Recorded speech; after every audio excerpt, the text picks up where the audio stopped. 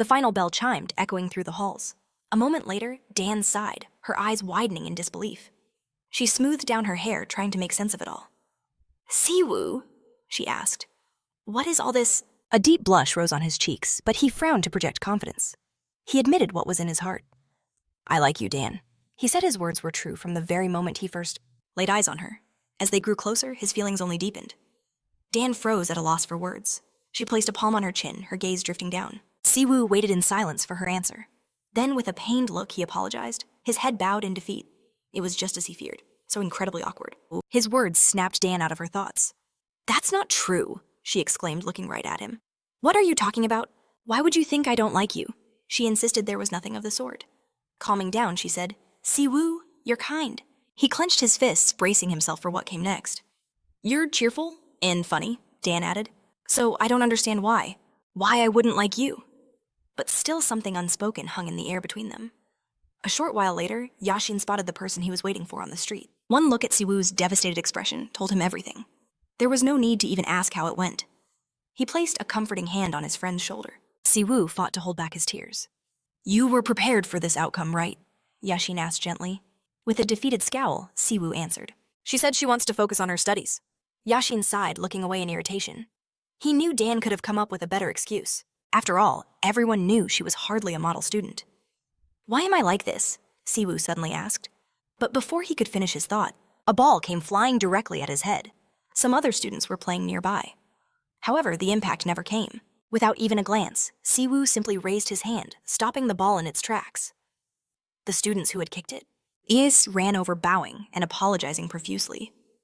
"Are you okay?" they asked, worried.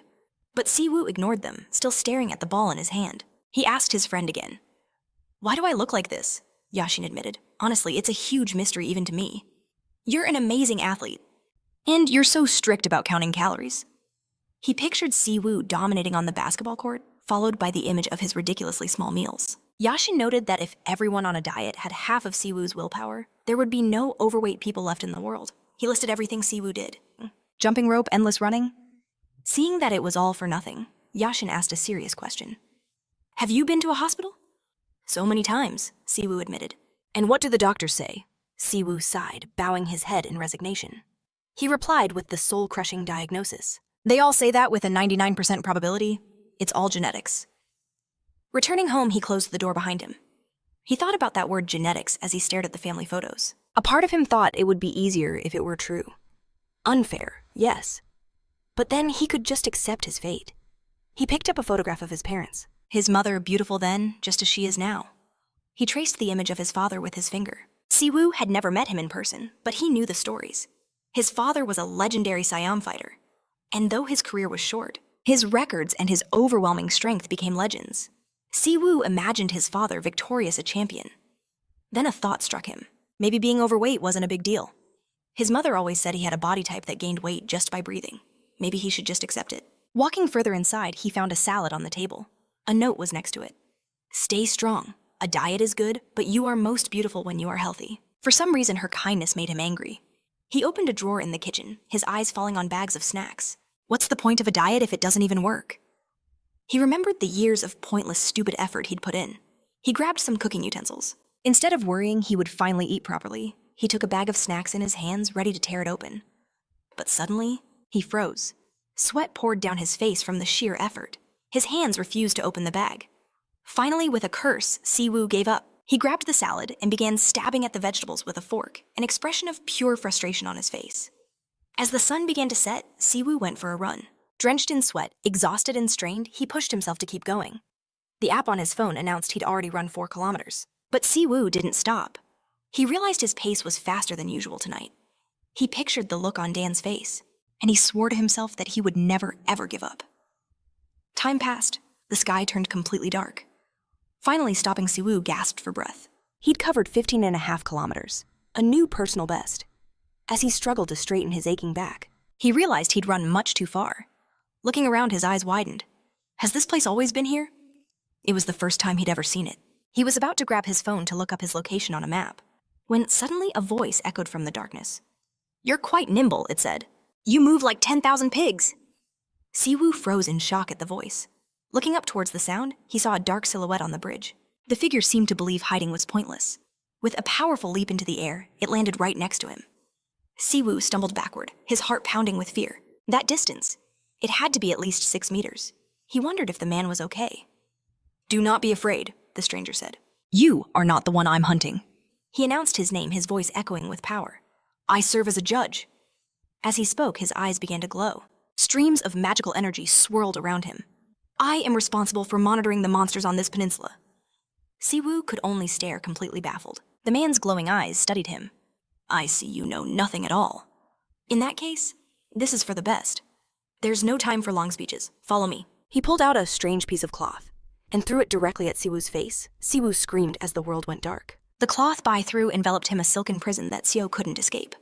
He clenched his jaw, trapped and confused, wondering what was happening. A moment later, the cocoon burst open, dropping Siwoo to the ground. As Bai calmly folded the cloth, Siwoo staggered to his knees, grabbing his head and crying out, "What is this madness?" His eyes shot wide open as he surveyed his surroundings, realizing the world around him had completely changed. "Welcome to the world of monsters," Bai said grimly. Siwoo froze in utter shock, his hand raised in disbelief. Bai advised him to simply look around, certain that Siwoo would understand everything soon enough. As his gaze swept the area, Siwoo saw them. Terrifying monsters lurking in every shadow. Bai announced that everyone gathered here was an inhabitant of this world. They were all monsters. Fear gripped Siwoo's heart as the reality of his situation sunk in. Bai explained that humans once feared and worshipped monsters as gods, but now they are dismissed as mere superstitions and ghosts. Every 666 years, a grand festival is held to decide the one true king of monsters. From every monster family across the globe, including those hidden on the Korean peninsula, the youngest and most talented are chosen. They are presented as candidates for the throne. Siwoo rose to his feet, listening intently. Baye continued explaining that 666 years ago, a single monster rose as king, defeating all others. And now that exact amount of time had passed once more. "Wait," Siwoo interrupted, holding up his palms. "I understand all that, but why am I here?" Bai simply stared back and asked if he hadn't already told him. Each tribe nominates one candidate. Since Siwoo was the only one to inherit goblin blood in both the monster and human worlds, his presence was mandatory. Siwoo's eyes widened, his jaw tightening in disbelief. Bai noted that he was a 4th or 5th generation goblin, albeit a mixed one. "Forgive me," Siwoo said, trying to get his attention, "but I think you've made a terrible mistake." Just then, a deafening roar shattered the air, making him flinch in terror. A figure leaped high into the sky, and Siwoo trembled, unable to control his fear. In the next instant, a monster crashed down right in front of him, sending stone and dust exploding into the air. The impact was immense. Siwoo shielded his face from the flying debris. "At the very least," Bai announced coolly, "we should test your usefulness." Peeking through his fingers, Siwoo saw a massive creature standing next to him. The monster turned to Bai, assuming Siwoo was unharmed, and asking if he was ready. Without answering, Bai delivered a chilling ultimatum. "If you win," he declared, "you can eat him." The big-mouthed goblin grinned, accepting the terms. The chance to devour a human for the first time in 666 years was too good to pass up. Those words sent a wave of horror through Siwoo. He leaped aside as the goblin's legs swung like a wrecking ball. The blow connected with sickening force, sending Siwoo flying like a broken doll. He slammed into the ground so hard that the earth itself cracked beneath him. Bai warned that even with goblin blood, the right to participate is not given to an ordinary human. Blood stained Siwoo's clothes, but he ignored the searing pain, trembling as he tried to get up. "Prove your worth," Bai commanded, his expression dead serious. "You must if you wish to live." Blood trickled down Siwoo's face as he grit his teeth, forcing himself to his feet. But he wasn't fast enough. The goblin snatched him up and slammed him back into the ground with brutal force, creating even more cracks. Siwoo spat out a mouthful of blood. The goblin mused, "Are you really stronger than you look?"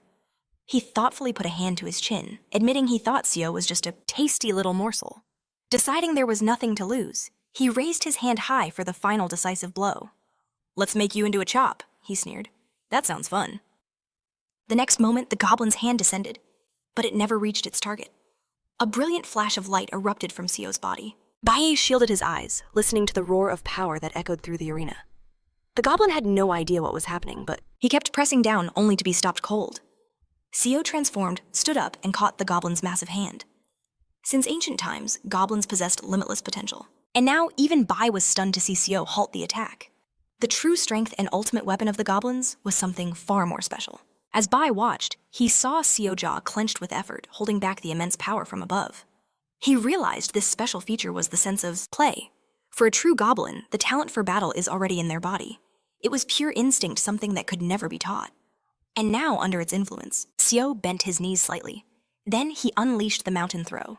Heaving the massive goblin into the air, he slammed him into the ground with devastating force. The very earth shattered from the impact. When the dust finally settled, everyone saw the goblin lying broken on the ground, with Siwoo standing over him. Siwoo had changed. He was no longer just a man, but a half-goblin. Squinting, he fought to catch his breath, ignoring the blood that still streamed down his face. His awakening was finally complete. Sometime later, back in a convenience store, someone asked what happened next. Siwoo sighed, announcing that it was all over after that. His friend Yashin, recalling the story about his changed body and the goblin fight, asked, "What kind of crazy dream was that?" Yashin guessed Siwoo must have had a lot of fun, judging by his expression. But Siwoo scowled, declaring there was nothing fun about it.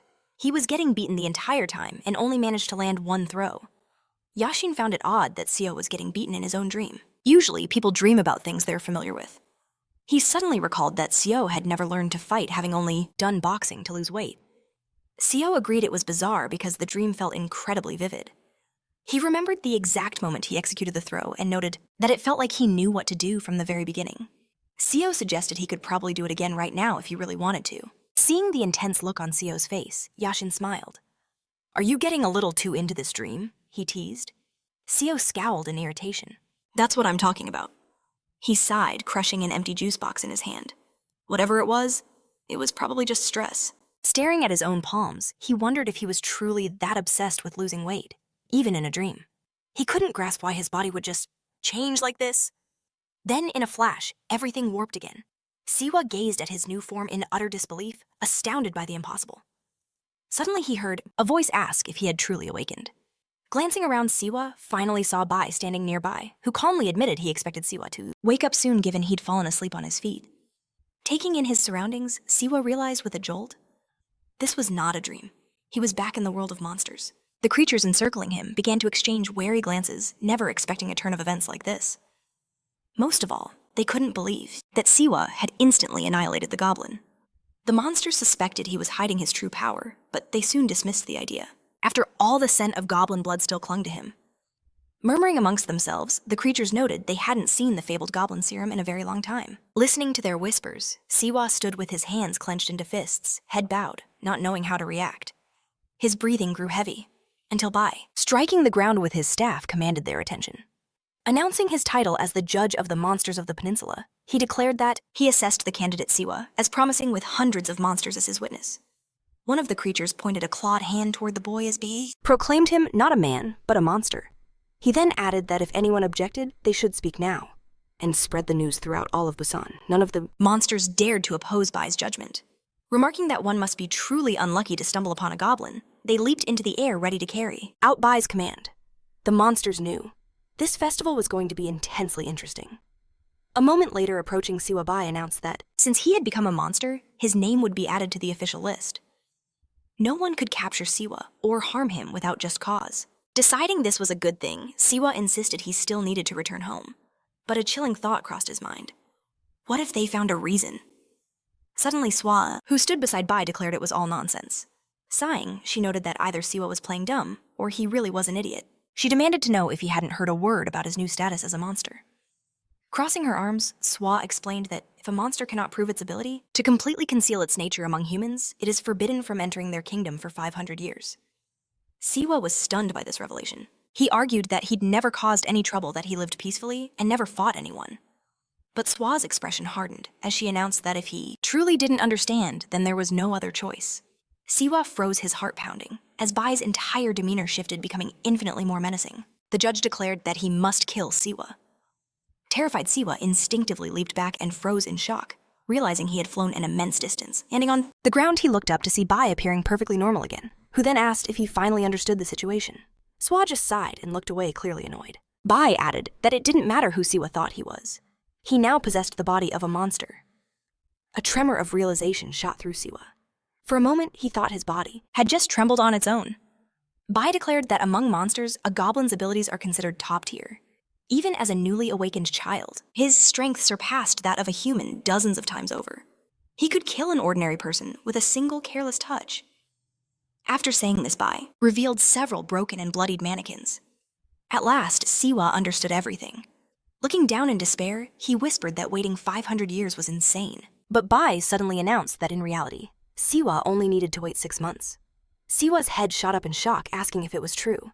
Bai reminded him, hadn't he mentioned the Monster King is chosen every 666 years? The 500-year ban was established by the current king. Bai explained that 666 years ago, things were completely different. He pictured a man fleeing through a dark forest, a monster in hot pursuit. In the past, all monsters could freely roam, the human realm leaving mortals with no choice but to run for their lives. The man in Bai's memory suddenly tripped, falling to the ground and trembling with terror as monsters closed in. They feared the beasts, but something else happened.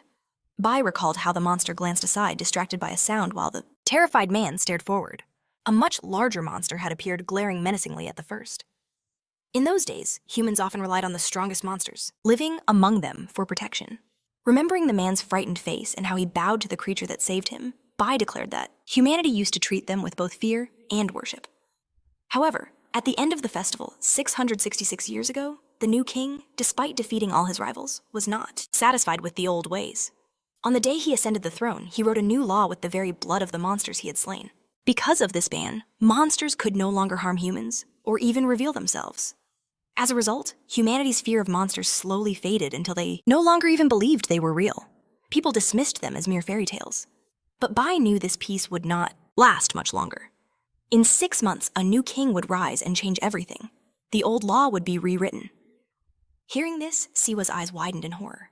Bai added that on that day, the sun will set on the kingdom of man, and the moment all monsters have awaited, for 666 years, will finally arrive.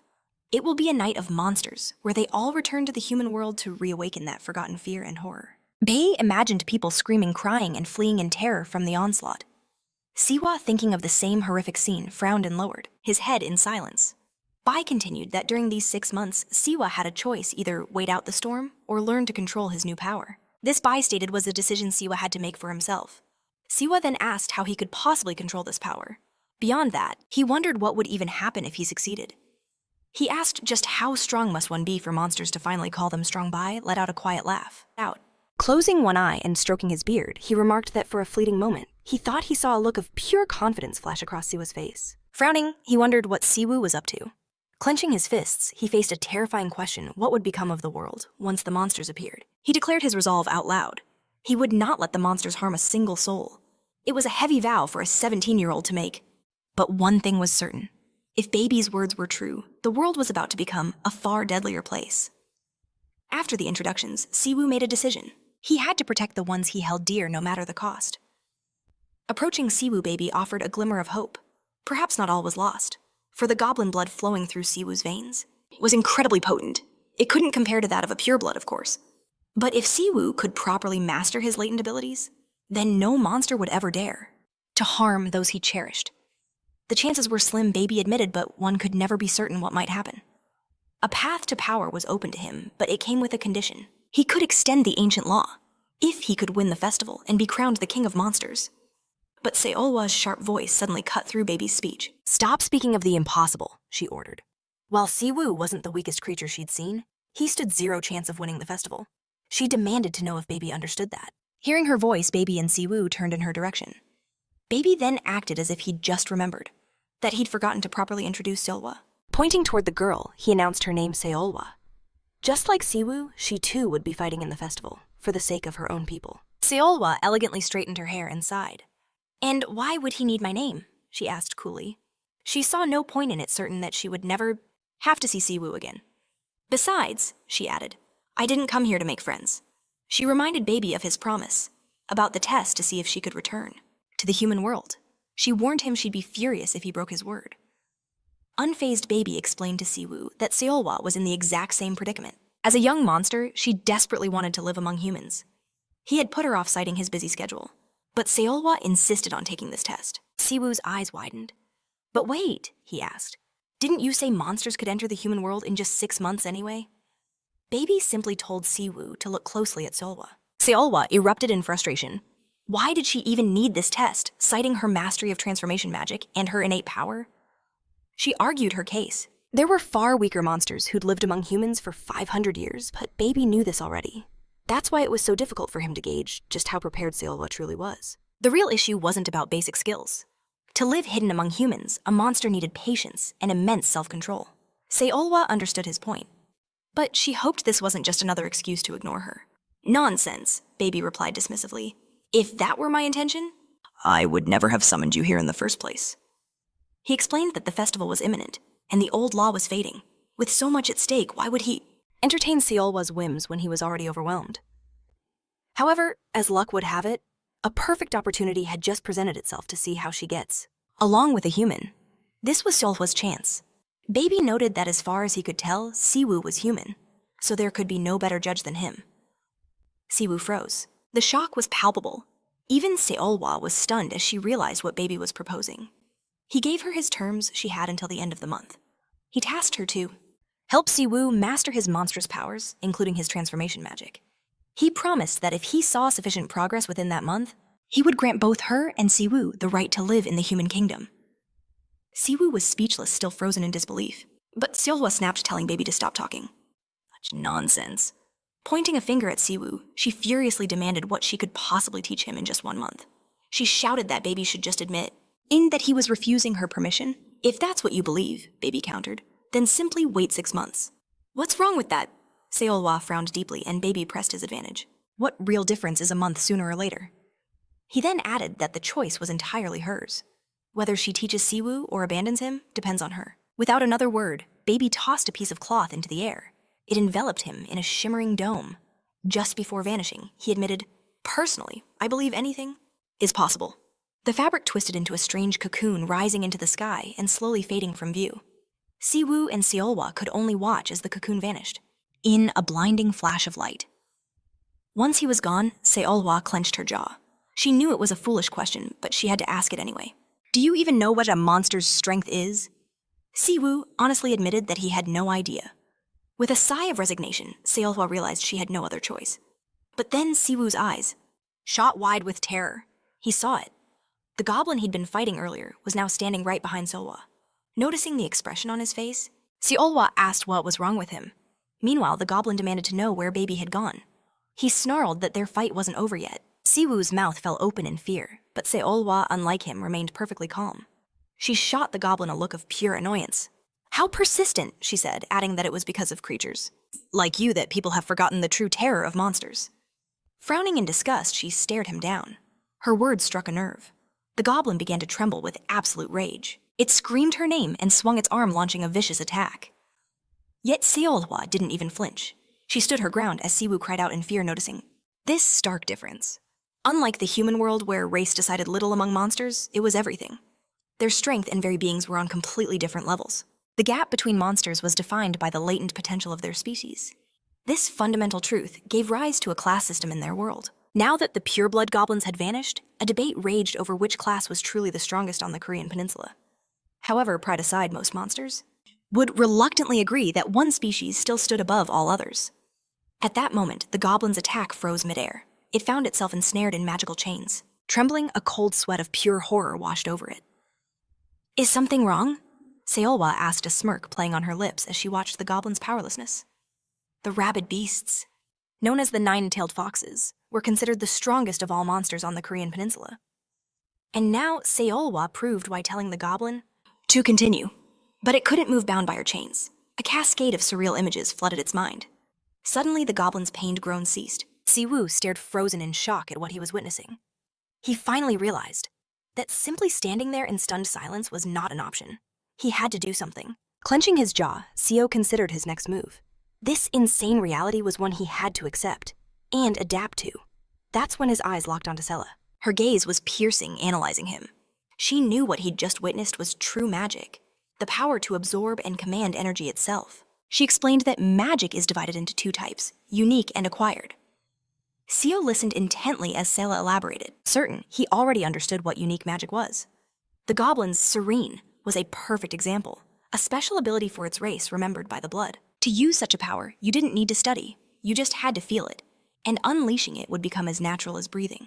However, Sela warned that acquired magic was a different beast entirely. Anyone could wield it provided they master it through grueling training. It demanded endless practice and a certain quality. Pointing at the goblin, she asked if Siwoo understood. This creature never bothered to train, relying only on its raw size and strength. And now it was humiliated by a simple binding spell. The goblin was a perfect example of a creature far beneath her level. It struggled pathetically, its body only trembling in response. Sayla's expression hardened as she finally announced her decision. Since things had come to this, she would teach Siwoo herself. But she made one thing clear: she hated complications. So if his results were lacking, she wouldn't be able to control her anger. She advised him to give up immediately if he wasn't prepared. For someone who was human just minutes ago, this would be an impossible challenge. Siwoo didn't respond, his head lowered in deep thought. Sayla's final warning was chilling. You could die. Disappoint her, and death was guaranteed. Suddenly, Siwoo's face hardened with determination. I'll do whatever it takes or die trying. Teach me. He needed to learn no matter the cost. Seeing that burning resolve, Sayla paused, intrigued. Siwoo added that he couldn't afford to worry about the future. A faint smile touched Sayla's lips. He would most likely fail, she thought, but it was better to try than to do nothing at all. First, she declared, we eat. Siwoo looked back in confusion. Sayla reminded him that magic consumes energy and strength extending her palm. A sphere of pure magical light ignited above it. This, she explained, was the lifeblood of everyone in the monster world. However, it was a power that was currently beyond Siwoo's reach. This energy was absorbed through the air and food of this world, a world he had only just arrived in. Sayla explained that a human diet would grant him nothing. All Siwoo had left now was the last dregs of his own innate strength. A smirk formed on her lips. Are you hungry? She asked. After such a battle, surely he'd be starving. Siwoo awkwardly put a hand on his neck. He admitted he wasn't that hungry. But in the next instant, his eyes shot wide open. A tremor ran through his body as he stared at his hands, where veins began to bulge. They became horribly visible. Siwoo didn't understand what was happening as the trembling intensified. Sayla simply recalled her earlier warning. Looking down at his pathetic state, she said his power was already low, and the battle with the goblin had consumed nearly everything he had left. She remembered the desperate technique he'd used, explaining this was the natural price of using such power. She approached Siwoo, who was now bent over and shaking. She ran a hand over his back and noted that the solution to this problem was simple. Moving closer, she pressed herself against him. Leaning into his ear, she whispered, Can you see the goblin? Siwoo didn't answer. Sayla continued. Among monsters, there is a rule. Once a winner is declared in a duel, the life and death of the loser belongs to them. Her gaze shifted to the goblin. Her order was absolute: eat the loser. This, she explained, was the most effective way to claim its power. Looking at the trembling creature, Sayla added, A meal of that size will sate you quickly. Your hunger will vanish. A grim expression washed over Siwoo's face. He walked forward, acting purely on instinct. For the first time in his life, he felt a demonic hunger, and it pulled him inexorably toward the goblin. A hunger fueled by Sayla's whispers. All that filled his mind was the power of the predator over the prey. However, there was one thing Sayla hadn't considered, and because of it, Siwoo suddenly froze. He slowly looked back over his shoulder, his eyes locking onto Sayla. What she failed to account for was that a goblin's greedy nature always hunts for a bigger, tastier prize. The moment Sayla saw that look, she froze in shock, her eyes widening. The next instant, Siwoo charged, aiming directly for her. A flash of displeasure crossed her face. Waving her hand, she unleashed a chain of pure magic. A powerful stream of energy shot towards Siwoo as Sayla declared, No matter how strong you are, there's no need for such impudence. His body was instantly bound. Sayla sighed wearily. An unfinished monster like you could never devour me. She was shocked he even thought that way. Did you really see me as an easy target? Siwoo gave no answer. Sayla decided it was time to teach him some manners. But before she could do anything, Siwoo began to fight the bonds. And though he only broke a single chain, he had still managed to break free. Sayla frowned in bewilderment. He had done it with pure brute force, and Siwoo wasn't stopping. He continued his attack. He slammed into the ground with incredible power. Looking at him, Sayla realized he was trying to prove that even as a half-goblin, he was still a true monster. A grin spread across her face. Grasping the nail on her other hand, she tore it clean from her finger, ignoring the pain completely. As Siwoo charged again, Sayla drew a circle in the air with her own blood. She summoned a fragment of the blessed Great Demon King, a single mighty fist. Magic erupted, and a colossal fist slammed into Siwoo, throwing him aside. He stared in confusion and awe until his eyes widened further. The fist had opened, transforming into a massive palm. It surged towards Siwoo with immense speed, pushing him back with overwhelming pressure. But he refused to give up. He threw his hands in front of him to soften the blow. Seeing its chance, the goblin began to shuffle away as the palm continued its relentless push. After the magic finally dissipated, Sayla stared at the deep trench carved into the ground. Is he still alive? She wondered. Then she spotted a dark silhouette. Gazing at the silhouette in the dust, she mused that his death meant nothing. After all, he was the one who came seeking it. She hadn't expected much from him, but she certainly never anticipated this level of resistance. For a goblin to awaken at all was a surprise even among their strongest. Suddenly she saw the apology in his eyes, and the single horn that had sprouted from his forehead. She knew of this power. Among all monsters, only a select few goblins were blessed with such a unique and rare magic. Just then, Siwoo grabbed the horn and tore it from his own head. In that moment, Siwoo saw it clearly. He had the potential to become a symbol for his entire race. He held the horn out to the side, waiting as raw power transformed it in his grasp. A grin spread across Siwoo's face. For an incomplete goblin, he was surprisingly good. She braced herself for battle as Siwoo unleashed his unique magic, the Goblin Club. Siwoo was no ordinary monster. She was a genius who manifested 9 tails before even reaching the age of 100. A prodigious talent from a demonic bloodline that ruled the Korean peninsula for 1,000 years. That's why she could feel it so keenly. Siwoo stood ready, his body tense, his knees bent in a perfect fighting stance. In his outstretched hand, a clot of pure magical energy pulsed and solidified. The Goblin Club. Siwoo knew instinctively how dangerous that weapon truly was. Though she had never seen it before, her confidence didn't waver. Her brows furrowed. In terms of raw power, she would never lose. But as she gathered her own dark energy, a question echoed in her mind. What is this immense pressure? Waves of dark magic swirled around her hands as Siwoo planted his foot ready to charge. Siwoo's eyes widened, her focus locked entirely on him. In a flash, he exploded towards her, his magical weapon cocked back behind his head. This was the Goblin Club's true form. Siwoo stood her ground, preparing her counter.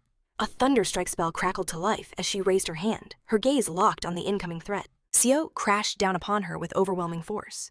A deafening, blinding explosion ripped through the air, sending fragments flying in every direction. Siwoo stared into the smoke.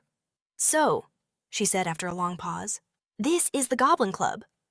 Just then, a huge, muscular arm erupted from the earth beside her. Siwoo flew at her again, his eyes burning with rage.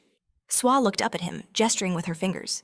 It was time to show him what true power looked like. In an instant, the massive red hand clamped down on the magical energy Siwoo commanded, pulling him in like a rag doll. He was tossed into the air, utterly helpless, before a colossal fist clenched and slammed into him with earth-shattering force. A cruel smile touched Siwoo's lips as the sound of impact echoed like thunder. Siwoo was sent flying, a meteor of broken fury. As she watched him disappear into the distance, she exhaled slowly. Clearly, she noted, that wasn't enough. Considering the incredible endurance he'd already shown, she figured it would take another 5 or 6 hits like that to finally put him down. But then she felt it. Her giant hand was straining as if someone was pulling from the other side. Siwoo's eyes shot wide with disbelief. As the dust settled, she saw a lone figure holding the Goblin Club. It was Siwoo, and the veins all over his body were now glowing with a brilliant purple light. Looking at him, she couldn't believe it. He was holding his own with just one arm. How in the world was he fighting back against the Demon King's authority? With a roar of pure rage, Siwoo raised the club above his head. He transformed it once more, the raw energy surging so violently that the giant hand could no longer contain it. All of his magic rushed into the weapon. A weapon that freely changes its shape according to the user's will.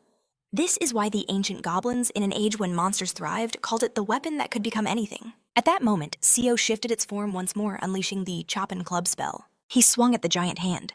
Siwoo watched intently, her own hands outstretched. The form, the attack method, it all changed. He was adapting, making it impossible for her to counter. She considered the club's power.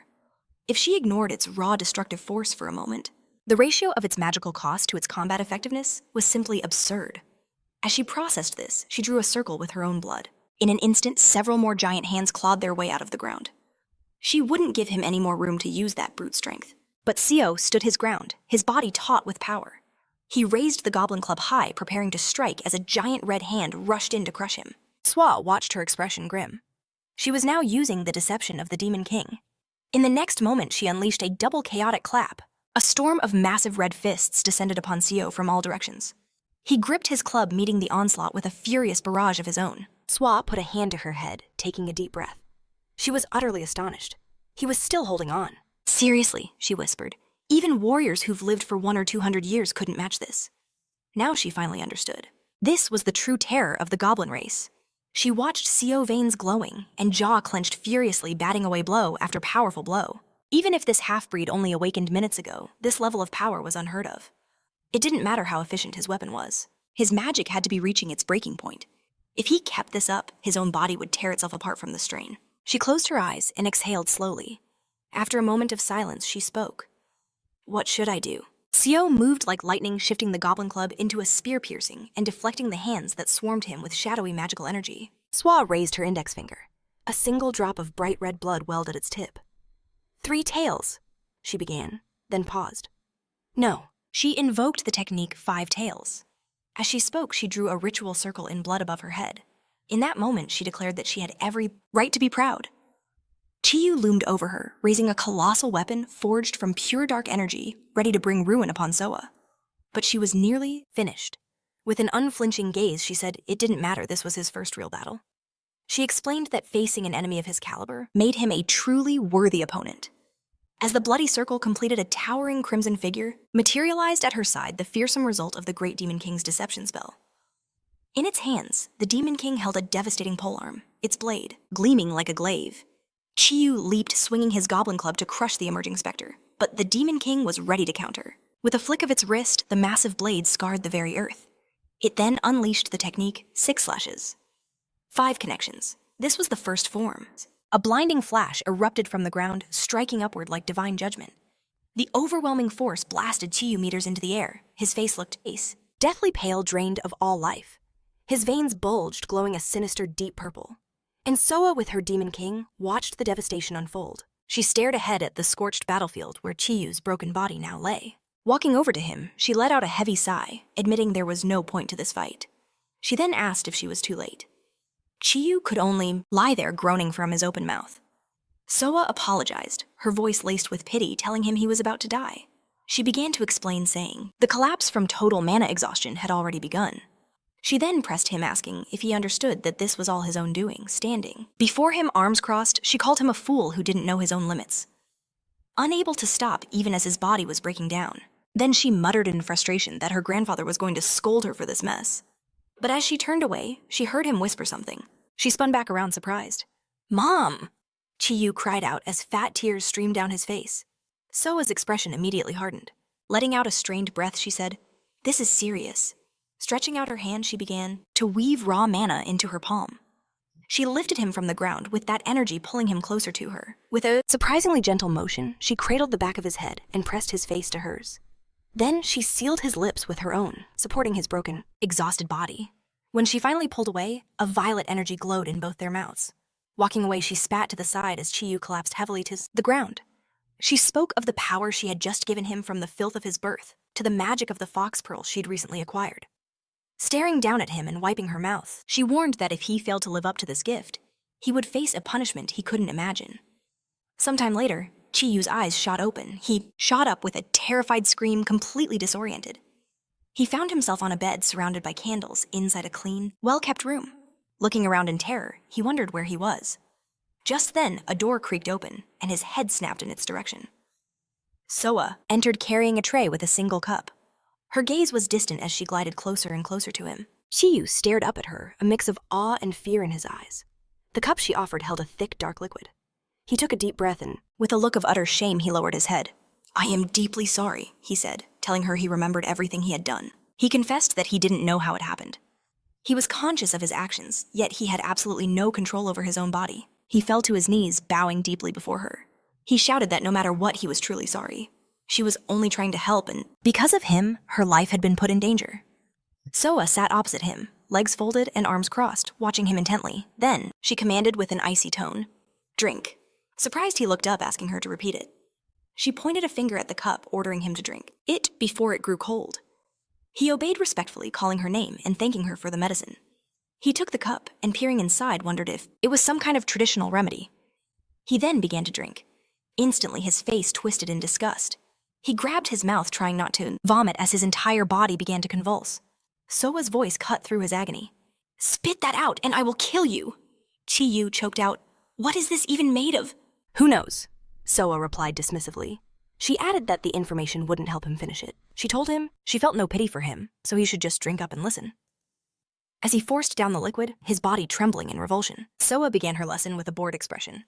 First, she said, "You're forgetting something important." She explained that the largemouth goblin escaped during their fight. She assumed it was still rightfully his prey, probably hiding somewhere curled up for the next 100 years. She said it was smart enough to know what would happen if it ever got caught. She then pointed out that it was the perfect meal for a half-breed like him, and it looked like he let a priceless feast slip right through his fingers. Swallowing another mouthful, Chiyuu asked, "Isn't there another way?" "Another way," she repeated. A cold smile spread across her face. "Look at yourself," she ordered. "Do you still think you're human?" She began to say that if he wasn't willing to hurt others to grow stronger, then he would never survive. But Chi-Yu cut her off, handing her the now empty cup. He admitted he still hadn't accepted that he'd have to kill or even eat monsters. The thought of it was repulsive. However, he continued to be perfectly honest. It didn't matter who or what they were. To him, they are all dangerous beasts that prey on humanity. With his head hung low, he said that if he doesn't do this right, then in a few months the people he cherishes most will suffer. He would kill. If he had to devour them, he would. He met her gaze with unwavering resolve, reminding her of his promise to do whatever it takes. He explained that he hadn't asked about other ways because he was afraid, but simply to know all his options. Siwoo looked at him, a flicker of surprise in her eyes, and fell silent. A moment later, she recalled her own words. The fastest path to power was to consume other monsters. However, that was usually only permitted in a formal, agreed-upon duel. But you, she explained, are a special case. If the rules don't forbid it, then the weak are simply hunted and consumed. Their survival, she stated coldly, is short-lived. She then added a grim warning. His days of finding easy prey were over. Even as a half-breed, his reputation was spreading. Monsters saw a goblin with some skill, and whispers about him were already traveling through the territory. Those you can easily defeat will now avoid you, she warned. But others will come hunting for you, beings far beyond your current level. Rising from the floor, she offered a cryptic piece of advice. If you can't catch a pheasant, then cook a chicken. In other words, he should seek out a simpler target. A slight smirk played on her lips as she asked if he understood. Siva stared confused by her words. With a bright smile, Siwoo pointed to the side. Come with me. She explained that she had a gift for him. A short while later, they were outside. He followed her, repeating in confusion. A gift before him stood Siwoo, and behind her, a hulking beast bound in glowing magical chains. The creature roared, gnashing its fangs against the ethereal metal. With that same smile, Siwoo turned to him. What do you think? Isn't it perfect? Siva looked on in horror. Is that a monster? Siwoo's expression became unreadable. Yes and no. Technically, she began, it has lost the right to be called a monster. She explained that while every monster has its reasons, many lose their minds and succumb completely to their primal instincts. Just like what almost happened to you recently, she reminded him pointedly. She then began to levitate into the air. However, when a monster isn't as lucky as you, and they do something unforgivable, they are no longer called monsters, but beasts. They are stripped of all their rights. Her voice was dry. At least that's what they're called on the Korean peninsula. With a final push, she floated higher, landing gracefully on the rooftop. Why the long face? She asked with a grin. Didn't I tell you? She reminded him that this was a beast that had lost its sanity. Behind Siva, the monster's face was a mask of madness, its eyes darting wildly. The magical chains had vanished. It was completely free. Siva stared up at Siwoo in shock, his back now turned to the creature. In that instant, the monster lunged. Its claws tore through the air with a savage swipe. Sparks flew as Siva barely dodged the blow. He dropped into a defensive stance, his eyes locked on his opponent. He exhaled sharply, his fear replaced by focus. From her perch on the roof, Siwoo watched the unfolding battle with keen interest. At first, she thought he had frozen in terror, that he was done for. But now she could see he was moving his body far better than she had anticipated. Have I underestimated him? She wondered. No, she concluded. He's probably just trying to delay the inevitable. The beast closed in on Siva, who remained in a low crouch. Siwoo knew exactly what this creature was. It came from a proud family of firehounds and had made a name for itself. But its overwhelming pride led it to seek greater power for a festival. It began kidnapping and devouring other monsters exceeding its limits. The immense power drove it insane. Now this mad beast lashed out, trying to tear Siva apart with its razor-sharp claws. But Siva dodged each attack, his eyes tracking every single movement. The monster lunged again, snapping its jaws to rip into his flesh. A flicker of fear crossed his face, but he twisted his body away just in time. Siwoo observed this, thinking, just as I assumed, he can't consciously use his abilities yet. A wave of disappointment washed over her. I shouldn't have expected anything more. She highly doubted Siva could win this fight. Even though it was insane, his opponent was still a rank higher in pure power. While she was lost in thought, the beast struck again with a deafening roar. Siwoo knew that Siva's racial skills, which focused on throws and wrestling, would be useless here. This was a cruel method, she admitted, but it was effective. The only way to awaken his true instincts was to push him to the very edge, to the brink of death. But then she saw Siva's expression shift to one of intense concentration. He raised his fists to his chin, his knees bent, sinking into a familiar boxer's stance. A confident glint appeared in his eyes. Siwoo's own eyes widened in disbelief. The knuckles of his fists turned white from the sheer force of his grip. Then he unleashed a powerful hook with his right hand. The blow connected, sending the monster stumbling back, shocked by this sudden resistance. In that moment, a memory surfaced in Siva's mind, of his old coach. He could hear his voice filled with surprise. "You're much stronger than you think." The coach had apologized, admitting that since Siva's goal was just to lose weight, he never expected him to be this good. He then asked him, "Have you ever considered taking up boxing seriously?" Siva breathing heavily. His face, drenched in sweat, had been silent for a moment. Finally, he'd answered, "Once I lose the weight, I'll think about it." The coach had just smiled. "Kid, if you keep training like this, the weight will take care of itself." The man held up a pair of focus mitts designed for sharpening punches. "Give me just 6 months," he'd suggested. "If you're serious about this, I'll help you with diet and training. With talent like yours, you could easily make it to competitions." The coach had put a hand on his shoulder promising the extra weight would just melt away. Siva managed a weak smile, thinking to himself, if only boxing actually worked. Unlike other trainees, he wasn't here for strength or fighting prowess. His one true goal was to lose weight. That simple thought fueled him, driving him to unleash a storm of sharp blows against the monster's body. A simple, desperate desire to shed his own skin. But for all his desperate efforts, that dream never came true. Still, he never gave up. Ever since elementary school, he'd thrown himself into 16 different sports. Right now, Siva slammed his leg into the monster, a crushing kick that made its bones groan and crack. Of the 16 sports he'd tried, 7 were combat-related. And though he never trained for long, and the weight never left, his relentless effort combined with his new goblin body allowed him to perfectly absorb every single skill. Siva unleashed a furious barrage on the monster's terrified face, leaping into the air as he shattered its jaw. Fragments of fangs exploded from its mouth. Sielva watched in utter disbelief, her jaw hanging open. How was this even possible? The beast collapsed unconscious at Siva's feet. Catching his breath, Siva looked down at it and asked, "So, how am I supposed to eat it now?" It lay there, fur smoldering from his strikes, broken teeth scattered on the ground. Siva stared down at his own hands in shock. Watching from the rooftop, Selva wondered to herself, is that really martial arts? She desperately hoped it wasn't some innate power. That kind of strength was a human invention. It shouldn't be effective against the raw power of a monster's body. She knew he'd only just received this new form. But in the heat of a real battle, he'd adapted, instantly applying skills he'd learned as a human. She brought a hand to her chin, her mind racing. She realized his potential was far greater than she'd ever imagined. Siva turned to her. "What now?" he asked. He looked at the downed monster. "I think I won." He hesitated, then added, "I don't have to eat the whole thing to prove it, do I not, like you did?" But he never got to finish. Saelva interrupted him with a smile. "Of course not," she said. "We can talk after you've truly defeated it." Then she looked at him expectantly. "Right?" Siva gave her a questioning glance. In that instant, long, sharp fangs pierced through his shoulder. The monster's claws dug deep, latching on. It began to tear and rip at his flesh. A spray of crimson exploded into the air, painting the ground around them. Siva's eyes widened in pure shock. A raw scream of agony tore from his throat as the monster flung him upwards. Skin-stretched bones crunched and blood poured from his body. He trembled, overwhelmed by fear and searing pain. The beast, its muzzle stained with his blood, stalked closer. Siva dared to look at his wound. Where his shoulder should be was nothing but a gory, dark ruin. Pure horror seized him, and he began to shake uncontrollably. Frozen by terror, he couldn't even move. The monster seized the opening, smashing him across the head. Blood trickled from his lips.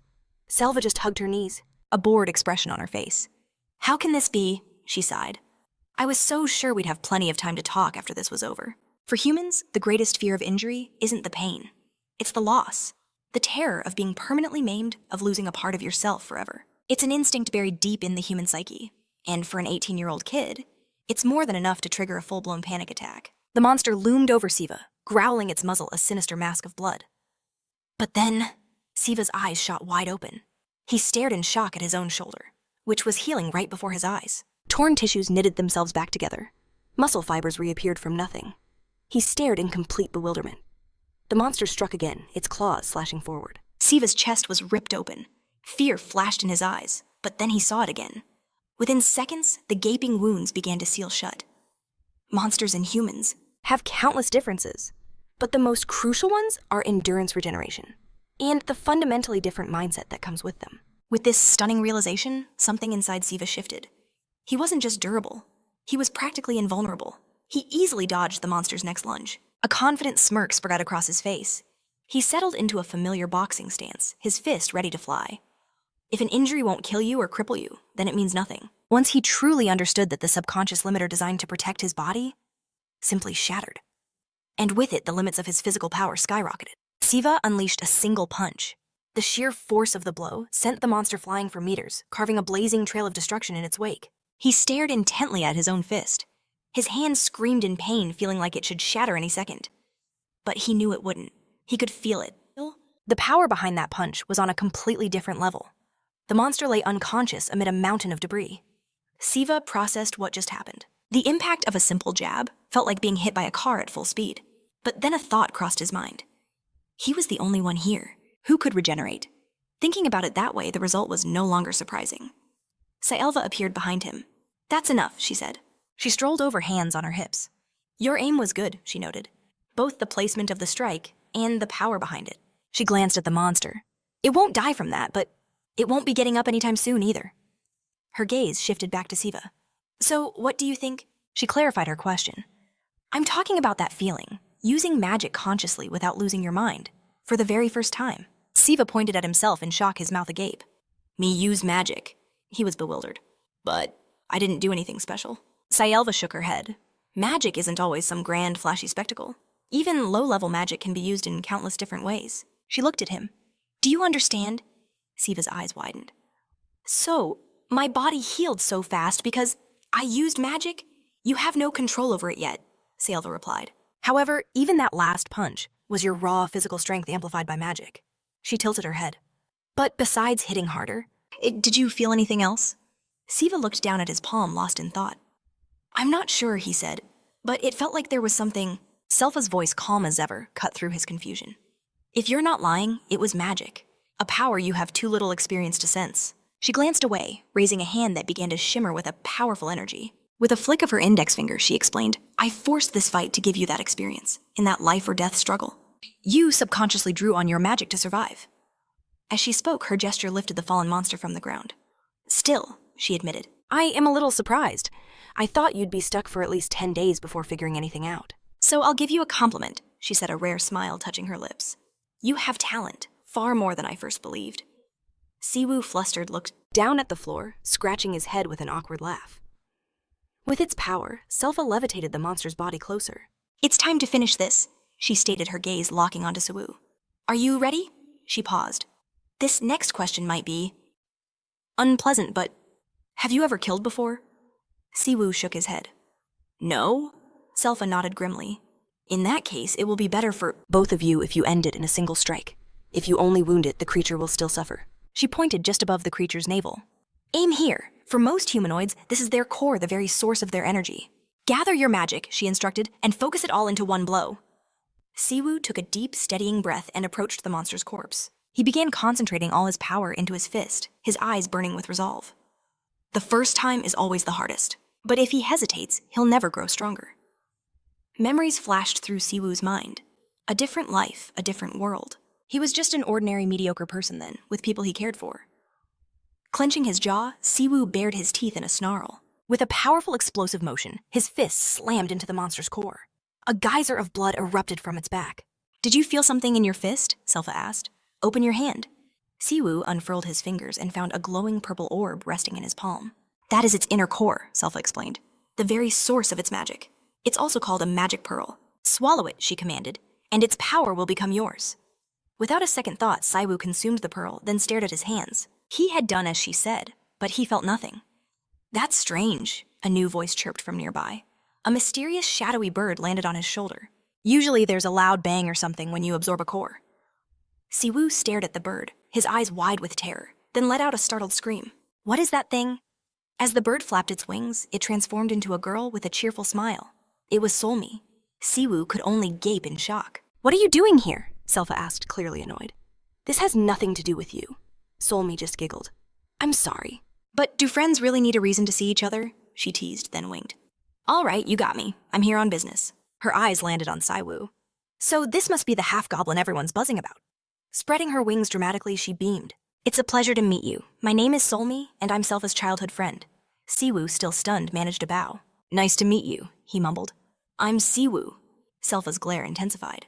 "What business?" Solmi shrugged playfully. Well, you know I work part-time for her, Selfa scoffed. Part-time? What does that even mean? It's just an expression people use, Solmi chirped.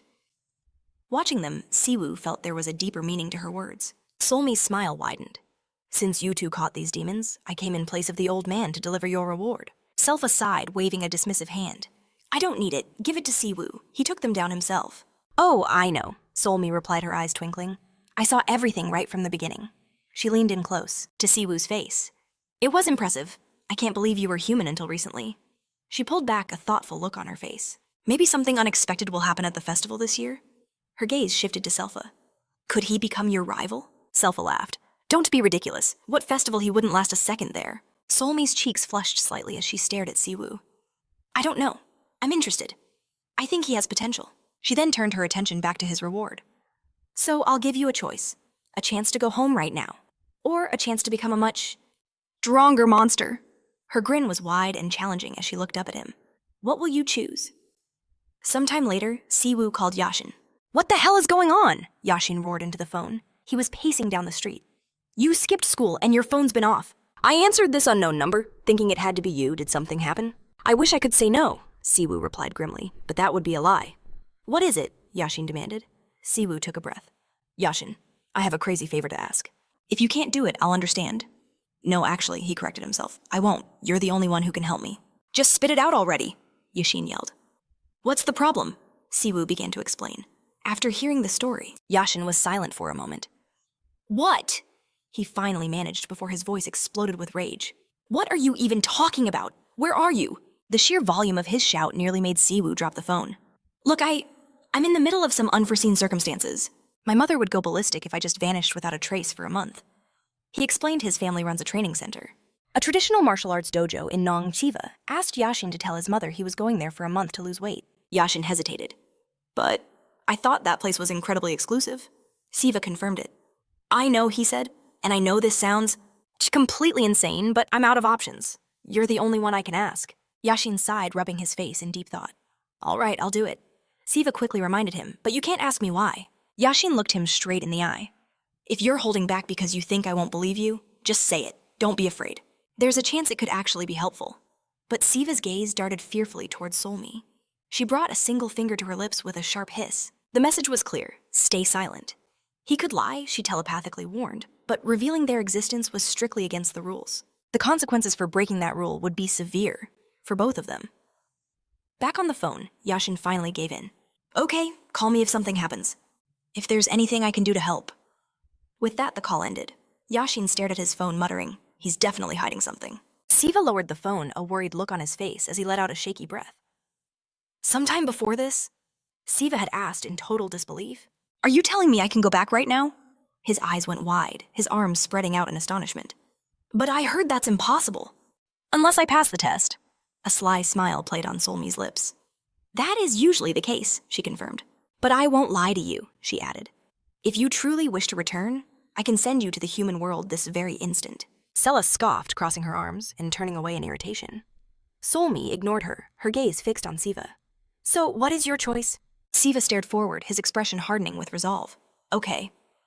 I'll leave in 1 month, after I've passed the test. Sol. Mi's eyes widened in genuine surprise. Huh, but why would you choose that? Siva's brow furrowed. If I don't get stronger now, something far worse than just being stuck here could happen. That last battle proved it to me. He clenched his hand into a tight fist. I need the power to overcome situations like that. That's why I've decided it's better to awaken my monster abilities first. Looking ahead with a fearsome glare, he declared, This is what will... But he was cut short by Solmi, who was gazing up at him in pure admiration. She gave him a big thumbs up. So cool, she exclaimed. Wow, you sound just like the main character in a story. Sella stormed over, glaring. Are you having fun? She crossed her arms, her voice dripping with menace. Are you teasing him with a choice? That was never really there. Just give him his reward and be done with it. This isn't a reward, you fool. It's your bad habit leading others on just to evaluate them. Solmi cleared her throat delicately. We call this a personality test to understand a creature's disposition. Humans learn about each other by asking similar questions. Turning to Sella, she added, I take it you haven't finished the book I gave you last time. Am I wrong? Siva watched them stunned. It was true. He realized that this girl, from her speech to her entire aura, was completely different from any other monster. He felt a strange sense of familiarity. Are you talking about that stupid theory? Sela shot back.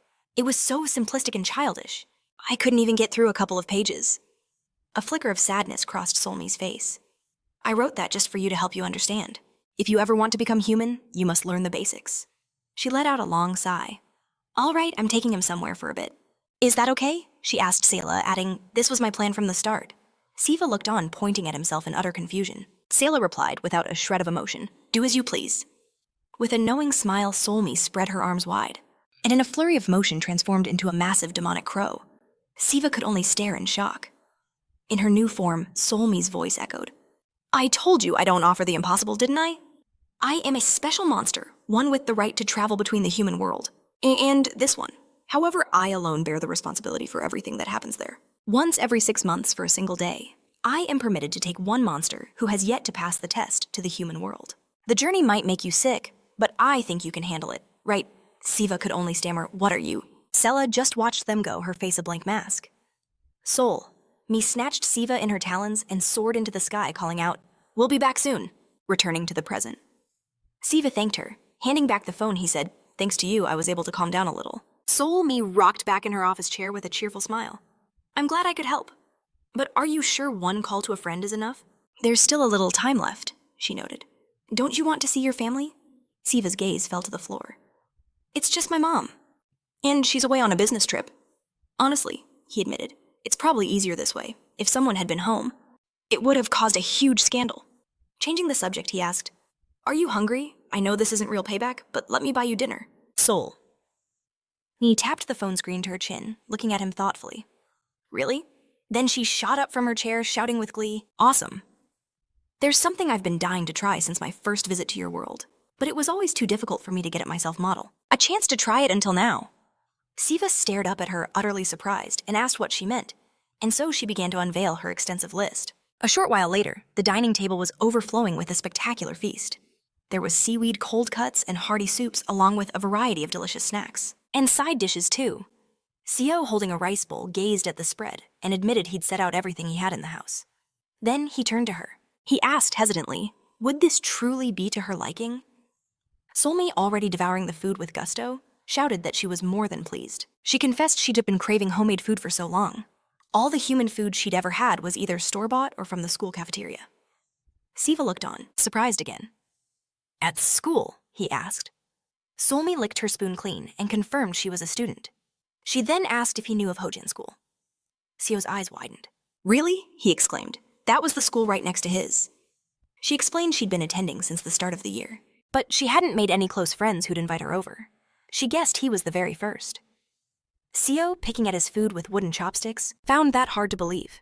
It seemed like someone like her would have countless friends. Sometime later, Somi thanked him warmly for the incredible meal. The table was now covered in empty plates, a testament to the feast. She told him it was unbelievably tasty, nothing like restaurant food at all. Then, with a bright smile, she held a cup in one hand, while with the other, she snapped her fingers. In a puff of mystical smoke, an object materialized before her. She announced it was time to give him the reward she'd mentioned. Her eyes fell upon the emerald-colored scroll. This, she explained, was called the Monsters Inventory. She admitted the name was a bit dramatic, but it was basically a monster's version of a bag or even a smartphone. With a flick of her wrist, the scroll unfurled. She explained that he could summon it freely just as she had, and he could display whatever he wanted just by swiping his finger like on a phone. Then she reached her hand deep inside the glowing scroll. This is what's inside, she said, pulling out a box. Here he could store his items and retrieve them whenever he wished. She added that he could carry anything with him without ever worrying about size or weight. She handed the box to the astonished Siwoo, saying there were other uses he'd quickly discover once he started using it. The box clicked open, revealing several dozen coins, another scroll, and a leather item that looked like a piece of armor. With a knowing smile, Solmi pointed. In the middle, she began, is the inventory you'll be using along with a small pile of coins. She explained that the coins on the left were called Goblin Face. She stressed that this currency was highly valued in the monster world. The 40 coins he'd earned was a massive sum. She advised him to spend it wisely. As Siwoo picked up one of the large gold coins, he saw the image of a snarling monster etched upon its surface. Next, Solmi explained that the object on the right was a goblin treasure passed down from one to another. She told him that treasures were items that could gain special abilities when infused with a monster's power. Her eyes sparkled as she held it to her cheek, imagining the possibilities. She asked if he knew how old human fairy tales have magical items that appear from nothing. She recalled how the old man had given her this box. Normally, defeating the Jabberwock only earned you coins, but the old man had packed all of this for him personally. It seemed he had grand plans for him. Siwoo thoughtfully repeated her words. Grand plans. He then asked if this was related to the reward for the festival, the one where the next Monster King is chosen. So I confirmed it. Though not as developed as human society, monsters also shared the concept of a homeland. Resting her head on her hand, she spoke of how if a monster from the Korean peninsula became king, it would be a source of immense pride. And what's more, it was a sore spot from the last festival. Siwoo asked, did a monster from the Korean peninsula almost become king? Soe nodded grimly. From what she'd heard, he fought until the very end. His battle against the reigning Monster King was said to be a legendary equal match. Siwoo's face fell. It's a shame he didn't make it, he said softly. It is, Solmi agreed. And what made it even more intriguing was that the monster was also a goblin. Just like him. As she spoke, she pointed her index finger directly at a stunned Siwoo. Solmi added that he was so powerful, no other Korean monster could even compare. Siwoo, staring at the treasure in his hands, murmured that even so, he didn't even know he was a monster until yesterday. He confessed that a part of him still refused to believe any of this was real. Staring intensely at the treasure, he admitted he felt like he could wake up at any moment, as if from a terrible nightmare. Really? Solmi asked, surprised. She couldn't believe it because he had adapted to everything so incredibly fast. She told him that from the first moment she saw him, she was impressed by the confidence in his voice. Did he even realize it? She continued saying that since he'd already made up his mind to fight. Maybe it was time he aimed for something even higher. Siwoo looked at her, his brow furrowed, and asked what she meant. A playful smile touched her lips. Peeking at him from over her glass, she spoke of the threat the new king posed to humans. You're afraid of that, aren't you? She asked. If so, why don't you become the king and extend the law for another 600 years? Siwoo stared completely shell-shocked. He then asked if he could ask her something. With a wide, encouraging smile, Solmi said of course. He could ask her anything at all. He was, after all, her very first human friend. If he was curious about something, she would do her best to answer. Siwoo pointed a shaky finger to the side, saying this wasn't a serious question, but that thing. He was talking about the monster's inventory beside her. It had just started to flash. Somi turned in surprise. She saw a large word pulsing on the inventory's surface. Urgent. Is this?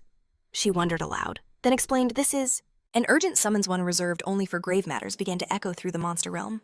She casually took another sip of her tea and explained that if such a call reached the human world, it meant a monster had broken the sacred rule and harmed a person. She asked if he understood the gravity of the situation. With a calm smile, she noted this hadn't occurred in decades, so it couldn't possibly be an urgent call. Then her eyes shot open in disbelief. The horrifying truth crashed down on her, and a scream of pure terror ripped through the air as she clutched her head. Siwoo stared ahead, frozen in utter confusion, unable to process what was happening. Solmi's voice cut through the chaos, screaming, "You can't be serious!" Some time passed. Night had already fallen. Siwoo, remembering the instructions, snapped his fingers.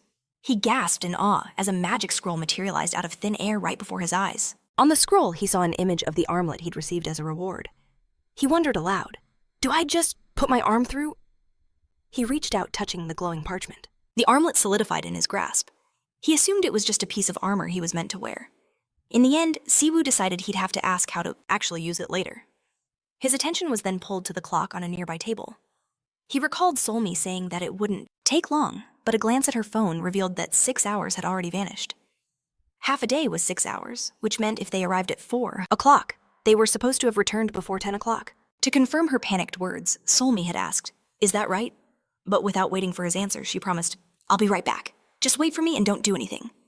Siwoo didn't argue, and Solmi smiled, asking if he could speak to her informally. Before dashing off, she insisted they were friends, and that he should just call her by her first name. But now, staring at the still closed door, he realized it was already past 10 o'clock. A knot of worry tightened in his stomach. Is everything okay? If only he had known this would happen, he would have taken Solmi's number. He was getting seriously worried. Suddenly, his gaze drifted sideways, landing on a photo of his father. He reasoned that if goblin blood truly flowed through his veins, then it must have come from him.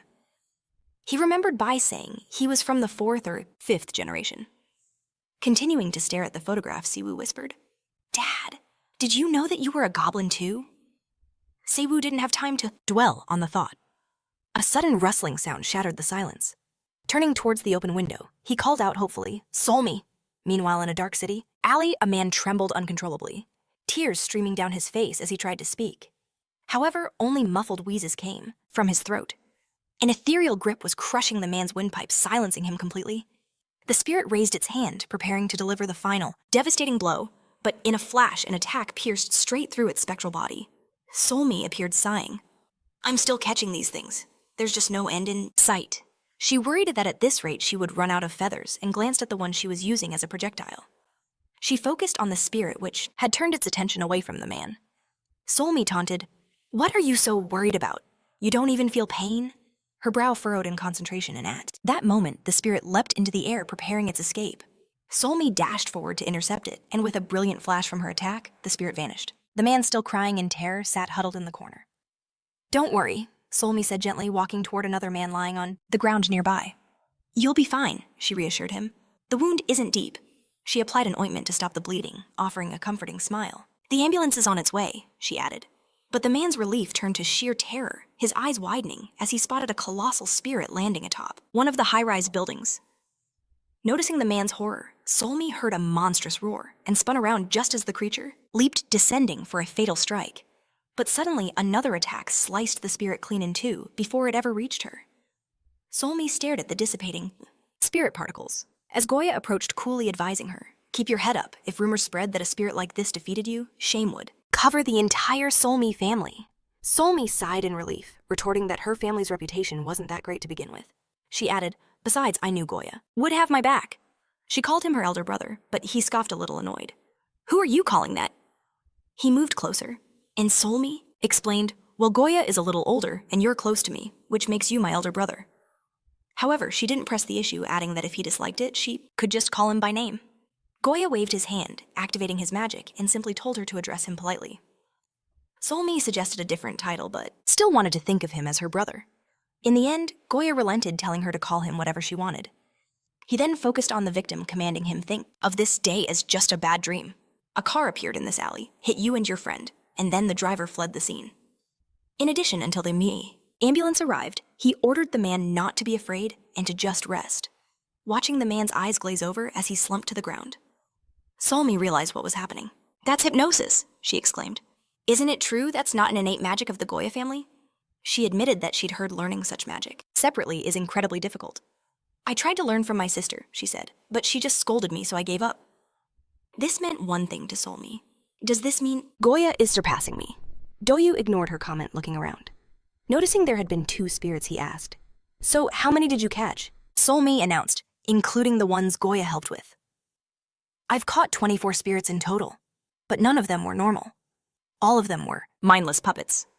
In addition, Goya and Solmi both realized that all the spirits were unleashed, which meant someone was controlling these evil spirits from the shadows. From what Solmi had seen, the monsters had killed 7 people and injured about 50. She couldn't understand it. Who needs this, and why are they doing it? She assumed the monsters must know how serious a crime it is to injure a person. She wondered if all these monsters really just love to carry out massacres. But he closed his eyes, noting grimly, "You're mistaken. They don't just love doing this. They have a goal." Solmi was stunned. She asked, "A goal?" The idea that monsters killed humans for profit was a concept she just couldn't grasp.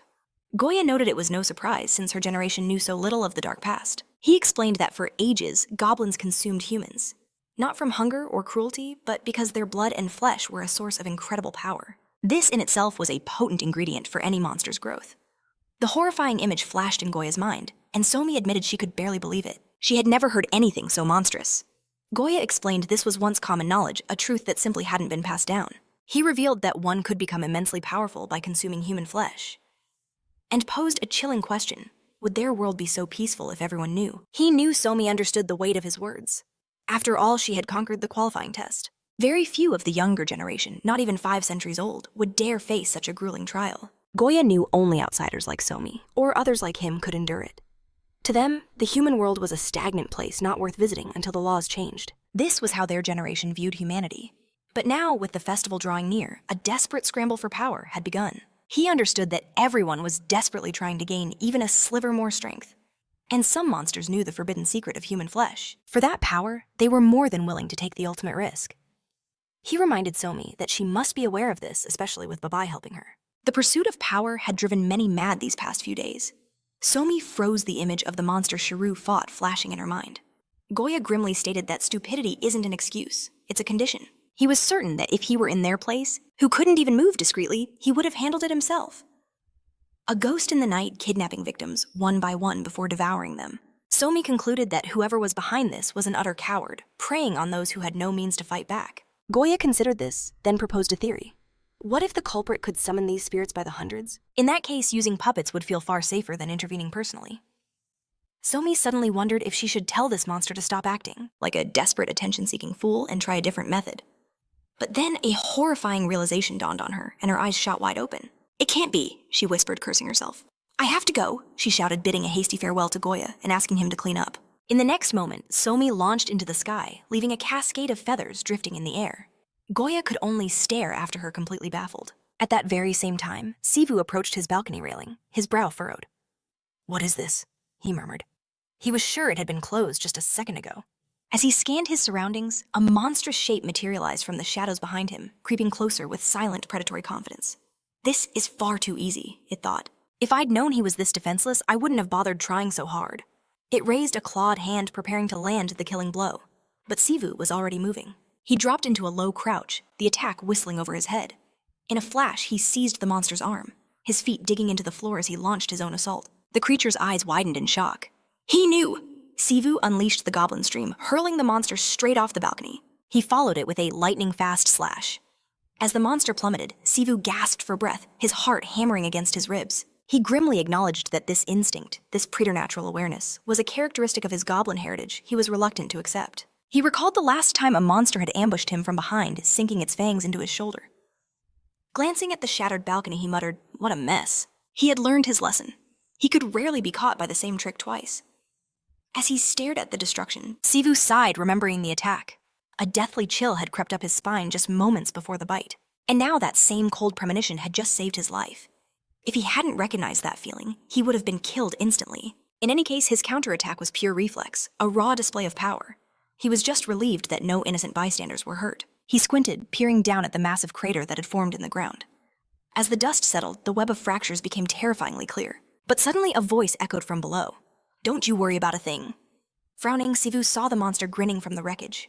"I've already put everyone in this area to sleep," it sneered. If they all started screaming at once, it would have been impossible to clean up properly. The next instant, Siwoo felt a cold, scaly body wrap around his neck. He trembled, his hands instinctively grabbing at the serpentine form to tear it away. A long reptilian tail began to sprout from the monster's back. "So this is what I was looking for," it hissed.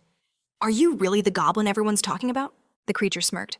"Your monstrous strength seems rather insignificant up close." It admitted, "I really thought you'd hit harder than that."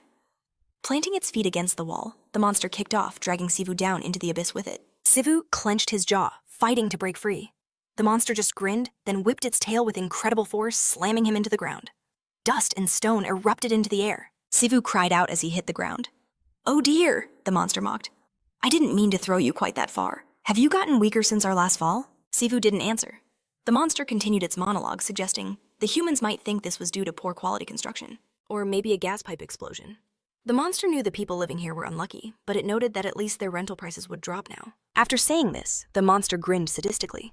Siwoo's thoughts raced, thinking of the people this creature harmed, and of Somi, who still had not returned. The monster kept talking, its voice a low taunt.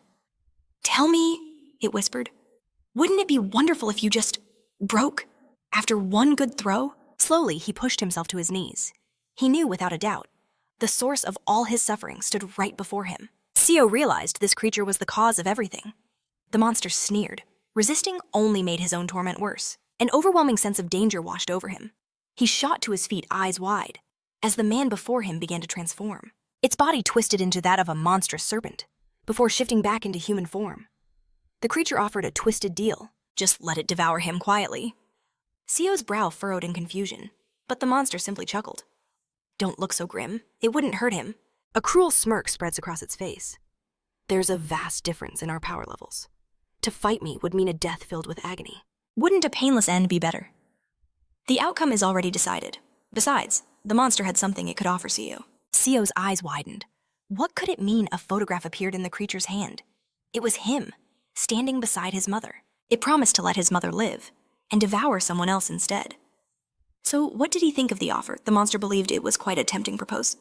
But before it could finish, Siwoo, grinding his teeth in pure rage, unleashed his magic and charged forward. He slammed into the beast, grabbing its collar. He was about to use Goblin's Dream, but suddenly his body froze solid. The monster tutted in mock apology. It admitted the threat was crude and simple. Perhaps it had gone too far. But what other choice was there? A tremor ran through Siwoo's body, and his grip on the creature slackened. It couldn't think of a better way to provoke him. The monster held up 2 glowing fingers. A unique magic had been activated. Its name, Murderous Blasphemy, a unique poison skill. Gazing at the paralyzed Siwoo, the monster mused that the power wasn't so bad. There was just one condition. The target had to make physical contact.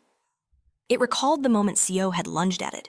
A truly foolish ability, wouldn't you agree? It's useless against anyone stronger. Even to make it work on Siwoo required careful planning. Siwoo finally collapsed to his knees, utterly spent.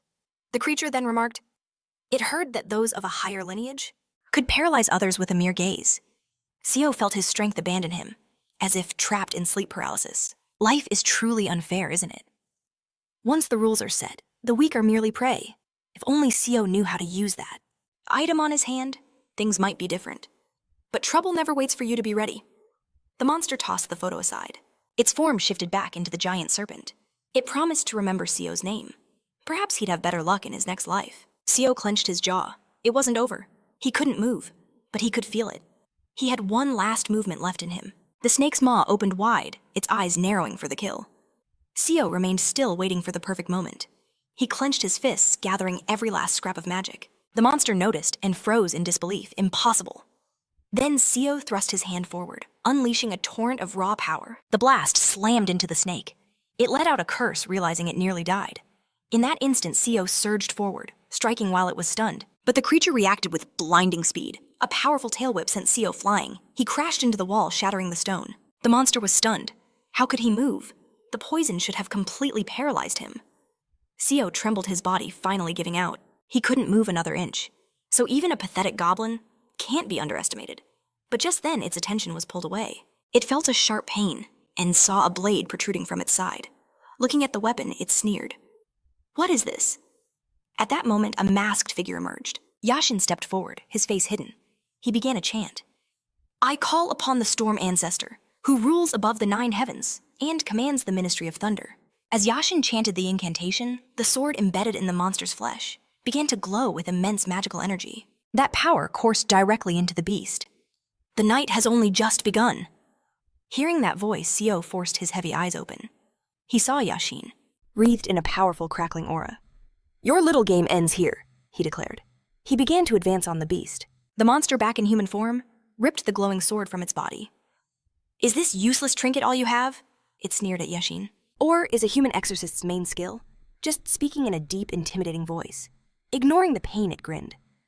"Where did you learn to talk so tough?" The creature knew it had bought some time, but it had been caught regardless. How did Yashin even find this place? But that wasn't the real problem. The real problem was that Yashin was dangerous, on a completely different level from other humans. As if to prove the point, Yashin drew another sword. The pressure was immense. Should it run, or should it fight? The monster bit its lip, considering its options. It knew that a moment's hesitation would mean certain death. It was reminded of another skilled warrior, Solmi. But pushing that thought aside, it realized something horrifying.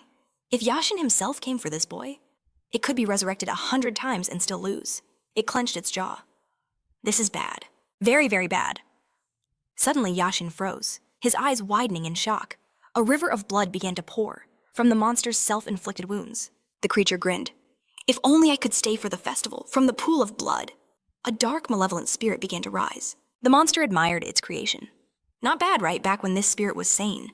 Its name was feared throughout the entire West. Gazing at the roaring abomination, the monster noted it possessed the body of a divine class creature. How it ended up in this state, though, even the monster didn't know. It smirked at the exorcist. "Have fun, you two. This one should be a good match for someone so obsessed with appearances." The monster sneered, deciding to finish its meal first.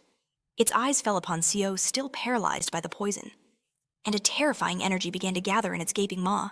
But before it could unleash its attack, Yashin exploded into action, his blade already drawn. In that single moment, just as the spirit fired the deadly blast, Yashin's sword flashed, cleaving the energy beam in two. The blow tore through the magic, and it struck the spirit itself. The monster recoiled in shock, wondering what had just happened. It whipped around at an unfamiliar sound, only to see Yashin closing in his sword a blur. He plunged the blade deep into the monster's head. Siwoo's mouth fell open, his mind reeling. Yashin, not yet recognizing his old friend, approached the strange figure, assuming he was another enemy. He offered a cold piece of advice. Answer my questions if you want to live. He was about to demand what Siwoo was doing there, when Siwoo cut him off, his voice trembling with disbelief. He couldn't believe his ears. Was that really Yashin's voice? Yashin froze, the words hitting him like a physical blow. Siwoo forced a weak, pained smile. Don't you recognize my voice? With a trembling hand, Yashin removed his mask. His eyes widened. Siwoo, is that really you? He couldn't comprehend what had happened to his friend's body. Siwoo squeezed his eyes shut, struggling for words, finally sighing, "It's a long story." As he shakily pushed himself to his feet, Yashin let his mask fall, rushing to his friend's side. He placed a hand on his shoulder, his eyes filled with concern. What happened to you? He demanded. He ignored the monster's form, only asking how Siwoo was holding up. But before Siwoo could answer, he gasped for Yashin to stop. I can't breathe. As Siwoo's trembling hand rose, the truth dawned on Yashin. It was poison. And not just any poison, but a potent ability. The medicine Yashin carried would be useless against something like this. He realized there was something more at play. The questions could wait. Hang on, Siwoo. He urged, his gaze locking onto the dark veins pulsing with a sickening black energy across his friend's skin. They were hideously clear. But then, miraculously, the veins began to recede. Yashin watched in awe as a question formed in his mind. Does he have regeneration? Siwoo was just as surprised, feeling his strength return. A sudden noise snapped their attention to the side. The spirit they had fought was gone, leaving behind a gruesome trail of blood. As Siwoo and Yashin followed its path, they only caught a final glimpse of a massive serpent's tail vanishing between the parked cars. Frowning, Yashin muttered, "What in the world was that?" Siwoo could only stare wide-eyed in amazement. After a moment of silence, Siwoo spoke. "So, does this mean you're feeling better?"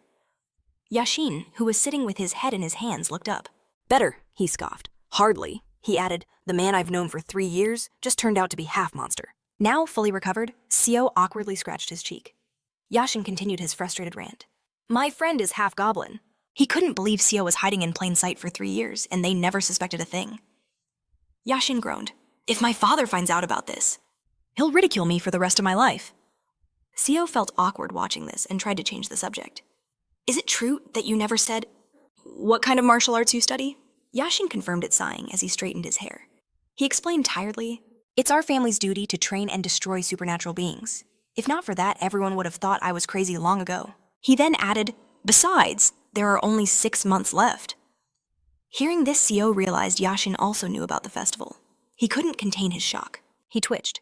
Does this really happen so often? I mean, supernatural creatures breaking out into our world and harming people? Yashin admitted that it was usually quite rare. Honestly, I wouldn't mind if the monsters just fought each other.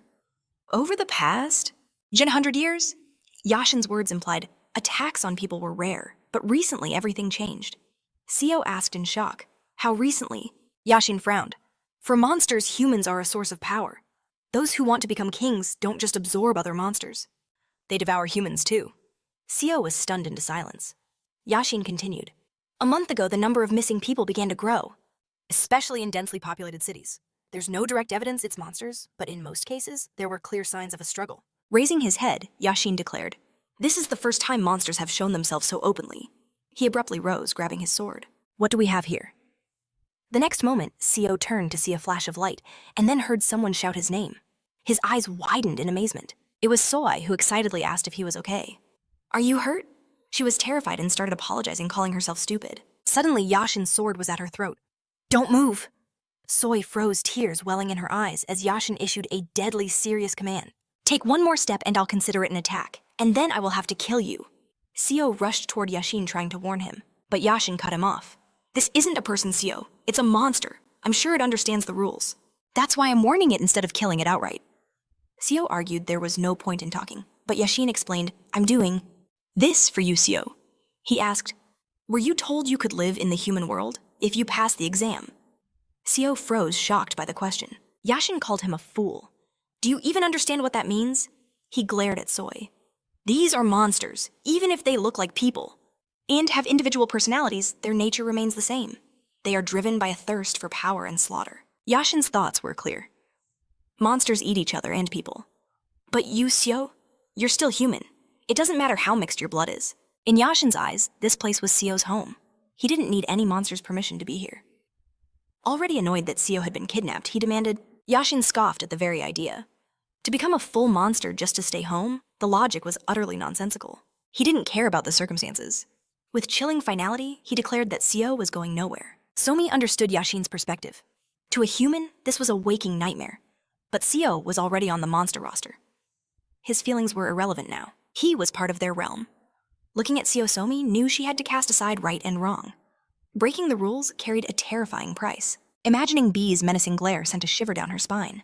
The consequences would fall on both Sio and Yashin. She had to end this now. Frowning, she weighed her options. She could flee with Sio, avoiding a fight entirely.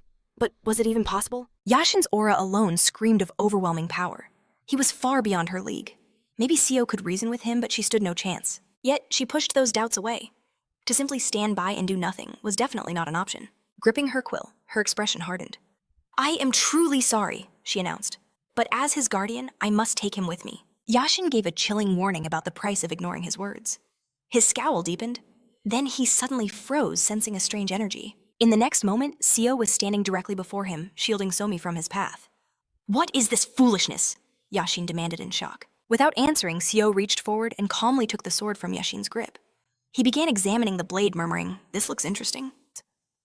Does this engraving mean anything? Stunned by this bizarre act, Yashin wondered if he was bewitched or under some kind of mind control, but he sensed something else at play. Sio? He called out again. What is the meaning of this nonsense? Sio admitted he might not understand the term murder.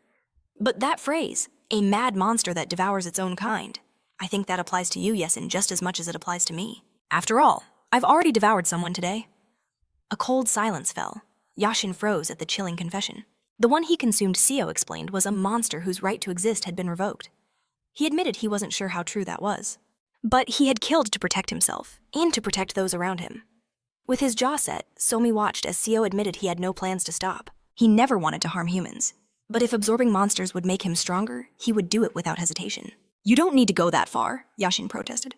My family, even I, have more than enough power to protect you and your mother. Instead of answering, Sio simply released his grip. The sword fell sticking into the earth below. I have something else to say, he stated, commanding Yashin's attention. A faint smile played on his lips as he announced, I am going to become the king of the monsters. The declaration hung in the air like a thunderclap. Yashin's eyes widened in disbelief, and even Somi was completely stunned. Closing the distance, Yashin grabbed him. Have you gone insane? Do you even understand what you're saying? Sio admitted he didn't know the exact definition. But as he clenched his fists, his resolve hardened. This was a risk he had to take, because if he succeeded, the world could continue on as it always had. As Yashin started to speak, Sio interrupted him. Don't look at me like that. What other choice do I have? With a heavy sigh, Sio said that this was simply how things had turned out. He didn't know if it would work, but what other option was left? Then a determined smile broke across his face. It's better to do something than to give up and stand still. This is my decision and I'm going to see it through. Yashin was still reeling from the shock. Then, pressing his lips into a firm line, he finally spoke. I understand, he said, pulling his sword from the ground. It doesn't matter if you're a man or a monster. If your intentions are pure, you don't need to prove your strength. Sio's eyes widened, amazed by his reaction. But Yashin's acceptance came with a condition. If you ever cross the line as a monster, Sio, I will destroy you without a moment's hesitation. Sio placed a hand on his own neck. I agree, that's only right, he added, and when you decide I deserve it, let it be for a reason you would kill yourself over. Without another word, Yashin put on his mask. But before leaving, he looked at Somi. What is your name? Somi replied, explaining her title. A messenger in the kingdom of monsters. Yashin nodded, realizing the truth. My apologies for interfering in the affairs of your kind. But I have heard that even monsters have laws and order. Somi and Sio listened intently to his parting words. His gaze fixed upon Sio, he made a solemn vow. If he fails, and if he is unjustly killed, then as the Grand Shaman of the Star Hall, I will destroy everyone involved. Turning his back to them, Yashin finally departed. We will meet again. Don't worry about your mother. Sio could only stand there whispering Yashin's name. He watched as the shaman calmly walked away. The moment he was gone, Somi collapsed to her knees with a sigh of relief. I thought I was going to die of fear. It was her first time seeing a shaman up close. On the verge of tears, she asked, Are all shamans really that scary? Sio didn't know how to answer. Then a new voice cut through the air. Not all of them. Yashin is special even among his kind. Startled, Sio spun around to see who had spoken. Somi, however, recognized the voice instantly. Goya, she asked in amazement. Were you following me? What else was I supposed to do? Goya replied coolly. I knew what you were up to. You rushed in here without knowing your enemy's strength or how many allies he had. Goya warned her sternly. If that shaman were just a little stronger, you would have been devoured. Somi lowered her head, knowing it was true. Goya then turned his attention to Siwoo. So you must be that reckless half-goblin. Siwoo simply agreed. In the world of monsters, Goya began to explain there are creatures that originate from animals. These species are known as demon beasts, and in most cases, their forms echoed the primal instincts of their ancestors. As a monster's power grew, its human and beast aspects would warp and change. For some like Saul, they became known as ghostly beasts. However, there were others who transcended even that, completely outgrowing their original forms. At this thought, Soo-hyun's eyes widened. In ancient times, they were called divine beasts. He saw the colossal multi-headed creature and realized what it truly was, a being worshipped by monsters and humans alike.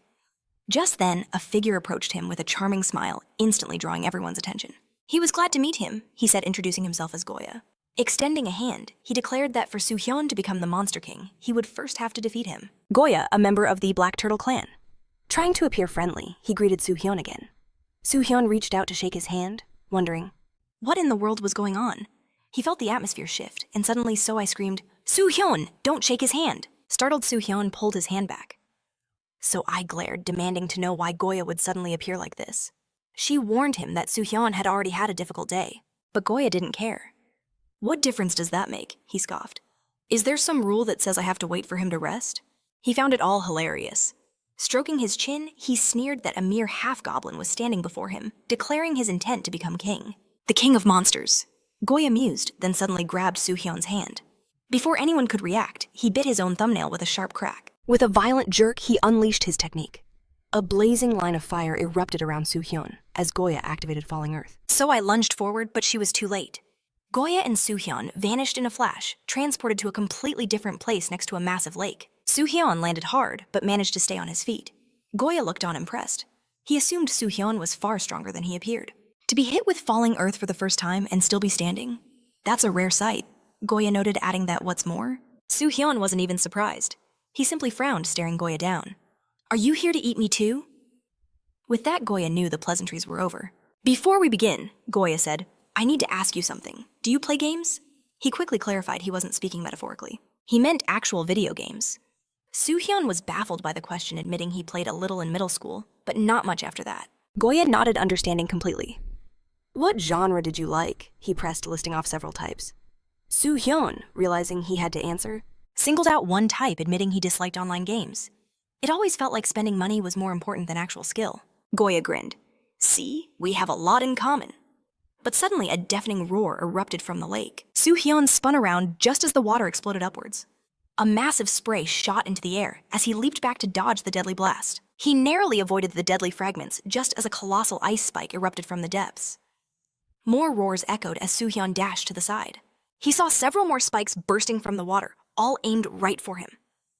In the next instant, a barrage of lethal projectiles shot forward. Goya watched the battle unfold.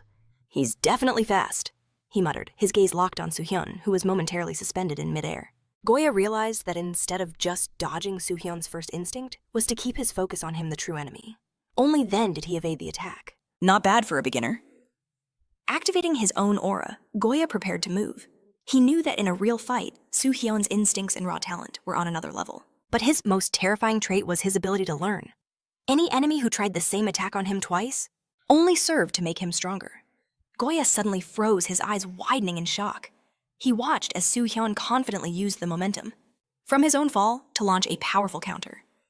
He was already applying the lesson he just learned, firing a devastating ranged attack straight at Goya. He channeled his power through his bracers items, designed to unleash the wearer's life force. Landing softly, Soo-hyun stared cautiously into the cloud of dust. He had learned another valuable lesson. Even if an attack looks like a direct hit, you can never ever relax. He fired several more blasts into the dust cloud. With a sigh, Soo-hyun felt he was finally starting to grasp the power of monsters, even if only a fraction of it. The static-like energy that flowed through his body seemed to start from his stomach. Intuitively, he could now sense his remaining reserves. He was at roughly 60%. The last major attack had cost him about 10% of his total power. As he analyzed his actions, he figured each small attack took about 3%. He wondered if his power would be depleted like last time if he hit 0%. He couldn't use this power indefinitely. And then Goya's voice cut through the silence. An amazing concept! With a sharp crack, the shield that had protected him began to shatter. Goya emerged completely unfazed. I'll admit I didn't think you'd be able to use your abilities so soon. I seem to have misjudged you. You almost made me rush through the first phase. Soo-hyun immediately readied himself again. Tell me something, he demanded. Is what you said true? Are you going to eat me? Goya looked genuinely surprised by the question. Soo-hyun, though he wasn't sure why still, admitted that he couldn't feel any true killing intent from Goya. Goya just smiled. That's what happens when someone is a blatant liar, he explained. He had no personal grudge against Soo-hyun, nor any desire to eat him. As he'd said before, he was hooked by his declaration. But do you even know what the king of monsters truly is? Soo-hyun assumed it meant someone who literally becomes the king. Is that not true? He asked. He thought he would need to create laws and rule over all the other monsters. But Goya just smirked. Doesn't that sound a bit strange when you think about it?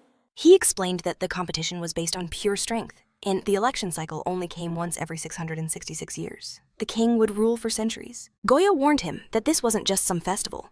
It was an ancient custom, a law that all monsters have obeyed since time immemorial. A tradition performed without question.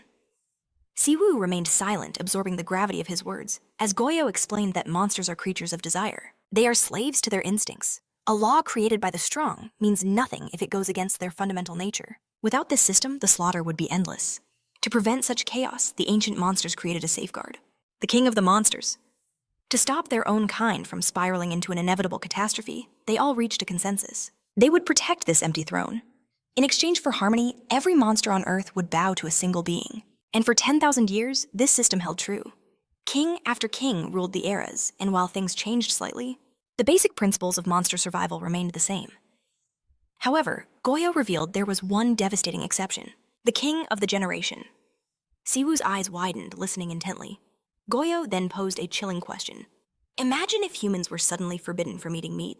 What do you think would happen? Siwoo knew the answer instantly. There would be violent protests, chaos, a law that could never be enforced. It would go far beyond simple protests. Goyo confirmed his fears, explaining that the monsters had endured a similar fate. For 666 years, no more, no less. Goyo's expression alone told Siwoo just how sacred the king was to them, and how deeply they had suffered to uphold that tradition. But now their patience was wearing thin. Goyo asked if Siwoo understood the gravity of the situation. He did. If the next king issued a similar decree, the monsters would not be so obedient. Was that what Goyo was implying? Goyo pointed at him, a flicker of approval in his eyes. He noted that Siwoo caught on quick. Even if the king commands them, the monsters might refuse. The king may be the strongest, but not even he can stand against the will of the majority. If it comes to that, it's over. Not just for the new king, but for the very existence of the title itself. The power, the symbol. It would all crumble into dust. Goyo spoke of the crumbling crown and asked if Siwoo finally understood. He was certain few would ignore Siwoo's brazen promise to become king and keep everything as it is. Goyo leaned closer. The younger monsters might laugh it off, but the elders? They would tear Siwoo to pieces for his arrogance. He admitted that Siwoo was skilled, but he didn't fit the monster mold. The problem, Goyo stated, was his naivety. Siwoo didn't understand how their world worked foolishly, showing mercy in all directions. Siwoo asked, "Are you telling me to take back my words?" Goyo confirmed it. He honestly admitted that at first he saw Siwoo as just some inexperienced rookie, a bug he could easily crush under his foot. But now he saw a mature mind, someone with immense potential for growth. That's why he made an offer. "Come under my command," he proposed. "Allow me to become king of the monsters. And I will make you the ruler of the Korean peninsula." A tempting proposition. He couldn't destroy humanity entirely, but he could spare those close to Siwoo. However, Siwoo didn't accept right away. "Just how strong are you?" he asked, his gaze sharp. Goyo was so certain he'd be king, but was it an objective assessment? The question surprised Goyo, who admitted he wasn't the absolute strongest. But on the peninsula, among the current representatives, and with the age limit, there was no one stronger than him. Siwoo paused for a moment, then he extended his hand toward Goyo. He decided to accept the offer if it meant protecting the people around him. Goyo grasped his hand and smiled. He thought Siwoo had not disappointed him and had made the right choice. But Siwoo's expression was deadly serious. He said he wouldn't feel guilty, as magic began to flare. Goyo's smile vanished as Siwoo declared it was he who broke their trust first, pretending to shake hands only to deceive and attack. Those are your methods, aren't they? Gripping Goyo's clothes, he unleashed a new power. A different type of goblin fighting, unlike anything Siwoo had shown before. He poured 60% of his remaining energy into the attack, leaving almost nothing behind. He squeezed out every last drop of his strength. This wasn't a reflexive move, but a cold calculation.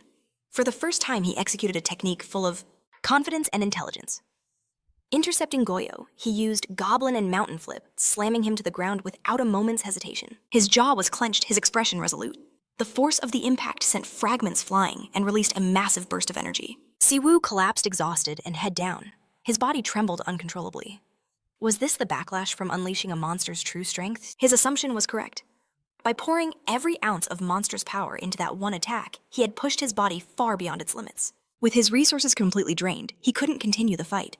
He struggled to one knee, looking tiredly ahead. His whole body was trembling, but his eyes burned with anger. Goyo stood before him, seemingly unfazed. "To hold back your bloodlust until the last moment," Goyo said calmly, "and then spend all your power on one blow." He noted that only the heavens could grant. He's such a talent for battle. A unique monster art, Arctic Chase. It freezes water and allows you to control it in a radius around your target. Siwoo looked up menacingly, his trembling hands pressed against the ground. Goyo continued, "If the difference in our basic strength was even a little bit smaller, who knows? Perhaps you would have devoured me instead. Arctic Chase is an art you can use to attack, and..." With half his body frozen and cracking like glass, he glared down at Siva, demanding his final words. Siva just scoffed, nothing special. He then declared that even if he had a will, he wouldn't waste it on him. Since Goya came to kill and devour him from the start, he was always prepared for the same fate to befall him. "Besides," he growled, "I'm not finished yet." Goya's eyes widened in surprise as Siva staggered back to his feet, assuming a battle stance. He declared that if Goya expected him to beg for his life, he was far too early for that. The fire in his eyes still burned bright. He was waiting for his opponent to show even the slightest weakness, a single opening to strike. Or perhaps it was the goblin's fighting spirit awakening within him. A slow smile spread across Goya's face. "Well said," he admitted before noting it was a shame Siva only had enough strength left to stand. Siva scowled, his brow furrowed. Goya simply extended a hand and said, "All right then." He placed his hand on Siva's shoulder, patting it with a wide, good-natured grin. "You passed." Siva could only stare, his eyes wide with disbelief. "It's true," Goya continued cheerfully. "You didn't disappoint me even at the very end. You were so..." "Stop!" Siva interrupted, his mind reeling. "Wait, I passed." He then snapped, "What is that even supposed to mean?" Goya's smile never faded. He explained, "I just wanted to see if you were worth rooting for. After all, what's the point of cheering for a fool who has no chance of becoming the king of monsters?" He tilted his head. "Right." Siva stumbled back. "You want to root for me." He couldn't believe it. Goya had just listed all the reasons why he couldn't become the king. Goya just confirmed it. "Everyone wants to see a new king crowned," he said, "but nobody is eager for a knight of monsters." He explained that he never liked the constant noise of the monster world. The endless growling, the way they tore each other apart for no reason. He confessed he never understood why it was considered normal. Looking around, he mused that compared to that world, this place was incredibly quiet and peaceful. He thought that while humans lived chaotically, they at least had the freedom to choose their own path. He asked Siva if he agreed. "On top of all that," he continued, "we love how you people know how to deal with boredom." He started listing things off, manhwa games, novels, films. He called them all useless things that don't exist in the monster realm. But with a brilliant smile, he spread his arms wide and declared, "We like these useless things more than eating people." He then added that if the human world could no longer produce them, it would be a true tragedy. Siva's jaw tensed. A worried look crossed his face as he processed Goya's words. "We," he thought. "Does that mean there are others like him? Somi," he whispered. He then told Goya he understood his point, but there was still a problem. There was no need to root for him. He could become the king of monsters on his own. Goya's smile returned. "And that's the problem." He put his hands in his pockets. "The Korean peninsula has a good shot at winning, but whether you become king, well, there's a catch." Glancing at the sky, he revealed that all the candidates, including himself, were from famous bloodlines. They possessed inherited talents and optimized methods for using their unique techniques passed down through generations. Some even shared skills of similar power. By definition, he stated, the one with a user manual proven over thousands of years will always be stronger. He raised a finger. Humans have an expression right born with a golden spoon in their mouth. It's exactly the same here. Siva exhaled, looking at him seriously. "So you're saying a family is like a conglomerate, passed down through generations?" He then asked, "Is your family putting a lot of pressure on you?" A faint smile touched Goya's lips. "Pressure?" he repeated, finding the word amusingly cute. "It's more like being crushed into the ground until you die." He explained that the moment a child shows even a sliver of talent, the entire family latches on, screaming that they must become the next king. It doesn't matter what the child wants. Once they're chosen as the family's representative, a heavy yoke is forced upon them, forcing them to live and die for the ambitions of others. And if you resist, he said nonchalantly, you're either cast to the very bottom or killed as an example to the rest. As he spoke, he drew a hand across his neck. Siva looked down frustrated. He knew Goya wasn't human. But to have your entire family turn on you like that, it was unbelievably cruel. Suddenly, Goya pointed a finger right at Siva. He winked his smile wider than ever. But you, he shouted, you're different. He leaned in close. You have the talent of a famous bloodline. But you're not tied to any family or clan. You have your own will, your own motive to become king. Inch and Janjam. Chive stared in confusion as Goya's excited face got even closer. You can do it, Goya declared, then corrected himself. No, you should do it. Siva recoiled. Stop, wait a minute. Just then, the shadow of a massive bird passed over them. I think I understand what you're saying, Siva said, holding up his hands and backing away. But let me think. This is all so sudden. At that moment, the massive demonic bird descended its sharp talons aimed directly at Goya. But Goya just kept smiling. From my point of view, he said calmly, everything is perfectly on schedule. Somi's claws lunged for him. She seized the Goya by its head. With a furious snarl, her massive claws clamped down. Siwoo could only stare in horror, his mouth and eyes wide with shock. Then, with a single brutal motion, Somi hurled the Goya into the distance. The throw was so immense it skipped across the ground like a stone, before rocketing away, obliterating a tree in a deafening explosion. Somi landed gracefully, her wings flexing menacingly. She had just unleashed a unique monster art, the first wind. Siwoo cautiously held up a hand, begging her to stand down. But at that moment, Somi aimed a volley of arrow-like feathers right where the Goya had disappeared. Siwoo, stunned by her aggression, started to move towards Somi. It's all right, she reassured him. I won't have a single scratch on me. Her gaze pierced the deep, broken forest. Amidst the shattered trees, she murmured, looks like he dove deep to escape. He knows the curse is coming for him now. Siwoo was confused. Dove, he repeated, bewildered. Who even was that? Somi explained that the creature he met wasn't the original. To put it simply, he has something like a split personality. The legendary black turtle was born from a snake, and a turtle fused into one being. But if you trace its true origins, it all began with a simple turtle. However, legends speak of a genius in the distant past. A genius who understood the necessity of yin and yang. He separated the yin and yang from his own monster power, and in doing so shattered his innate limits, awakening as a divine beast. That is the true birth of the black turtle. Somi continued her story. From him, the heirs of the black turtle were born inheriting his unique powers.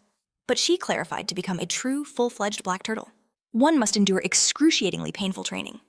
A side effect of this process is the snake, the very personality he just fought. Siwoo, sitting on the bed with his backpack, looked at her in surprise. That doesn't sound so terrible, he concluded. But he realized the personality he met at first was different. Somi, now sitting in a chair with her arms crossed, confirmed it. Yes, there was no malice in that one, but he also lacks depth. He's impulsive, she said, and often puts others in awkward situations.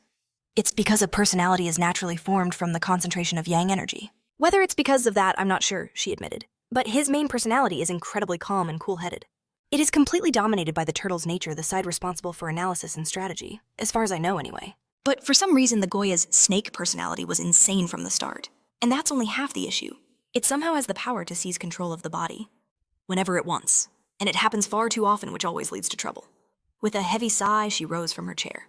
That's why so many opposed him when he was chosen as the family representative. They called him a half-turtle and worse. Her voice turned somber. He was so talented that he quickly silenced his critics. But she trailed off before asking herself, is he ready? She explained that they had to return immediately. A heavy expression fell over Siwoo's face as he lowered his gaze. He agreed. Somi walked over to him. Don't worry, she said softly. None of this is your fault, and even if they say something about us being late, it won't affect you. Siwoo shook his head. I'm not worried about that. He gestured toward the shattered veranda. It was completely destroyed during the fight. We've been gone for a month, he said. My mom will freak out when she sees this. Somi could only offer a sympathetic smile. But then a voice from the side spoke. Don't worry about it. Siwoo and Somi snapped their heads toward the sound in shock. It was the old man. He entered the apartment stroking his beard. By tomorrow, everything will be restored. We have people who handle these matters, he explained. Then his gaze fixed on Somi. You go on ahead. His tone was firm. I need to speak with Siwoo alone.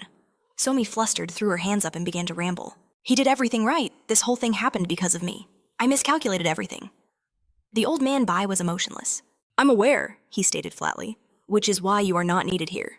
The three of us have something to discuss. Siwoo and Somi stared in confusion. The three of us, Bai glanced behind him. I know such sudden visits are rude, but I had one more hand to shake. Just then, Selfa walked into the room, looking around with disdain. So this is how humans live. With her hands behind her back, she inspected a closet. Not bad. It lacks space, but I suppose it's cozy in its own way. Siwoo looked back and forth, completely lost. Did you get permission to be here? She shot him a look. No. It's not like I get a 12-hour pass every 6 months, and I certainly wasn't planning a trip to the human world where I have to hide. Her emotionless gaze fell on Siwoo. I was dragged here. She turned to Bai, annoyed. The old man said he'd explain everything. If I came along, so are we going to start? Bai nodded, stroking his beard. Yes. First, I must share what occurred tonight. He began his tale. After nightfall in Gocho, that is Seoul, about 50 crackers appeared. They were under someone's command attacking civilians on the streets. After dealing with them, I discovered their method of control was incredibly crude. The attacker didn't even bother to cover their tracks. Which is why I believe it was a trap, a trick to lure out Somi and target Siwoo. But Somi, peeking around the corner, asked in shock. Are you saying that wasn't their real goal? Bai corrected her.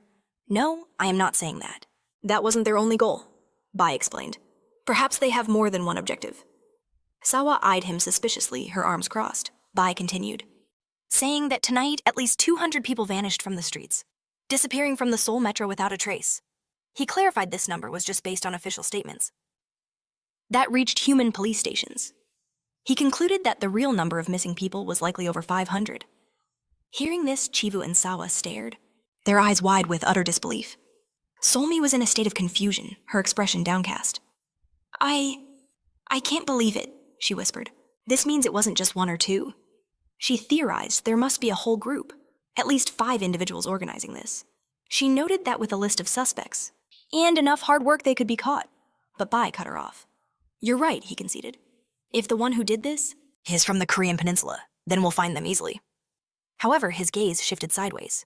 But the traces left at the crime scene led to a far more disturbing conclusion. Bai stated it was impossible to count the monsters that had infiltrated from other regions.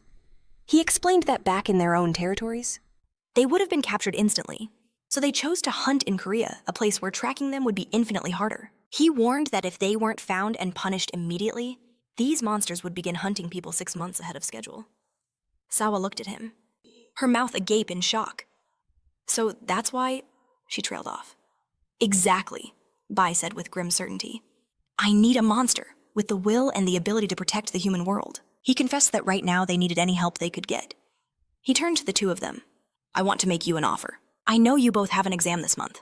If you agree to my terms, I'll agree to change the exam's format. Chivu and Sawa listened, their attention locked on him. Bai continued, his voice low and intense. Your mission is to identify and eliminate the invaders on the Korean peninsula as soon as possible. His brows furrowed, and from under them, his eyes blazed with an arcane purple light. Looking forward with unshakable confidence, he declared, This will be your test. Meanwhile, Yashin trudged through the morning city streets, his head hung low. Hands shoved in his pockets, dark circles shadowed his eyes from a sleepless night. He shouldn't have just let the main character go like that. He cursed himself for acting like a coward. A grim thought crossed his mind. If that scoundrel doesn't return, his fate is on my conscience.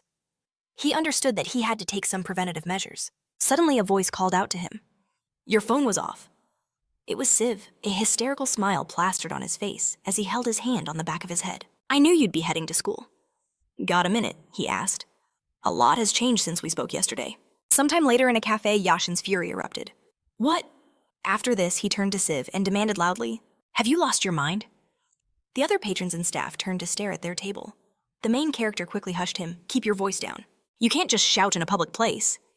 He insisted he wasn't going crazy. He then offered a strained smile to the other customers, asking for their forgiveness. Tapping a finger against his glass, he said, The conditions aren't bad, are they? It's true, isn't it? He could be here living a normal life instead of in the world of monsters. He then added that he would not have to make him or his mother worry. Yashin dropped his head heavily into his hand. You don't even know what class you belong to, do you? Siva responded by asking. How he was supposed to know his class. After all, he only found out he was a monster yesterday. In response, Yashin simply said, Shin Ryan Ki? The main character stared at him in surprise mid-sip. Then he asked what kind of name that was. It's the first time I'm hearing it, he said, but it still gives me goosebumps. It sounds mysterious, Yashin answered him. It is not one word, but 5 words each symbolizing a monster's status. He began to explain, the lowest Su from HHA translates to beasts. In fact, that is what it means. He explained that most monsters belong to this class. Although they are dangerous, he said they are only pitiful creatures not far removed from ordinary wild animals. He noted that their strength is the same. Their main advantage is their weapons and numbers. He explained that ordinary people can fight these even without studying magic like him.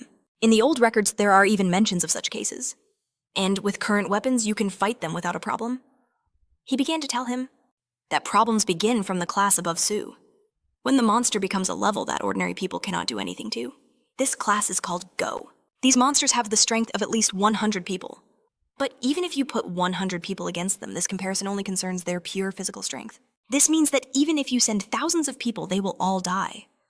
The main character with wide open eyes asked in fear, if these are the 2 lowest classes, then what about the other 3? Catastrophic power, Yashin said, looking into the glass he was holding. I cannot give you an exact answer, because I have not met such creatures myself. However, he made it clear that there were fears that key-class monsters are 10 times stronger than Go monsters. He explained that if they are not restrained in one night, such monsters can turn a small city into a branch of hell on Earth. He then explained, if we talk about Seoul, it's somewhere around the area. In the case of Shin and Ryan, just know that it is better not to mess with them. He then looked piercingly to the side, saying that he most likely would not get involved because such powerful creatures would not try to break the law. He warned him not to even think about getting involved in this hunt. He advised him to try to escape in silence. And if that doesn't work, call me or hide at my house. Pointing his finger at himself, he said, if these are really the monsters that invaded Korea, then they are ready to fight the local monsters, or shamans like me. He then said that he does not know exactly how many of them there are. But if they're K-class, everything should be fine, right? The main character, uncertain, turned to Yashin for his opinion. That snake monster? What rank was it? Yashin replied that it was small, unlikely to be an SU class. But it definitely wasn't a K-class either. He concluded it was a mid-tier Go class. Then he noted that the corpse he controlled possessed far more overwhelming energy. If he could unleash even half of that power, they wouldn't be having this conversation. He now understood. There was a reason he'd only used it as a distraction. That vile man was nearly SW rank. Then, turning on the main character, he pointed a finger and declared, your current status as a monster is pathetic compared to mine.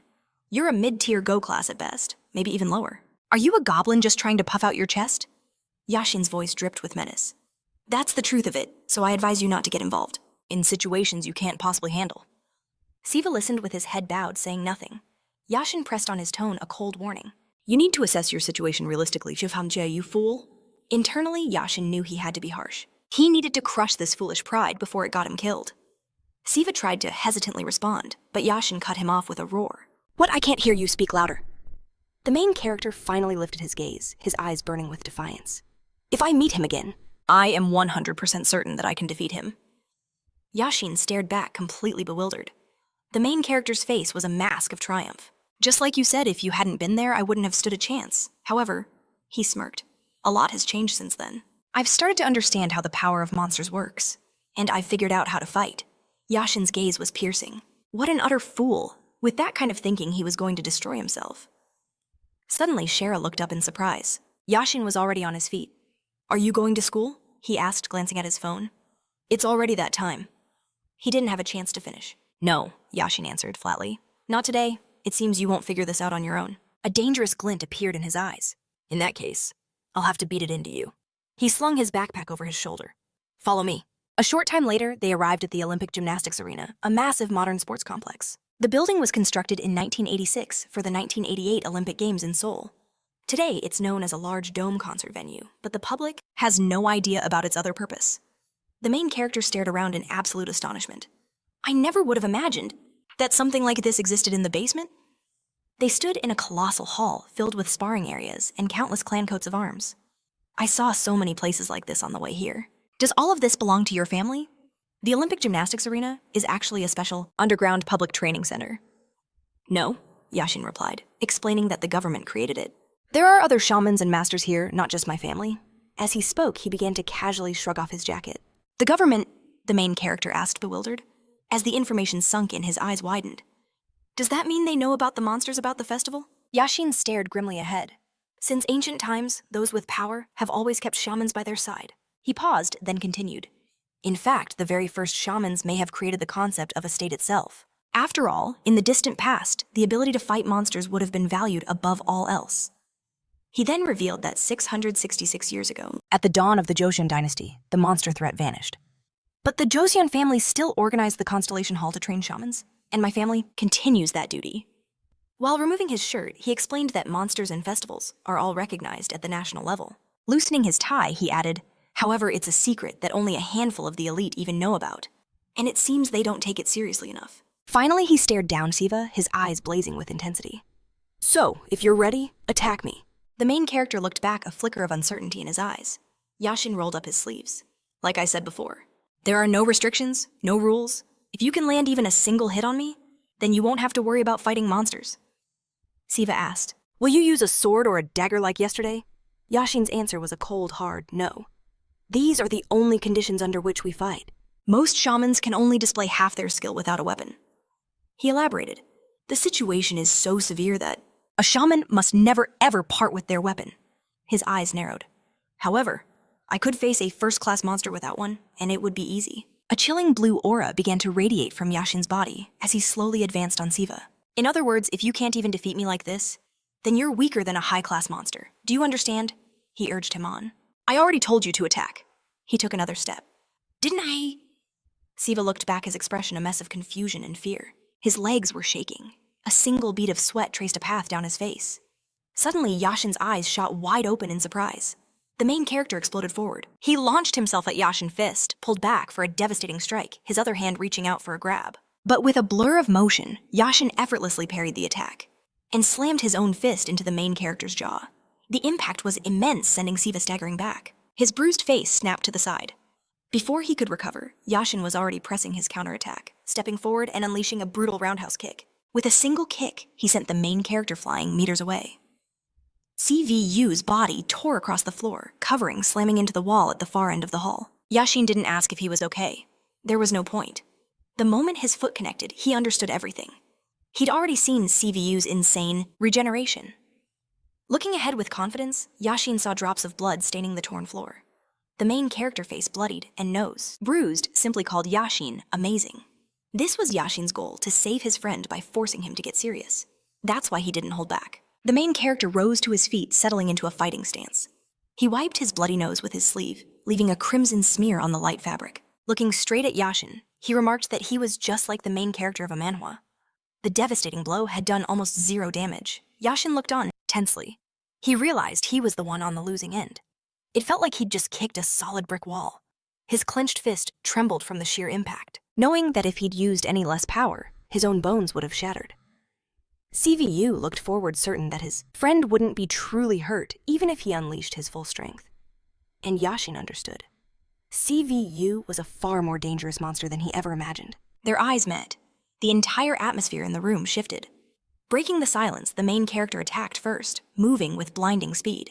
Circled around Yashin, launching a surprise attack from the side. He lunged, arms outstretched. Yashin managed to turn a confident expression on his face. He'd become much faster than before. However, he also realized his attack style was crude, unsophisticated. But he never finished the thought. CVU had already grabbed his hand. With a deft countermove, Yashin drove his knee straight into CVU's face. Yashin's eyes widened, watching his opponent wearily. But in that same moment, the main character effortlessly lifted him. With just one hand, CVU raised Yashin high above his head. Then he cast a spell, a temporary prohibition. All the energy of creation flowed into him. As a horizontal line of light appeared, he commanded it to descend and become one. Yashin looked down confused, floating weightlessly. CVU tightened the fist, holding him aloft. Then their hands separated, and with a crushing blow, Yashin sent CVU flying back for meters. A brilliant blue magical energy flooded the space around them. Landing gracefully, Yashin stood amidst the dust and steam kicked up by the powerful impact. With a serious expression, he glared from under his brow, his gaze menacing. He turned to CVU and demanded, "What is that you're holding?" He then asked, "Is that what I think it is?" The main character hesitantly confirmed it. Clumps of dark matter materialized in his hand, forming the goblin club which pulsed with a bright red glow. CVU stared at it, his eyes and mouth wide open. He stated that this was the first time he'd ever summoned it of his own free will. However, something wasn't quite right. CVU's overall condition was pitiful. Looking at the goblin club he'd created, he knew it. Physically, the main character could take a beating that wasn't the issue. But with a sigh, he realized the problem was his spiritual energy. The truth was, during the battle last night, CVU had exhausted nearly 93% of his spiritual energy. Normally, that amount would recover after a full day's rest. But in the human realm, the process was much slower. Ironically, the main character's current exhausted state was a huge help in pulling out the goblin's club. While CVU lacked control over his body, his consciousness and senses were razor-sharp, allowing him to vividly recall the first time he'd used it. Suddenly, Yashin's voice cut through his thoughts, admitting this was all a little disappointing. He'd read about goblin clubs in ancient documents. Now, he wasn't sure if those texts exaggerated the weapon's power, or if the problem was with the main character himself. He noted that from what he could see and feel, he wasn't particularly impressed. CVU didn't think the documents were wrong. As he said this, Yashin's brow furrowed. CVU launched himself high into the air. Narrowing his eyes, the main character added that he didn't think he was superior to his past self either. Magical energy erupted from the club, spreading out in waves, as CVU swung it down with all his might. Yashin threw his arms up, creating a shield of his own magic to block the attack. As he continued to observe CVU, he realized the protagonist was more powerful than he'd imagined. Still, it was nothing he couldn't defend against while in his enhanced state. Yashin analyzed the situation. The cost in stamina and energy for such a massive jumping attack would be enormous. Right now, Yashin had no reason to close the distance. He could simply maintain his defense and wait for CVU to tire himself out. But then, his thoughts were shattered. Yashin's eyes shot wide in amazement. CVU had transformed the club's shape into long, whip-like threads. He stuck one end to the ceiling, hanging in the air like a vine. The main character realized this just might work. "What are you doing?" Yashin asked in shock. The protagonist just smirked, noting that it would be too difficult to win up. Close. He added that he didn't think he could block Yashin's massive fist-like attacks forever.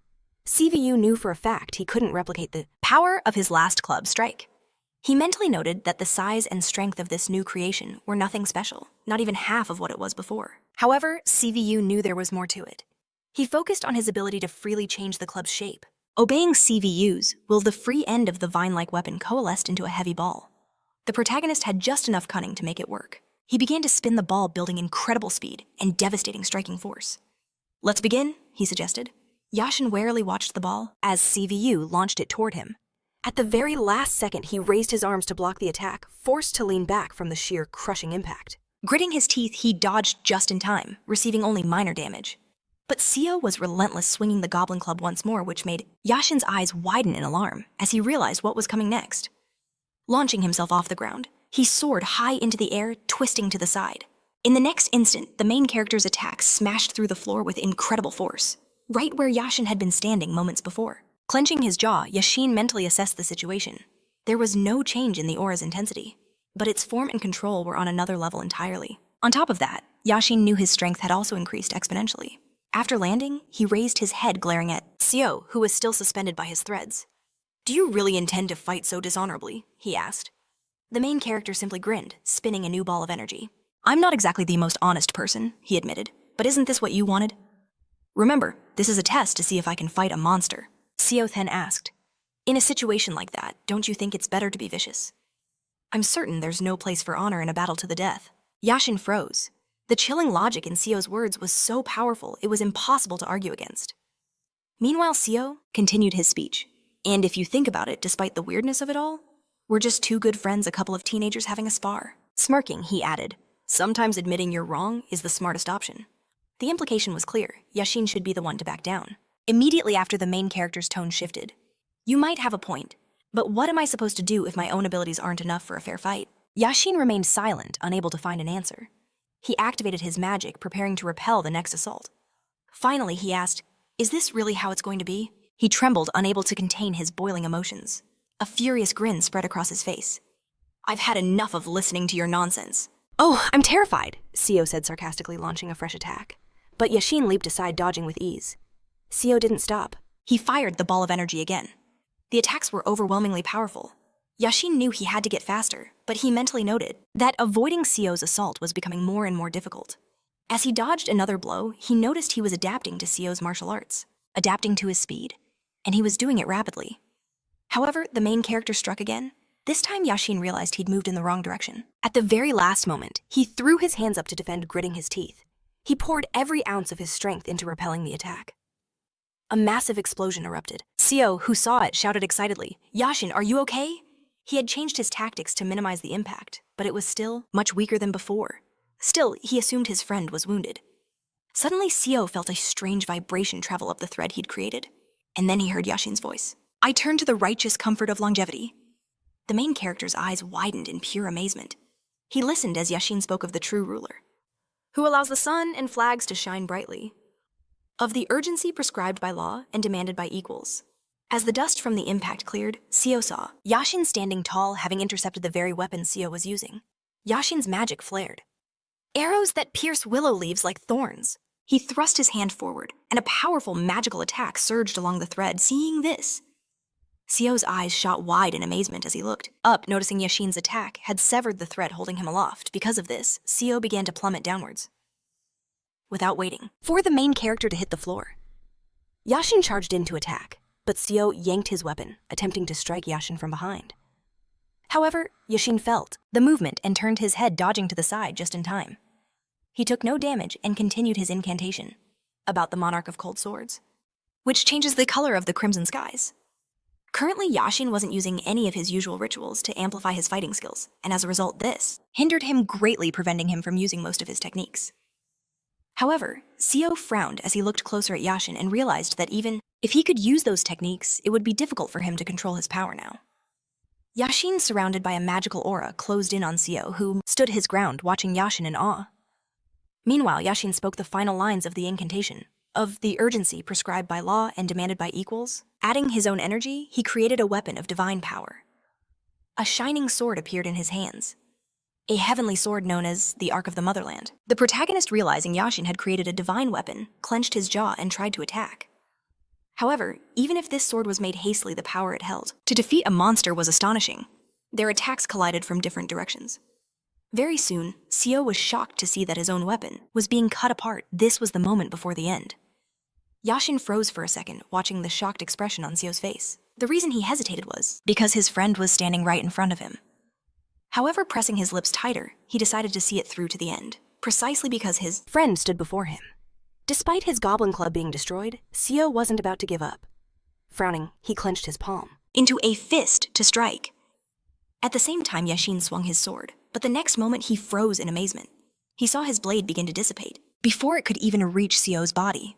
Before Yashin could ask what was happening, Siwoo's fist suddenly flew into his face. Yashin was sent flying back, crashing to the floor. The main character asked in bewilderment, "What just happened?" The goblin's magic began to fade as he asked, "Why did you spare me, in the end?" He noted. I would have recovered quickly even if you had killed me." But Yashin explained that wasn't the case. Lying on his back, he said that he had poured all of his power into the Ark of Exorcism. If his enemy were a true monster, it wouldn't have been able to withstand the blow, even at the Chai level, no matter how strong it was. Yashin explained it would have shattered just like Siwoo's club. He said that his technique recognizes beings like Siwoo who are different. The main character didn't answer. Yashin, cursing, called Siwoo a kindly bastard and looked up at the ceiling, fighting back the tears suddenly welling in his eyes. Yashin walked out onto the street with his head bowed low, staring at his own feet. Finally, he turned to Siwoo, breaking the heavy silence. "Say something," he demanded, his voice tight with annoyance. "This constant nervousness of yours is grating on me." Standing nervously beside him, Siwoo flinched as Yashin suddenly spoke.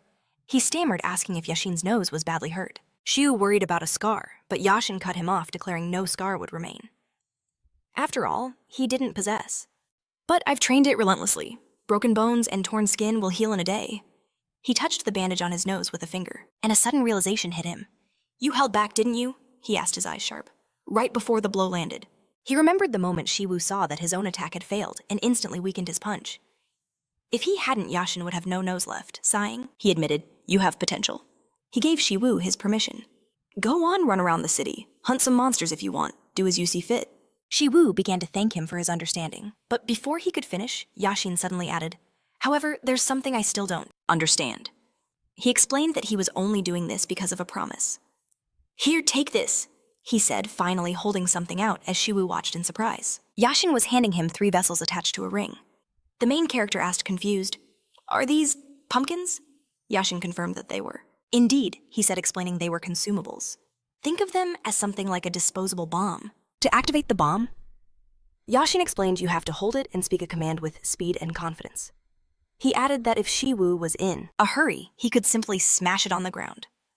Just holding it would begin to draw out the immense power, activating the magic sealed inside the gourd. Use this when you're in real danger, he advised, and never break several at once no matter what. Siwoo thanked him, but then asked excitedly, "Are you sure I can take all 3 of these?" He noted that the items contained Yashin's own energy. "There's so much power stored in here," he said. "I never thought items like this could be made so easily." Yashin froze in absolute shock at those words. How do you know that?" he stammered.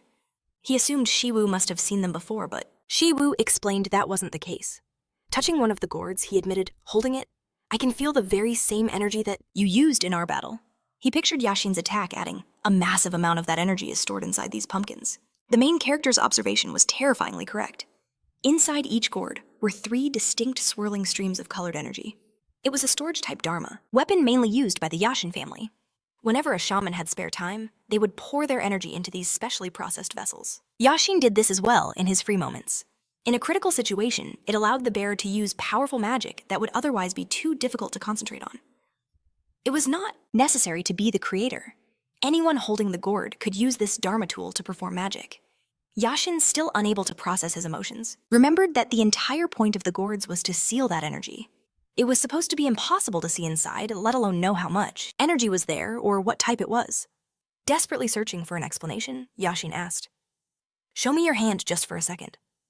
Siwoo was very surprised by the request and asked why. He wondered if there was something on his palm, but even before receiving an answer to his question, he extended his hand toward Yashin. "Some say you can tell a person's destiny just by looking at the length and shape of their palm." While mostly untrue, sometimes it was possible to glimpse a deeper truth. Bending over Siwoo's palm, Yashin looked at it carefully and realized it wasn't just a predisposition, it was the very embodiment of divine talent. His eyes wide, Yashin trembled, releasing the main character's hand. He realized this was the level of a spiritual person, a master, a guru akin to a heavenly shaman. Although Yashin wasn't entirely sure, it was one thing to see the 3 streams of color, but the way Siwoo had read the flow of their fight meant something else entirely. Yashin understood this was more than enough for a conclusion. Seeing the state Yashin was in, the main character asked with bewilderment, "What is it?" ignoring the question. Yashin's mind raced. If Siwoo wasn't a monster, he would tell his father immediately. But he quickly abandoned those thoughts, assuming he could handle everything himself without anyone's permission. Siwoo still didn't understand what was happening, and looked at Yashin in utter bewilderment, as Yashin continued to think that a talent of this level was so great that even if he were a disciple taken from the streets, no one would dare object. He hoped it wasn't too late. Though they couldn't hide it, the main character was without a doubt a monster. He was also half-human, possessing his own will, however, covering his mouth with his hand. Yashin ordered himself not to think about it. He knew his other comrades, those stubborn idiots he called friends, would never agree to such a thing. Moreover, Yashin knew they would misunderstand everything. Because to be honest, if it were not Siwoo, Yashin himself wouldn't look upon him so kindly. A goblin with the talent of a shaman? For a brief moment, Yashin wondered what would have happened if he had found this out just 3 days earlier. In the end, hiding his amazement, he smiled faintly. Closing his eyes, he said, "You have a very complicated life." The main character's mouth fell open in surprise. "You can see all that just by looking at my palm," Yashin responded evasively, saying, "Maybe I can, maybe I can't." He changed the subject. "When are you thinking of coming back to school?" Siwoo, looking at his tattered clothes, decided he first needed to find a new uniform. This tracksuit was the only thing he had left. In addition, the main character's feet seemed to have even shrunk by 1 size. Yashin admitted this was impressive, but added with a smirk, "The reaction of everyone at school will be worth it all." He wondered just how many people would recognize him if he kept his identity a secret. Siwoo froze, his eyes snapping open, only to see Yushin looking at him with displeasure. Was he actually having fun? Yushin demanded.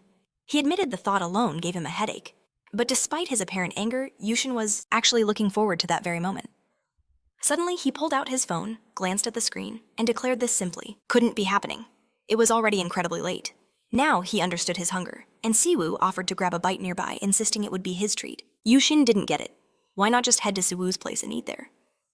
He fondly recalled the kimchi fried rice Siwoo had made last time, noting how incredible it was, especially with pork. Yushin even offered to buy the meat at the supermarket, but Siwoo awkwardly glanced away, confessing there was a slight problem. He had a guest at home, one who was most likely already asleep. A guest? Yushin asked again in confusion. Siwoo confirmed it, adding that he needed to go somewhere right after they ate. Yushin paused for a moment, then getting Siwoo's attention. He sighed and spoke with sudden seriousness. He didn't have to force himself to talk about things he didn't want to. He reminded the main character to do as he pleased with the monsters, promising he wouldn't pay it any mind. Figuring Siwoo had his own business to attend to, Yushin decided he would just head out, noting that Siwoo could treat him next time. He took a few steps forward, but before leaving, he turned back one last time. And don't look so miserable as if you've committed some great crime. Yushin advised him to straighten his shoulders and walk with confidence no matter who he might encounter. After all, he was more than strong enough to do so. Some time passed. Siwoo emerged from a tunnel looking around the rather old district. He'd chosen this place because the building looked abandoned, just in case he wondered if he was even in the right place. Siwoo looked at his phone to double-check when he suddenly spotted a massive door ahead shrouded in shadows. He read the sign above it, the information sending a jolt through him. The House of the Rising Dark Moon. The main character stared in bewilderment. What did that even mean? He couldn't decipher the inscription since he'd only mastered Haja to the 2nd level. All at once, the door Siwoo had approached creaked open. A man emerged, his gaze falling seriously upon Siwoo. The main character knew instantly. This was a monster, and his aura was overwhelmingly strong. Without paying Siwoo much attention, the man simply strode past while Siwoo watched him go, a sense of dread creeping in. Suddenly, another figure appeared on the threshold, crying out in surprise at the sight of a new guest. The main character turned toward the voice and saw Hong Ryeon, who admitted she was delighted to see him. She stated her name and announced herself as the head of the House of the Rising Dark Moon. Siwoo, after a polite greeting, gave his own name and explained that someone had told him about this place yesterday, giving him the address and warning him to come here first. Upon hearing the main character's name, Hong Ryeon's eyes lit up with recognition. She had already heard of him. She gestured for him to enter, and as Siwoo stepped inside, he cautiously looked around. It wasn't dark inside, but rather filled with a swirling black fog that enveloped everything. He frowned, scanning his surroundings, but soon he emerged into an illuminated area and froze, his eyes widening in pure amazement at the spacious courtyard that stretched out before him. A short time later, the main character and Hong Ryeon were seated at a table. After pouring tea, she invited him to try it. Siwoo thanked her for her hospitality, and cupping the warm cup in his hands, he asked if it was possible they were no longer in Seoul. He couldn't see any houses on the horizon, and the air and wind felt incredibly fresh. Hong Ryeon confirmed that his senses were correct. The House of the Rising Dark Moon is a place separated from the human world. She explained that their home had stood apart from civilization for hundreds of years, and as a result, it was brimming with fresh air and pure energy. She guessed the main character might not understand the purpose of such a place. Before he could even ask, she revealed that this is a store offering various goods to help the inhabitants of the monster world adapt to the world of humans. Siwoo listened intently, recalling Vavi's words, that if he came to this place during the day, they would help him. He was beginning to understand. If this was a monster store, then there was only one thing to do. With a snap of his fingers, he summoned a scroll. From it, he produced a small box revealing its contents. He was informed that this was currency from the world of monsters, and he asked if he could use it here. Hong Ryeon peered closer, recognizing it instantly as a monster coin. Of course, she replied. They could help him with anything he needed, from purchases to exchanges. The word exchange caught Siwoo by surprise. Hong Ryeon confirmed it, explaining that many monsters work in the human world and often need to exchange their coins for human money. She added that at the current exchange rate of this nation, one monster coin is worth a staggering 3 million. One including commission. Siwoo's eyes widened in shock, his mind racing. One coin from the monster world was worth that much. He tried to calculate the total, since he possessed 40 coins in all. In all 17 years of the main character's life, he'd never had more than 720,000 won. Snapping Siwoo from his thoughts, Hong Ryeon closed her eyes with a gentle wave of her hand and asked if he wished to browse their goods. Looking to an assistant who had approached, she requested he show them their demonic spirit pill. The assistant nodded and produced a chest, opening the lid to reveal several containers inside. Hong Ryeon explained that before him were demonic spirit pills, the most popular item in their store.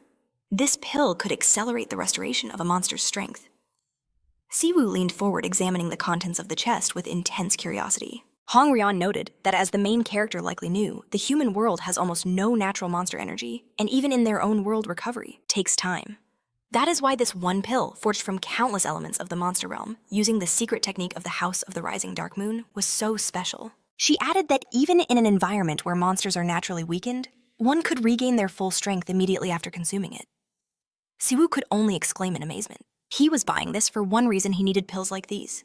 His eyes scanned the chest, noticing the different colored containers. The containers' colors were distinct. He asked if that meant a difference in their effects. Her gaze met his, and she explained the colors signified the class of the demonic pill. She then laid out the prices counted in monster coins, called nang. Hongan stated the cost 10 nang for a silver pill, 3 for gold, and just 1 for a black pill. She added that the higher the class, the faster the recovery. Hungan advised him to buy a black pill if speed was what he needed. The main character paused in thought, then decided. He would take 1 black pill and asked if he could consume it. Right there. A smirk played on Hungan's lips. Of course, she said, explaining that if he took it now, the effects would kick in by nightfall. Internally, she added a crucial detail in his case: it would make no difference at all. She thought about how monsters measure strength. While many things are debated, 2 criteria always stand out: the size of one's Niden and the speed of its absorption. The size of a Niden, as far as she knew, was the total amount of a monster's power. This power grew with age and with the number of creatures it consumed. And yet there was something more. Hungan knew that with absorption speed, Things were far more complex. It was affected by the environment, by the food a monster ate to restore its energy. it was incredibly difficult to increase absorption speed through external means. That factor usually came down to raw talent, or the influence of a powerful bloodline. Thinking of high-ranking monsters, Hungan mused they would need 3 or 4 hours to absorb a black demon spirit pill. But for him, with a half-monster's body, he wouldn't absorb even half of it in days. The rest would simply leave his system naturally. Still, she rationalized. She hadn't exactly lied. Watching as he prepared to swallow the pill, she thought that if he absorbed even a fraction of it, his Niden would indeed be restored by night. In Hungan's expert opinion, the black pill was far too potent for the protagonist. With a single dose like that, he could restore his Niden 3-4, or maybe even 5 times over. As Siwoo swallowed the pill, she started to offer him something else, but she never Finished her sentence. In an instant, a blinding flash of light vaporized the darkness, illuminating everything around them. A pillar of pure energy erupted into the air with a deafening roar. In that moment, Hungan realized her mistake. Everything she had assumed about the pill's effect was limited by Siwoo's own Niden size. When the light faded, the table was overturned, its contents shattered and scattered across the floor. Hungan staggered back in disbelief, her eyes wide with shock. This couldn't be happening. She recalled that he had just swallowed the pill. Only a few seconds had passed. She was stunned. In such a short time, his entire reserve of monster power had been completely restored.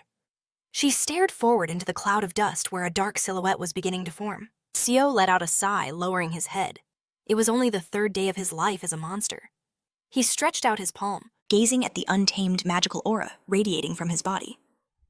"Is it true," he asked, "that for a low-level pill, this works a little too well?" For the very first time, Siwoo experienced 100% of his monster power, and perhaps even more. A few minutes earlier, at the House of the Rising Dark Moon, Dong held a flask in his hands. "What does our guest think of this?" he asked with a smile. "A specially prepared 6-flower liquor in honor of your visit, Yum." He explained that the liquor is brewed from 6 rare flowers that grow only on the Sansa River, giving it a richer flavor. Dongo was the leader of the House of the Rising Dark Moon. Yum, after taking a sip, admitted it wasn't bad, though he also admitted he disliked serving such fine alcohol to some random newcomer. A smirk crossed Yum's face.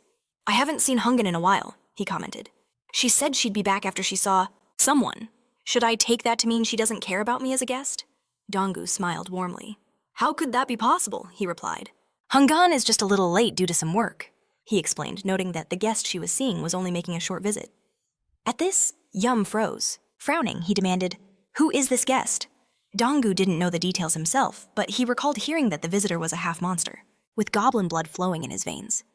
Putting a hand to his chin, Yum scoffed. He had thought something interesting was happening, but now he realized it was just about that idiot Siwoo. "Babai is a laughingstock too," he added, "for simply letting that withered bloodline perish." Yusim couldn't fathom why Babai would go to such lengths to find a half-monster and force him to fight in the festival.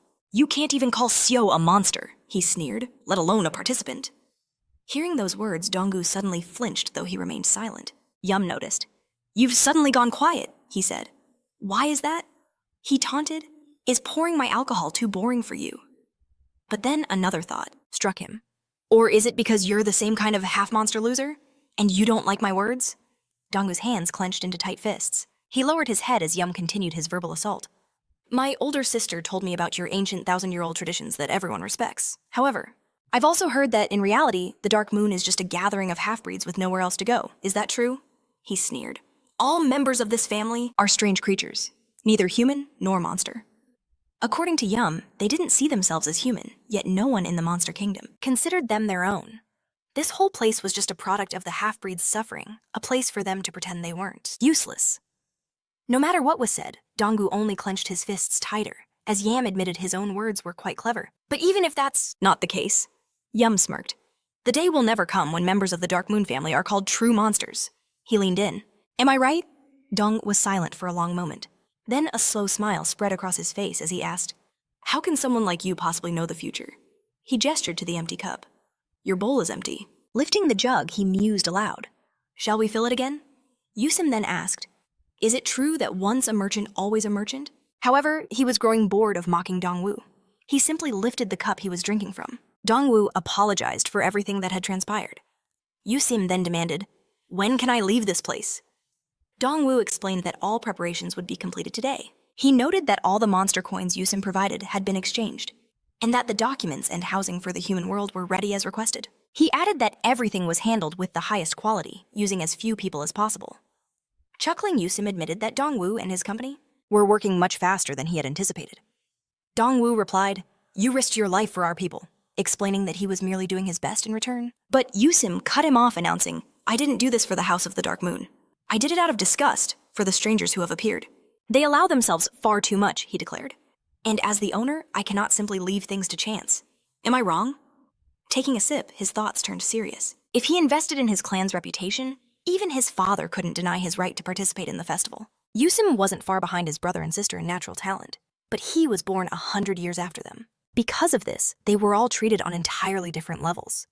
Yusim knew he had to first be recognized as a candidate, then he would surpass his siblings. He had the next 6 months to do it. Placing the bowl on the table, he asked, Where is Hongryeon? Dongwu immediately offered to go and fetch her, but Yusim stopped him. There's no need for that. He explained he had more important things to do than find a drinking partner. I want Hongryeon to serve me during my stay in the human world. Dongwu's eyes widened at the shocking request. But Yusim simply told him not to overthink it. I have no intention of sullying myself with a half-breed, no matter how pretty she is. He didn't come to the human world just for talk. He had other business besides hunting strangers. Stuttering, Dongwu tried to protest, saying he couldn't allow it. But Yusim already knew this. Are you not a merchant? He asked coldly. In that case, you should shut your mouth. And serve your respected client with the utmost class. The customer is always right, isn't he? Dongwu pursed his lips, unable to say another word. Yusim ordered Dongwu to go and tell Hongryeon the news. However, before he could finish his sentence, a massive explosion ripped through the air. It was Siwoo consuming the pill. Dongwu and Yusim simultaneously snapped their heads toward the roar, equally stunned. Through the window, they saw dust billowing. As it began to dissipate, Yusim asked in amazement, What was that nonsense?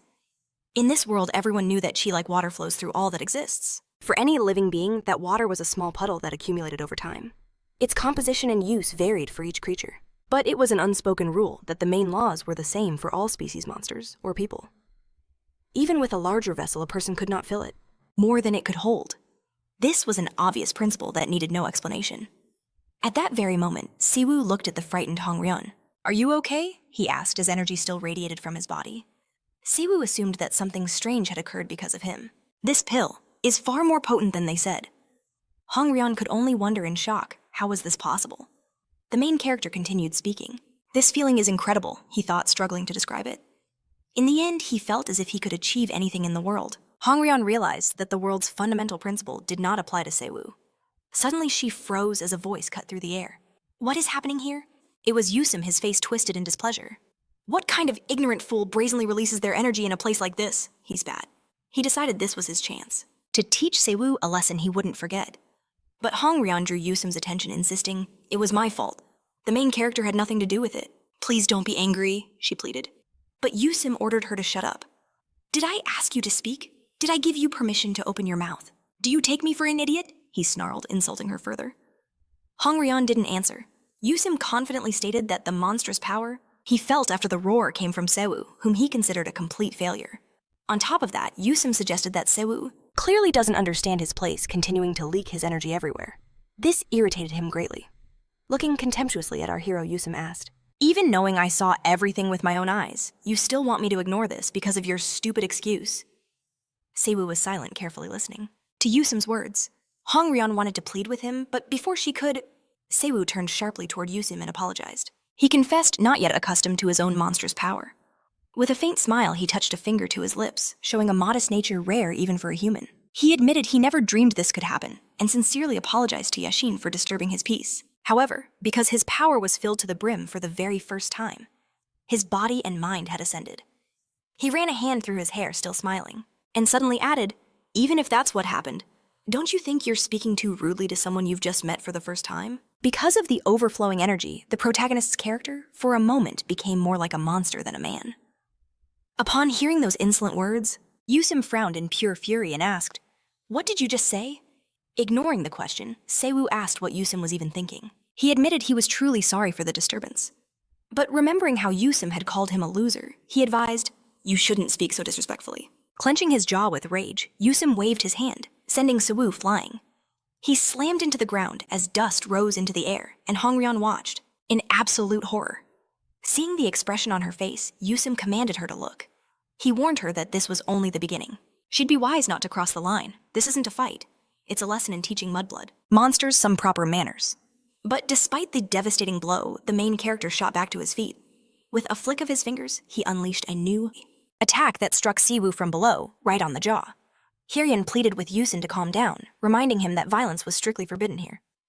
She also warned that even with his noble family's influence, the Great Hall would not simply ignore such a blatant transgression. In response, Yusin unleashed a flurry of attacks on Hyeon. She screamed in agony as he reminded her that she was warned not to overstep her boundaries. Yusin glared coldly at Hyeon, who trembled in pain, clutching her stomach. He added that he'd been keeping an eye on her, thinking she was the smartest of the bunch. But now he sneered she'd shown she was just another half-breed like the rest. Covered in a cold sweat, Hyeon couldn't stop the tears from flowing. What was that? She wondered. It wasn't just the monster's power she felt, but nothing at all. An invisible force had struck from out of nowhere. Suddenly, Hyeon realized the truth. This was a divine beast, a unique ability of Yusin's bloodline. Meanwhile, turning to Siwoo, Yusin ordered him to crawl over and kneel, deciding it was time to teach him the manners his master had failed to. But Siwoo simply took a fighting stance.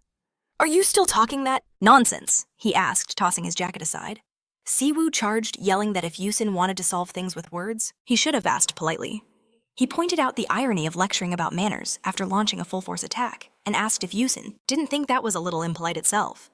Taking a more solid stance, he smiled confidently and offered to continue where they'd left off. Yusin didn't argue. "So you're that eager to die?" He agreed, extending his hand forward to activate his magic. But his eyes widened in shock as he watched Siwoo, with a series of blindingly fast movements, deflect every single attack Yusin threw at him. Both Yusin and Hyeon were stunned. "Is this water?" Siwoo asked with a grin. He smiled and admitted he didn't know the basics very well, but this was all the art of monsters. He deduced that Yusin was launching small drops of water at an incredible velocity.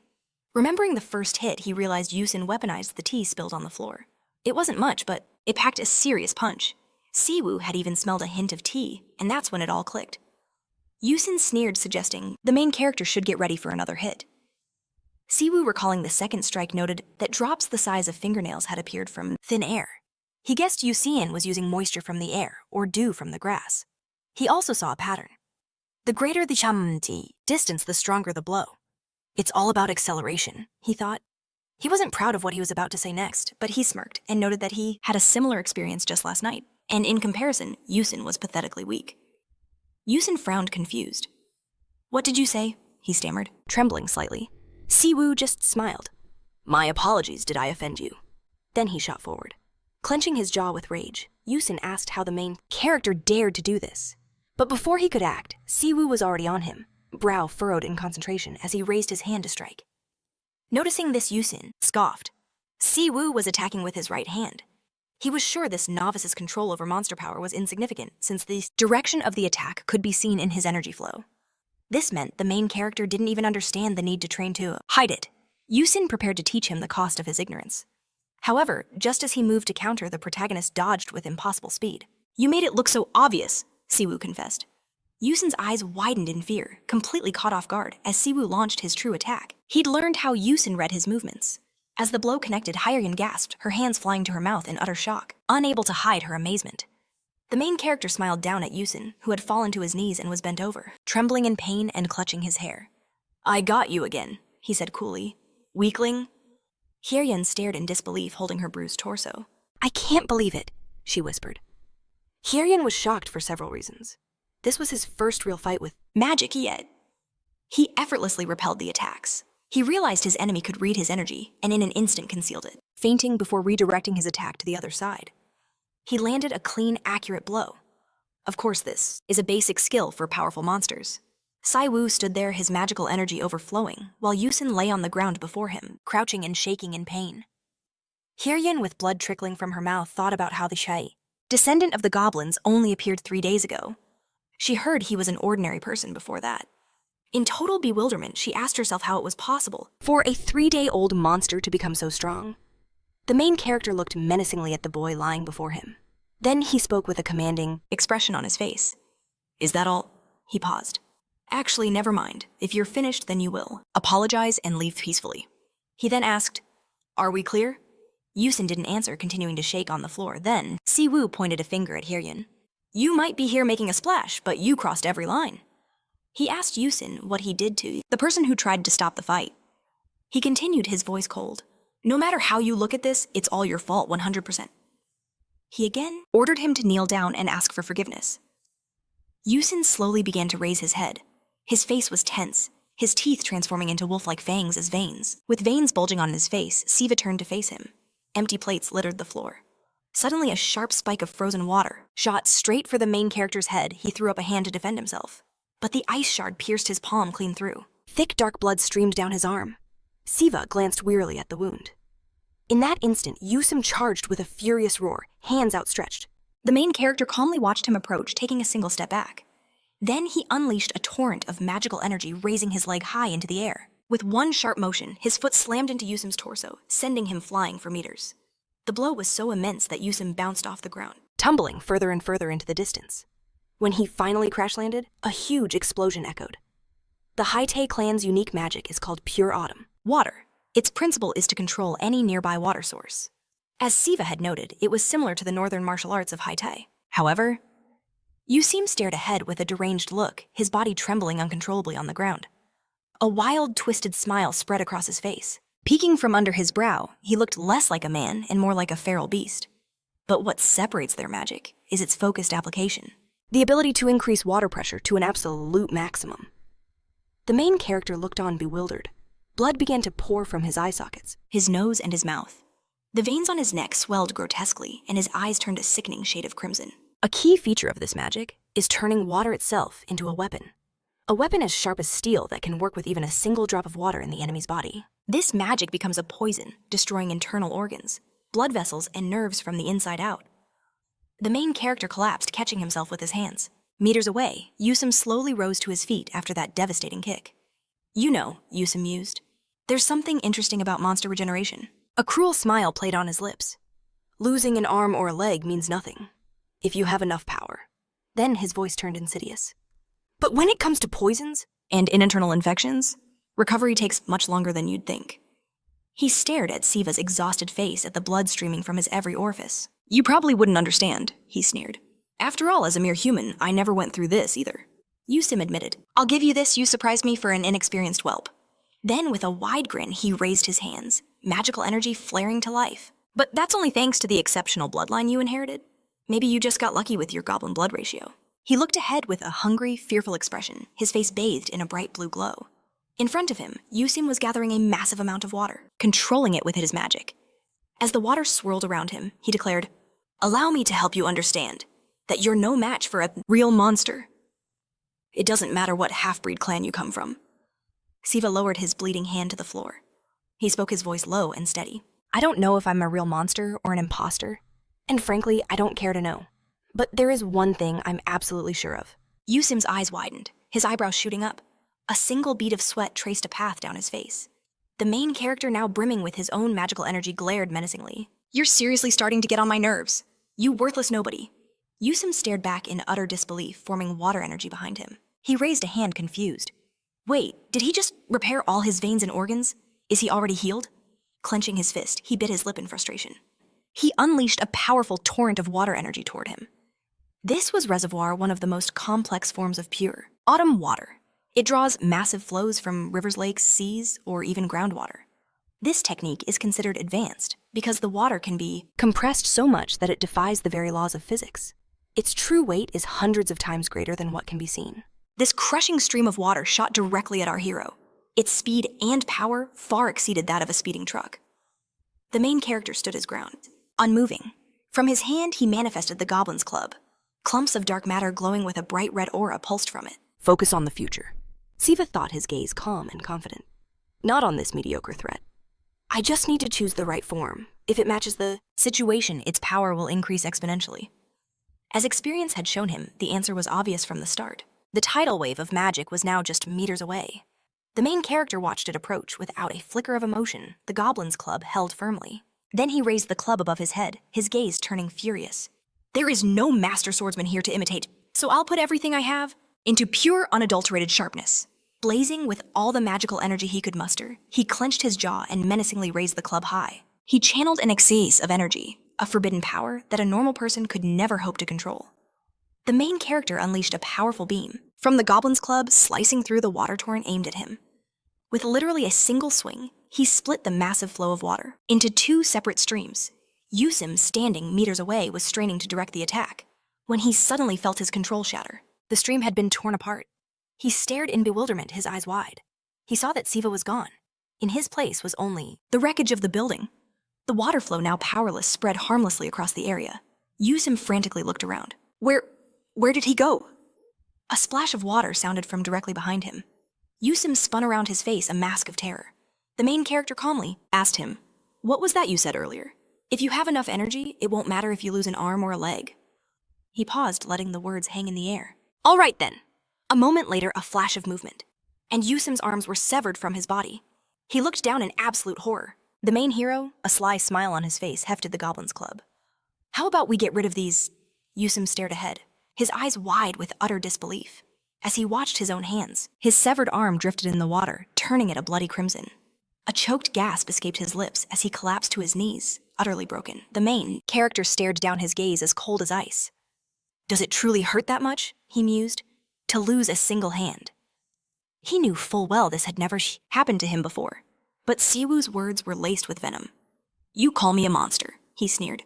"Then you should be accustomed to this kind of pain." Yusim's eyes widened in pure terror, his defiance shattered. In the next instant, a brutal kick from the main character sent him flying dozens of meters away. The sheer force of the blow left Siwoo trembling on the ground. The reason Yusim was trembling wasn't just the agony of his lost arm. The Hayatai are a clan of divine beasts, rulers over countless monsters and a blessed family. As the youngest, Yusim had only ever known adoration. He was completely unprepared for this. The main character loomed over him, a menacing shadow. "Isn't it time you apologized?" The feeling of being so utterly dominated, this suffocating pressure, was entirely new to him. As the main character's hand reached for him, Yusim's pride finally broke. Tears streamed down his face as he screamed, begging for forgiveness. Siwoo simply tilted his head. He gestured with his thumb to the side. "You didn't just offend me," he stated coldly. "That's not enough." His gaze shifted to Hongryeon. "This isn't just about me. There is someone else who deserves your apology." Hongryeon stared back in stunned silence, her eyes wide with disbelief. Disheveled and sweating, she couldn't process what was happening. The main hero's command was absolute. "Go to her, bow your head, and beg for forgiveness." Yusim hesitated, glancing her way, about to protest, but Siwoo's glare was terrifying. "What is it?" he demanded, his voice dropping to a dangerous low. "You have something to say." He continued to stare him down. "I can't believe you still don't understand the situation," he said with contempt. "Are you going to keep mumbling?" After a tense pause, the main character's voice turned to ice. "If apologizing is so difficult, then do as you please." Raw fear seized Yusim. His entire body trembled uncontrollably. On shaking legs, Yusim stumbled towards Hongryeon. He collapsed to his knees before her, bowing his head in complete submission. I am truly sorry." Truly? Sometime later, in a high-rise apartment, a voice called out from another room. "Hey, can you hear me?" The voice grumbled. "Didn't I ask you to bring me some water?" With a curse and a yawn, she sat up in bed. "Is he not home?" Throwing off the blanket, she scratched her messy hair, looking around irritably. Did he just leave a guest all alone? Meanwhile, surrounded by traditional houses bathed in sunlight, Moo-gyung couldn't believe it. The first time in 10 years, he murmured, then paused. I was only gone for a moment. I never imagined something like this would happen in my absence. Mu-kyung stood with his hands clasped behind his back. He was the master of the humble cultivation house. Behind him, Dong-yu stood with his head bowed, a look of guilt etched on his face. It's all my fault, he said sorrowfully. If only I had been a little braver. Mu-kyung sighed. It's pointless to blame yourself now. Gazing into the distance, he stroked his chin thoughtfully. Besides, this was not your responsibility. You and Hongryeon shouldn't have been the ones to entertain him, Mu-kyung continued. I knew the youngest of the Hyetai clan was exceptional, but I never expected this much. He then turned to Dong-yu, does this mean Hongryeon was severely injured? Dong-yu's eyes widened. She was hurt, master. But it wasn't anything too serious. His expression grew worried. What shocked her more was the guilt from the incident itself. Dong-yu then elaborated. However, even with her dark absorption magic, how could Hongryeon have possibly predicted that everything would escalate so fast? Mu-kyung was silent for a moment before replying. It's because her absorption speed is so incredible that the possibility of a backlash emerged. Dong-yu's eyes widened in surprise. Mu-kyung simply changed the subject. Where is our guest now? In a sunlit room, a tray of food and treats sat on the floor untouched. Siwoo just stared into space, the rage from before slowly fading. 3 days had passed. Unlike last time, he hadn't completely lost himself. He had only entered a state of battle frenzy fueled by his immense power. But his emotions and willpower had remained his own. The searing life energy and white-hot rage had cooled. And now a period of reflection was beginning to overwhelm him. Utterly bewildered, the main character stared blankly. What in the world just happened? He lay on the floor, gazing at the ceiling, thinking to himself that the fight was justified. Of that he was sure. When someone attacks you with killing intent, you must neutralize the threat. Cutting off his arm, nullifying his magic. He reasoned that he would do it all again without hesitation. But then, he recalled the pure, unadulterated euphoria he felt while severing his enemy's limb. He asked himself, is this a temporary side effect? But his thoughts were suddenly interrupted by a soft voice. Excuse me, may I come in?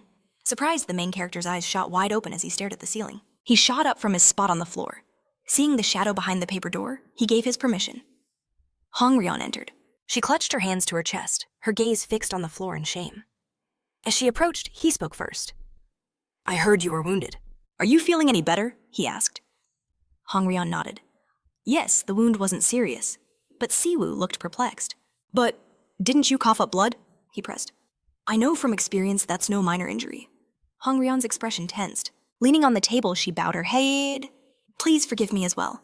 I lost control and acted improperly. Siwoo held up his hands, firmly rejecting her claims. He then clarified that the responsibility for the fight lay solely with its participants. With that said, he admitted an apology was due for the roof he destroyed. But Hongryeon's voice was tense as she insisted, No, it was my fault. She confessed that she never should have offered him the Black Spirit Pearl. The effect he needed could have been achieved with simple silver and gold, but she knowingly recommended the black one. Siwoo stared at her in shock. Are you telling me you deceived me? He asked in confusion. It dawned on him that the black pearl was the most expensive option. A shadow fell over her face. As you've heard, she began, I am a half-breed, the child of a human father, and a monster mother. Such unions weren't unheard of, and the children born from them inherited qualities from both worlds. In other words, they were neither truly human nor truly monster. Looking down, Hongryeon explained that most half-breeds are born with the essence of life. They can sense the immense energy of monsters, but they can never absorb it. This, she confessed, is their pitiful, useless situation. They suffer an eternal thirst that can never be quenched. They can stand before a divine spring, but can never take a drink. She continued explaining that even legendary elixirs, like the bright lotus pill, would only wet their lips. This was the true reason she was so jealous of him. The main character's eyes widened in utter surprise. Hongryeon concluded her confession by declaring that among all half-breeds he was a true miracle. As she spoke, she addressed him as Master. She reported that despite his mixed blood, his monster abilities were comparable to that of a pureblood. She explained that the dark elixir wasn't for her own benefit. She admitted she simply saw in him something she desperately craved, and from her powerlessness to accept it, she decided to play a cruel joke. Exhausted, she slumped to the floor, her face strained with agony. I have committed an act of deception, she whispered, a failure as a merchant. Her voice trembled with pain. It is a crime worthy of losing one's life. Beads of sweat poured down her face as she spoke. No matter the punishment, no matter the fine she received, it would never be enough. Behind her, Miriam stood stroking his beard, echoing her words. It doesn't matter what the punishment will be, he said, continuing her sentence. Because ultimately it shifts the blame to the one who accepts the apology. Hong Ryan spun around in shock. Sir? The main character also looked in surprise at the elder who had entered. Miryan lowered his eyes with a sad expression, his hands held behind his back. I must apologize, he said with a heavy heart, for all of this. He then introduced himself as Miryan, the head of the House of Humble Cultivation. He turned to Hong Ryan. Stop this show manager, he ordered. Go and entertain our guests. Hong Ryan looked at him, bewildered and speechless. But before she could say a word, Siwoo interrupted. Everything is fine, he assured them. I agree with you. I understand and accept your apologies. A small smile appeared on his face as he told them not to think about him anymore. Placing a hand on his chest, he added, although, if possible, I would like to return the money for the Black Pearl. Hong Ryan stood humbly beside him, her eyes closed. Miryan smiled and confirmed it was a fair request. Hong Ryan then bowed deeply and left the room. She walked down the hall with a sorrowful expression, bruises of fatigue under her eyes, and her shoulders slumped in defeat. Miryan remained in the room, turning to the main character. That was more of an excuse than an apology, he noted. But I'm glad. You accepted it? The main character simply rubbed the back of his head, remarking that the mistake in his view was a small one. Miryan sat opposite him. The two were at a table filled with various dishes. If you agree, Miryan proposed, I would like to set up a conciliation meeting in the future. Siwoo pointed forward. Conciliatory, Miryan explained. You were fighting a man named Yum. He is the youngest son of the great Haide tribe, the divine beasts. The main character paused a cookie held in his hands. Haite, he thought to himself. So that's what he is. This was certainly not how he had imagined them to be. Miryan continued speaking. Of course, the Haite tribe cannot allow the dignity of a divine beast to be humiliated. While I understand the circumstances, he said, I don't believe this will become a serious problem. However, he added, some unfavorable misunderstandings for you may certainly arise. A flash of memory. Yum with tears in his eyes and a face twisted with fury, screaming that he would make him regret this. Miryan explained to Siwoo that before things got worse, they needed to arrange a meeting and hear both sides of what happened. Because of our recklessness, we've been put in an unpleasant position, he explained. So I ask that you not be too strict. But Siwoo interrupted him. I understand what you're saying, he said, putting a cookie in his mouth. It's fine, but I won't go there and take responsibility for resolving this conflict either. Miryan looked at him surprised, his eyes wide open. However, Siwoo once again cut him off, gesturing to the table. If they come to me, I will tell them what happened in my own words. He was the one who escalated simple apologies into violence and insults. So I did what I had to do, and it will be clear to anyone who was right and who was wrong. Chewing the cookie, he looked forward with confidence. Hanan and that gentleman should be the ones apologizing for not apologizing and for starting a fight. He noted, I would rather just fight anyway. It's easier for me. That is a profound thought. Miryan set a thoughtful expression on his face as he stroked his chin. But the Haite should not be. An underestimation for sure. Even Lord Yum's brothers were on a completely different plane of existence than the beast he'd just fought. The main character licking crumbs from his finger confirmed it. This was to be expected. He admitted he'd only faced a few monsters. Yet two had already proven stronger than him. He realized they weren't just not bad. In fact, the protagonist declared, there was no other way. To become the king of demons, he had to defeat every last one of them. Miryan watched him with newfound interest. His hand remained on his chin as he spoke. You don't hear a declaration like that every day. He could tell the young man was deadly serious. Miryan turned to Siwoo, asking what would happen if he said that elsewhere. But the main character already knew the answer. I'd die, right? Is that it? He acknowledged the danger, fully prepared for the consequences.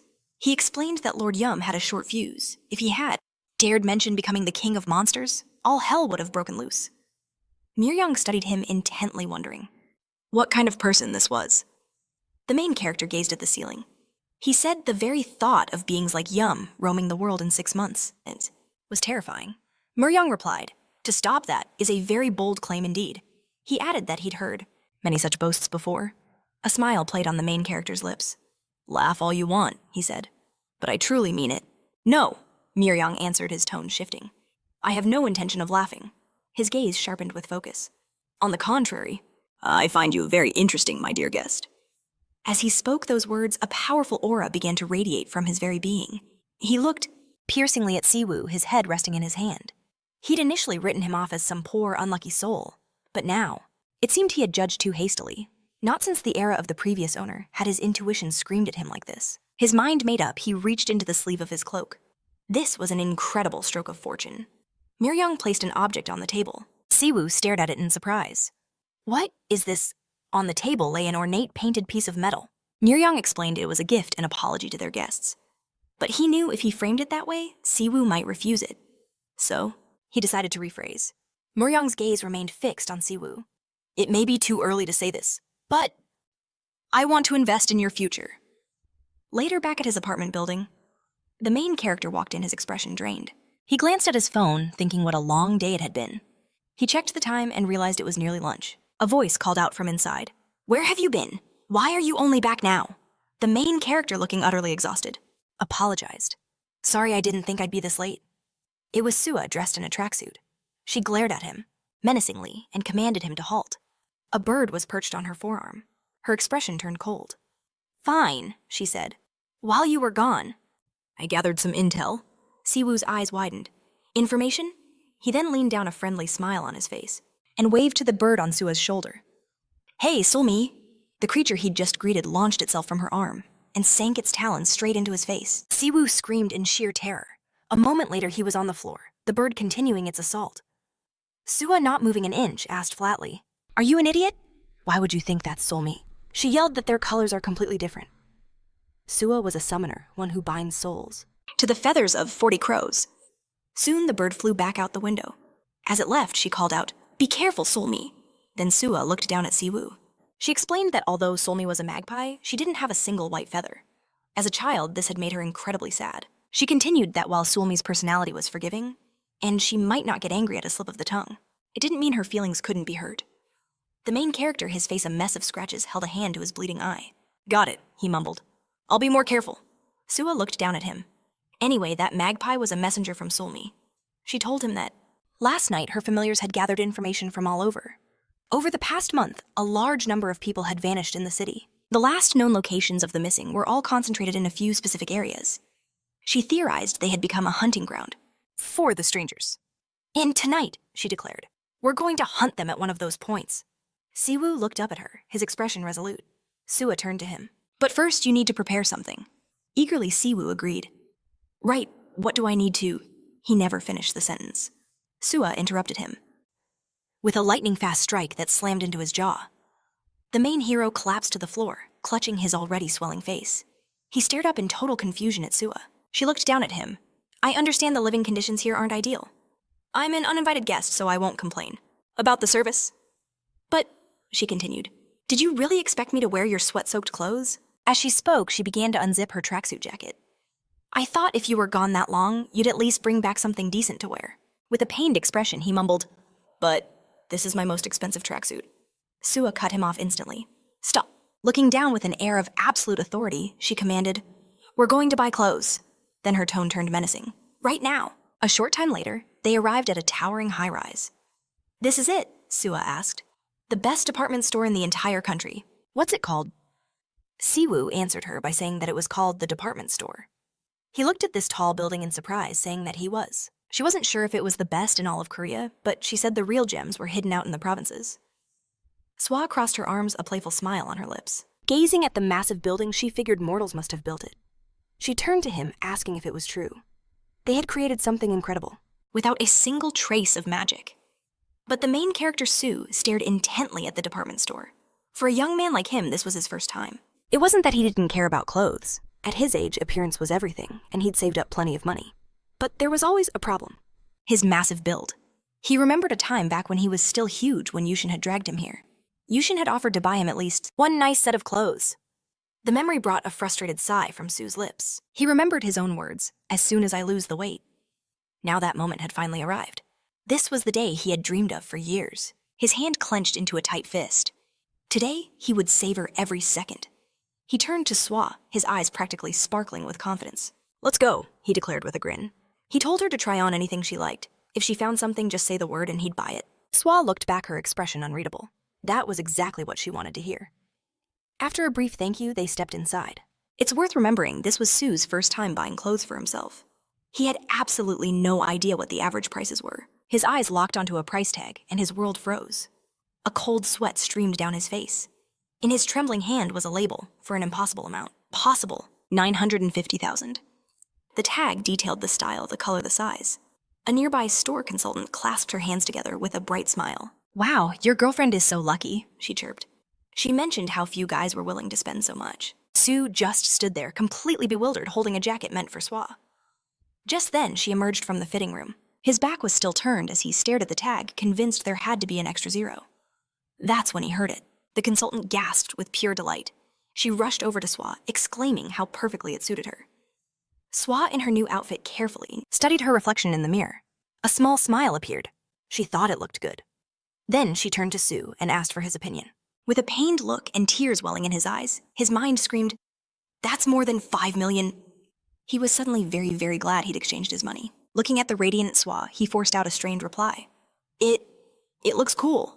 A moment later, his phone buzzed. A notification. A debit from his personal account. For 1,980,000. Sue stared at the screen in disbelief. Fat tears began to roll down his cheeks. Siwoo crossed her arms, looking down on him with an arrogant smirk. "Did I ask you to get rid of the things you chose for yourself?" Sue could only remain silent, his horrified gaze still glued to his phone screen. As they left the store, the consultant waved them off with a massive grin. Sue tried to calm himself down. He had to remember, Siwoo still had much to learn about this world.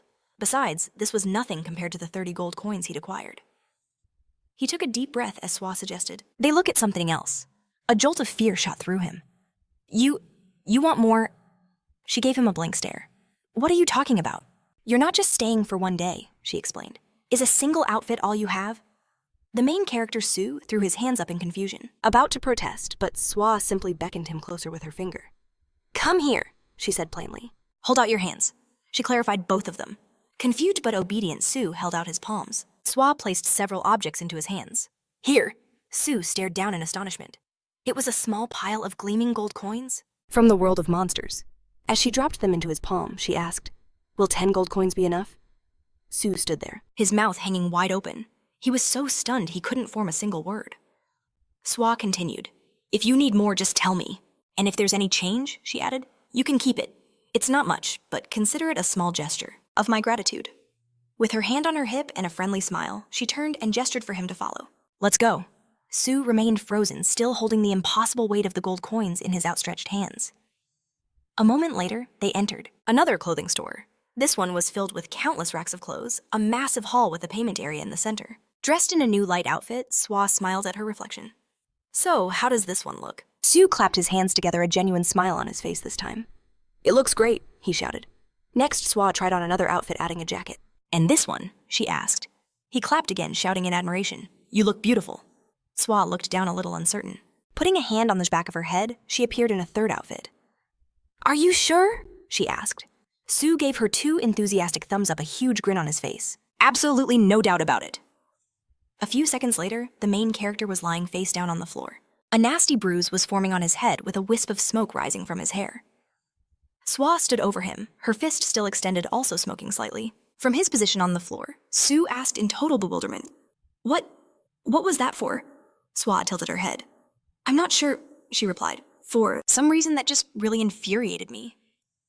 After the incident, Sue, now carrying several large shopping bags, admitted he was a little surprised. "Surprised by what?" Siwoo asked. Sue's eyes went wide as a thought occurred to him. "Is this your first time in a place? The human world?" He then asked if her fashion sense was just a coincidence. Siwoo looked at him, a flicker of interest in her eyes. The main character pressed on, saying she chose clothes with a fully formed taste and knew far more than he did. Siwoo gazed ahead, explaining it was all because of Sulmi. She figured Siwoo would be interested, so she kept bringing all sorts of things as gifts, but eventually she realized it just annoyed her. The main character stared, completely surprised by her words. He wondered how she could possibly know all this. Siwoo continued, admitting that honestly the reason she came to the human world was... But her warning was cut short. Siwoo suddenly bumped shoulders with a man in glasses passing by. The man just shyly scratched the back of his head and apologized. The woman with him urged him to be careful, telling him to hurry along. Siwoo watched them go, remarking that he was just as she expected. However, it seemed to her that humans in general had become weak. The main character, shocked, asked what she was talking about. He pointed out the guy pushed him by accident. He then asked Siwoo if that was wrong. After all, a single word, a single look, and the problem was solved. But she told him he was the same. She explained that if he behaved like that, he should have made the man pay. Not by killing him, she clarified, but by making him so terrified, he wouldn't even dare to look his way again.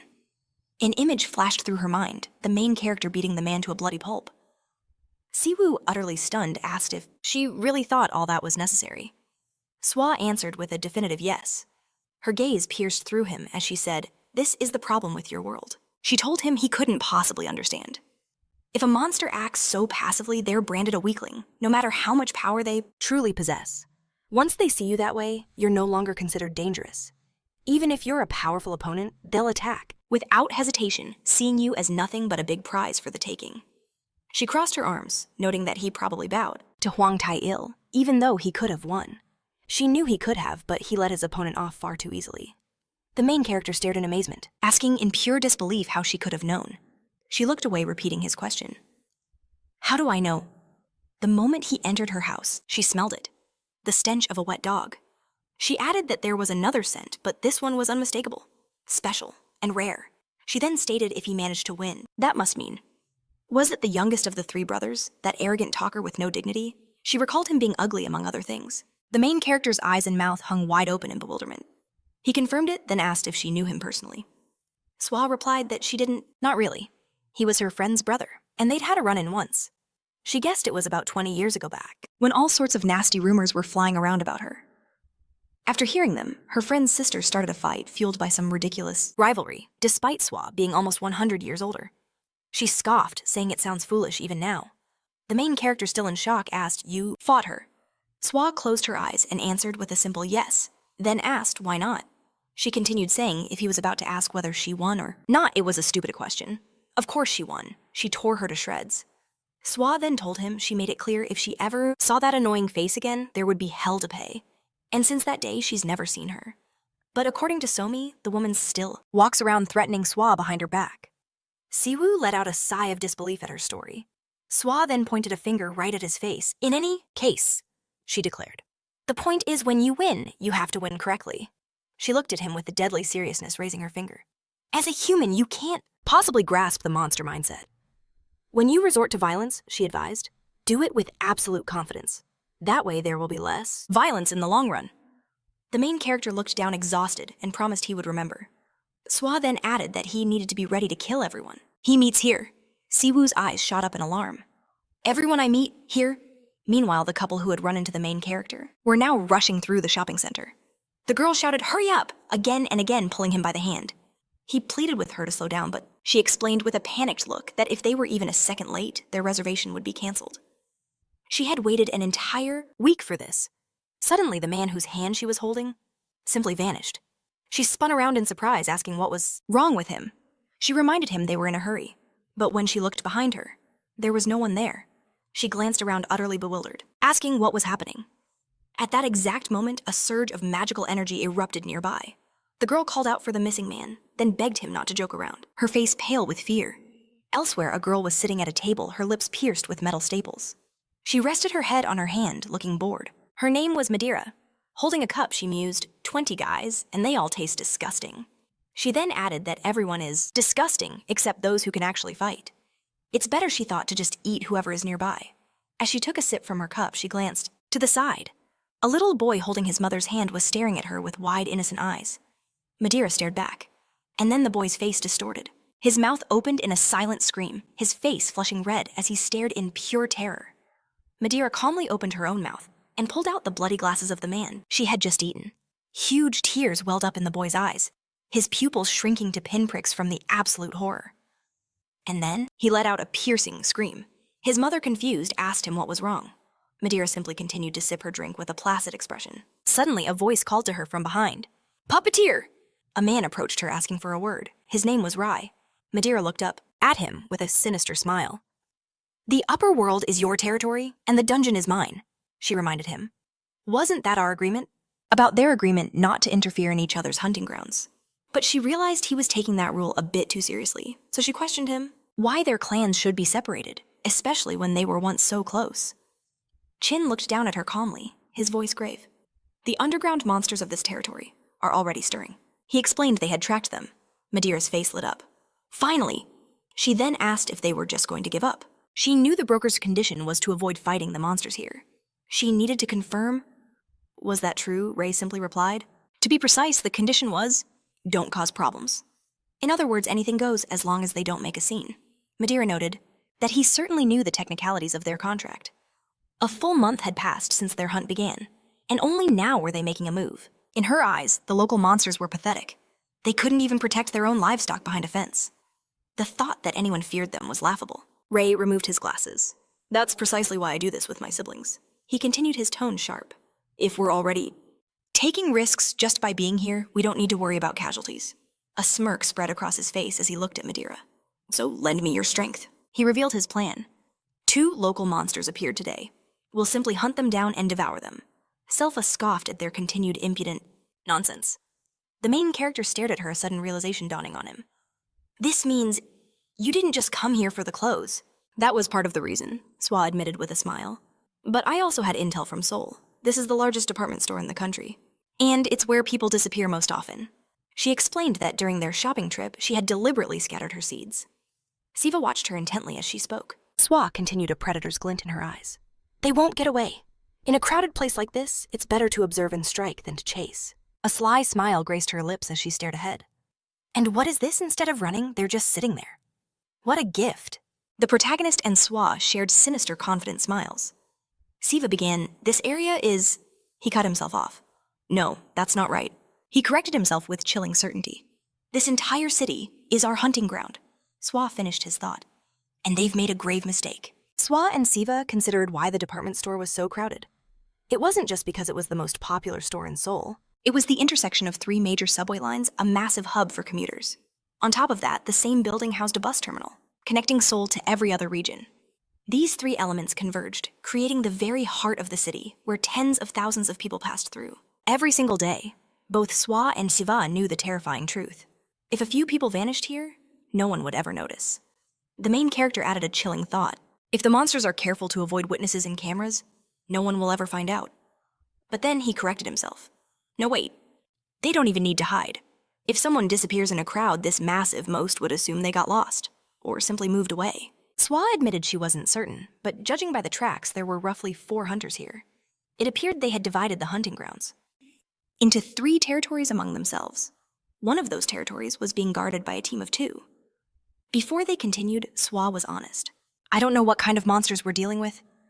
Hearing there were 4 of them, Siva grew concerned. 4 hunters? Shouldn't we report this to the Divine Judge? He was worried about charging in blind against an unknown enemy. But Siwoo shook her head. That would be a good plan in any other situation. But if we do that now, there won't be a fight. She understood the monsters were practically taunting them. It was as if they were saying, we know you're here for us, but we're not running. In other words, they were prepared. They likely had an escape plan ready for anyone other than them. Siwoo reasoned that if they alerted the authorities, the monsters would simply vanish. For her and Siva, that would be the same as a crushing defeat. Their mission was to capture these monsters. So running away was not an option. She also admitted they were at a disadvantage. Unlike the monsters, they had to obey the law. Looking at the endless stream of people, Siwoo sighed. It will be impossible to chase them without causing civilian casualties. She knew the monsters would exploit this. The moment they could, the battle would inevitably take place right here. With a weary sigh, Siwoo said, Bai gave us this test for a reason. She admitted she saw no other way forward, unless we just charge in without a plan. But even that seems insane. Siva never thought the subway or terminal area would be empty. But then he glanced at his phone, and an idea sparked. Is it true that the department store is closing soon? Even though staff would remain, Sawa grinned. She realized it didn't matter anymore. If the store was closed to the public, it wouldn't be a problem. Meanwhile, in the rooftop garden, Brendan Byron saw a man approaching. Where's Madeira? He asked. Ray responded coldly. She left. Madeira had no interest in getting involved. He recalled her exact words. She had refused because she preferred to relax and eat well. Madeira took a sip from her cup. She wasn't about to give up her comfort just to hunt 2 pathetic creatures. Ray's brow furrowed, remembering his argument. He had insisted there would be no problems, that 4 of them would be more than enough for victory. But Madeira had cut him off, saying that was only his opinion. Setting down her cup, she noted, To me, it sounds like you're inviting me to play roulette, with 50-50 odds at best. A smile played on her lips. I know you're unhappy, Ray, but what can I do? The allies she had seen this past month were hardly reliable. Do you really think you can stop me by force? Ray's jaw clenched in fury. Are you serious with this nonsense? Do you truly believe you can just walk away? She declared she wouldn't interfere with him or the others. Madeira stood firm, assuring Rai he had nothing to worry about. But she knew her hunting grounds were lost. As they prepared to part ways, Rai looked like he wanted to say something. But Madeira simply walked past him, ignoring his gaze. She finally thanked him, admitting she had learned a great deal. This, she understood, was the end. With a final grin, she wished Rai good luck. Byron crossed her arms, sneering at Madeira's retreating back. She spat that Madeira didn't appreciate his kindness, that her head should have been torn clean off. Ween realized that for some reason Rai had a soft spot for her. But that didn't matter now. Ween warned that nothing had changed. Madeira was gone, and she was never that strong to begin with. Rai agreed. The three of them would be more than enough. Ween, tapping her chin, knew it was true, but confessed she was surprised. She never thought Madeira would refuse, not with her endless hunger for power. Bayan then turned to Rai, demanding to know his plan after they crushed those two rookies. Surely other monsters would need a harsher lesson. Rai revealed he'd already prepared a sanctuary, a place for them to hide. From that base, they would continue their hunt. Bayan's eyes widened. You mean, this place is here? Rai confirmed it with a grim nod. They would continue hunting humans and eliminating the local monsters tracking them. He explained their geographic advantage. If they hid among the human masses, their pursuers could never unleash their full power. Ween argued there were limits to that plan. She noted excitedly that keeping their hunters alive might be far more dangerous than sacrificing a few humans. That way, their enemies would lose face. Rai admitted she had a point, and that, he declared, is why they must absorb as much power as possible before they return to the continent and reach the Kingdom of Soul. Turning to his sisters, Rai's voice grew cold. He told them to remember the humiliation their family endured. He scowled, knowing they couldn't return home just yet. But when they did, no one would ever dare to look down on them again. A torrent of magic energy erupted from his body. Calming himself, he added that together they would seize control of every monster on the Central Plains. But Rai stopped shaking his head. That vision was too small. They would rule the coming era. They would become the new kings of monsters. Pan and Ween's faces lit up with ecstatic smiles. But in that same moment, Siwoo unleashed her magic. The trio felt it instantly and froze, their eyes widening in pure shock. They were stunned by the sudden surge of monstrous power that washed over the entire building. A voice echoed through the air. Isn't it a little late for that? Siwoo commanded. Go home. The humans wandering the department store, caught in her spell, froze in place. Then they began to disperse, obeying her order without question. Siwoo added that they should amplify her innate magic now, a skill known as Violet Whisper. The voice, enhanced by monstrous power, subtly controlled the minds of all surrounding creatures. The effect was stronger the wider the power gap, and the closer the caster was to their target. As she activated her skill, Siwoo recalled using it on the main character. Now appearing before Rai and his sisters, she asked, "Weren't there 4 of you?" Rai and Bayan scowled, their eyes fixed on the direction of the voice. Siwoo mused to herself that using this ability from so far away without a direct contract was difficult. A smirk played on her lips as she spoke aloud. You 3 can't be completely stupid. They all knew. Only a true genius among monsters, one with incredible power and technique, could blanket an entire department store with their aura. Rai frowned, believing Siwoo was somewhere on the floors below. But in a flash, she appeared right there on the rooftop. Siwoo gestured around them. Let's assess the situation. She announced she could smell them even from inside the building. But now that she was closer, the stench was overwhelming. Siwoo almost envied the dull senses of humans. She was just glad for the fresh air up here, since breathing near them was painful. Bayan's face contorted with rage, and she clenched her jaw, cursing Siwoo's name. But Rai stopped her, ordering her to ignore the pathetic provocations. Ween, he commanded, go down. Ween looked at him surprised. Aren't we fighting together? She asked. We need to catch them both, Rai warned. His gaze locked onto Siwoo. Bayan and I will handle her. The second monster who prepared the attack isn't that strong. Because of that, Rai was certain Ween could handle it alone. Catch that other one, he ordered, and devour it yourself. Ween's eyes gleamed with delight. Really? She asked, just to be sure. Without waiting for a reply, she shot off to complete her mission, vanishing in an instant. Siwoo tutted. A poor decision, she said. You should have told her to run. You might have saved at least one of them. Bayan sneered. You're so kind, but in this situation, you should worry more about your own life than our little sister's. Rai's frown deepened as he studied Siwoo. There was no denying her power. No matter how he tried to spin it, Siwoo was on another level. If they had faced her a month ago, she would have crushed them. But Rai knew things were different now. In the last month, they had devoured 1,000 humans. That power would be enough. Rai and Bayan prepared for battle, their arms transforming into monstrous weapons. Siwoo watched, unfazed. I do enjoy it, she confessed, when you insects don't realize the trouble you're in. She tore off one of her own fingernails, a confident smirk on her face.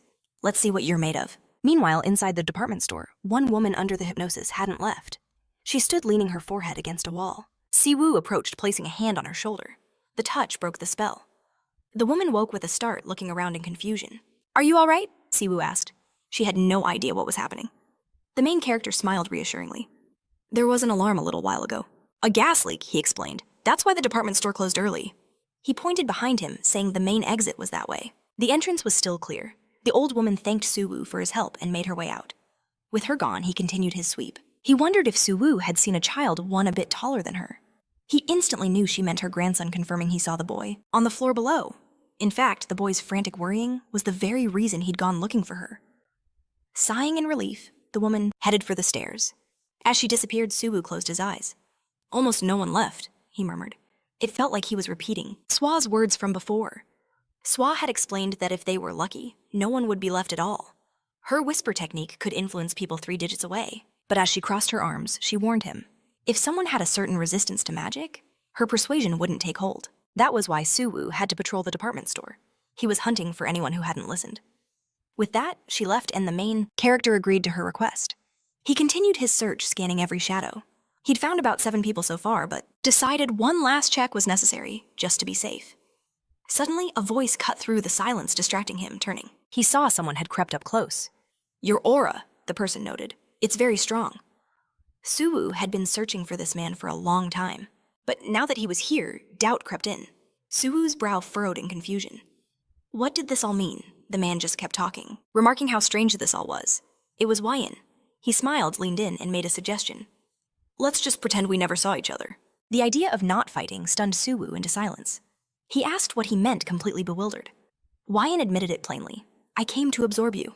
But, she added, you wouldn't be very nutritious for me. Besides, Wyan liked people like Siwoo. Is it true, she asked, that we monsters don't have to eat each other? Unlike Bayan and Ray, she had no desire to become the king of the monsters. Hearing those names, Suwoo's jaw tightened. Leaning back, Wyan continued her monologue. In 6 months, this world would belong to monsters anyway. There would be more than enough to eat, then enough to never go hungry again. Her smile never fading, she leaned closer to the main character. You'll be eating calmly in 6 months too, right? So she proposed, why not be friends? Why be stupid boors when no one understood them? That was Wyan's justification for eating here. Noticing Suwoo's stunned silence, she pressed him for an answer. So what do you think of my proposal? She confessed that she liked him very much. The main character's eyes just widened, his mind reeling from the shock. Finally ignoring everything she'd said, he asked a single question. Did you come from downstairs? Wyan glanced at the nearby escalators, surprised. After a moment's thought, a smile spread across her face. Ah, so it was you who sent that old woman. I saw her, you know, Wyan said lightly. Her and her grandson on my way up, so I ate them. For this, she called herself stupid. She smiled awkwardly, scratching the back of her head. Now that she'd met Siwoo, she realized she should have acted differently. However, before Wyan could finish her sentence, Siwoo's arm blurred. His fist connected with the force of a thunderclap. Wyan's head snapped to the side as the main character's teeth ground. Together, in pure rage. The impact sent her flying like a broken doll, smashing hard into a concrete wall.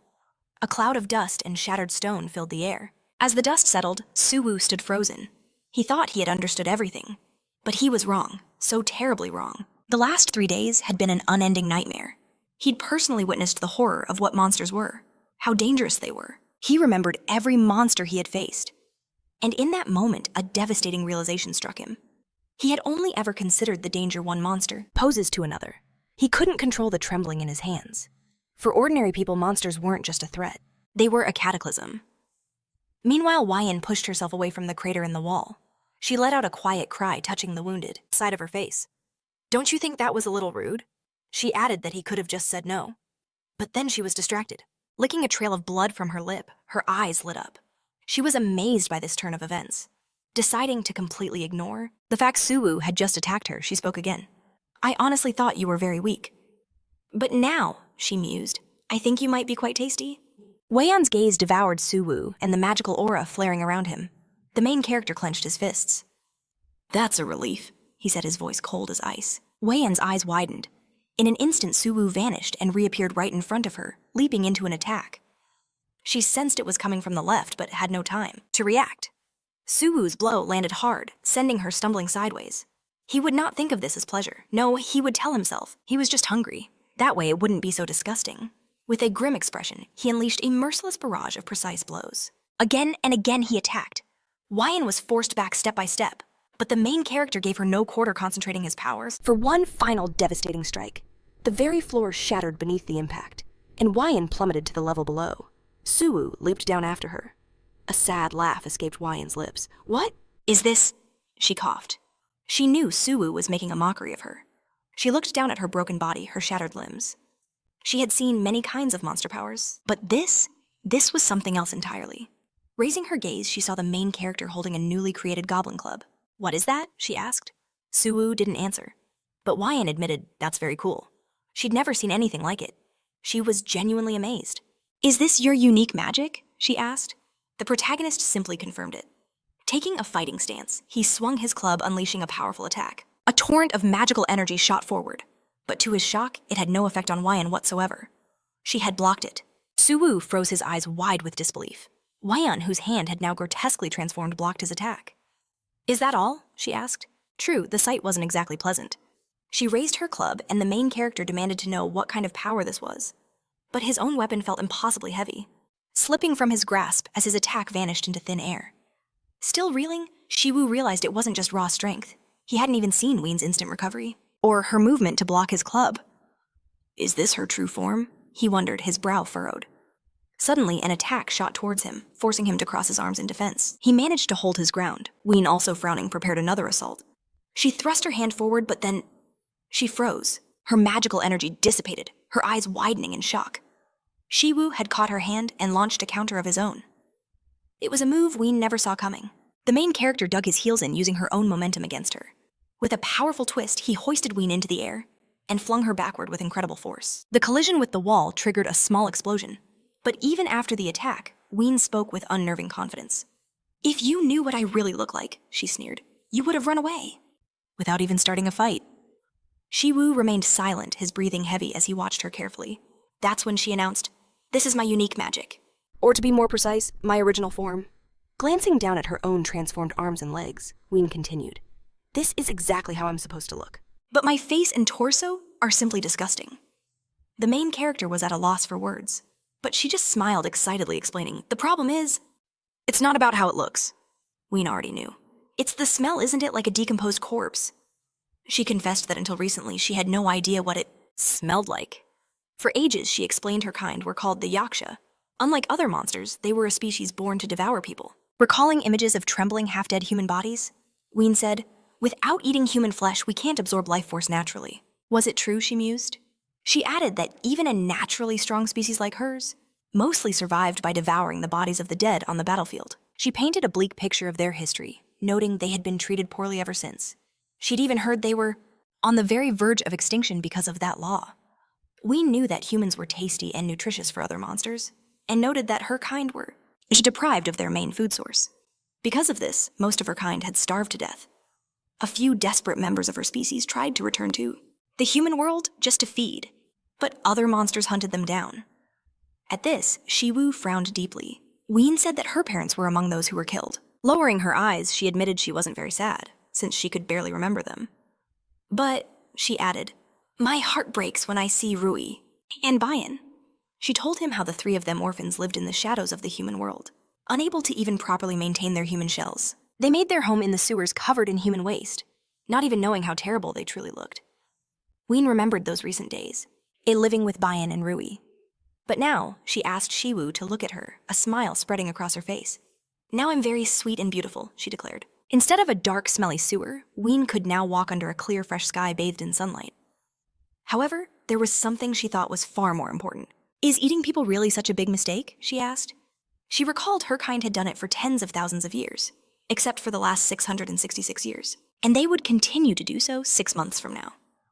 Ween wasn't going to give up this wonderful life because of some law, not after she had already lost so much. Siwoo was stunned by this confession. Ween returned to her original topic, asking, "Can't you just pretend you didn't see?" She revealed that she'd finally met a monster that she liked, and because of that, she didn't want to kill him over the law. Siwoo decided to clarify the situation. "I am not a monster," he warned her, "and I hope that law works forever.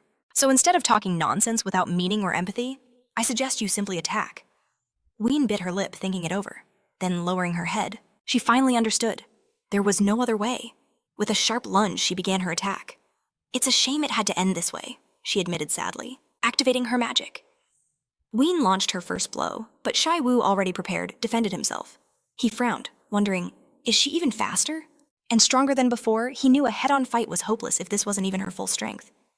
Siwoo had all the qualities of a monster, however. It was obvious he was special. His bloodline, his talents, and the combat experience forced upon him had forged his mental toughness, his skills and his ability to control monstrous energy fueling his new strength. However, in this particular situation, the enemy was growing several times faster than him. Thinking about this, Siwoo saw an enraged Ween charge forward. He mentally noted that the difference in strength between their species was staggering. Ween struck at that moment, her blow barely grazing him. The main character realized something peculiar. Even though he dodged the blow, didn't just miss. It slammed into the wall behind him, shattering it completely. "My apologies," Ween said casually. She admitted she wasn't yet used to all her new strength and speed, since she had only recently acquired it.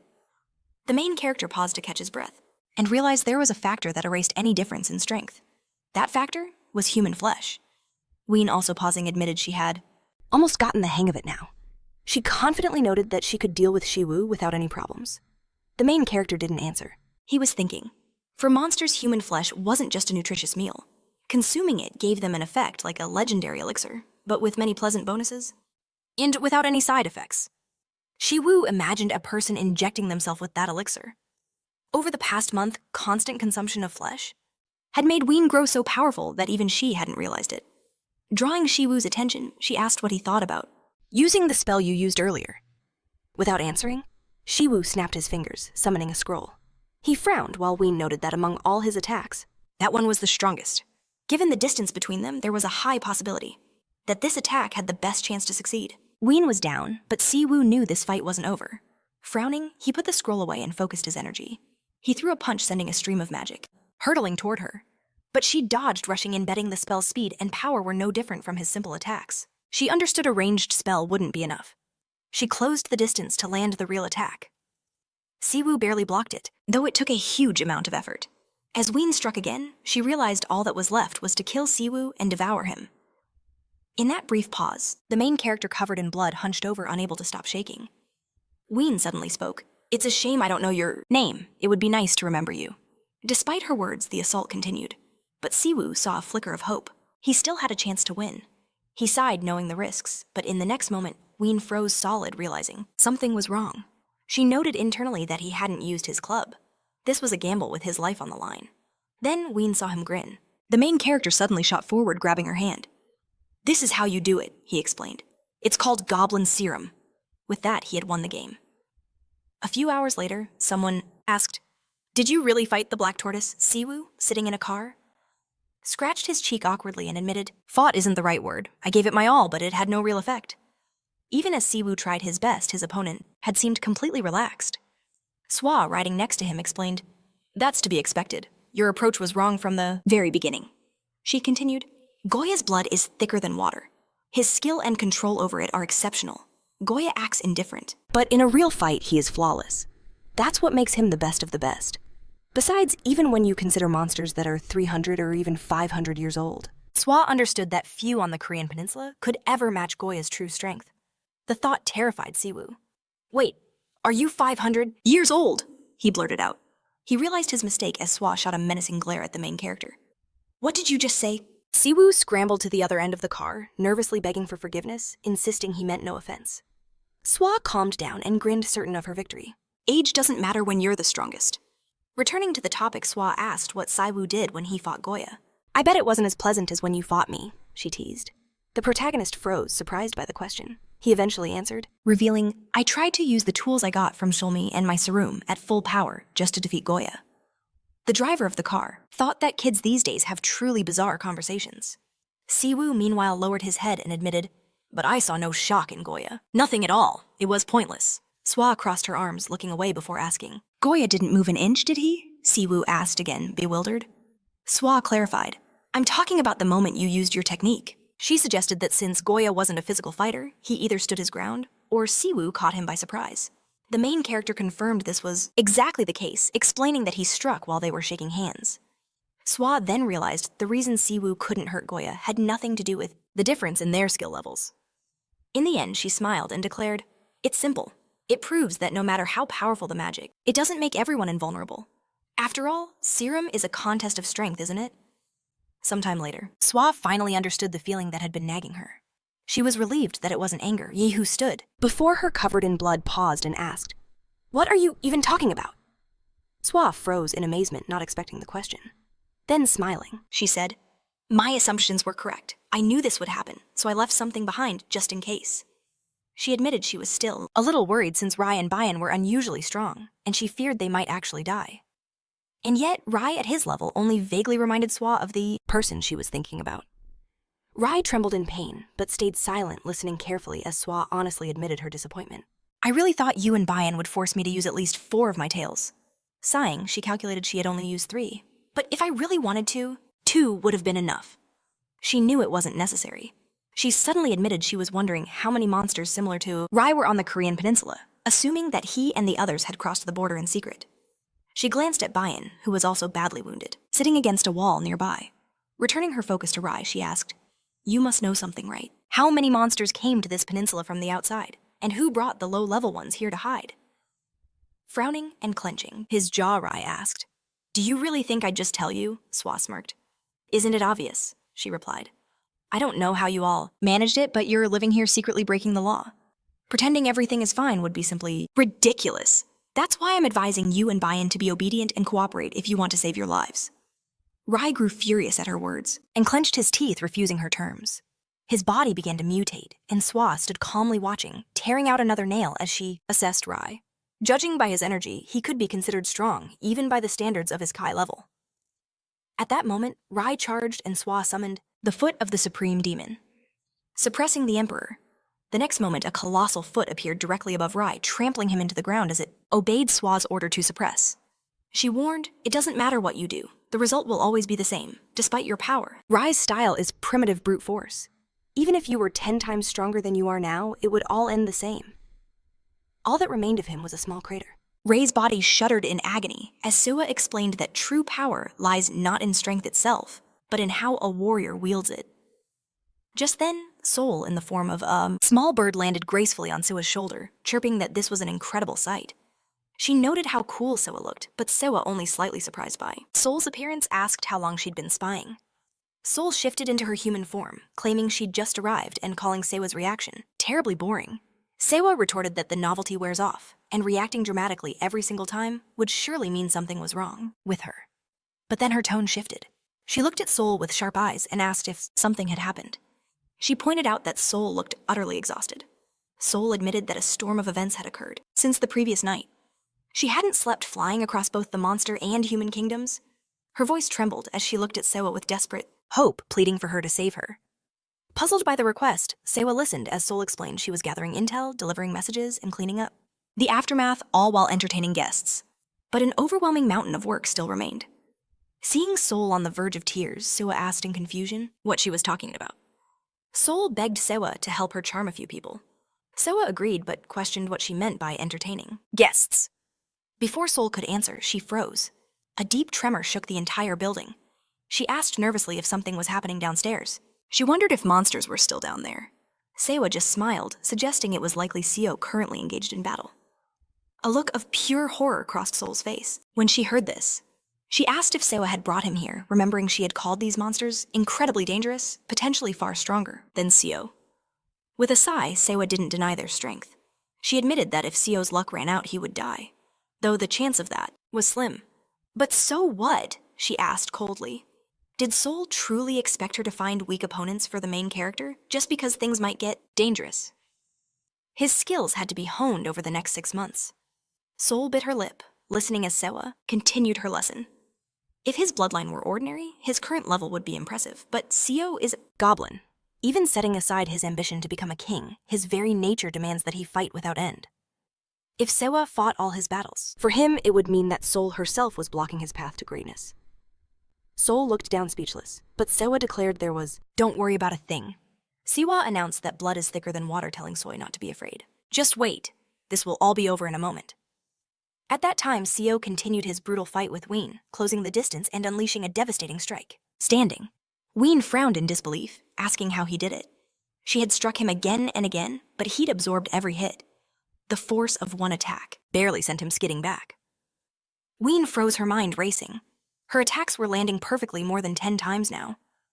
She suddenly realized something had changed the moment he blocked her last strike. What was it?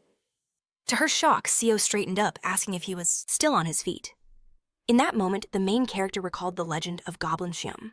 Unlike a simple goblin club, this was a sacred privilege held by a select few. It was because goblins are born with combat instincts etched into their very souls. But if it were just a technique that relied on brute strength, Goblin Shium would never be called a magical ability. Siwoo pictured a warrior facing a monster trembling in despair, unable to do a thing. Until his eyes opened with new understanding, his feet planted firmly like the roots of a tree.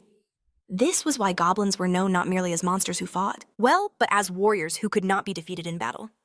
Siwoo finally understood. He took a step forward and apologized to Ween for getting carried away. He'd had an epiphany and was eager to test this new feeling before it faded. Ween was stunned by his sudden change in demeanor. Meanwhile, Siwoo's expression hardened as he confidently declared it was time to end this. Ween immediately charged forward. As she approached, Siwoo thought if a blow cannot be nullified, there must be a movement to soften it. A different approach was needed. Ween shouted that she was returning what she'd received and slammed her head into him. As the impact hit, Siwoo noted that the movement itself was simple. Ween leaned back, watching him. He realized he needed to redirect the force of the attack to minimize the damage. It was a basic principle not just in Shium, but in countless martial arts. However, the main character now understood there was more to it. It was possible not only to reduce the damage, but to release it back at the point of contact completely, neutralizing it. The goblins called this concept the roots. Just as a tree with deep roots is impossible to fell, it was impossible to move a goblin who understood this principle. By standing firm on both legs, the damage received is minimized, which in turn amplifies the power of Goblin Shium. Siwoo remembered his clash with the largemouth goblin, and the first time he used a club against Siwoo. He realized that only when a goblin pushed beyond their previous limits could they unleash their true strength. And now, effortlessly intercepting Ween's attack, Siwoo lifted her into the air and slammed her violently into the ground. Ween's eyes widened in terror as her body shattered the floor, crashing down through several stories. The main character leaped down after her landing softly. Ween broke and asked him for one last favor to finish her off quickly. She explained that if her power faded, she would revert to her original form. She wanted to die while she was still beautiful, but Siwoo flatly refused. He had no intention of killing her. She had far too much information to give about the other monsters who crossed the border and how they managed to do it. Ween let out a desperate laugh, saying it would have been nice if he wanted to keep her alive for any other reason. But she was hoping for far too much. Suddenly, the main character felt a new presence, and with a frown, he spun around, parrying the attack just in time. At the same moment, Siwoo pressed Somi for an answer, asking what she meant by entertaining guests. And more importantly, where were these guests from? Somi explained that among those who crossed the border were several monsters from the mainland. The Monster Kingdom knew about the incursion, so they sent help, taking full responsibility for the incident. Siwoo crossed her arms, asking, "What was the problem with that?" She admitted she'd love to meet these monsters if they were powerful, and asked with keen interest what their level was. Soi explained that these monsters had all the necessary skills, but in their pride they sent an assistant with a legendary reputation in the monster world. Dealing with such a powerhouse would be incredibly difficult, especially since this monster is notoriously arrogant. Siwoo asked, "Are you talking about reputation?" She guessed that the continent had sent some ancient elder who had been sleeping for the last 1,000 years, but Soi shook her head. It was nothing like that. She remembered hearing that the monster they sent was a direct descendant of a great bloodline. "Whose descendant is this, and why are they here?" Siwoo demanded. At that very moment, she stood across from Siwoo, looking down on him. Somi revealed that this monster is the great and wise equal to Heaven Shiai, who is said to be the granddaughter of Sun Wukong himself. Shiai stared menacingly at the main character, her hand resting defiantly on her hip. Siwoo watched her with narrowed eyes, realizing the initial attack wasn't aimed at him. He wondered, does this mean she's not an enemy? With a serious expression, he introduced himself. "My name is Choi. The main hero and I hunt foreign monsters on the orders of the Divine Judge." He began to explain that if she didn't create problems, but she cut him off. "I don't care who you are." With an imperious expression, she called him unclean. Siwoo looked at her in confusion, taking note of her accent. He thought, she's definitely not a Korean monster. Shiai declared, "Behind you stands a sinner who deserves death." She raised her hand, twisting a single strand of her hair, as her eyes began to glow a vibrant pink. "I will turn a blind eye to this, regardless of your reasons for being here, but I promise you, you will not have a second chance." After that, she plucked one hair from the strand. She continued, "If you don't wish to die alongside this creature, then I advise you to retreat, now." Ween's body lying on the ground began to burn. His head and shoulder erupted in bright flames, instantly disappearing. Xiai placed the single hair on her palm, and then exhaled a magical stream of air, sending the enchanted hair flying. The main character could only look on in stunned confusion, his eyes wide open. A powerful explosion ripped through the far end of the room. Looking ahead emotionlessly, Xiai said, "I thought that would be enough." The main hero stood before the defeated Ween's ashes, his arms crossed defensively. His hands were tattered, as were all his clothes, and smoke billowed from his body. Xiai noted that he was stronger than she thought. In that moment, Siwoo realized, if this had happened 30 minutes ago, he would already be dead. He stared intensely at his hands, which were shaking from the strain. The stream of shock was executed perfectly. However, for the young stem and roots of the tree named Chiao Sauer, withstanding such force was nearly impossible. He moved into a fighting stance, asking himself if he could block that kind of blow twice. He knew the answer. Most likely not. "You're still standing?" Xiai asked. Then she added, "It doesn't matter. Even if you evade it, I will still kill you." A bright magical energy pulsed around her, and a dazzling pink light emanated from her eyes. She squeezed another hair from her head with her fingers. Placing it on her palm, she invoked a monster art spell. A sharp gust of a cruel god. When she directed this hair to the side, a wave of powerful magical energy was directed toward the main character. When the energy reached him, there was a deafening and blinding explosion of power. The entire space was filled with a thick magical fog, making it impossible to see. Suddenly, Xiai whipped her head to the side, her eyes wide in surprise. The Demon King's fist was heading straight for her. It connected with immense crushing force. The main character stood tensely on his legs. He looked ahead in utter surprise. His hands were bruised and his clothes were shabby and dirty. The Demon King's hand had carefully shielded him from the attack that had just been unleashed on him.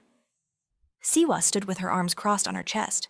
She chuckled and noted that something felt wrong, so she came to check. With a smirk, she remarked, "And what kind of circus is going on here?"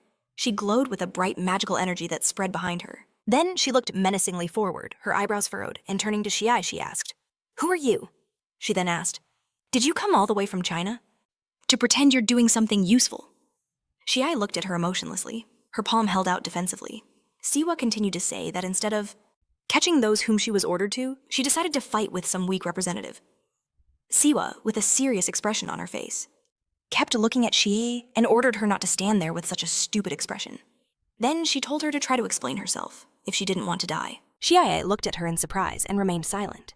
Siwoo then turned to Siwoo and asked him if he was okay. The main character confirmed this with a pained expression. "It seems I'm not seriously injured," he said. So noticed that it looked that way. After that, she asked him, "What happened to that monster?" She then asked him another question. "What was all that noise about?" Siwoo tried to answer her, but Siwoo interrupted him, saying, "But that was irrelevant." She hinted that his excuse was hard to swallow, because the real reason was something else entirely. The main character stared back, stunned, and demanded to know the real reason. Soan shot back, "Isn't it obvious?" She began to explain his true motive. He has an aura that sets him apart, even if he doesn't realize it. With a sly smile, she declared that how long he lasts is irrelevant, because he's not one to blindly follow orders. Turning her confident gaze to Haiswa, realized she wanted to make an example out of them. She taunted her, asking if she should capture them right now. Hai retorted that she never wanted to come to this peninsula in the first place. But the situation was far worse than she ever imagined. Her eyes widened as she touched her forehead in frustration, sighing that no one here understood the gravity of the problem. She wondered aloud how anyone could tolerate working with these people. Siwoo, with that cunning smile, simply watched the chaos brew. She then provoked her, "Would you be satisfied if our work here was shoddy?" With that, Siwoo's fingers tightened around her nail-like weapon. Declaring she wouldn't hold back, she told Hai to just name the place.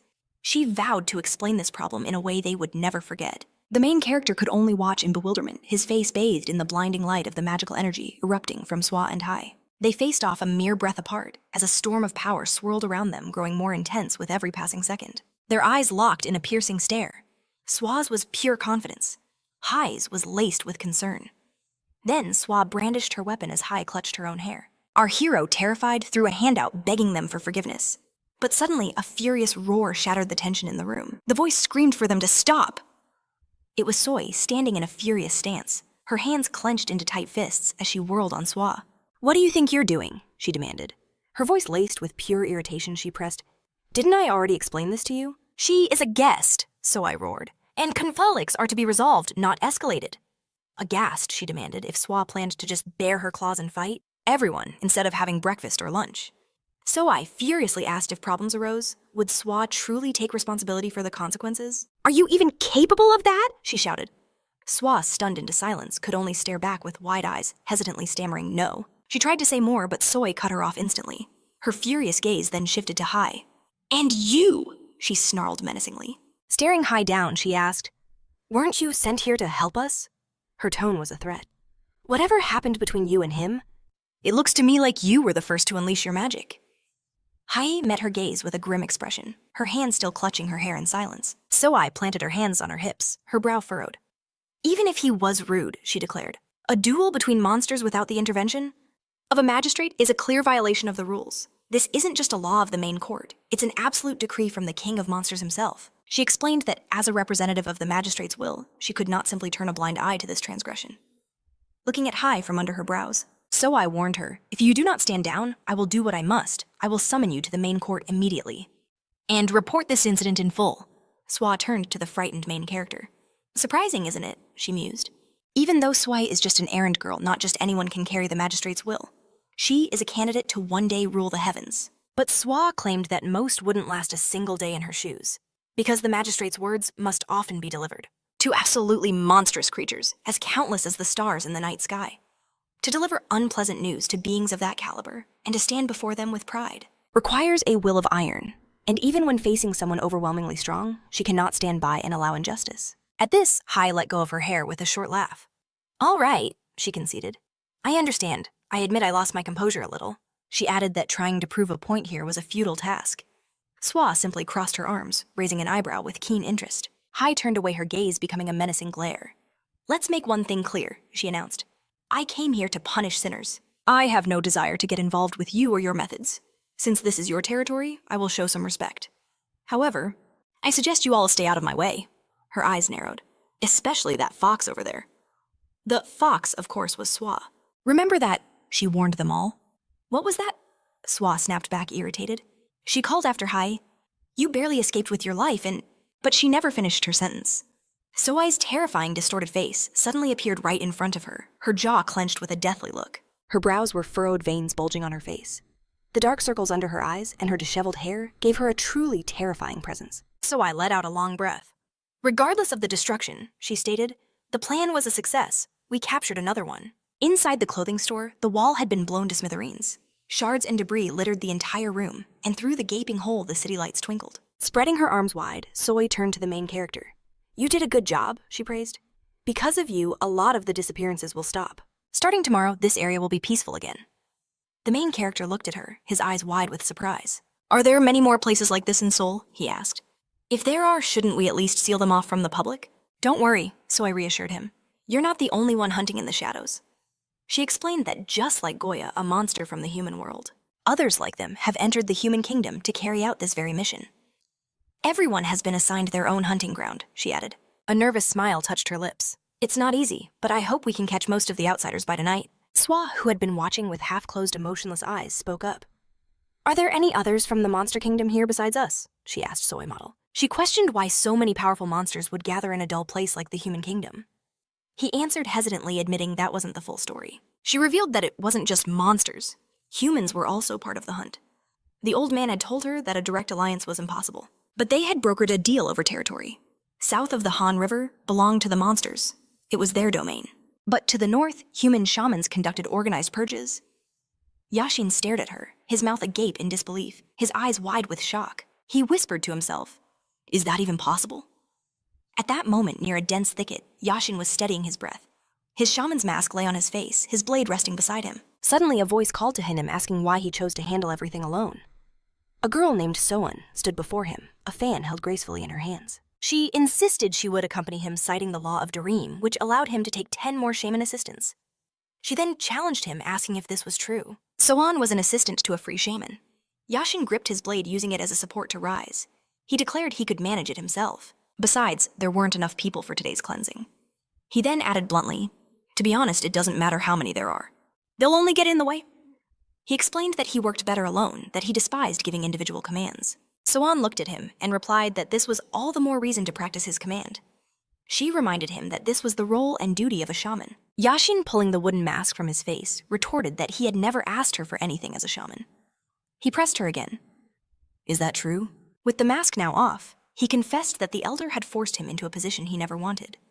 He turned to Son, telling her if she wanted him to refuse, he would do it in a heartbeat and abandon the title of shaman, unless she gave him a direct order. Son looked at him utterly bewildered, pressing a closed fan to her face. A shaman who refuses to command, and a shaman who refuses help. She wondered aloud, are you both fools? Her eyes then drifted past him. She remarked that the monster behind him was quite large. Then she asked, is that a key class beast? Another question followed immediately. Is that the work of the group leader in Namsan? Yashin turned, glancing behind him, and asked nonchalantly if that's what she was talking about. It was indeed from the key class. However, he informed her it wasn't a leader, just an average member of its pack. On the ground lay a colossal vanquished monster, a creature known to dwell in the mountains with a taste for the flesh of women, a beast primarily found in Japan. Yashin said it as if it changed nothing. He then added that the true leader was about the size of the Namsan Tower. Soan's eyes widened with interest. She calculated that there were about 10 of them in Namsan. Could he truly defeat an entire group of key-class monsters all by himself? Her mind raced thinking about what had happened a month ago. She stopped herself realizing his growth, even in just the last few days, had been enormous. A smile played on her lips as she looked at him. She thought that while he lacked experience, no one else in their entire department could achieve such a feat. Despite all objections, the elder had appointed him as a shaman for this very reason. He was the first genius in centuries, born in a transitional state to reach the level of Zen. As she was lost in thought, she watched Yashin. He glanced around, summing things up, and asked, what's next on the schedule? He then posed another question. Am I supposed to meet someone, report to the Minister of Defense? Son answered with a firm no. That report was for the head of the police, the commissioner. Then, looking at her phone, she confirmed that they were waiting for him. She would send him over right away. Yashin, his face a mask of exhaustion, hunched over and asked in disbelief. Now, he pleaded, suggesting he just sleep and go tomorrow. After all, it was just a report, but she told him he was talking nonsense. Today, the entirety of Seoul was thrown into chaos. Shifting her gaze from her phone to him, she stated that they had done everything to minimize losses and crush the enemy. So for them, the crisis was over. But for the civilians, things might play out very differently. She glanced at a photo of a department store on her phone. Even if we control the media, she said, those are not 100% effective methods these days. She then mused maybe they could blame it on a North Korean terrorist attack. Yashin, looking completely drained, suggested that it seemed she just wanted to believe that. Soan replied, that means we have to make people believe it even if it's nonsense. She added that rumors can make even the most absurd news seem plausible. She asked him if he understood. Yashin tiredly ran a hand through his hair and told her, okay, fine. He understood. He noted it was late, but at least it was the weekend, before cutting himself off, realizing it made no difference. Soan informed him flatly that he needed to be at Incheon Airport at 7 a.m. with her. 7 in the morning? Yashin repeated, his voice laced with furious disbelief. He aggressively demanded to know why it was so sudden. Soan, completely unfazed, kept her eyes on her phone and stated that it was a direct order. She explained that she had just received the information from an elder. It seems the request came from the rather famous Inouye family in Japan. She finally looked up at him. They requested 2 people, and the elder had already agreed. She then asked if he'd ever heard of the Cygnus family, admitting she only knew of Japan from anime. Yashin clenched his jaw in frustration. Why me? Why not send someone else? He demanded. She calmly assumed it was a matter of matching power levels. The children of the family's head were on their way, and they were the heirs. As the sun began to set, painting the city in hues of gold and crimson, a plane began its takeoff. A young man named Yoshihiro walked through the terminal, pulling a suitcase behind him. The moment he stepped into the airport, everything felt unreal. Yoshihiro remarked that even the very air here was different. He turned to his sister Yuzuru, questioning the strange feeling. But she simply told him to get his bearings. They were in the terminal after all, that this was their first time on foreign soil. She wondered aloud if it was true. With one hand in his pocket and the other gripping his suitcase, Yoshihiro confirmed it. He admitted it was a bit daunting, but he hoped Korea would be an unforgettable experience. Walking behind him, Yuzuru silently scanned her new surroundings. A short while later, as they neared the airport exit, 2 figures came into view. It was Yashin and Soan. Soan noticed Yashin glued to his screen. Still wrestling with the translator, she teased. Yashin hushed her, his voice low. They're guests, he reminded her. I can't afford any mistakes. Frowning, he wondered aloud. What could have possibly convinced Yoshihiro and Yuzuru's father to approve this joint mission in the first place? He knew this was unprecedented. Shamans and onmyoji working together. It had never happened. There was one case, Soan corrected him, her tone serious. A single precedent? During the Japanese colonial period under the Governor General's watch. 2 onmyoji arrived through the port of Busan. Soan recounted the record. They collaborated with Korean shamans, performing joint exorcisms in both Seoul and Busan. Yashin's interest was piqued. And what was the outcome? He asked. Soan explained that together, they successfully captured the supernatural entity causing the disturbance. But, she added grimly, there were complications. From the records she'd read, the atmosphere was anything but friendly. A chilling tension hung between them, especially one particular pair who were like fire and ice. They couldn't stand each other. She spoke of the man and woman, revealing that their conflict escalated to the point where they were ready to kill one another. The damage they inflicted on each other, she said, was far greater than what the spirit ever caused. Soan presented images of a bloody sword and a shattered fan. It was bound to happen, she concluded. Their methods, their entire worldview, it's fundamentally different from ours. Finally, Soan looked him in the eye. Yashin, be careful. I don't believe these two have malicious intent, but disagreements are inevitable. Yashin fell silent, processing her warning. After a long pause, he admitted his own uncertainty. I don't know what I'm getting into. He made a snap decision. If I don't like how things are going, I'll walk away.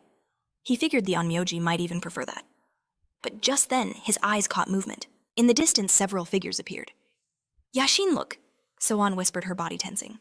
She realized Yoshihiro and Yuzuru would already know their faces. They had sent photos ahead of time. As if on cue, Yoshihiro's gaze locked onto theirs, and he raised a single eyebrow.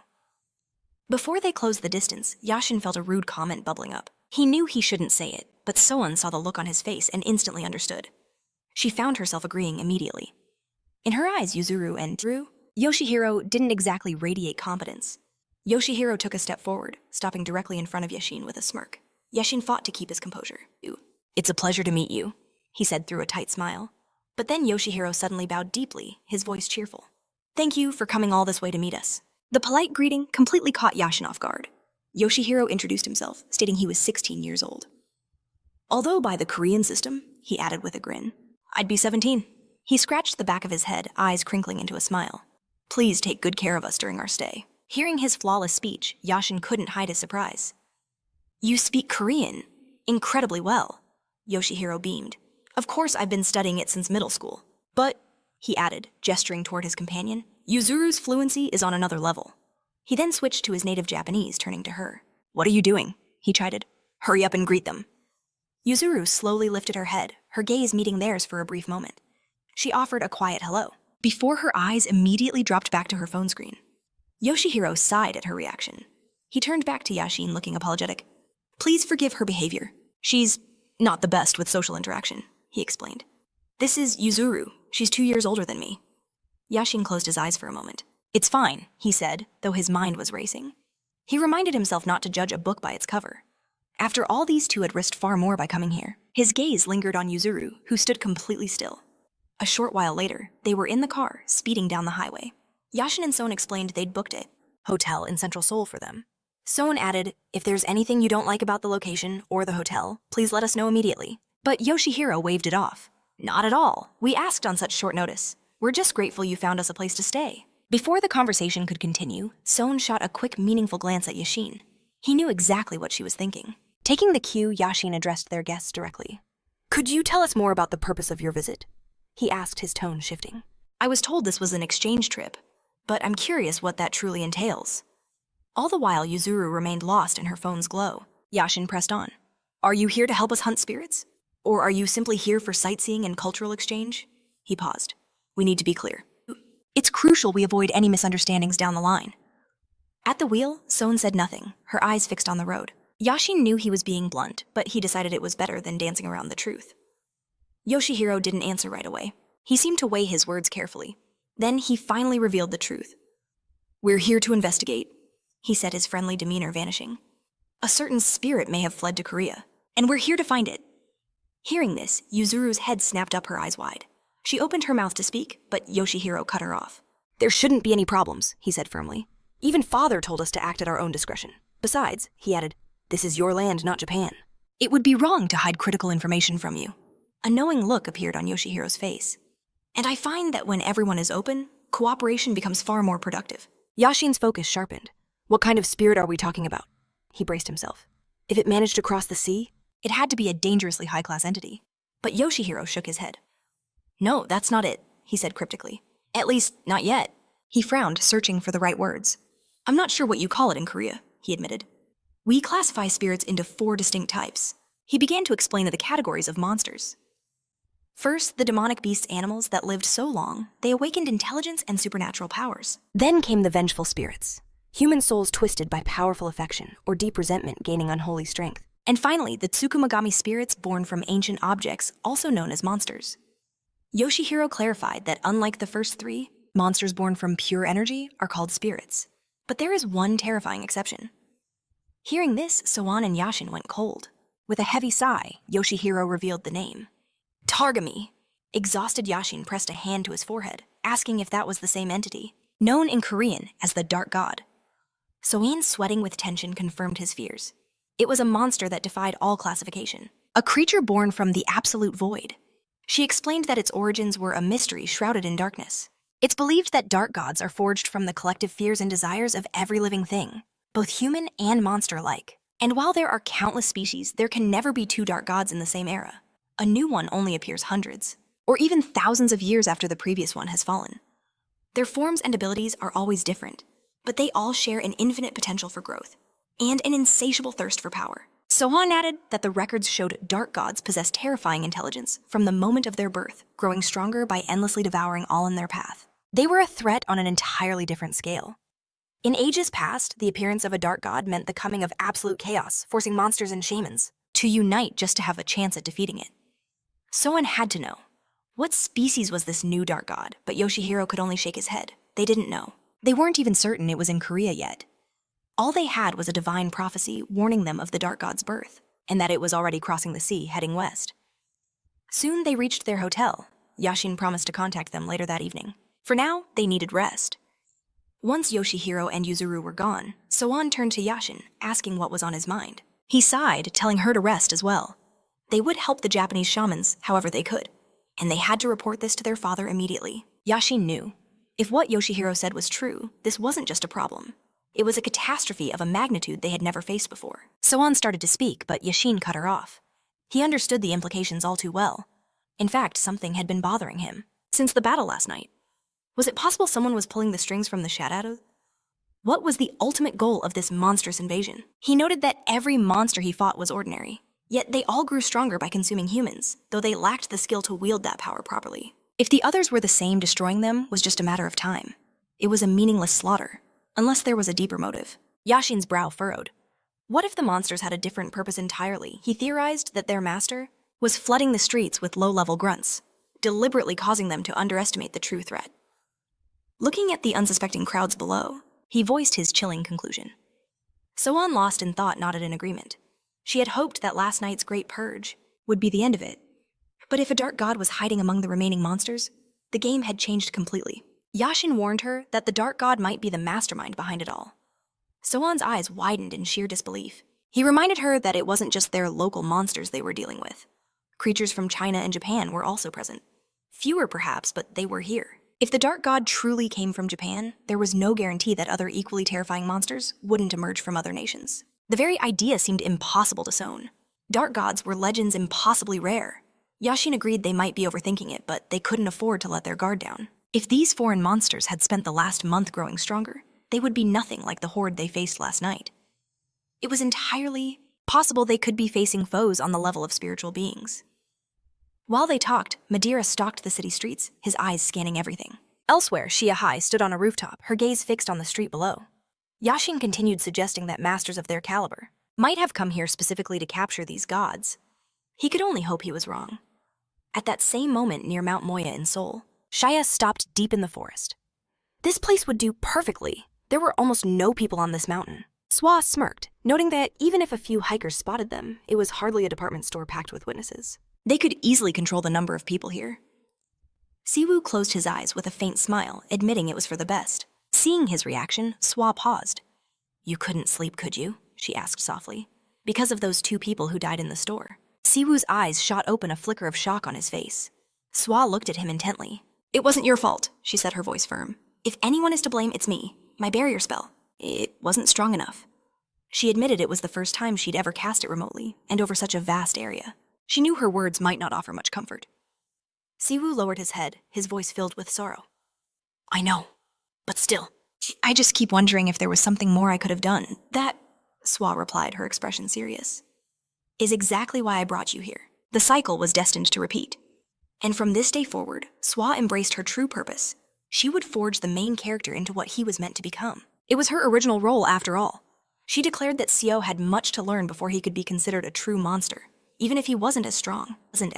Her purification magic was undeniably useful. But she imagined Siwoo attempting other spells, explaining that a vast number of incantations existed. Spells like barriers, banishments, searches, and seals, all critical for different scenarios. Siwoo ordered Siwoo to prepare for his training, and he agreed. A confident frown etched on his face. But Siwoo decided something else came first. She closed the distance between them in an instant, startling him. He leaned back, his balance failing. Just as he was about to fall, Siwoo caught the main character telling him to be more careful. Seeing the shock on his face, she warned him, even if you were a goblin, you can't afford to be distracted. Still holding him, she hovered over him. A sly grin spread across her face.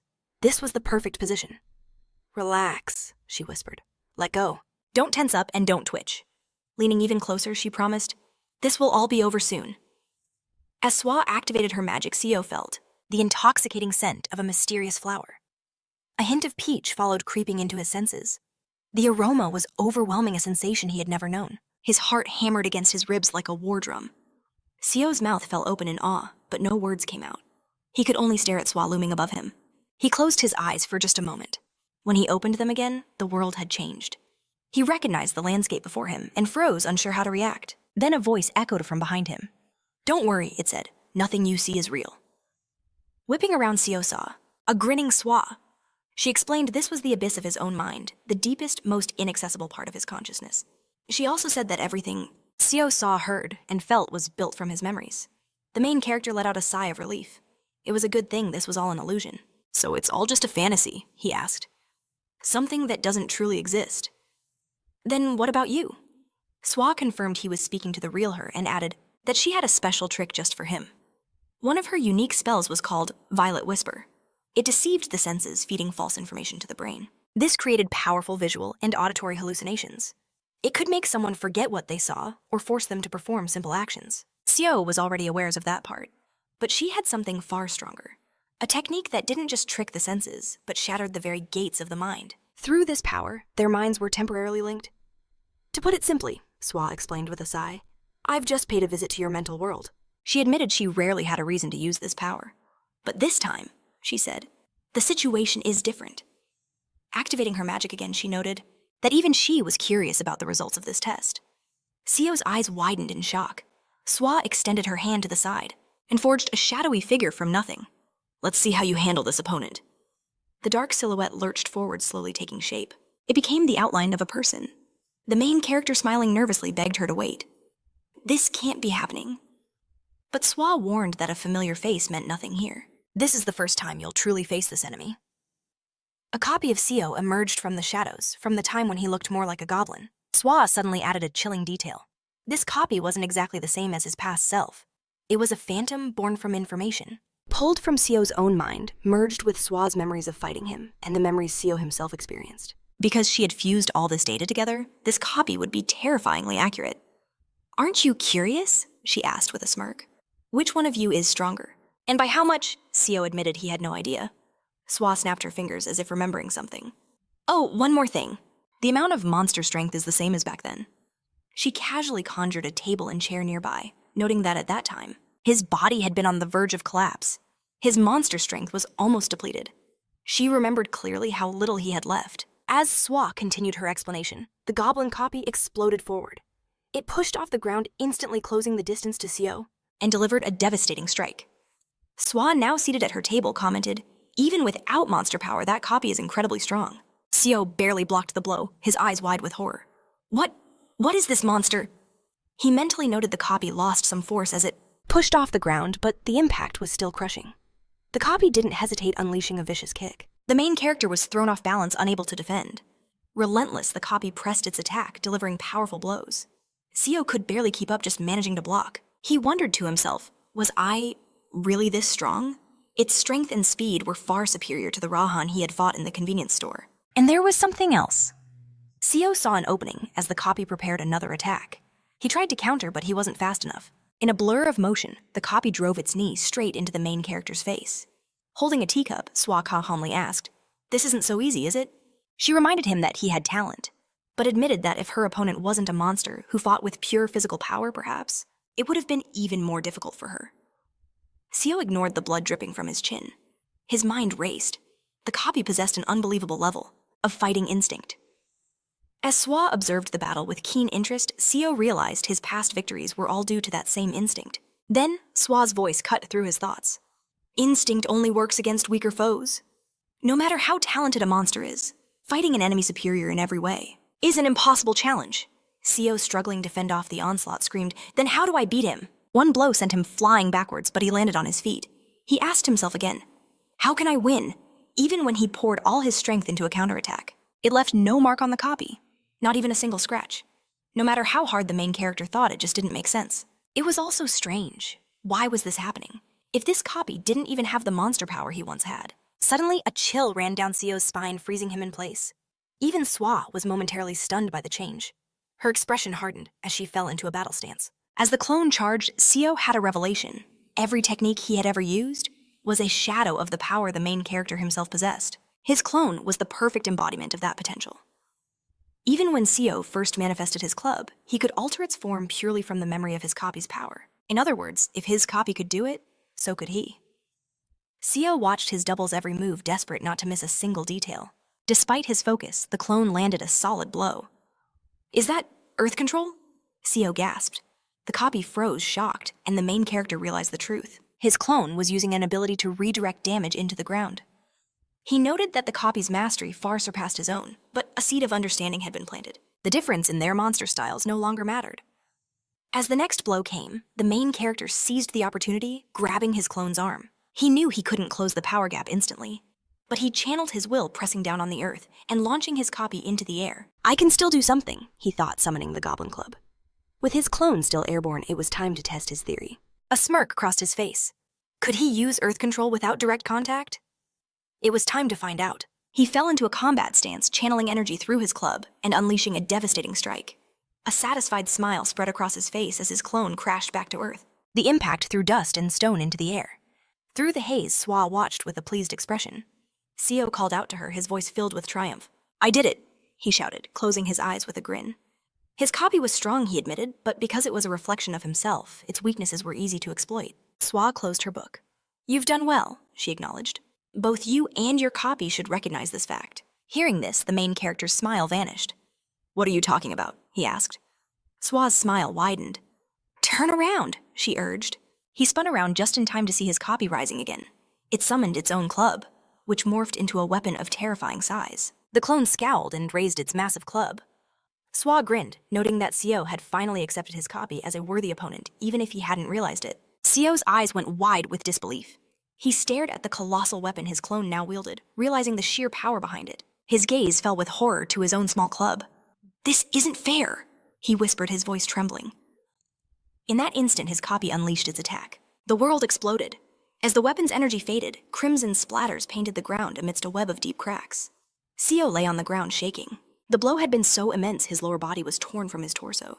He clenched his jaw, closing his eyes against the agony, only to open them a moment later. He was whole again, lying on the ground, completely unharmed. He stared in utter bewilderment. Siwoo smiled gently. "I'm impressed," she praised. "I thought you'd take a much worse beating, but you showed great promise." Siwoo slowly pushed himself up, silent. "Victory was never the point," Siwoo admitted. "This battle was designed to be unfair from the start." That creation, she explained, would have forced her to use 5 of her own tails to defeat. The main character's mind raced. The more tails Siwoo used, the stronger the foe. "How many tails would it take to kill me?" he asked. Siwoo placed a hand on her chin, considering. "A difficult question. 2 tails might not be enough. Even 3 would be a challenge." She concluded that for a quick finish, she'd likely need 4 tails. "To be honest," she added, "each new tail increases my strength by 1.5 times." Siwoo processed this, his eyes widening. The power difference between 3 and 5 tails was 1.5 times squared, more than double the power. Siwoo looked away, musing that she could handle most monsters with just a single tail. Suddenly, her aura flared, her gaze sharpening. Her voice dropped, becoming a low growl. "Come out, little mouse. I know you're watching from the shadows." A figure emerged from hiding. "My apologies," Hungrian cried out, admitting she feared she would interfere with the training. She dropped to one knee, her eyes shut tight. I swear I meant no harm. I was simply observing. She pleaded for Swa and Seo to believe her. Seo stared completely amazed to see her here. Swa heard the main character knew the woman's name. Hungrien? She questioned, glancing at him. You two know each other? Seo confirmed that they did. He explained she was from the House of Humility Cultivation.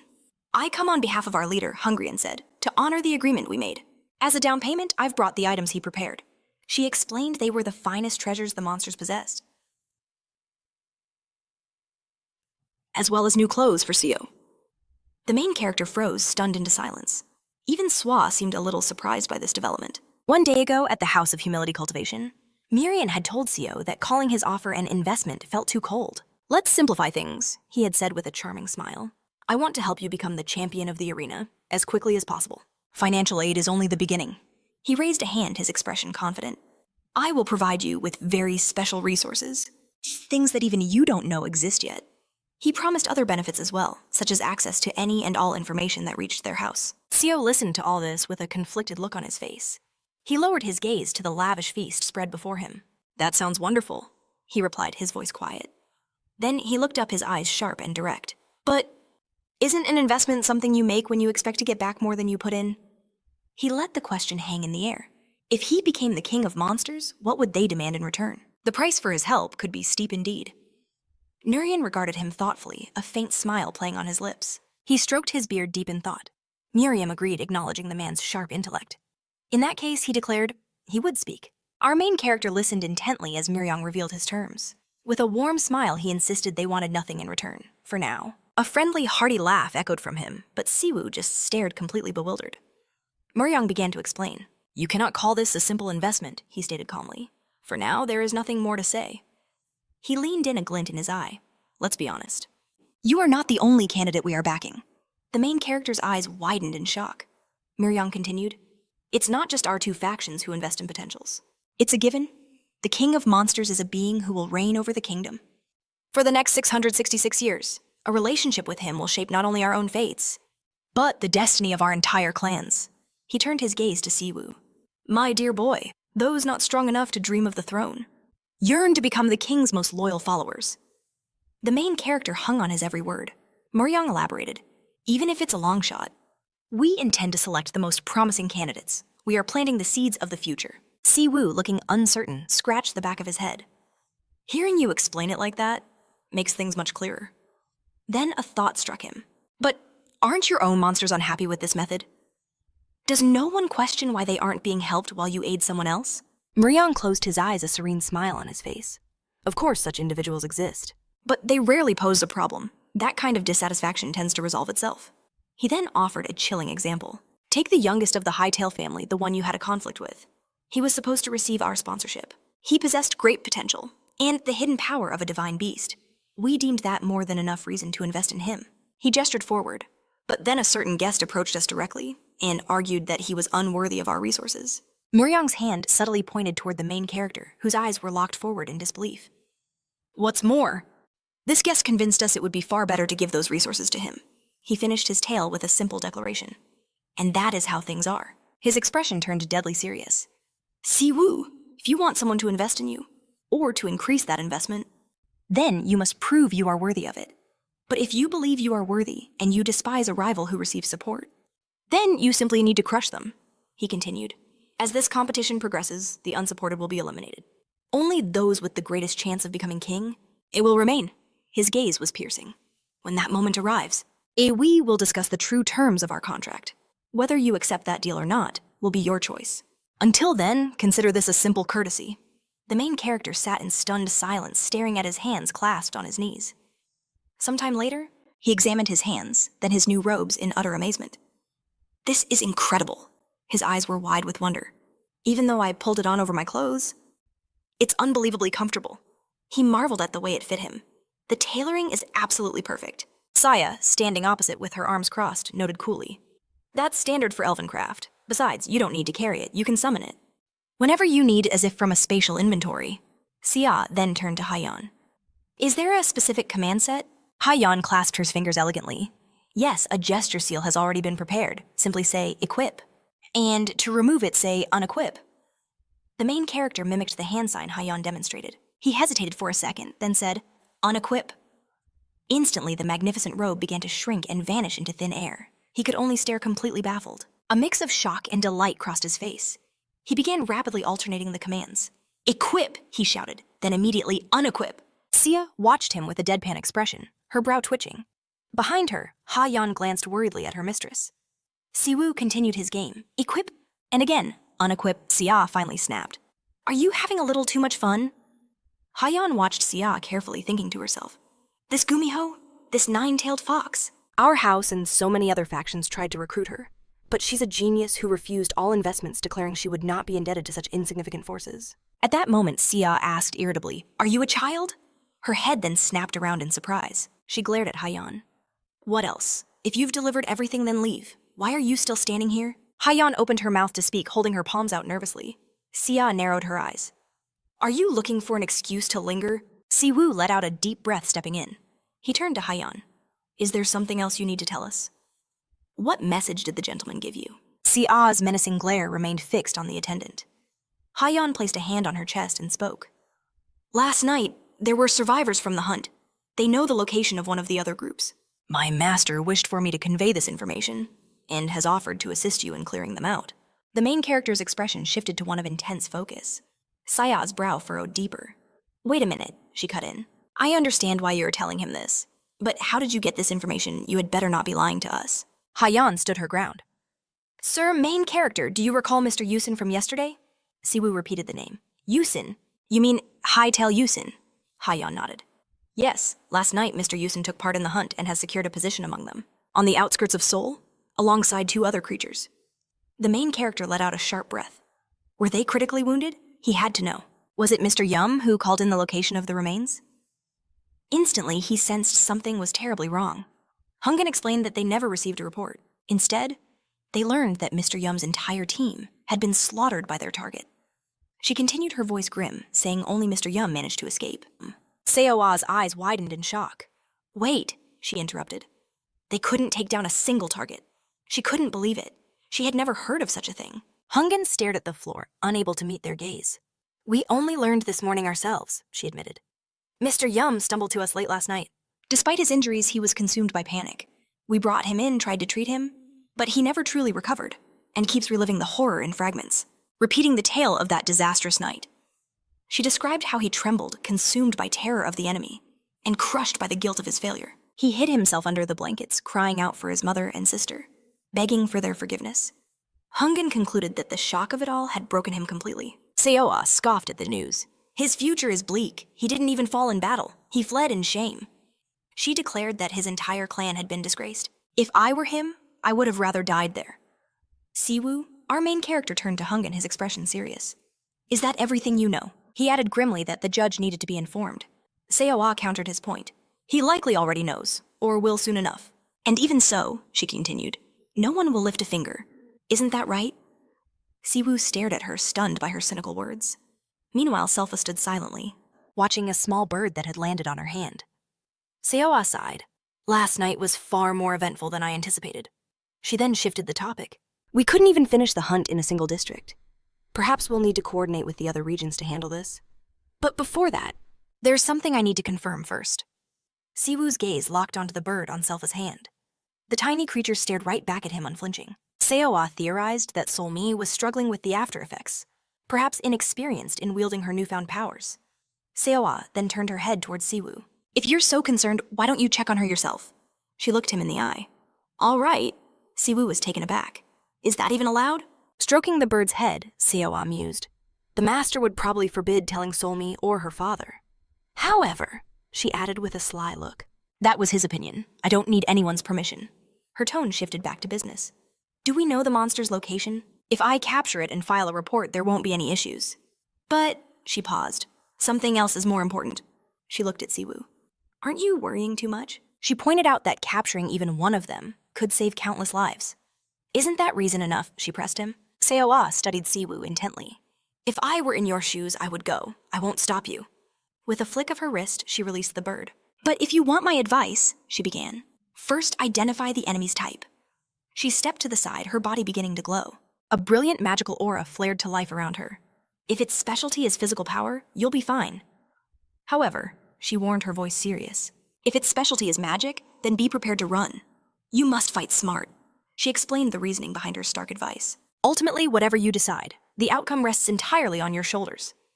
And with a brilliant flash of magical energy, she vanished. A pillar of residual magic surged towards the sky. Siwoo and Hungan could only stare in awe. Without even looking at Hungan, Siwoo spoke. She certainly won't forget about this, will she? Hungan's eyes widened in surprise at his sudden question. Siwoo turned to her, his face a mask of grim determination. Tell me everything Mr. Yum said. At a hotel housing newly arrived guests from Japan, Yoshihiro called out to his sister, "Where are you going?" As she walked away, she turned her expression dark. "Where am I going?" she repeated mockingly. "Isn't it obvious I'm going sightseeing?" "Or did you come all this way just to sit in a hotel room?" Yoshihiro's expression soured. "No." He put his hands on his hips, his brow furrowed. "You know exactly what I'm talking about." He decided to spell it out for her. "Are you really getting involved in the local situation? We've been over this already, Yuzuru, haven't we?" He tried to reason with her. "We are guests here. This isn't Japan." Yoshihiro reminded her that they had to respect the local rules and customs. "You've seen it already, haven't you?" "These people, they don't want our help even when we offer cooperation." Yuzuru let out a long, frustrated sigh. "And what about you?" she shot back. "What kind of person do you take me for?" She locked her gaze with his, her eyes flashing. "Do you honestly think that I would just randomly go hunting monsters in a foreign country where I don't even know the layout of the city?" Yoshihiro looked down, taken aback by her intensity. He asked uncertainly, "So, you're not going?" Yuzuru jabbed a finger towards his face, her patience gone. "You're the temporary leader here, so start acting like one." Her brow furrowed in anger. "Instead of worrying about me, focus on your own duties." She pointed at his bewildered face. "And who was it that caused trouble with the Seo family, Yoshihiro could only let out a nervous chuckle. Yuzuru ignored his flustered response. Turning as she walked out, she tossed over her shoulder, "I'll be back tonight. If you're so worried, feel free to call me or something." The door slammed shut behind her. Yoshihiro was left staring at the closed door, utterly baffled. He sighed, defeated. Even if I did call, she wouldn't answer. Meanwhile, in the elevator, Yuzuru thought to herself, "No one understands." After they were gone, she hit the button for the first floor. She knew she couldn't directly interfere. If the beasts wanted to find her, let them. A brilliant blue magical energy surged and swelled around her. In her hands, a small spirit-like being took form born from her magic. Looking forward, she whispered that she needed a tremendous stroke of good fortune. Then she asked the newly formed spirit, could he truly grant it? Kira Yuzuru is a Shikigami shaman, a master who commands various spiritual entities. The spirit she summoned confirmed it was possible. Thanks to the immense power she had gathered, 7 lucky children amplify their shaman's luck, converting raw energy into good fortune. Luck itself comes in 7 forms: wealth, health, love, business, study, family, and society. With a delicate touch, Yuzuru retrieved a paper talisman, brimming with magical energy from a box held by the spirit. As she drew it out, a small smile graced her lips. But a shaman cannot choose their fortune. The 7 lucky children automatically bestow the luck they deem most necessary at that moment. Yuzuru gazed at the unfurled paper, a hint of regret in her eyes. It felt a shame to use such a powerful boon. But she knew this was the only way to capture the monster without fail. But when she opened the charm, she froze. The words written there promised luck, in love. Her eyes shot wide open in utter shock. Utterly bewildered, she stared blankly ahead, asking, "What is this?" The paper declared it would be a wonderful day. A day she would meet the fated partner of her dreams. But then came a warning. The process may be extreme. And below that, another line stated the color of this luck is black. A storm of pure, unadulterated rage erupted from her. What is this nonsense? People on the street nearby turned, startled by her outburst. She glared at the paper in disbelief. Did she really need this in her current situation? With a growl of frustration, she hissed that even if something went wrong, she needed a normal fortune. But her indignant tirade was cut short by a voice nearby. "I think I made a mistake," the voice said, sounding confused. "Is this the right address?" A man stepped out of a taxi, muttering that he was probably close. "I'll just walk from here," he sighed. "It seems close enough." Yuzuru's wide eyes darted towards the taxi in confusion. She saw the main character letting out a weary sigh. He stared at his phone with a tense look, grumbling that if he'd known it would be like this, he would have just taken the bus. Meanwhile, at Seoul's Han River Park, the waterfront bustled with life. Along the embankment, benches lined the lawns and trees where city residents enjoyed a leisurely stroll. A young man named Byun sat on one of these benches, a monster observing his prey. He watched the people passing by with a faint smile. "Having fun," a voice called his name. It was Madeira. I thought you hated humans. Byun turned to her as she leaned against the bench. You're here too, he asked calmly. How long have you been watching? Madeira, holding a drink, replied. Just a couple of minutes. She was simply enjoying the view and decided not to disturb him. Then, with a curious glint in her eye, she added, Your sudden appearance here is interesting. He tilted his head. You weren't expecting it. He closed his eyes, leaning back casually. You don't have to love something to watch it. He explained his philosophy further. Most people despise insects, yet find them fascinating to observe from a distance. A smirk played on his lips. He looked out at the crowds. It's the same for me. I sometimes find it interesting to watch these little humans scurry about. Madeira slid onto the bench beside him. Resting her face in her hand, she looked bored. Even if you find them unpleasant? Byun just laughed. You're still so young, he chided gently. You haven't even had your second birthday yet, have you?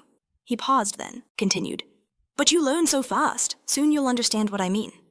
Madeira looked at him with a bored expression, letting out a small chuckle. Exhaling slowly, she watched the people walk by. I'm sure, she said, her tone flat. Then she added, some things you can only understand once they're over. After a moment, she asked him, Are those 3 monsters dead? Byun gazed ahead with mild interest. The 2 eldest, Ray and Bayan, are definitely gone. Their enemy was surprisingly strong, he stated plainly. As for the youngest, Weon might still be alive, but you can consider her dead too, he elaborated. If she's been captured, they will do everything to wring information out of her. But she won't be able to tell them anything important. The previous night, Madeira had felt a pang of regret. She told Byun that everything was fine until she refused Ray. But after she left the store, the more time passed, the more it dawned on her. How did she see those 3? What had she been doing? Byun watched her with intrigue as she spoke. It was quite stupid of me, wasn't it? She asked, her voice low. I spent a whole year with them, and only now do I understand. Suddenly her face contorted. Her eyes burned crimson and bloodshot, a savage, animalistic grin spreading across her face as saliva dripped from her lips. I should have eaten those 3. I'm so angry, she snarled through her teeth. The more I think about it, the angrier I get. All night, I just ate whatever I wanted. Just then, people walking in the park began to hug themselves, shivering. A sudden, inexplicable chill filled the air. What's happening? One girl trembled, clutching her shoulders. It's so cold. Madeira's voice was a low growl. But my hunger still isn't satisfied. Byun smiled unfazed. How many did you eat? He asked. Madeira's eyes were wide and manic, her pupils tiny dots of madness. I didn't count, she hissed. But the building where we hunted with those 3, it's useless now. I ate everyone inside. She turned her crazed gaze to Byun. Is that even possible? Byun's smile widened. Whether it's possible or not doesn't matter. There's no point in hiding anymore. He explained. After last night, all restraints are gone. Wherever you go, whatever you do, there will be consequences. He then told her that he would never stop her because he had no right. He gave her a warm look and told her to go enjoy herself. That was all he asked of the 7 of them. Pulling out his phone, his fingers danced across the screen as he noted all the residents of the complex were gone. He then wondered if the news would break by lunch. Madeira, still holding her drink, changed the subject. How did he know that Ray and Bayan faced a powerful enemy and that only Bayan made it out alive? She looked at him hesitant and asked if he was there. A small smile touched Byun's lips as he confirmed it. Yes, he was there too. He clarified it wasn't because he had any connection to her or those 3 monsters. It was a coincidence. He was simply keeping an eye on things because he happened to be in the area. Madeira smirked, noting it sounded like he'd stumbled upon something significant. Bayan's eyes flared with magical power as he told her there was nothing special to see, at least not yet. Meanwhile, Siwoo strolled down a crowded street with Yuzuru trailing just behind him. She watched him carefully, stopping herself. What was this? To her surprise, his aura was completely exposed, as if he wasn't even trying to hide it. Even if he wasn't the type to break the rules, she thought with everything happening lately, this was just reckless. The main character walked with one hand in his pocket, the other holding a phone, his expression tense. Yuzuru, watching him, realized she had to consider a few possibilities. Was he being controlled by some kind of magic?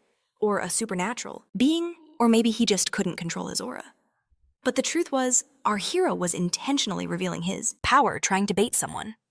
Siwoo walked on, his gaze fixed on a small knife in his palm. It was a miniature blade, with a black handle decorated with a white floral pattern. The blade itself was tiny, and it pulsed with a violet magical energy. It was called an engraved sword, Master Yusum's blade. When Hanan gave it to him, she explained that if you pour your aura into it and throw it, the blade will separate, allowing the wielder to track whatever it hits from a great distance. Our hero then asked was the broken piece of this blade inside the monster Yusim was hunting. He followed up with another question. Were there any limits? Like how long the blade could remain inside a target? Hanan explained its range was about 1,000 kilometers, or until the target removes the blade, but she added there was one special condition. She told him the only way to remove it was with an aura stronger than the one who embedded it in the first place. That was the only way to retrieve the shard. Our main character's eyes went wide with surprise as he took in her words. Now walking through the bustling city, he thought to himself, once the piece is removed, the blade on the handle will regenerate. He considered the facts. If the enemy was strong enough to overpower Yusim and 2 other monsters, then he definitely had the power to remove the blade. Yet the sword remained, broken. Siwoo contemplated this, staring at the dagger glowing brightly in his hand. The hero's gaze was sharp, his brow furrowed. He knew there was only one possible explanation. The enemy deliberately chose not to pull the blade out. In the distance, Siv spotted a large factory-like building glowing with a dense purple magical energy. The factory was abandoned, filled with rubble and debris. Inside, a voice called out to Ta. The voice belonged to an unusual-looking monster named Zen. Ta turned and asked what he wanted. Zen hesitantly pointed a sleeved hand toward him. "That's blood on your hand," he stammered. Zen then asked if he was just going to leave it like that. Ta, a wide grin spreading across his face, asked if he meant this thing. Ta sat on a pile of rubble holding out his hand, which was pierced straight through by a blade fragment. It was the shard from Yusim's sword, his hand crudely bandaged around it. "It's fine," Ta said with a smile. The wound was small, he explained, and he wouldn't pull out the blade because knew visitors would come for it. They were interrupted by another monster's voice. "I was just about to say something about that." A monster with severely crossed eyes called Hufen approached. Hufen, his eyes darting in different directions, asked Ta what he was doing. Was he trying to attract their pursuers? What was the point? He noted that if the chase continues, they won't be able to feed on humans like they used to. Ta's smile never faded. He agreed then, dropped a bombshell. "From now on," he declared, "I won't be eating humans." At those words, Huan and Zen stared at him, their eyes wide with disbelief. Huan furiously demanded, "What are you talking about?" He explained that if Ta didn't eat people, then he would. But Ta cut him off. "They're delicious," he agreed, "and the more you eat, the better they taste." He stared off into the distance, lost in thought. "But for some reason, no matter how much I ate, I could never satisfy my hunger." He'd thought about it, but couldn't find an answer. Until last night. That's when it all became clear. He mentioned the 3 monsters they had fought. They were strong, he noted. He admitted that if he had faced them, before he wouldn't have stood a chance. But they put up a good fight. And in the end, after defeating them for the first time, he felt full. He told them with dead seriousness that he was truly satisfied. "The one who brought me here," he said, "probably understands what I'm..." He spoke as if it were obvious that he was born for this exact feeling. Zen could only stare back, rising to his feet in utter confusion. Ta's eyes burned with a newfound purpose. He declared his desire to hunt those worthy of defeat, not just for the sake of his hunger. If this was a thrill that humans couldn't offer, then he saw no reason to devour them anymore. Huin's jaw tightened. This was nonsense. His patience was wearing thin. He scoffed, saying he didn't understand, nor did he want to. They had a golden opportunity, and he refused to let Ta's whims jeopardize it. With a smirk, Ta turned to him and asked, "Oh, really? Perhaps Huan was right, but their greed, their very worldviews were now completely incompatible." Ta stepped closer to Huan.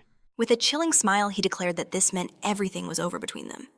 He said he was truly sorry, but this was for the best. Huan stood ramrod straight, his mind reeling. If Ta wasn't going to eat people, then perhaps he eyed the hand Ta offered him with deep suspicion. Ta, however, maintained a wide, friendly smile, extending his hand in a gesture of peace. He then addressed the 2 monsters Huan and Zen. Though their time together was short, he admitted he'd learned so much. Without them, he would have surely died. He held his hand out, saying it would be nice to continue their journey. However, he conceded they were right. It would be far better if they went their separate ways. He thanked them and offered his apology. Huin's jaw clenched so hard it could shatter stone. "You bastard!" he hissed. He turned to Zen, his voice sharp and commanding. "You heard him, let's move." He explained they had to leave before sunset. But Zen remained rooted to the spot, his gaze uncertain. "What are you waiting for?" he growled in frustration. Zen hesitated, then finally spoke. "I want to be... with Ta." Huin stared back in disbelief. "What?" Zen took a deep breath. He reminded Huin of the power they witnessed last night, all thanks to Ta. He asked if he remembered it. He then confessed that he too wanted to become that strong. Ta looked at him surprised. as Zen declared he wanted to fight worthy foes, not humans. "What are you talking about?" Hun roared. He angrily pointed a finger at Ta. "You don't even know what he is. Have you forgotten who we are?" Pressing a hand to his chest, Hun screamed that their transformation, their very bodies, "Are nothing like his," he bellowed. "He's just a cheap, dirty copy." Ta calmly stated. "He's right. It's dangerous to be with me, especially for you, Zen." He warned him directly. "You will most likely die." Huin turned his face a mask of shock at Ta's words. But Ta continued with a confident smirk. "However, I promise you this." He clenched his fist. "If you die, you won't do it before I do." "Ta!" Zen whispered, his eyes wide with awe. Huin looked at them both, his face contorted with irritation, his jaw locked tight. Finally, he turned away. "I can't stand this," he exhaled, closing his eyes. "Fine, go do stupid things together." As he walked away, he stopped. He glanced back over his shoulder. "Neither of you will eat humans. Is that right?" he asked. "If that's the case, I'll just eat those weaker than me." With that, he would leave. No one would have any complaints. Ta looked up with a smile, confirming the plan. "Sounds good. It's best we eat to our fill." Before the sun sets. But as he spoke, his expression shifted to one of confused surprise. "That's right," he muttered, staring into the distance. At that very moment, our main character stood before the abandoned factory, the den of those very monsters. Like all creatures of the night, this monster had existed for countless years, a legend told in epics. Zen turned to Ta, asking if he was all right. The ominous name it carried changed with every era. Ta nodded in the affirmative. Zen insisted he was fine, just a little surprised, that's all. But in any... Ta spoke, his voice low. "I knew you would come, but I expected you after sunset." The era in which this monster caused the most chaos, both monsters and humans alike, called him by one name. Ta's body began to glow with a thick, magical energy, his pupils a piercing purple. He smirked. "We need to prepare to welcome our guest." Chew, the violence that consumes the world. Siva finally stepped into the building. A wave of fear tried to stop him, but he pushed through. Once inside, Siva froze. His eyes widened, sensing two distinct presences from two different directions. A palpable magic radiated from above, while a sickening bloody stench rose from below. Siva looked up at the flows of aura, then down toward the darkness. Which path should he choose? In this grim dilemma, this quantum superposition of fate, our main character clenched his teeth and charged forward. Meanwhile, outside the building, Yuzuru tilted her head up, watching the streams of aura pouring from the roof. She frowned, whispering to herself, "What kind of absurd horror is this? Unless this energy was some ancient remnant, then this place was nothing short of a canteen for monsters." She knew Siva must have sensed it too. The fact he went inside without a second thought was astounding. Yuzuru understood. It was a trap with a 99.9% probability. Siva's behavior was completely illogical, and yet he still walked in. Yuzuru clutched the paper fortune in her hand, remembering its words. The predictions of the 7 lucky children never lie. She knew that even if it was a prediction of love, it guaranteed a happy day. No matter what happened, it meant Yuzuru would meet her love safe and sound. Then her eyes shot open with a sudden realization. What is Siva really about? It dawned on her that she had never truly thought about it. An image of the main character formed in her mind, and she realized she couldn't see any unique traits about him. He wasn't ugly, but he certainly wasn't handsome either. Yuzuru sighed, pulling herself away from her thoughts. Regardless, she could feel a powerful energy radiating from the floors above. Activating her magic, Yuzuru summoned her beast. She commanded it to press forward. The beast scooped up Yuzuru and leaped, moving instantly to an upper floor of the building. Landing silently, Yuzuru frowned. Carefully, she assessed the situation. Was she being too cautious, she wondered? Looking at Zen cowering before her, she knew. He didn't look like a threat at all. He seemed completely harmless. Zen just stood there, shaking violently, trying to convince himself he could actually fight. Yuzuru smirked with condescension. Forget caution. She'd just capture everyone she found. Meanwhile, Siwoo was heading downstairs, but froze when he noticed something. A creature Hufin was hunched on the ground, over a shapeless dark heap. The shadows hid the gruesome details. It could feel the main character's presence. Hufin was ripped from his grotesque meal. His head snapped to the side. Who's there? At first, he assumed it was just a man. But he quickly realized it was another monster. Siwoo lowered his head and asked coldly, "How many people did you and your comrades devour?" He knew the question was useless. "How many others are here?" he demanded instead. He was sure Hufin couldn't be the only one. The others must have gone upstairs. Hufin wiped his mouth, sneering. "You're a joker," he said. "Do you really think I'd answer that?" The main character's eyes narrowed. This was his chance. He could finish Hufin quickly and leave. Hufin just grinned and announced, "Because of you. I couldn't even enjoy my meal in peace. You will answer for this interruption?" The main character just smiled coldly. I agree, he said. In the next instant, he lunged forward. Before Hufin could even react, he froze, his eyes widening in shock. Siwoo clenched his palm into a fist, preparing to strike. Make me, he challenged. A moment later, his fist slammed into Hufin's stomach. Hufin screamed as blood erupted from his mouth. He's so fast, Hufin thought, terrified. Without pausing, Siwoo grabbed Hufin by his clothes, dug his feet into the ground for leverage, and hurled him away. Hufin crashed into the far wall and stopped his jaw tight with pain. The main character announced, I will ask again. How many monsters? What are their strengths and abilities? A suffocating magical energy began to pour from him. Siwoo's presence became overwhelmingly threatening. Answer me. Now, he ordered. Hufin's body began to twist and transform. You're an amusing one, he called out, but the main character didn't react at all. He was completely unfazed by Hufin's grotesque change. Suddenly, Hufin lunged, striking with razor-sharp claws. Blood sprayed from a fresh gash on Siwoo's body. Siwoo continued to stand there unmoving. Hufin smirked and announced, Time to finish you. As he closed in, he taunted, Siwoo, are you trying to look cool? It's just making this worse. All the others who came here were just as bold, never understanding my true power. Seeing the main character still standing motionless, Hufin wondered, could it really be this easy? This was a perfect opportunity. If he could strike from a distance, his targeted attacks would never fail him. He unleashed a powerful barrage. The attack slammed into Siwoo, spraying even more blood into the air. But the main character still stood there, not moving, not even defending himself. Hufin continued his relentless assault. Soon, Siwoo's clothes torn to shreds began to fall to the floor in bloody tatters. But Hufin didn't stop, and Siwoo didn't move. He paid no attention to the chaos around him. After some time, Hufin finally stopped breathing heavily. What is going on? He gasped. He was utterly baffled. Despite those devastating injuries, Siwoo was still standing. Who are you? Hufin demanded.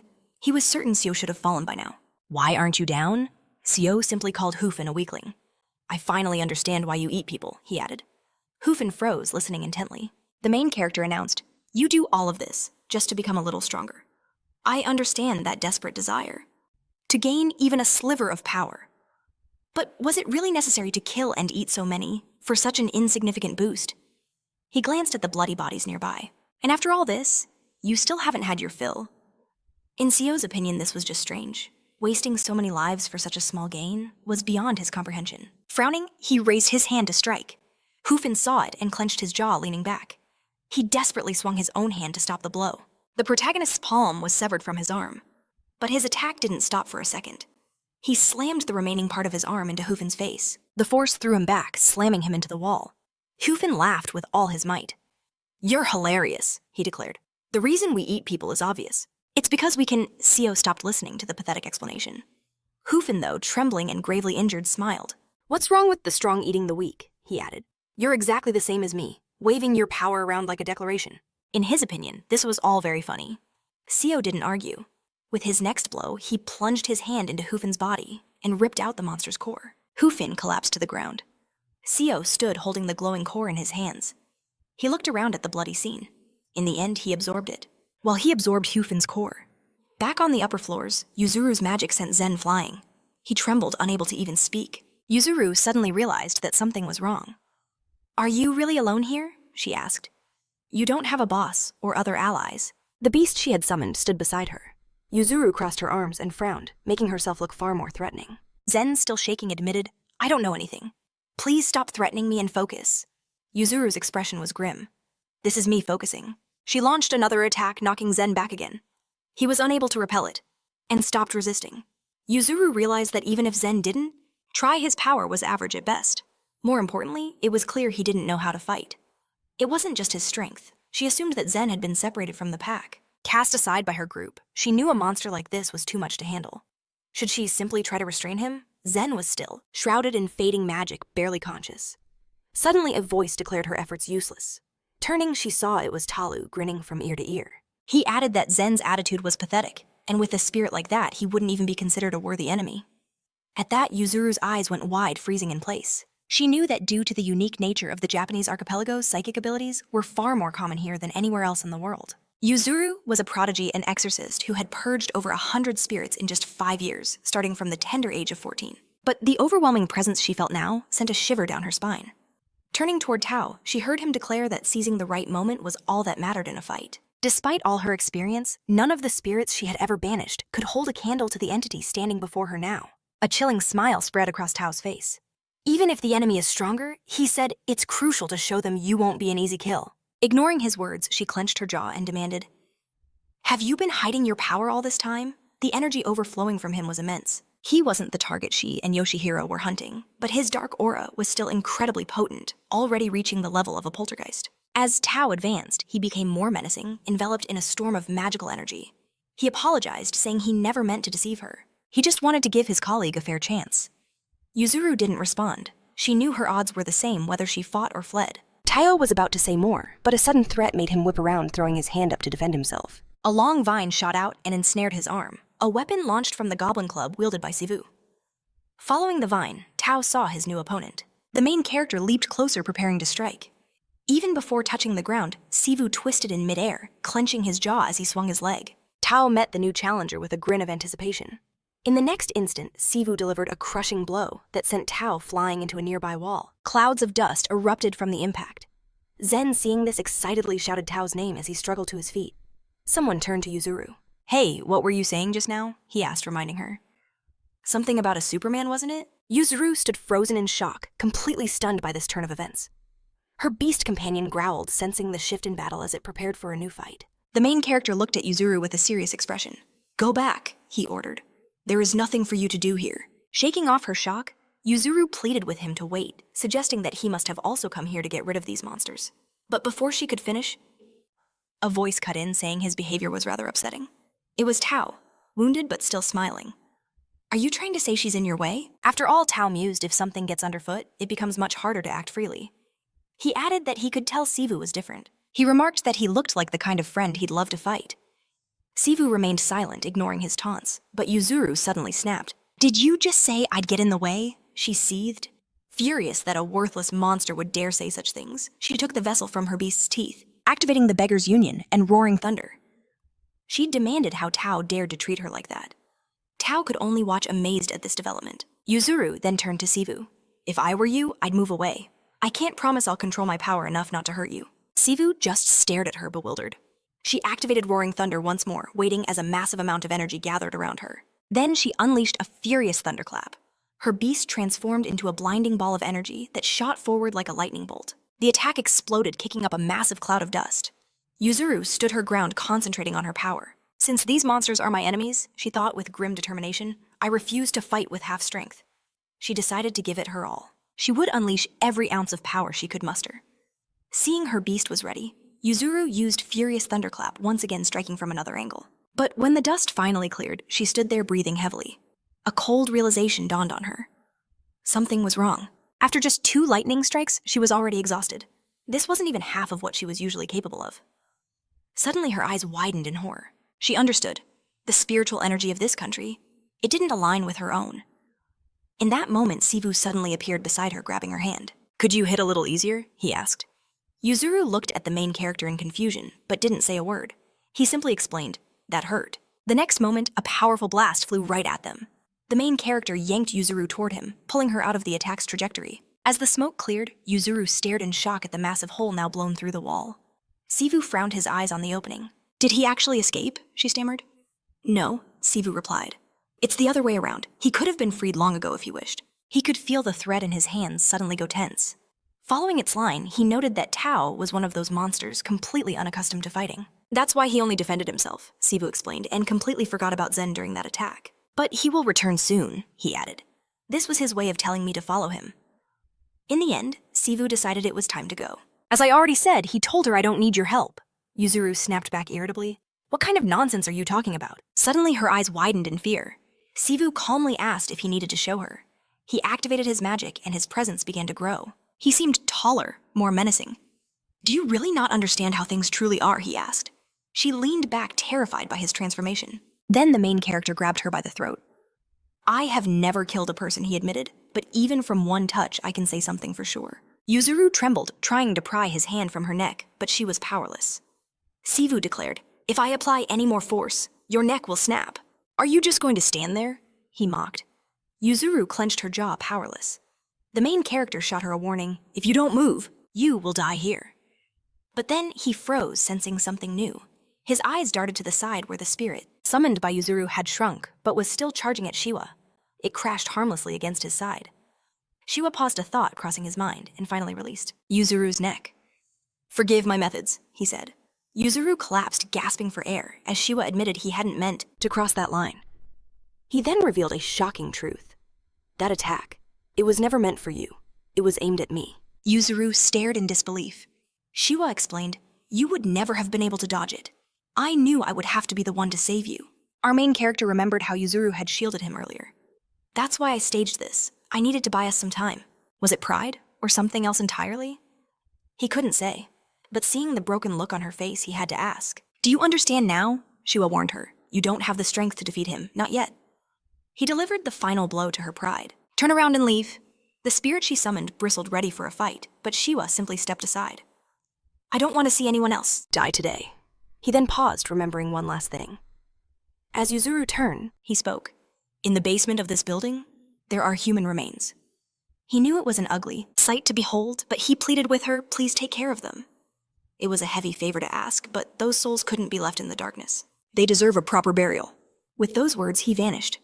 Following the monster's trail, he finally heard a voice cut through the silence. "So Siwoo has finally arrived." It was Ta. He admitted, "We could have fought back there, but this way, I can keep a promise I made to my comrades." He smirked. "I'm sure you figured that out on your way here." Ta then gestured around them. "This entire area is scheduled for demolition. No one will get involved." He added that rumors about him and other monsters had already driven the last of the locals away. Scratching his temple, Ta noted that thrill seekers would sometimes sneak in to film. Thanks to them, hunting has become much easier. But he quickly dismissed the thought. That doesn't matter now. He saw Siwoo take a fighting stance and chuckled. "My apologies, have I been talking for too long? I hope you can understand," he said, his grin widening with pure excitement. "I'm just so thrilled." In the next instant, both of them exploded forward. Siwoo swung his club with brutal force, but Ta blocked it effortlessly. The battle had begun. Siwoo unleashed another strike, and though Ta saw it coming, he couldn't parry it in time. The impact sent him stumbling back. The main character gripped his club with both hands and unleashed a devastating follow-up blow. The attack hurled Ta backwards, sending him crashing straight through a concrete wall. His eyes widened in shock as he saw Siwoo already leaping through the air, swinging again for another attack. This time, however, Ta managed to block the blow. At first glance, it was an intense, evenly matched battle. Both Siwoo and Ta were on a similar level of raw power. But as they clashed, the difference in their technique became painfully obvious. Still, they fought on trading powerful blows that shook the very ground beneath them. Ta, fully aware of his own monstrous nature, smiled with savage glee. His strength was absolutely overwhelming. As he landed another clean hit, our hero coughed up a spray of blood. Ta's technique was a perfect match for his power. Siwoo knew he was only surviving on luck. And then a memory flashed in his mind. A conversation. "Someone was talking about a preservation type," a voice said. "It doesn't matter what condition the monster's body is in, or if it's the first time taking one." The voice trailed off, then added, "It seems Sue took to it quite well." "I'll hammer this into your empty skull," the voice continued, sharp and serious. "You are not to take that pill a second time." The main character stared at the bottles on the table before him. "What do you mean?" he asked in disbelief. "I defeated Yuum because of that pill. I spent a fortune on it." It was Swa's voice that answered, cutting through his confusion. "You were simply lucky. A sudden surge of energy is just as dangerous as complete exhaustion." She explained that's what had happened with the shutter swallower he once fought. The main character couldn't handle the overwhelming power and had lost his mind in the process. As Siwoo listened, Swa delivered her final warning. "If you keep taking those pills out of a thirst for power, something terrible will happen." "I don't even know what the next dose could do," she admitted. "Maybe nothing, or maybe it will turn you into a monster." Back in the present, Siwoo was sent flying from another crushing blow. Ta looked at him, his expression serious. "You truly are something else." He smiled, a genuine ecstatic grin. "Not even the 3 monsters I fought last night could give me a fight like this. This is the first time I've ever had to try this hard." But Siwoo was trembling, racked with pain and fatigue. He made his choice and threw a pill into his mouth. As he went to swallow it, Ta's eyes locked onto the object. "What is that elegant little thing?" But Siwoo had no answer. However, if there had been someone else there, someone who knew the truth about goblins, they might have understood what was about to happen. The ability that manifested through Siwoo's magic was known as the Goblin Cap. It was the third hidden power of the goblin race. Not long ago, a man swore to his friends that he had seen a goblin with his own 2 eyes. The men at the table grumbled, tired of hearing the same old stories. "Next, he'll say a house cat is a mountain tiger," one scoffed. But another slammed his mug down, insisting, "This time it's the truth." He spoke of crossing the mountain pass when a terrifying snake-like creature appeared. It claimed to be some great supernatural beast. But just then, a goblin emerged and saved him. A third man leaned in. "And after the goblin saved you, did it say anything about its kind?" He then wondered aloud what this goblin even looked like. The man who saw it stared into the distance, remembering. "Let's start with this. He was huge, towering over me almost twice my height. His shoulders were several times broader than any man's. And yet, strange as it was in most other ways, he wasn't so different." Recalling the creature's face, the man said the only true difference was its dark-hued skin. Aside from that, nothing was out of place. The eyes, nose, and mouth were all there. "Sounds like just a man," one of them suggested. "But goblins have to have horns," the witness shot back. "This one had no horns. I've never heard of a goblin with horns at all." The skeptic closed his eyes and took a long drink. "Do you know the blacksmith in the neighboring village?" "Unlike you, that blacksmith is no coward," he sneered. "And his word is something I can actually trust." Suddenly, the third man spoke up. "I'm not saying the blacksmith is a liar, but the goblin I saw didn't have any horns either." The argument died instantly. The other two stared at their friend in disbelief. "Wait, you've seen a goblin too?" He nodded grimly. "I was just a boy then, but I witnessed a battle between goblins. I was hiding behind a tree, watching the two monsters. And just as he said, besides their immense build and dark skin, they looked entirely human. And as they stood there, they just stared at each other in utter silence. "So they really don't have horns?" another asked, but before anyone could answer. He pressed on. "What happened next?" The man shook his head. "Nothing. They just vanished, without a trace." A shiver went through the room. The storyteller added, "It was getting dark, so I couldn't see everything clearly. It might have been a cap or a helmet, but one of them had something sharp sticking out of his head, like a horn. Maybe that's what you mean. In any case, the moment I noticed it, they were gone." A realization dawned on the others. They hadn't vanished at all. They had simply become invisible to the naked eye. "That has to be it," the narrator confirmed, "because as soon as they disappeared, the very ground beneath my feet began to split. Trees were torn from the earth. The entire mountain shook. Frightened, he had fled for his life. I can only assume they fought each other while remaining completely unseen. In the end, how could I say for sure what I saw? Creatures like goblins. They defy human understanding."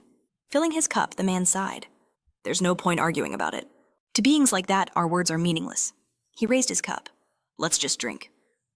Legends, myths, and folktales about monsters are often born from a seed of truth.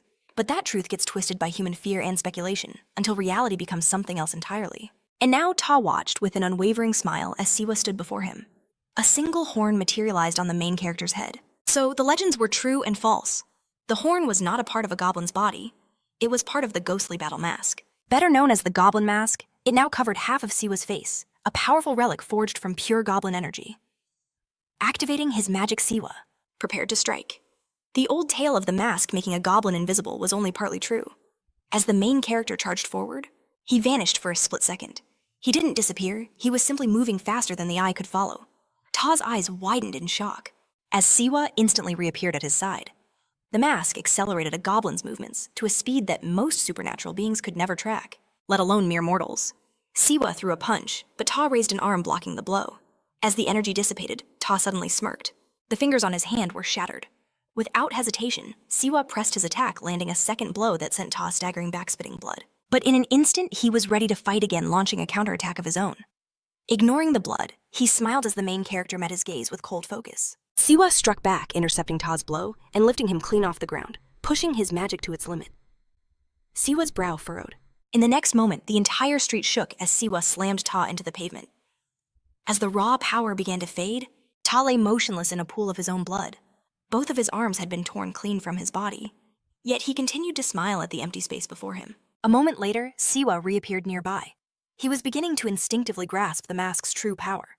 Unlike others, he desperately lacked practical combat experience. This mask was the tool that would shatter his limits, just like in the old folktales. It allowed the protagonist to harness a level of power he'd never known. He frowned, realizing this might be more than he could handle, for the first time. Since he became a goblin, Siwoo felt a searing pain in his muscles. He looked down at his trembling hands, feeling his energy draining away at 3 times the normal rate. Analyzing his condition, the main character realized with a jolt. The consumption rate was even faster than that. He knew he wouldn't last long in this state. Clenching his jaw, Siwoo glared at Ta, who admitted that Siwoo was indeed unusual. Ta trembled as his limbs began to rapidly regenerate. He confessed that not just last night, but his entire life since birth could not compare. After clashing for just a few minutes, Tae had a revelation. He declared that he finally understood how strong, tough, and fast his opponent truly was. He grasped the true extent of his own capabilities. He thanked Siwoo again, certain that their meeting was a stroke of destiny. Tae was unleashing a unique magic called the Iron Deity. Our main character, wielding a club, scoffed at the thanks. With a scowl, he gritted his teeth and told Tae to go back to whatever hell he crawled out of. Tae just laughed, admitting that while he disagreed with most things, he couldn't argue with that. He settled into a combat stance. He roared that life was an insane wild ride, even if it led to a swift death.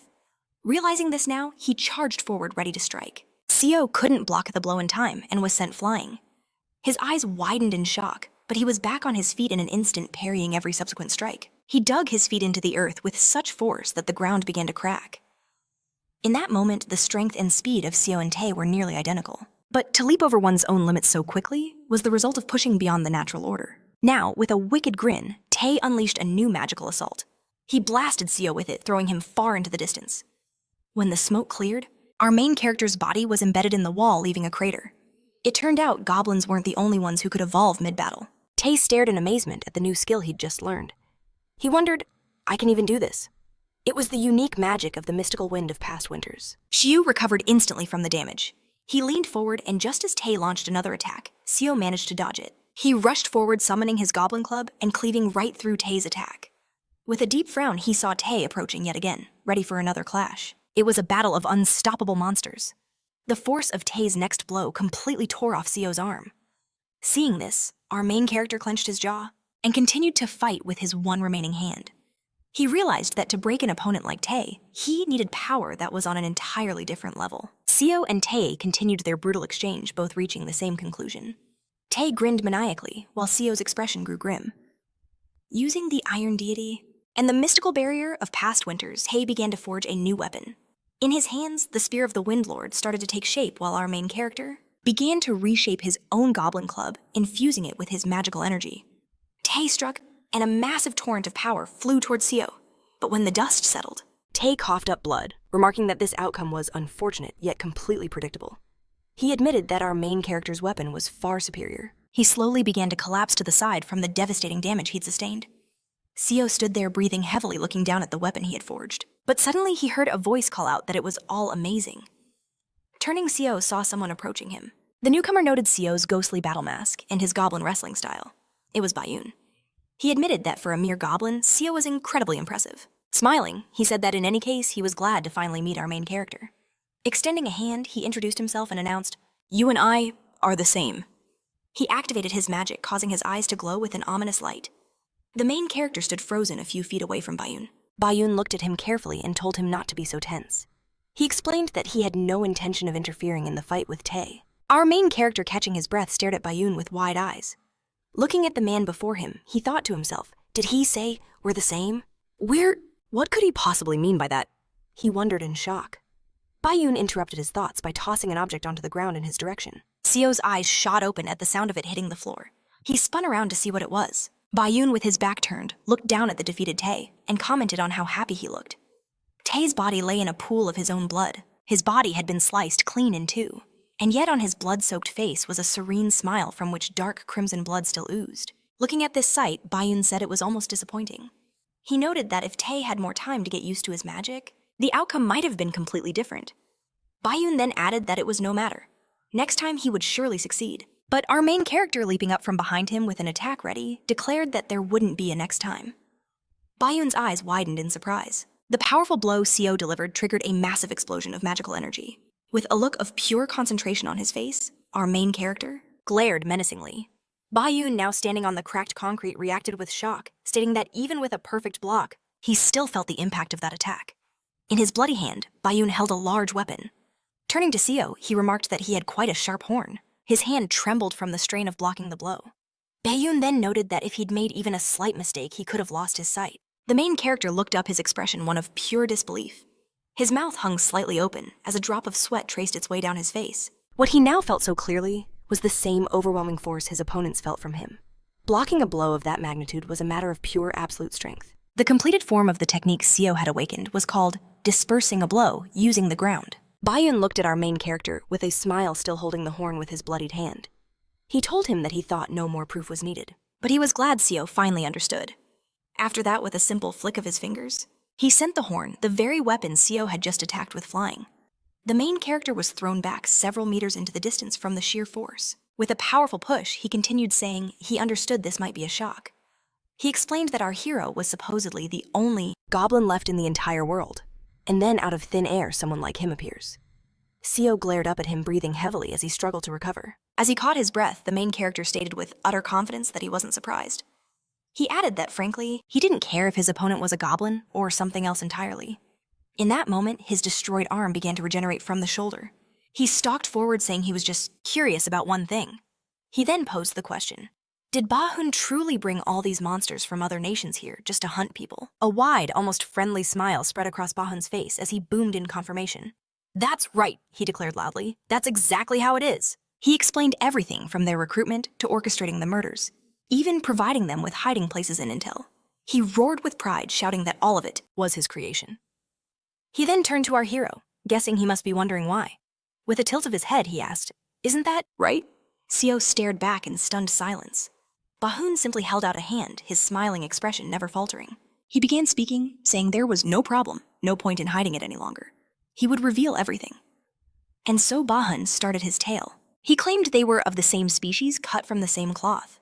That's why he said he thought a conversation between them would be so fascinating. His glowing eyes locked onto our hero with a piercing gaze.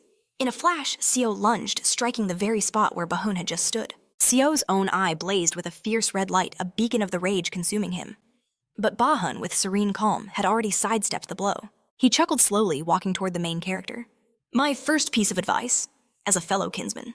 Then he unleashed a vicious uppercut, striking Siwoo squarely in the torso. The impact was so immense, our hero coughed up a spray of crimson blood. Siwoo's eyes widened in sheer agony. Bahun told him that when facing an opponent far stronger than yourself, you must ensure at least one of your feet remains planted on the ground. After that, standing directly before Siwoo, he remarked that while their horn may be small, it grants them an absurdly unbalanced magic. The main character face twisted in a tense snarl, glared at Bahun as he prepared his next attack. Unless you're dealing with poisons or curses, Bahun explained. As long as I stand firm on my feet, I have nothing to fear from most attacks. He then drew his hand back, adding, even blows from another world. In the next instant, he drove his fist straight into Siwoo's face. Countless rays of brilliant magical energy erupted from the point of impact blasting our hero backward. Bahun became a blur, hitting him again and again, moving at an impossible speed. He struck him down, then Bahun held, a smoking fist before his own face. With a smug grin, he admitted he was still amazed at how Siwoo could withstand a full power blow, even without using any supernatural abilities. Incredible, he mused. At that moment, Siwoo was sprawled on the ground, his clothes filthy and shredded, his entire body covered in cuts and bruises. Blood streamed down his face as his body trembled from the brutal assault. Our hero could only stare at the ground with a lost expression. Bahun spoke again, remarking how Siwoo had mastered nearly all the basic goblin abilities without any formal training. He then asked him, shall we return to our conversation? He addressed Siwoo by name, asking him a simple question. Do you like dogs? The main character stared back with wide, bewildered eyes. Bahun continued saying dogs are beautiful creatures in many ways superior to humans. However, he noted that sometimes they can be annoying. For instance, a dog raised by a weak owner will bare its teeth completely unaware of the true situation. After making his point, he added that they sometimes even bite people. Isn't that right, Siwoo? Our hero was on one knee, shaking his body a canvas of bruises, and his clothes stained with his own blood. Bahun, standing over him, said that in such cases, the fault almost always lies with the owner. However, sometimes these pathetic creatures become utterly repulsive. He spoke of beings that exist solely to satisfy the needs of a superior race able to live only by receiving care. He said the fact that they wag their tails oblivious to any real danger is obvious enough. As his eyes glowed with magical power, he declared that the moment this realization dawns on them, they cease to be cute puppies. He continued his tirade, telling Siwoo they become disgusting, useless creatures living in ignorance. The main character, glaring up from under his brow, spat out, "You crazy bastard!" He seethed that he would unleash monsters and kill people for such a pathetic reason. Bahun suggested there might be a misunderstanding. He then confirmed that yes, he did not like people. However, he clarified that he despises more than just the ignorant. With a smile, he exhaled slowly. Ah, how long ago was it now? He explained that back then the king of monsters didn't exist yet. There was no need for one. He then crouched down before the surprised main character, looking him in the eye. Among monsters, there were no laws, he said. Force was the only rule. He explained that the only thing that mattered was the food chain of the strong and the weak, where one's position was determined by power alone. He stated that if the strength of humans and monsters wasn't enough, then they were nothing more, then prey destined to die. With a wide grin, he noted that when you think of it that way, it's actually quite interesting. He then asked the main character sitting before him, "Isn't that so?" Without waiting for a reply, he went on saying that countless monsters were eagerly awaiting the end of these 6 months, a time when they could finally hunt and devour humans freely once more. However, he remarked that if you look a little deeper, there's nothing more entertaining than this. After a pause, Baehoon mused that the vast majority of these creatures were probably not so different from humans to begin with. He said their prey had just been protected for far too long. Siwoo stared at him, bewildered, his eyes wide as he listened, intently. Baehoon continued describing how such people can only bark at those weaker than them, pretending to be predators themselves. But all the while, they live in far greater safety than most. Baehoon gave an example saying creatures of the same species as them are unpleasant even to look at. The villain suggested that humans were exactly the same. He then turned to the main character, guessing he'd seen countless examples in his own life, and asked if he was wrong. He spoke of parasites who take far more than they deserve, hiding behind the shield of law and common sense. These shameless creatures make demands they can't possibly answer for acting as if it's their divine right. He sneered that they exist only in the hope that someone else will protect them. Then, staring down at Siwoo, he asked him to imagine a world where such an unreasonable defense doesn't exist at all. "Doesn't that sound wonderful?" he mused aloud, arguing that no law or right should allow such parasites to even exist. He declared that the only true measure is strength. Those who cannot take responsibility for their actions will simply die or suffer. The main character scowled, his brow furrowed as he fought to steady his breathing, gasping for air, with blood trickling down. His face, Siwoo retorted that it wasn't beautiful at all. It sounded like the sick fantasy of an 8th grader. Baehoon laughed at the comparison, admitting that perhaps it was. He conceded that he didn't expect Siwoo to understand immediately, noting that in any case such a reaction is perfectly normal. Standing tall, he informed Siwoo that even though they were the same species their age, experience and values were worlds apart. Looking down on the main character, Baehoon declared that was precisely why he decided to make them the same. Siwoo stared back with a questioning, bewildered expression. Baehoon explained that ever since Siwoo defeated Taemin, his interest had grown beyond simple kinship.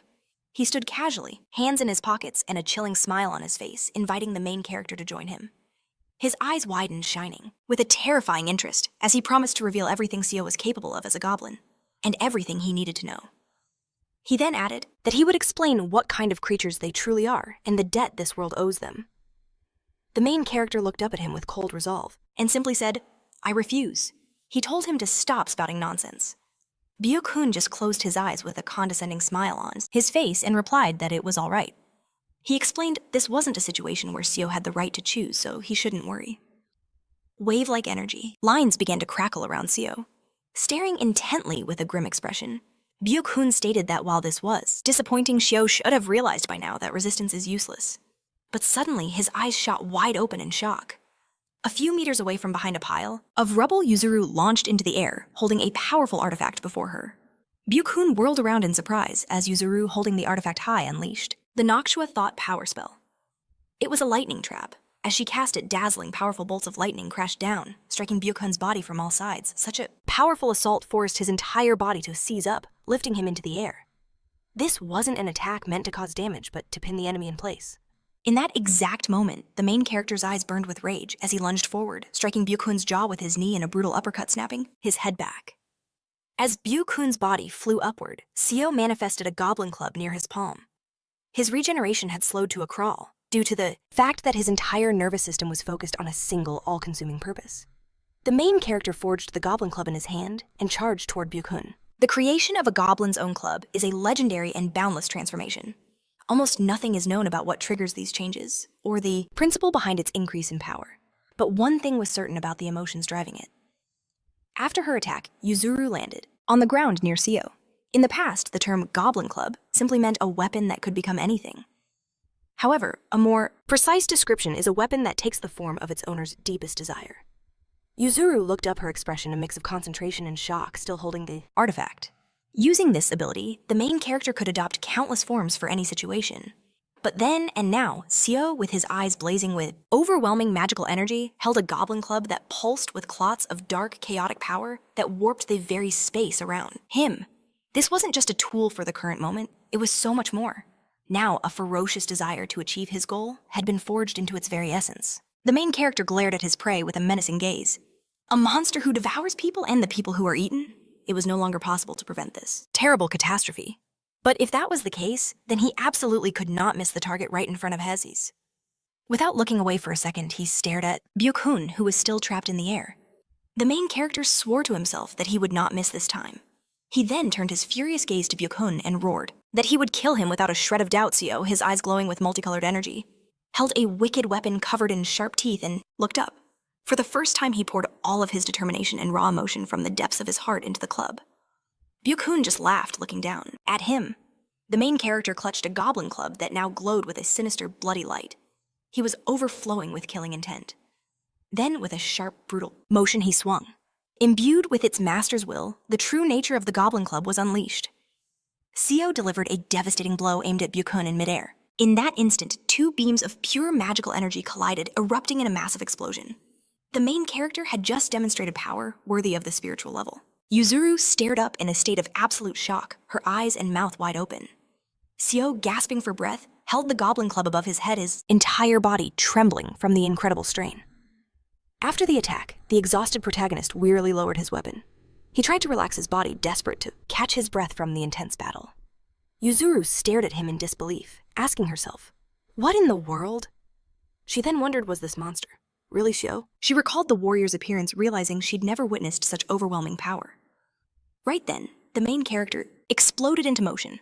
With his goblin blade held high, he charged at Yuzuru, ready to bring his weapon down. Staring down at her with cold eyes, he ordered her to kneel. Yuzuru could only tremble, clutching the artifact as a shield, her face a mask of terror. She was bracing for an attack, but then a chilling presence materialized behind her. Her eyes widened in horrifying realization. In that last, desperate moment, she threw her body aside, escaping the main character's attack.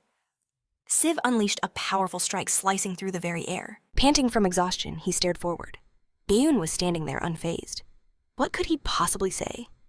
Just like before, the sheer difference in power was astonishing. Bayun stood opposite him, an unnervingly calm expression on his face, as a large glowing red horn grew from his forehead. He casually dusted off his slightly stained white shirt, a goblin club held loosely in his right hand. The main hero felt a cold dread creep over him. He knew he was weaker, but he never imagined the gap was this vast. Bayun continued, his voice dripping with arrogance. "This isn't some instinct awakened in a crisis. It's a conscious will to unleash my true nature." He then asked, "Are you even capable of that at your age?" He stared down at the main character. "Tell me, how does it feel?" he taunted. "Not bad, I imagine. Am I right?" He said that Siv was finally able to take control of his own murderous lust. However, he mused, the most surprising thing is that during your first awakening, you didn't actually kill anyone. He cited an old saying, the first manifestation of one's true nature must always achieve its awakening goal. Byun's goblin club materialized in his hand. At this rate, he declared, I might even stop being considered a mere goblin. Siwoo stood protectively beside Yuzuru, his own club held at the ready. A sharp pulse of magical energy shot like an arrow. Straight toward the main hero's chest, Siv barely managed to raise his club to block the blow. Byun simply smiled. That won't work. As soon as the words left his mouth, the club in the main character's hands shattered into countless fragments. The pieces scattered in every direction. With his defense destroyed, Byun's attack slammed into Siv, sending him flying several meters back. Yuzuru watched in absolute horror. Approaching her, Byun explained, the essence of a club is that its form is dictated by its master's desire. And right now, this club is a weapon created to kill you. In other words, its only purpose is your death. He added, trying to defend yourself with that thing is no different from taking the blow on your naked body. He paused, then sneered. No, I take that back. If you had prepared for the blow from the start instead of fighting back, that would have been even better. The main hero was on his knees, his body shaking from the searing pain. A dark, gaping hole was torn in his chest. He clenched his fists, squeezing a splinter from his broken club in his palm. Byun casually approached Yuzuru. Her back was to him. He leaned in. You're not from this country, are you? Yuzuru stared ahead, her expression frozen in fear. In shock, she whipped her head around her pupils, shrinking to pinpricks. Then why are you here? Byun demanded. I have a guess, of course. But you should have learned about this place before interfering. As Byun spoke these words, His eyes took on a wild gleam. What I want, he voiced with terrifying desire, is to snap your neck right now. He turned to the main character. What do you think? I could let her go, he offered with a cruel smile. But only if you discard what's in your hands. At that moment, the main character glared back, his gaze burning with defiance as he greedily gasped for air. In his hand, he clutched the pill he received from the House of Humility. I thought so, Byun said. A pill from the House of Humility, correct. In a flash of movement, he grabbed Yuzuru's neck. She screamed in surprise, her jaw clenching and her brow furrowing in agony as his grip tightened. But Byun continued to speak calmly. It's a good remedy, but for some reason it has a positive effect on me. He glanced at the main character. Isn't that right? He smiled. This is the truth of such things. Drugs have both positive and negative sides. He guessed, this would be your second time, correct? He asked him again. Is this so? Byun began to explain. A sudden surge of energy would overload your energy center, and it would take 3 times longer than usual to recover. He admitted, I can't even imagine what might happen in the worst case. Continuing to speak, he turned to Siv. And even if nothing happens, you still can't do anything about this. The main character just stared back, calm and silent, holding the pill tightly. To make his point, Byun lifted Yuzuru off the ground by her neck. So just sit aside for now, he ordered, since I don't want to cause you even more harm. Yuzuru was shaking from the suffocation, her body convulsing, as Byun's hands crushed her throat. She turned to Siv. Don't listen to him, she choked out. The main character watched them silently, the pill held near his lips. I died once before, during an exorcism. Through suffocation, she said. I was always ready for this death. It was my job. Byun looked up at Yuzuru. You're seriously upsetting me, he growled, and with even greater force he squeezed his hand on her neck. Yuzuru tensed up, overcome with pain. She grabbed at his hand with her own, but she couldn't do anything to him. Byun reminded her, I told you to shut up. He was unable to continue, because a sudden movement severed his arm at the elbow. He looked at his own bleeding stump in bewilderment. The main character stared in front of him, shocked by what had just happened. Yuzuru fell from the air along with Byun's severed hand. Byun turned to the side with a stunned expression. Before him stood a man in a business suit already preparing his next strike. This man's name was Yi Young. He frowned, his expression concentrated, and raised his fist. With a sharp sudden movement, he struck Byun right in the center of his face. At that moment, a hand squeezed Siv's shoulder. A voice from behind ordered him to stand where he was. It was Goya who calmly looked down at him and said, You have already done more than enough. Was necessary. He warned that if he kept using his energy this way, the consequences would be permanent. The main character looked up in utter shock. Goya, he gasped. How are you here? But before he could finish, Goya gestured to the battle raging before them. He answered with a question of his own. Don't you think it's a little late for that? He then explained. Even if there are no people, the destruction is far too great. Sue stared at the devastation around them. The ruined buildings smoking, rubble and shattered debris. He let out a heavy breath. His eyes then fell on Yuzuru, who had just landed. He watched, a faint smile on his face. Goya, however, remained impassive, stating grimly, and it's not going to stop here. In that instant, Yu Yang moved like lightning, trying to land a decisive blow on Bayun.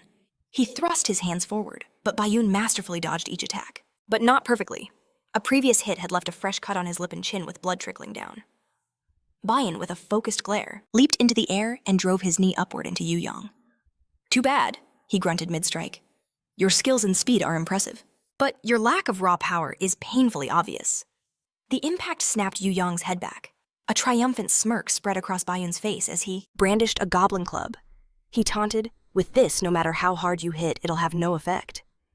But then something impossible happened. Thin streams of blood began to pour from Bayun's eyes. His own eyes widened in pure shock. Yu Yang stated coldly, It can't be helped. We weren't born with bodies, blessed by the gods like yours. As he spoke, blood flowed from his own nose and mouth, and his entire body began to shimmer with a brilliant magical energy. He had invoked a secret art, pure autumn water. Suddenly, torrents of blood erupted from Bayun's ears, nose, eyes, and mouth. He stared ahead, in utter confusion, a cascade of blood flowing down his chin. The name of this horrifying spell was the blood of the maiden. Adjusting his glasses, Yu Yang stated calmly, Against an opponent like you, I have no other choice. This man was a representative from the main sanctuary of the Seti clan. Bayun, stunned, tried to speak, but only coughed up thick clots of his own blood. The unique magic of the Seti clan involves manipulating the very nature of surrounding water. The closer the water, the more absolute its power becomes, especially when using pure water from things like groundwater or steam. A bloody grin stretched across Bayun's face. He knew hand-to-hand combat was useless. Did he apply this magic to my own body? He wondered. A horrifying thought surfaced. Is he boiling my blood? He knew that even in theory, throughout the entire history of the Seti clan, very few could ever achieve such a feat. Yuyong, his expression full of confidence, began gathering a blindingly bright pink magical energy around himself. He then held out his open palm. Bayun watched his eyes wide, but a curious smile playing on his lips.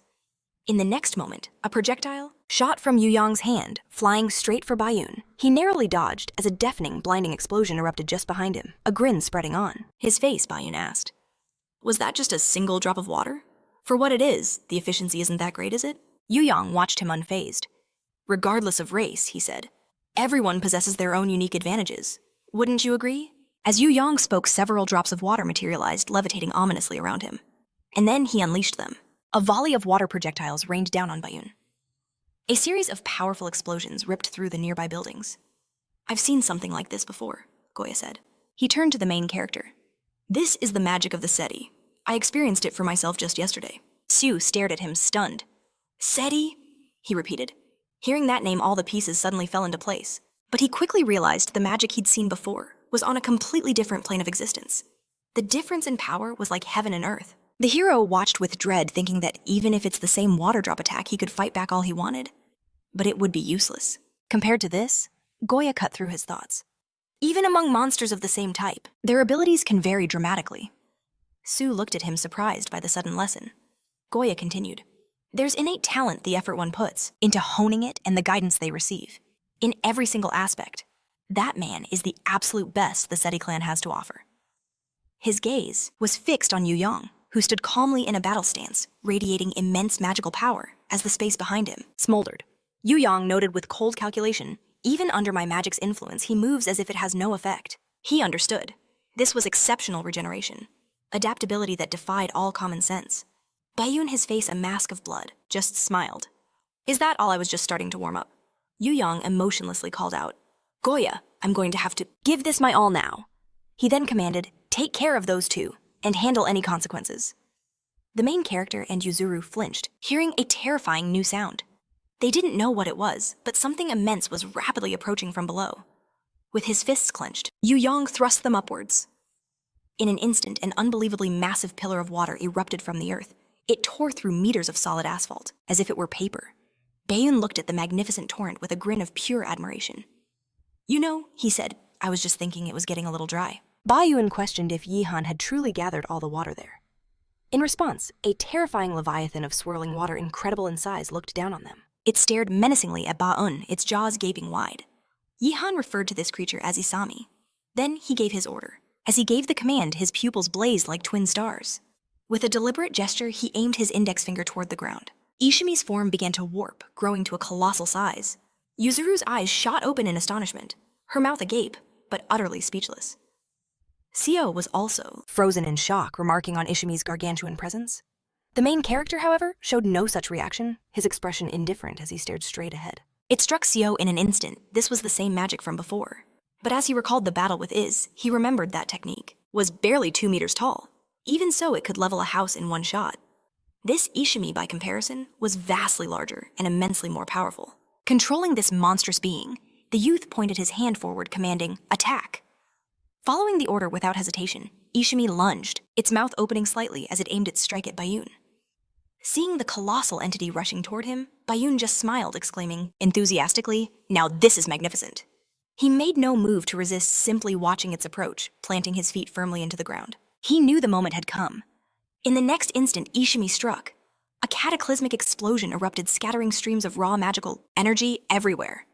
Yuzuru instinctively threw her arms up to shield herself, squeezing her eyes shut.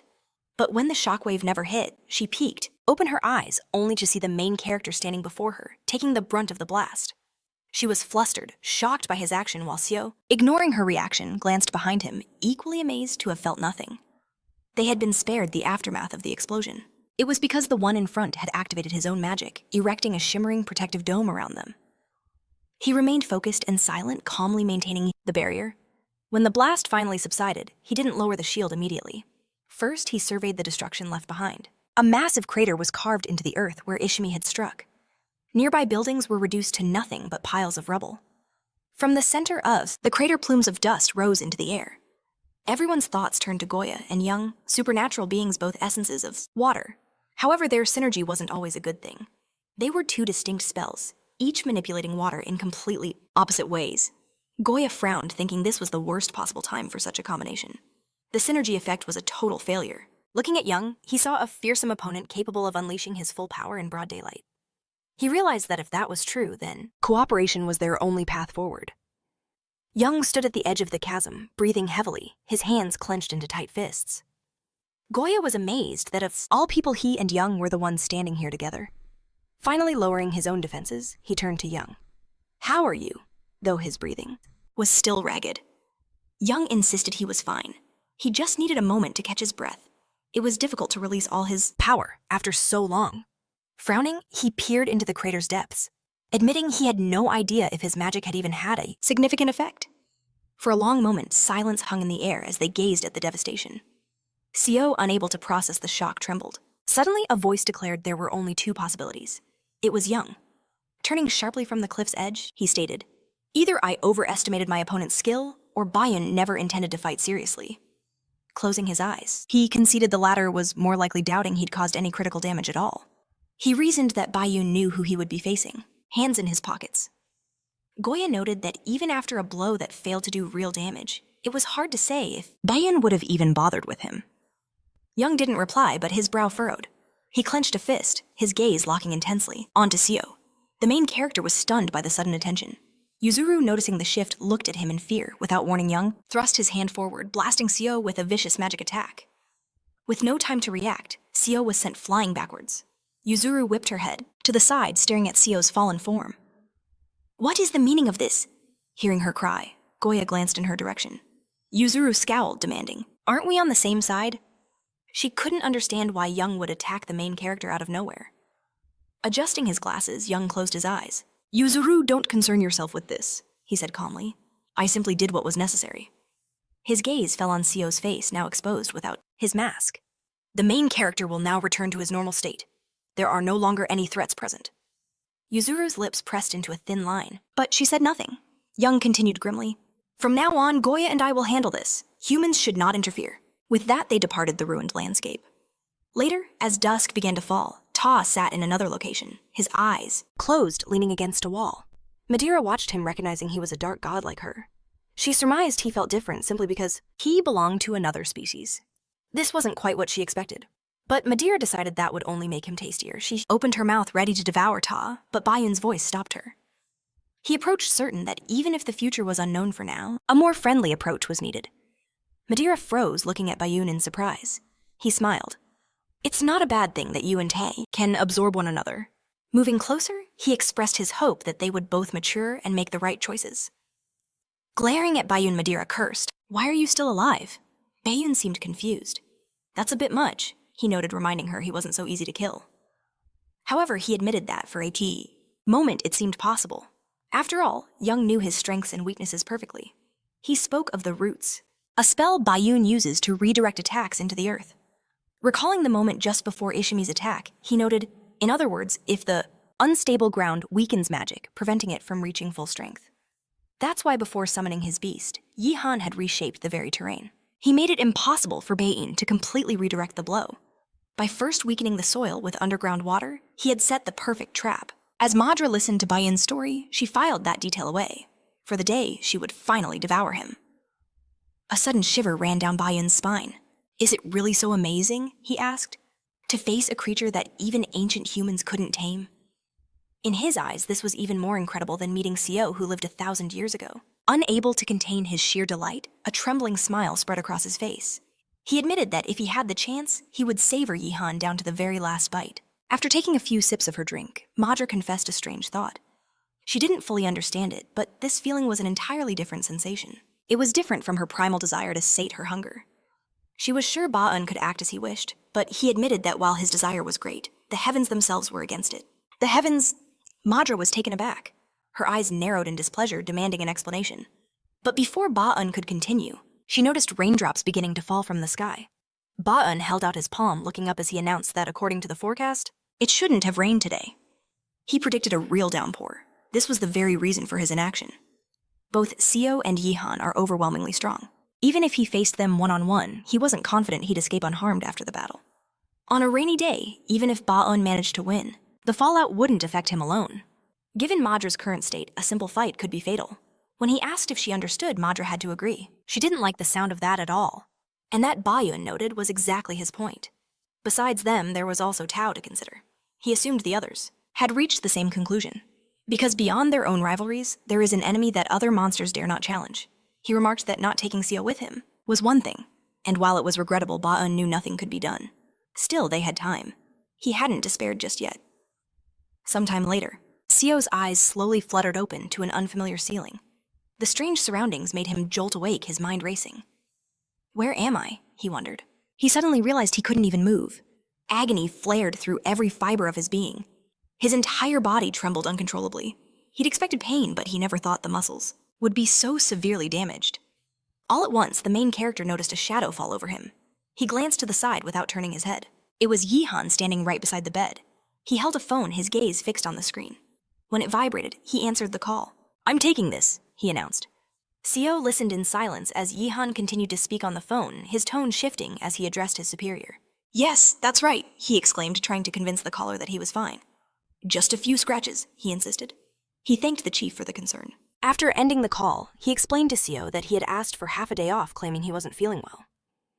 Because of this, the chief was incredibly worried about him. He then asked if Siwoo's body was all right. There were no serious injuries, but Yihan warned that the pain would ache for some time. The main character had clearly pushed himself far beyond his limits. Thinking about the mask Siwoo had used, Yihan asked if he had awakened that spell recently. He wasn't certain, but he noted that the mask was clearly not a power that could be maintained for long. He theorized that it was a spell designed for a short-term explosive increase in strength. That would explain the immense consumption of magical power and physical stamina throughout the fight. Recalling the moment he aimed his attack at the main character, Yihan explained. That was precisely the reason he had to resort to force to stop him. Seeing Siwoo's confusion, Yihan realized he didn't understand.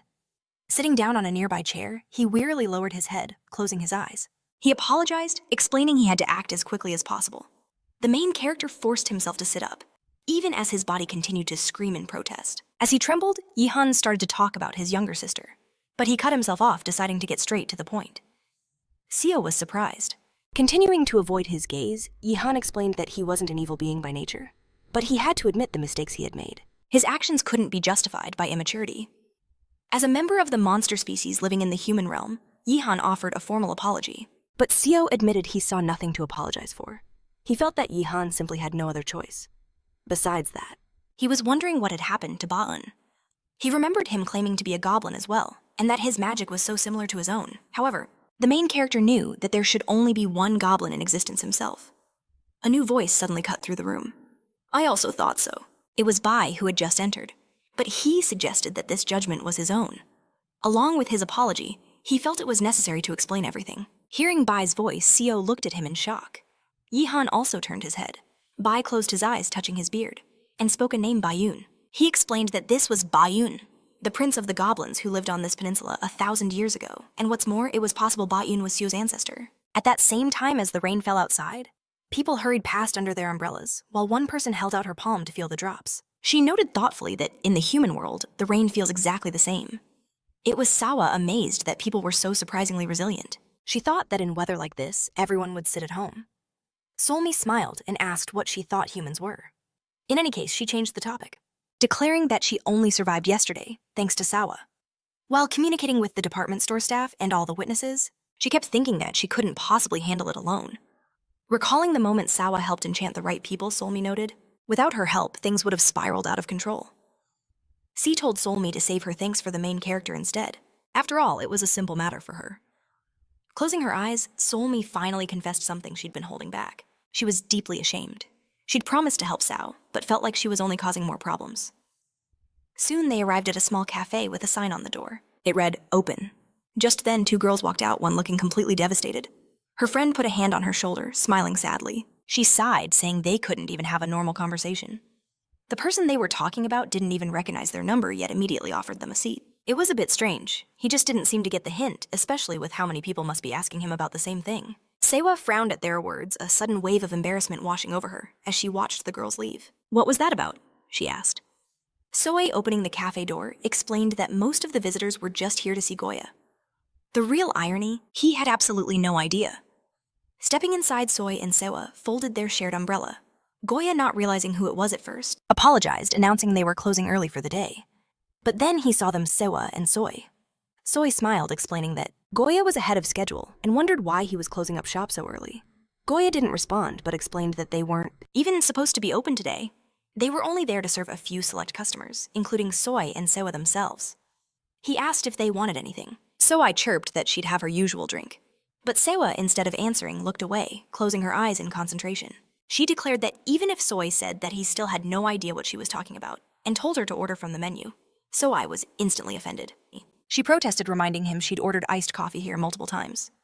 Over to the side, Wangui was eating ice cream, ignoring their bickering completely. But he paused when he sensed someone approaching him. Soy, also distracted, called out to Siwoo, asking what she wanted. There was tea, but she was about to recommend something else when she noticed Siwoo staring intently at Wangui. Why are you looking at me? Wangui demanded, his voice laced with displeasure. Are you looking to die? He sneered. In the next instant, a scream pierced the air. Siwoo, calm down! It was Soy rushing over. Can't you see he's just a child? She pleaded. Not that she was making excuses for him. Siwoo simply replied that she knew, adding that they weren't in the monster world. Wangui, whoever he was, had no right to act so arrogantly. Wait, so I asked, don't you two know each other? Suddenly a new voice spoke. Where there is no tiger, the raccoon crowns itself king. Frowning, Wangui recalled someone telling him that in the tiger's absence, ruthless creatures had emerged, and one fox in particular was causing quite a stir. He rose from his seat. Soy stared at him in utter shock. Siwoo was furious. Even among monsters, the concept of natural enemies existed. This was especially true for those descended from the animal kingdom. The ancient rivalry between their original forms still echoed in their monstrous blood even after transformation. Though becoming monsters could shift the balance of power, the primal enmity never faded. It was a legacy passed down through generations, flowing in their very veins. That's why Siwoo and Wangui now stood face to face, a serious unspoken challenge in their eyes. Soy, watching them carefully, tried to understand why such an instinctive, fearful atmosphere had erupted. She had a guess as to who Wangui might be, but was interrupted by Siwoo's calm voice. Don't worry. Even if he makes the first move, I'm not some weak-willed animal who pounces on the first thing I see. Unfazed by the tension, Goya calmly wiped down a table. Siwoo, her eyes locked menacingly on Wangui, asked if they needed to call bye-bye. She was more than ready for a fight. She hadn't had a decent meal since coming to the human world. Wangui didn't object. Fox meat didn't particularly interest him, but he figured it wouldn't take long. However, before the clash could begin, a voice suddenly stopped Wangui. I can't leave you alone for a single minute. Hearing the newcomer, Soy turned to see Wulian approaching. She reminded Wangui that Bai had given him a rare chance to enter the human world. Getting into a fight on his very first day would tarnish his reputation.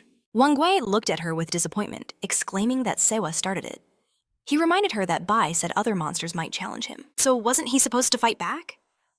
Wulian remained calm, explaining that in the business world, proper protocol isn't everything. Siwoo, she pointed out, was currently the most powerful member of her generation on the Korean peninsula. And Wangui, who wasn't even part of the tribe, was in no position to argue. Leaning in close from behind him, she whispered a warning. In this situation, it didn't matter who was truly at fault. Wangui fell silent. Wulian added that ultimately the responsibility would fall on him, and that Siwoo was keenly aware of this fact. Siwoo didn't reply, just frowning. But then she conceded that of all the pleas for mercy she'd ever heard, this was the most pitiful. She decided to forgive Wangui this time, feeling it would be embarrassing to kill a tiger cub who hadn't even tasted life. Soy realized with relief that it was more of a provocation than a real threat. Knowing Siwoo's personality, this was the only correct response. Because if Wangui had attacked or started groveling, Siwoo would have killed him without a second thought. Siwoo, meanwhile, remarked that this was all quite old-fashioned. After all, there wasn't just a Sukran, but also a Changi, who raised a young tiger for centuries. She pictured a girl hugging a small animal, and added that if Wulian and Wangui didn't want this to continue, they'd better get their act together. Wulian smiled and told Wangui to listen to Siwoo. But Siwoo admitted that she didn't know why Wulian cared so much about Wangui, noting that for someone like him, it was just ridiculous. Finally breaking away from the tension, she frowned. Why did anyone need to call me and Soy here anyway? She demanded.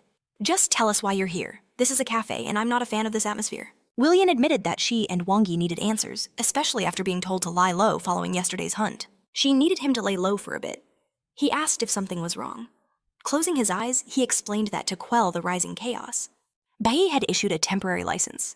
This meant even unqualified monsters in the human world could now participate. They could help expel the uninvited guests, provided they had the strength. However, the situation had changed. Goya warned them that all temporary licenses had been revoked. Every single license holder except for them was ordered back to the monster world. The reason? A crippling lack of skill. Everyone was stunned silent. Before he could detail the events, Swa and Solmi's voices cut through the tension, asking in unison, "What about Siwoo?" He confessed he didn't know everything, but noted that for the main character the rules were different. Won watched in utter confusion. Solmi's voice was laced with horror. "Don't tell me you sent Siwoo to the monster world alone," she exclaimed. "That's a death sentence," Swa agreed fiercely. Siwoo wasn't weak enough to be beaten by just anyone, but this was beyond reckless. This was a slaughterhouse. She questioned if Goya truly understood that raw power wasn't everything. When it came to a monster's pure strength, the main character was still a novice. The hard truth was that a human, no matter how skilled in combat, is just high-quality prey in that world. If Siwoo was left alone in the monster world, he'd be hunted and devoured within days. Closing her eyes, she turned sharply, heading for the exit. "I'm leaving," she declared. "I'm returning to the monster world. I will train the main character for 1 month as promised." After that, she would face judgment, certain everything would work out because of Siwoo's persistence. With a sigh, Goya stopped her, warning her that no matter what she decided, it was all on them, but he urged them to hear him out first. "Siwoo is still here," he revealed. "The decision to send him away, or to let him stay, has not been made yet." Swa froze, turning back in pure astonishment, as Goya added another layer to the crisis. "This is all directly connected to your new mission." His voice was grave. "You must protect Siwoo from humans." At that moment, the main character, finally processing the shock, found his voice. Did Bai really say that Bayun is my ancestor?" He recalled that at first glance, the goblin looked just like him. But what could it mean if Bayun truly was his ancestor? "How old is he really?" he asked aloud. Bai closed his eyes, the weight of history in his voice. "If that goblin is truly Bayun, then he is around 1,500 years old." Siwoo was floored. He remembered the creature introducing himself by that very name. His mind reeled from the impossible number. He asked with renewed curiosity how long monsters could even live. Jung noted that the story was far more complex. It was true that monsters had longer lifespans, but the average was only about 500 years. What allowed one to live beyond that was the sheer strength of the monster itself. By accumulating a certain threshold of energy, they could dramatically increase their lifespan and preserve their youth for 1,000 years. Siwoo asked in shock, 1,000 years is actually possible. He remembered Bayun was 1,500 years old, and Bai confirmed it. At that age, Bayun looked as if he hadn't even lived 100 years. But his age wasn't the only terrifying thing.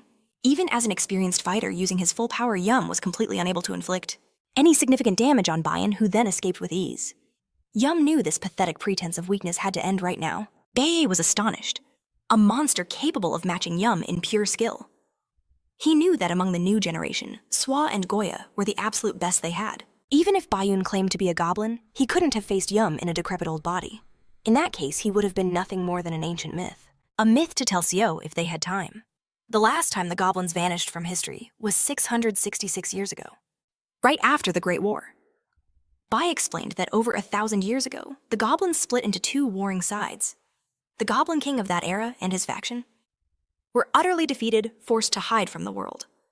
However, the victors also suffered catastrophic losses, their numbers dwindling until 666.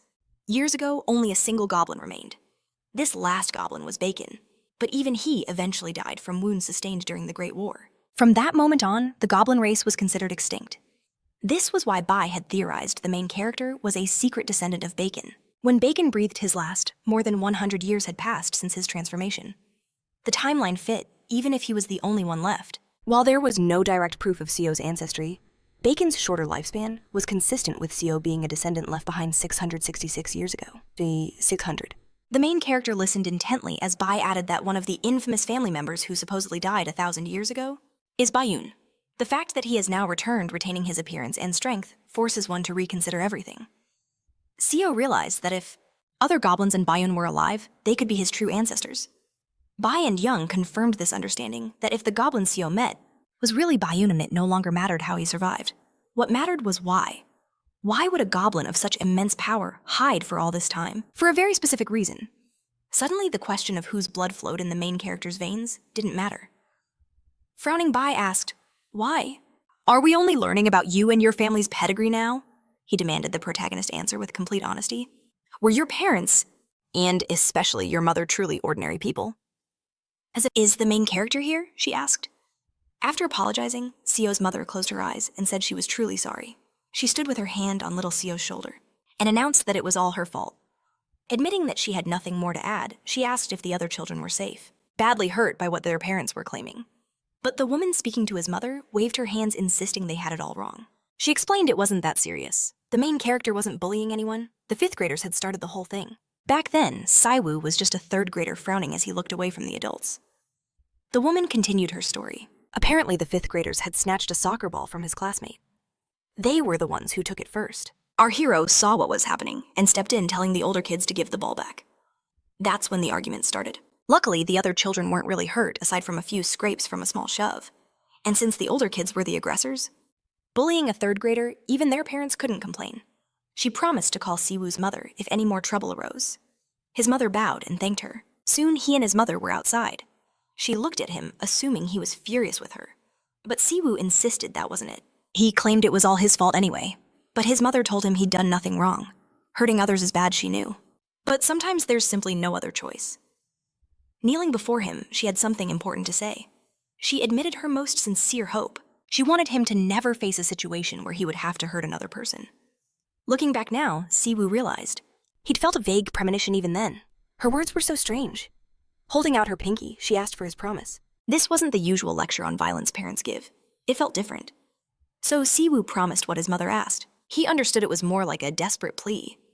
Recalling their hug, Siwoo wondered, why did his mother ask that of him? He didn't know the reason, but he knew it meant the world to her. After that day, he never used violence again. Not until the day he became a monster.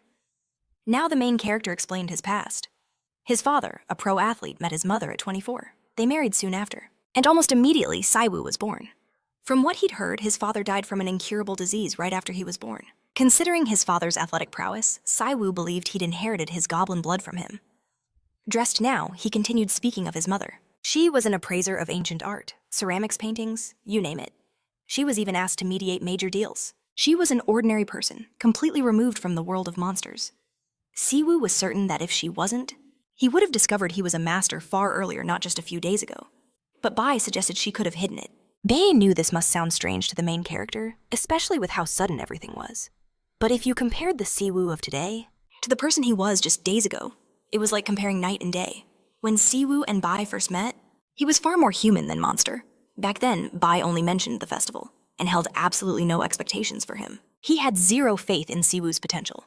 But now the main character knew he wasn't as useless as Bai had thought. Ironic, isn't it? Brushing back his hair, he frowned slightly. Bai had to admit it was true. The speed of Siwoo's growth was nothing short of phenomenal. Young had been listening silently to their entire conversation. Bai continued his assessment. Even for a battle-specialized goblin, Siwoo's growth was completely off the charts. It defied all logic. And that's why Bai's suspicion fell on Siwoo's mother. Was the main character truly just a half-monster? Or was he something else? An instrument, perhaps? Created solely for Bahan's sake to grant him a way into the festival? Frowning Siwoo's voice was firm. He shouted that it was absolute nonsense. The chances were impossibly low. Even if Bahan was connected to him, Bai knew that Siwoo himself was innocent. The main character couldn't understand why this was happening. Then Young revealed the true problem. It's because they were the only ones who saw it that way. The humans who knew of monsters might agree, but the shamans saw Siwoo differently. They saw him as a threat, a dangerous figure connected to Bahan, especially since that very day mass disappearances had erupted nationwide. Siwoo was stunned by this news. Young explained that around noon, police confirmed entire high-rise apartment complexes were empty. Right in Central Seoul, people had vanished. It started with reports of residents not returning home, flooding the police with calls. 2 more incidents then struck another part of Seoul, as well as in Incheon and Busan. With the news covering it all, public opinion was reaching a boiling point. The entire country was on the verge of panic. Saying this, Young handed the main character a phone with an app already open. He explained that they had been preparing for this kidnapping for 2 weeks. They'd been coordinating with the shamans, dividing up the operational areas, and even collaborating with members of the other organization. The shamans had even requested that the country's leaders facilitate their mission. All they had to do was turn a blind eye for one night and cooperate with the monsters. With their latest operations, they planned to purge the city of its monster infestation. However, in less than a single day, a serious problem emerged. Siwoo scanned the report on Young's phone, his brow furrowing with concern. Not just last night, Young explained, but for the entire past month. Interest in the mass disappearances had been growing like wildfire. Bai admitted this created difficulties. From the shaman's perspective, They were constantly wasting energy to clean up the monster's mess. And what Siwoo did today against Tao was far too public. it was a stroke of luck that no one was hurt, but there were far too many witnesses to the battle. Sighing, Young confessed that it was really his fault. Bai revealed the shamans were using this as an excuse to demand a new person be handed over. They wanted to make an example of the monster. Who dared to go berserk in broad daylight. The main character was shocked but didn't argue. He knew it was his fault for acting alone, without getting permission. But even so, Bai and Young were certain this was a monster-related issue. Because despite Siwoo defying a judge's order, his enemy was a monster who had claimed countless lives, a clear violation of their laws. More importantly, Siwoo never harmed a single human with his power, and his true form was never revealed to society. If the main character deserved any punishment, Bai, as the judge of monsters, would be the one to deliver it. And it wouldn't be a punishment, but a simple reprimand. Even though the shamans were trying to take Siwoo by force, Bai told him, "Not to worry." Siwoo sighed, closing his eyes and lowering his head.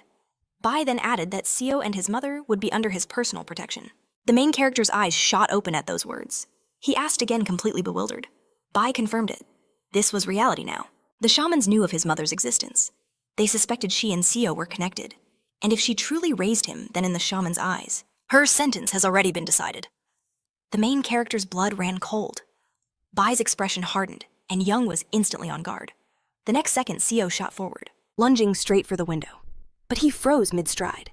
Bai, with his hand outstretched, had activated his magic, admitting he understood. Siwoo's feelings, but he couldn't let him run to his mother alone. A magical cloth instantly wrapped around Siwoo, binding him completely. Bai warned that this was a trap. This is exactly what the shamans wanted. He explained that he'd already sent someone to protect Siwoo's mother, pleading with him not to worry. For now, the safest place was right here under their watch. Young chimed in, urging the main character to listen. Given his current condition, if he ran into the shamans now, the outcome would be catastrophic. He tried to say more, but Siwoo cut him off, struggling to get up from where he'd fallen. Trembling, he admitted it was all his fault.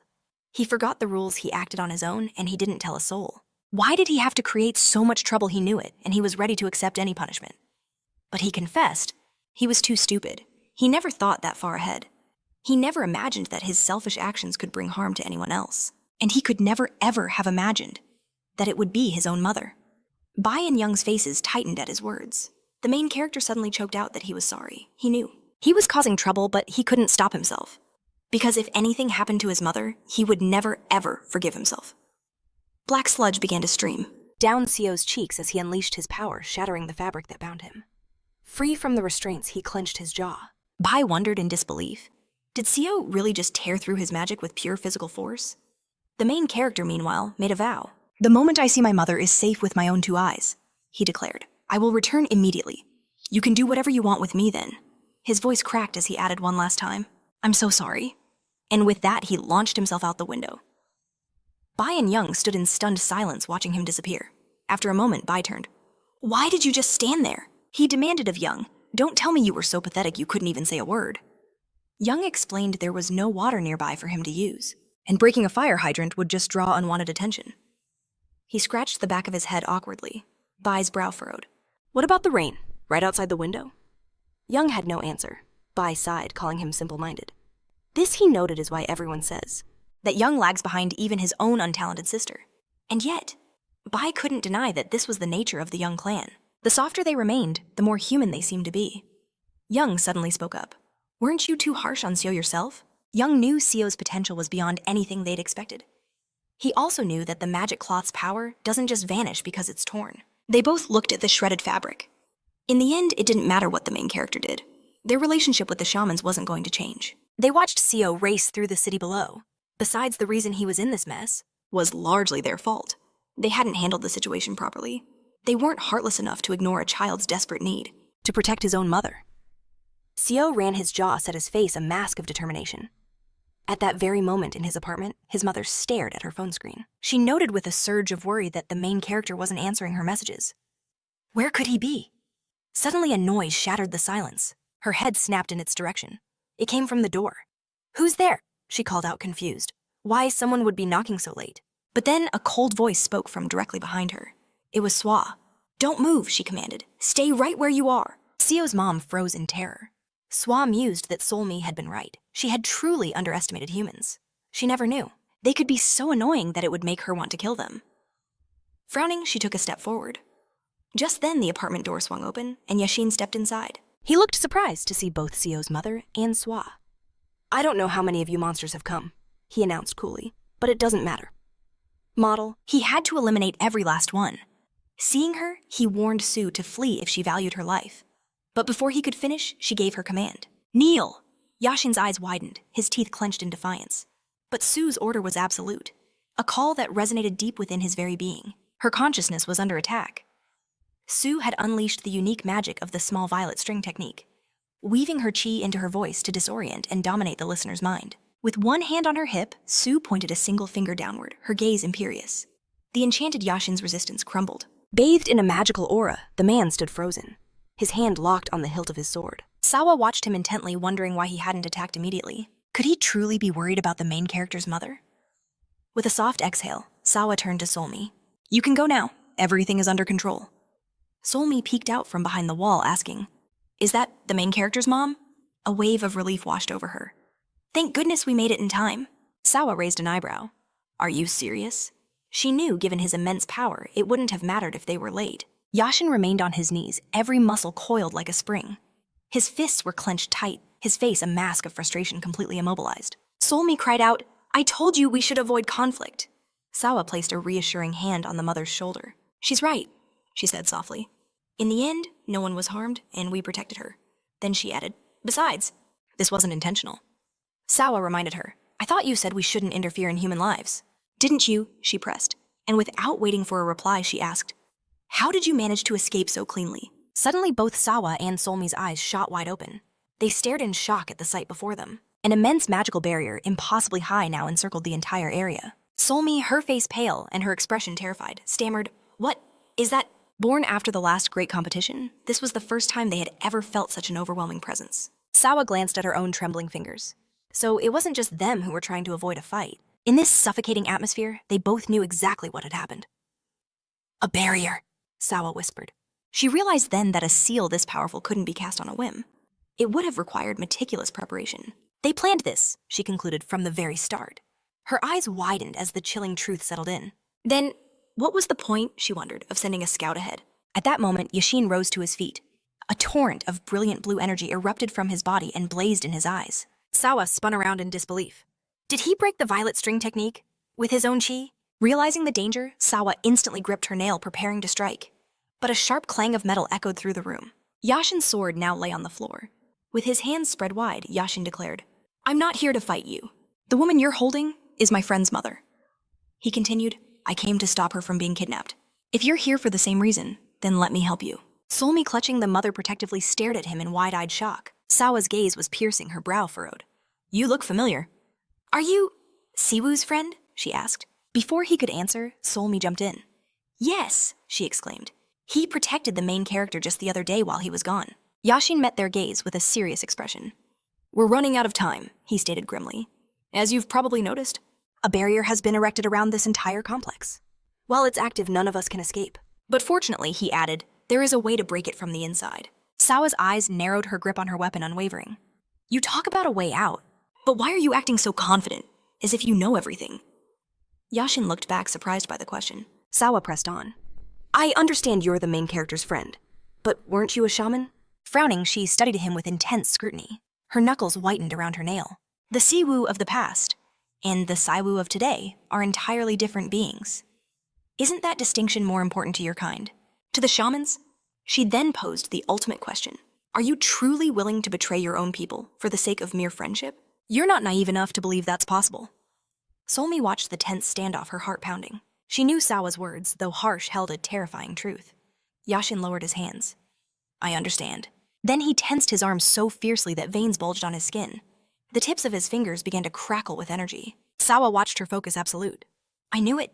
It would come to this." Suddenly, in a blur of emotion, Yashin began striking his own body. With lightning-fast jabs, he hit specific pressure points, the pain causing him to tense up and clench his jaw. He continued the assault on himself, his fingers moving like daggers. Sawa and Solmi could only stare in utter bewilderment. Was it naivety, or had Sue's influence simply overwhelmed him? In the end, it was one and the same.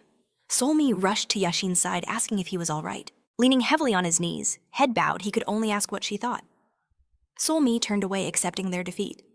They would obey, for now. She knew this was a test, a chance to witness the true, terrifying power of a shaman's abilities. Meanwhile, our main character walked a wide city road, his eyes wide with alarm. His brow was furrowed sweat tracing a path down his face. His fists were clenched tight, his gaze scanning everything ahead. The agonizing pain that pulsed through his body with every step was slowly being replaced by a gnawing anxiety. Suddenly, he froze. His heightened intuition screamed at him.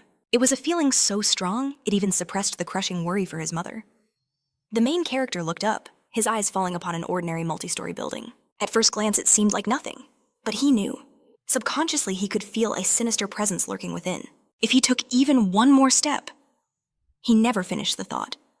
A voice called out his name, stopping him dead in his tracks. "Ciao, Siva, is that you?" Siva's body tensed as he turned towards the speaker.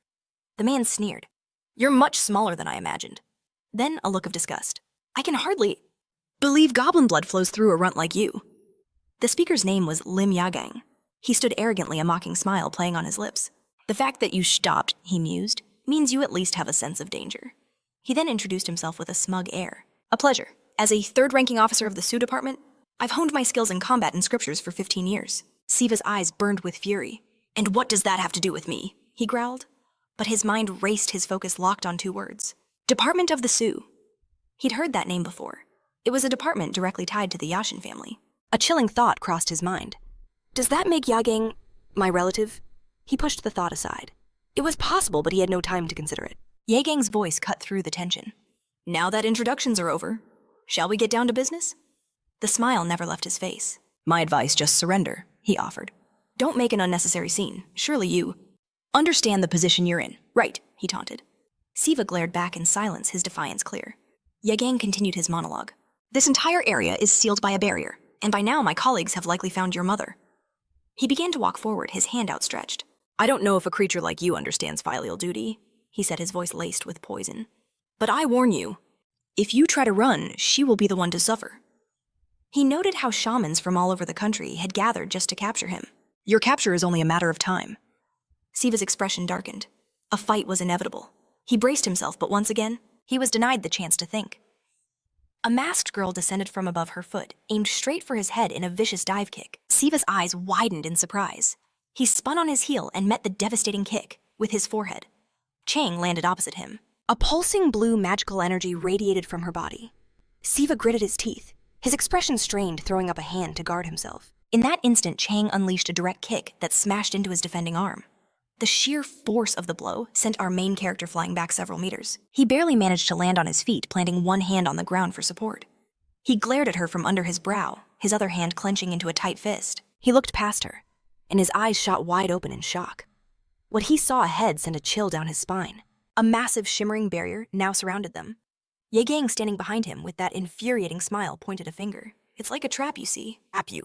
Once the prey steps inside, there's no escape," he explained. "The only problem is forcing them to take that first step." "You understand now, don't you? You can't run," Yagang pressed. "Isn't that right?" Siva's face was a mask of cold fury, but he remained silent. Yagang began stretching his muscular arms. "Still, you have a choice," he said, his voice dripping with condescension. "Choose one of two paths, surrender peacefully, or run until you're on the verge of death. Though I imagine you'll look pathetic either way." Sue stood silently in a fighting stance, her own eyes locked on Yagang. But then her face contorted in shock. A sharp sensation jolted her entire being. A tremor ran through her battle-ready nerves. In that very same moment, she heard it.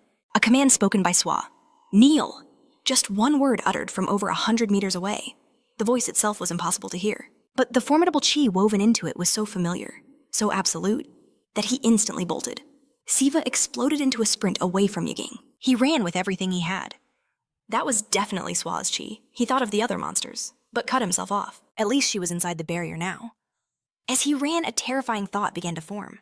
He wasn't 100% certain, but judging by the direction of that chi, it was coming from his house. If that was true, He couldn't run towards them. He had to run away. Even though Yegang boasted about the area being surrounded and his mother being found, he knew they hadn't gotten to her, not yet. They hadn't caught his mother, at least not yet. He didn't know the full situation, but he understood one thing. San was with his mother, and even if they only suspected her, he was their true target. He realized that creating a massive disturbance as far from home as possible would be the only way to buy Swa time to escape. He burst forward at incredible speed. Suddenly, a blur of motion appeared beside him. It was Yag Wang launching a vicious kick. The main character instantly dodged the blow by dropping his torso, letting the powerful jumping attack sail right over him. Yagwang landed with a smirk, acknowledging he had a worthy opponent. With a heavy thud, he slammed onto the asphalt dust, exploding in all directions. Instantly, Yagang lunged, desperate to press his advantage. Siva met the barrage of fists with a simple block. His gaze locked intensely on his opponent. The main character analyzed him in a split second. He's fast and strong. He realized this man Yagang was superior to Yasen in every aspect. There was an air of condescension about him, but it felt like there was something more, something hidden. A powerful direct blow shattered his thoughts, slamming into his guard. The force was immense, sending the main character flying back several meters. Still, Siva kept his arms crossed, absorbing the impact. His hands were already bruised. He stared forward, his mind racing. If this is all he has. But his thought was cut short. Yagang stood there, his outstretched fist still clenched tightly. He let out a sharp sigh of surprise. Unexpected, he muttered. It seemed he was more than just talk after all. Just then, a second figure emerged from behind. The main hero's heart sank. From the very beginning, this was never a fair one-on-one fight. He'd never seen them before, yet he could feel their combined energy. It was immense. He knew they clearly had more power than he did. Their auras seemed to amplify each other through some kind of synergy. Siva settled into a fighting stance, his voice calm. I know this might sound strange. Given the situation, he continued, but I don't wish to fight here. He explained to them that they were in the middle of a residential street. Innocent people might get hurt because of us. Yegang scoffed, completely irritated. What kind of nonsense are you spouting? He threw his hands up in the air. Do you really think we erected this entire barrier just to catch you? He then explained that ordinary people wouldn't even see what was happening on this side of the barrier. And if they somehow managed to get in, they'd be stunned unconscious. They're all sleeping peacefully, he sneered, and will only wake up after the barrier is gone. Do you get it now? Yagang's smirk widened. That's not the best excuse I've ever heard, he mocked, but I'll admit it's pretty funny. Without another word, Yagang charged forward. He grabbed the main character's arms with one hand, planning to drive his other fist straight into his face. As he prepared the attack, his eyes began to glow. I'll give you one last chance, he snarled. Surrender! As he unleashed the powerful punch, a massive surge of magical energy erupted from his fist. But with a dead straight face, Siva caught the punch in his open palm. I see, he said softly. With his other hand, he grabbed Yagang's robes. There's no need to create a disturbance, he stated flatly. Yagang could only stare back his face, a mask of bewilderment. The cloth of his robes was clutched tightly in Siva's palm. Yagang's jaw clenched in fury, and in that moment, Siva's eyes ignited with a brilliant magical light. Overwhelming magical energy began to pour out of him. He activated a spell, Goblin Xium. Then the protagonist launched a devastating punch of his own. A massive explosion echoed as he cast a lightning strike spell. All the while, Cheon watched from the side, her expression unreadable, not moving an inch. Siva's voice cut through the silence. Do you understand what's happening now? With his eyes still glowing, he stretched out a hand and asked again, Do you? I deliberately didn't weaken that blow, he explained. So you would understand. Which one of us should truly be afraid? I no longer wish to kill people. Yagang sat in a crater in the asphalt, his body trembling, staring ahead in pure, unadulterated fear. But the main character knew the truth. A battle doesn't end just because one side wishes it. So consider this a warning. I will hold back with all my might. But I can't guarantee I won't lose control in the heat of battle. Yagang's jaw clenched, his teeth bared in a snarl of absolute rage. With a primal scream, he launched himself toward the main character leg, cocked back for a vicious attack. Siva planted his feet firmly into the ground. He braced himself calmly, watching Yagang fly towards him. When the strike landed, Siva remained completely motionless. This can't be, Yagang screamed in his mind. It finally dawned on him. It wasn't just a good physique he was up against. It was like striking a giant wall of steel. Sweat poured down his face as he rained blow after blow, again and again. Then, with a single sharp movement, Siva's fist struck Yagang directly in the face. The impact threw him back dozens of meters, sending him crashing into the asphalt with explosive force.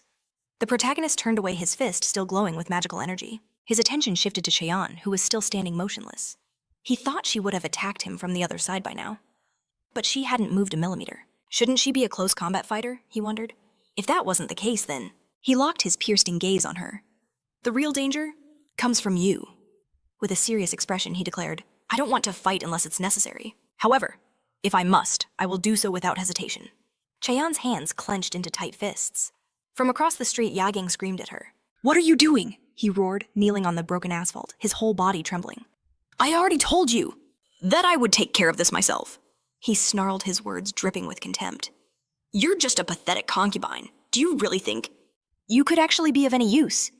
Chaeyeon stared back at him, her face a silent mask, but Yagang continued to scream. You just need to cover me from the back. Blood poured from Yagang's mouth, a grotesque purple bruise swelling where his eye should have been. His one good eye was completely bloodshot. Veins bulged all over his face as he screamed with incredible rage. Is your pathetic brain even capable of remembering that much? He was completely consumed by his fury. Or did you just decide to ignore me to piss me off even more? You worthless non-entity! He shrieked at her. You just obey me and do as you're told. The main character watched this. Bizarre verbal skirmish with surprise. His opponents were suddenly tearing each other apart. And though the reason was unknown to him, he knew exactly what he needed to do. Their first clash was over. Siwoo immediately charged towards Chang. He knew she was the one who remained unharmed, her aura pulsing with far greater power. At that moment, Chang calmly took out 3 golden-colored talismans, raising them before her face. The main character threw a punch, not knowing what she was planning. But he knew he had to eliminate her quickly, before he was caught in her trap. Chang's voice echoed, 100 ghosts, the embodiment of evil. A restless beast. The 3 golden talismans she held began to glow with a brilliant blue magical energy. Flames ignited from their edges, consuming them from the top down. As the paper turned to ash, she declared, the Archer Guard. In that instant, an overwhelming magical energy erupted from her eyes glowing an eerie blue. Siwoo froze just a meter away from her, as if bound by invisible chains that restrained his entire body. 100 ghosts, a technique to summon and strengthen 100 different types of spirits. The main hero looked up bewildered, just as a powerful beam of magical energy slammed down on him from above, the embodiment of evil, a spell to forcefully expel malevolent beings. But incredibly, these attacks did no harm to the main character. He pushed through and swung his fist at Chang, who only chuckled at his attempt. After the impact, he stared at her. Surprising, she said. I used 3 high-ranking amulets at once, yet the 100 ghosts and embodiment of evil had no effect. Of all 3, she continued, only the restless beast is working. The main character realized his fist hadn't hit her face, but some kind of invisible substance covering her entire body. He couldn't break through the barrier protecting her. Chang stated coolly, a monster can't do anything against an exorcism. The restless beast was her absolute defense from monsters. In response, a single red horn sprouted from Siwoo's forehead. He formed a goblin club in his hand, the weapon materializing from the very space around his palm. He wasn't sure if he'd missed, but he felt as though his club had struck nothing but empty air. He stared forward, his expression tense, his brow furrowed in thought. It wasn't that she had dodged, he was sure of it. He began to understand. She hadn't dodged at all. Her power had somehow nullified his attack. If this was the ability covering her body, then it was some kind of absolute defense against physical blows. Chang stood opposite him, her palms held up as her body glowed with a magical blue light. He knew a power like this must have limitations. Just then, Chang began to chant again. The blue edge of the sword is a sentence, and the dew that appears at dawn is the blood of sinners. After that, she joined her hands, and her palms began to burn with a piercing blue magical fire. This is why I pray, she said, turning her focus to a higher power. She was invoking a great deity. The main character watched her warily and wondered, is the spell limited by time? Or perhaps by the number of attacks it can block? He considered another possibility. Does it only nullify certain types of attacks? Chang then uttered a single, "Command, descend!" In a flash, a pillar of blue flame erupted behind him. Siwoo's eyes widened in shock, his mouth falling slightly open. Yashin explained the situation. 5 shamans, including myself, were sent here. He held up his hand, showing 3 fingers. 3 of them are true professionals. As for the other 2, he said they were merely average. Yashin's expression was grim as he continued. All 5 of us are forming a 4-sided barrier that surrounds this entire residential complex. He explained that usually the boundaries are marked by pillars or amulets. But in this case, everything was different. Yashin revealed the capital shamans themselves are acting as the supports. Swat crossed her arms on her chest, looking at him. Why make everything so complicated? She asked. So we just need to get rid of them for the barrier to disappear. Is that right? She pressed. Then taking out just half of them should be enough. The barrier will collapse if a significant part is removed. It's not so simple, Yashin answered her, admitting that even if they had enough strength, Somi listened to their conversation while holding the main character's mother. They sat on the sofa while Yashin stood opposite them, his hands on his hips. It doesn't matter how powerful they are, Yashin stated. He explained that unless they have lived for at least 666 years, they simply won't possess the knowledge to counter these techniques.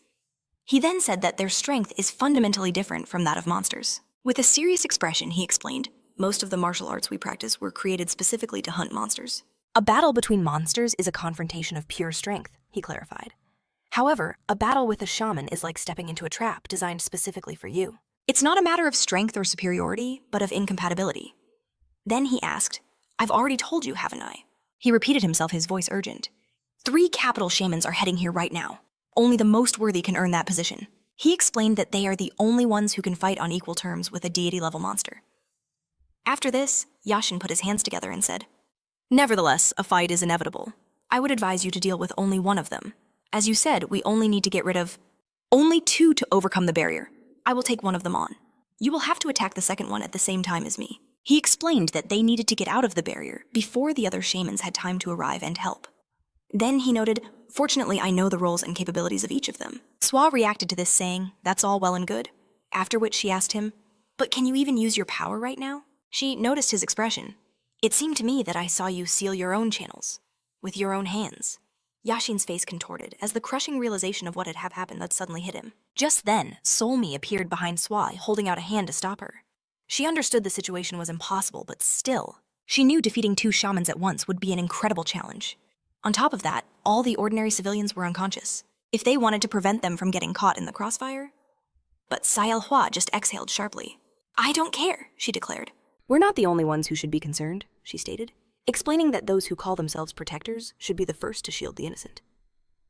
At that moment, Yashin leaned into his, slumped against the wall, a dark aura clinging to him. Siwoo admitted that because of this, they couldn't fight at their full strength. But Yashin, without even moving, denied it. He stared at the floor, pressing a hand to his face. No, he muttered. That's not it. We're obsessed with the main characters. He confessed far more than any of you realize. He then clarified that their real concern wasn't the possibility of innocent people getting hurt. Siwoo's eyes widened in disbelief. Her lips parted, trying to form a question. What do you mean? What was the point of all this chaos just to capture Shiva? Yashin's voice was low. It's not about him. It's about the pride and power we stand to gain in 6 months. He finally turned to them, his face etched with exhaustion. For the last 666 years, it wasn't just the monsters waiting for the night, he revealed. The shamans have been waiting too. Somi, her expression firm, told him she didn't understand. She argued that the last few centuries were a golden age for humanity. Isn't that right? She pressed. We finally learned how to protect ourselves from the monsters. Yashin agreed with a grim nod. However, he added a chilling caveat. In this monster-free era, human civilization advanced more than in the last few thousand years combined. This, he stated, is literally the pinnacle of human achievement. But then he lowered his gaze. Or rather, the peak for most of humanity. He explained that as the nights grew safe, ordinary people seized the peace for their own progress. In this new age of culture, technology, and prosperity, shamans were forced to live in the shadows. They were reduced from revered guardians of peace to mere superstition in the eyes of the modern world. An inferiority complex, a twisted sense of justice, psychological compensation. He noted these traits were common in most modern martial artists, but maybe in 6 months? When the sun finally sets. A grim smile touched his lips as he leaned back. When the screams of fear return, our hour of reckoning will come. The shamans would rise again, no longer a pathetic myth, but rulers of the world. A faint smile played on his face as he looked up at them, and that is why today means absolutely nothing. He admitted he told the board everything was under control. But he was wrong, and he lost face. Now he's just hunting down the one responsible, who will eventually pay for this humiliation. Somi, tense with dread, stared at her trembling palms. Then, if all of that is true, she began, her voice shaking. But Siwoo didn't let her finish. With an ice-cold expression, she cut to the heart of it. So you're saying you don't care at all? If ordinary people get hurt? She asked, her voice laced with dawning horror. Is that it? Just then, a colossal flash of azure energy erupted behind the skyscrapers. The pillar of light was so immense it dwarfed the tallest buildings. Siwoo spun around in shock, crying out, What was that? Yashin stared, his own surprise evident. Then his eyes shot wide with horrified recognition. Yegging? He thought to himself, that energy, it can't be. Was the White House faction really involved in this too? But how is this possible? At that moment, Cheyenne slammed onto the asphalt from above, one palm bracing against the ground. Her other hand was clenched into a fist behind her back, dust and debris exploding outwards from the impact. There are two primary abilities martial artists on the Korean peninsula wield. The first is reading, memorizing sacred scriptures to release divine power through spoken words. This allows for instant energy enhancement and situational techniques. It is the path most martial artists choose to hone. The second is the descent of the gods. It is said that those with the rare sensitivity of white blood can use it as a channel, their body, a vessel for beings from another world. They can literally let a god descend into their own flesh. Our main character now stood before a mighty creature of pure, brilliant blue energy. In its hands, it held two wickedly curved daggers. This entity was summoned through the coming of the swordmaster technique, and standing before it was its master Yagang. This was a level of power the main character had never encountered in his life. Siwoo stood there, his expression lost, clutching a simple goblin club. Yet something deep inside him resonated with this divine energy. One of his fingers began to pulse with a faint blue glow, confronting beings that exist beyond the scope of normal reality, especially for the first time. An entity made of pure condensed magical energy, looking down upon Siwoo. It didn't matter if it was a monster or a man. The sight was an incredible shock. Utter panic was the only natural response. But Siwoo clenched his jaw, baring his teeth in a snarl. His eyes blazed with a fierce purple light fueled by a torrent of emotion. He tensed every muscle in his body, his grip tightening on the goblin club. The celestial creature stared down, its eyes glowing with cold white light. But despite the overwhelming pressure, the main hero held his ground.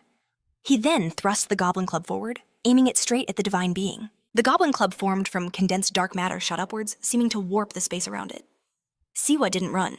He chose to attack. But the club passed straight through the creature as if it were air. The main character looked on baffled. It's not physical. Opposite him, Yagang spread his stance, his arms tensing as magical energy swirled around him like a vortex. Suddenly his eyes flared with the same bright blue energy as his summon. His entire body began to glow, and in his hands, daggers identical to the spirits appeared. The merging process was complete. Yagang's muscles began to swell, expanding with an unexpected surge of raw power. Transformation. Veins bulged across his muscles, like steel cables. Yagang unleashed a vicious cross-slash, with his daggers firing a wave of pure magic. A grimace of effort contorted Seo's face. He tried to block the attack, bracing himself with a goblin club, but his strength wasn't enough. The sheer force of the blast sent him skidding backward. Yagang stared forward, a confident smirk on his face, magic blades gleaming. The main character's eyes shot wide with shock, his jaw hanging open. An overwhelming barrage of light-infused rays materialized before him. They all surged toward him in an instant. In a desperate flurry, Siwoo swung the goblin club, trying to deflect the storm of magical projectiles. He managed to parry some, but their number was overwhelming. Gritting his teeth, his face a mask of strain, he fought to defend himself. But the blades of light began to slice through his skin and flesh. As Siwoo battled the relentless assault, Chang watched in disbelief, asking herself, how is this possible? She knew that with his speed and agility, he could easily evade these strikes. Yet he chose to stand his ground and defend. He was simply parrying the blows as if he were deliberately revealing a weakness. Could it be? She wondered. At that very moment, after a heavy block, our hero looked up in shock. He realized Yagang was gone from his original spot. A split second later, Yagang was right beside him, striking without warning. Their auras collided in a blinding explosion. Impulses of crimson and azure energy fought for dominance, tearing the world apart. The ground beneath them fractured. Chunks of asphalt crumbled as the very space around them began to collapse. Yagang brought his swords down on the goblin club. With eyes glowing with raw fury, he shattered the weapon in two. Then he drew back and unleashed a devastating strike with both of his blades. In one fluid motion, he severed Seo's hand clean off. The main character clenched his jaw, a feral snarl on his face, his eyes wild with pain and rage. His brows shot up high. Yagang stared back with cold focus, then began a merciless assault, raining down blow after blow with his swords. A torrent of blood sprayed in every direction. Sometime later, the main character was left lying in a massive pool of his own blood on the shattered earth. Yagang stood over him, a single magic sword in his hand. Approaching Chang, he asked, "Is this the body of Yagang?" With her hands folded respectfully, she bowed her head. "Yes, General," she answered. The general seemed intrigued. "Interesting," he mused, then asked, "Why were you fighting this man?" At that moment, the general stood over Siwoo's broken body, observing it coldly. The hero's severed hand lay nearby, drenched in a pool of crimson, yet still clenched tightly into a defiant fist. Chakyung quickly explained, "He is a half-monster general. Demonic blood flows through his veins, and he has killed countless people." She then added that they had dared to summon him without following the proper protocols. Without even looking at her, the general's voice turned to ice.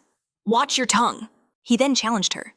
"Is this man truly guilty, or are you merely twisting the truth to suit your own narrative?" In that instant, the general's eyes glowed from within Yagang's body. He radiated a terrifying aura. "If you had even an ounce of common sense," he sneered, "you would have realized it yourselves." He had every chance to avoid this conflict, the general continued. Yet he chose to engage. He proposed a theory. Perhaps he feared the consequences, the collateral damage that would befall the locals. He noted that even when his own life was on the line, his focus remained on the safety of others. "You can claim he has the blood of spirits," he declared, "but I refuse to believe a man like that would ever intentionally harm another." Staring intently at Chang, he delivered his verdict. "This accusation is undoubtedly false, born from your distorted worldview and selfish desires." Then he added, "If he were truly trash, he would have never answered this call in the first place." Chiang lowered her head in shame, asking for his forgiveness. Seo lay on his back, his face and neck caked in his own blood. He was hovering on the edge of death, but his condition was caused by more than just his wounds. With a severed hand and his body carved up, he lay upon the broken earth. He had fought two powerful opponents back to back, and the strain was far greater than any physical injury. For ordinary monsters, that pill was like a simple nutritional supplement. Taking too much would be wasteful but harmless. However, Seo's body was uniquely sensitive to such items. Taking 2 doses in a row had completely incinerated all of his vital energy. That was the true cause of his current state. Under normal circumstances, his healing factor would have kicked in 2 or 3 times by now. But he had nothing left. With a trembling hand, the main character barely managed to pick himself up from the ground. It was all he could do, just enough to restore a single hand. Siwoo snapped the fingers of his shaking hand, and a magical inventory window shimmered into existence. The general watched surprised. "He still has strength left. Truly admirable," he remarked. He walked closer to the fallen hero. "I don't understand," he said, noticing that. He could have simply escaped this entire time. At that moment, the main character held a specific item in his hand. The general then turned to Chang. "I told you not to kill him," he said coldly. "Is that correct?" Chang nervously confirmed his order. Looking back at her with a menacing glare, the general stated, "Good, because I have no intention of letting the thread of his life be broken." In his blood-soaked palm, Siwoo held one of the 3 colored pumpkins Yashin had given him. He knew what he had to do. To activate its power, he needed to clearly and confidently speak the word. But he knew one wrong move, and the artifact could shatter, releasing the ancient technology locked within. Siwoo didn't hesitate. With a single press of his palm, the shell exploded into countless fragments. Among the 81 mystical techniques, this one was said to activate the art most needed by its user. The general watched on wary. But what emerged wasn't a mystical technique at all. It was a pure, overwhelming wave of condensed magical energy. The space around the main hero pulsed. What erupted from the pumpkin was a pure, potent infusion of raw power. Chang could only ask herself in disbelief. A 3-colored pumpkin. GH was stunned, realizing this was beyond anything she had ever known. Especially considering its sheer density. An outstanding martial artist must have spent years, even decades, forging this. Her mind reeled. She wondered where a monster could have found such a thing. Siwoo was already on his feet, bathed in a brilliant blue aura, his bare feet planted on the cracked asphalt. He looked down at his own unharmed body, a flicker of surprise in his eyes. He was now clad in a completely new set of clothes, shredded and stained with blood, yet his flesh was completely healed. The general's voice cut through the air. "Now this is a rare sight." He then moved. In a flash, he was on Shiva, observing that the monster not only used a 3-colored pumpkin, but that all its energy was absorbed at the last possible second. The main character barely managed to raise a hand to defend himself, as the general unleashed his attack. He glared intensely through his guard, his eyes wide and brow furrowed. Again, the general tried to shred him with his magic swords, unleashing a relentless storm of blows. From every conceivable angle. Shiva shocked thought to himself, this strength, I understand it now. It was because of the pumpkin that Yashin had given him. But then a new question arose. What is this feeling? It was as if a new energy center had ignited in his lower abdomen. But that wasn't quite right. The main character had always possessed 2 energy centers, but both had become dormant, after not being used for 17 long years. One had recently reawakened in a moment of crisis. The other was just restored, moments ago by the collision with the demigod. And thanks to the tricolored pumpkin, it was now filled to the absolute brim. The main character, looking past his block, thought this is energy, a way to manipulate it. The effect was no different from chi. Staring ahead with intense focus, he reasoned that the 2 must be fundamentally similar. He then noticed that blocking the attacks had become much easier. But there was a problem. He couldn't summon his goblin club. His body glowed with a new, magical power. Shiva knew that despite this, something was missing from his defense. He theorized that different types of energy required different techniques. and the Goblin Club could only be summoned with chi. Just then, the general lunged forward again, trying to tear him to pieces just as he had before. The main character understood his dilemma. His current energy was completely unsuitable. What do I do? He wondered. If this continued, the result would be the same. Defeat. With a tense expression, he defended against the flurry of attacks raining down on him from all directions. He knew this wasn't an opponent he could defeat with brute force alone. Then a confident thought sparked in his mind. If I can't use it the old way, he clenched his palm into a fist and thrust it forward. A torrent of pure lightning erupted from his knuckles, striking the ground. Right in front of him, the main character stared at his hand in absolute shock. Shagan and a small animal-like creature looked on in amazement. The tiny creature was just inches from his fist. The animal turned to him and made a curious questioning sound. Meanwhile, at a hotel, Yoshihiro got the attention of Yura, who was lying nearby. He recalled that he'd only managed to eat a sandwich at the airport, and that was before they even got on the plane.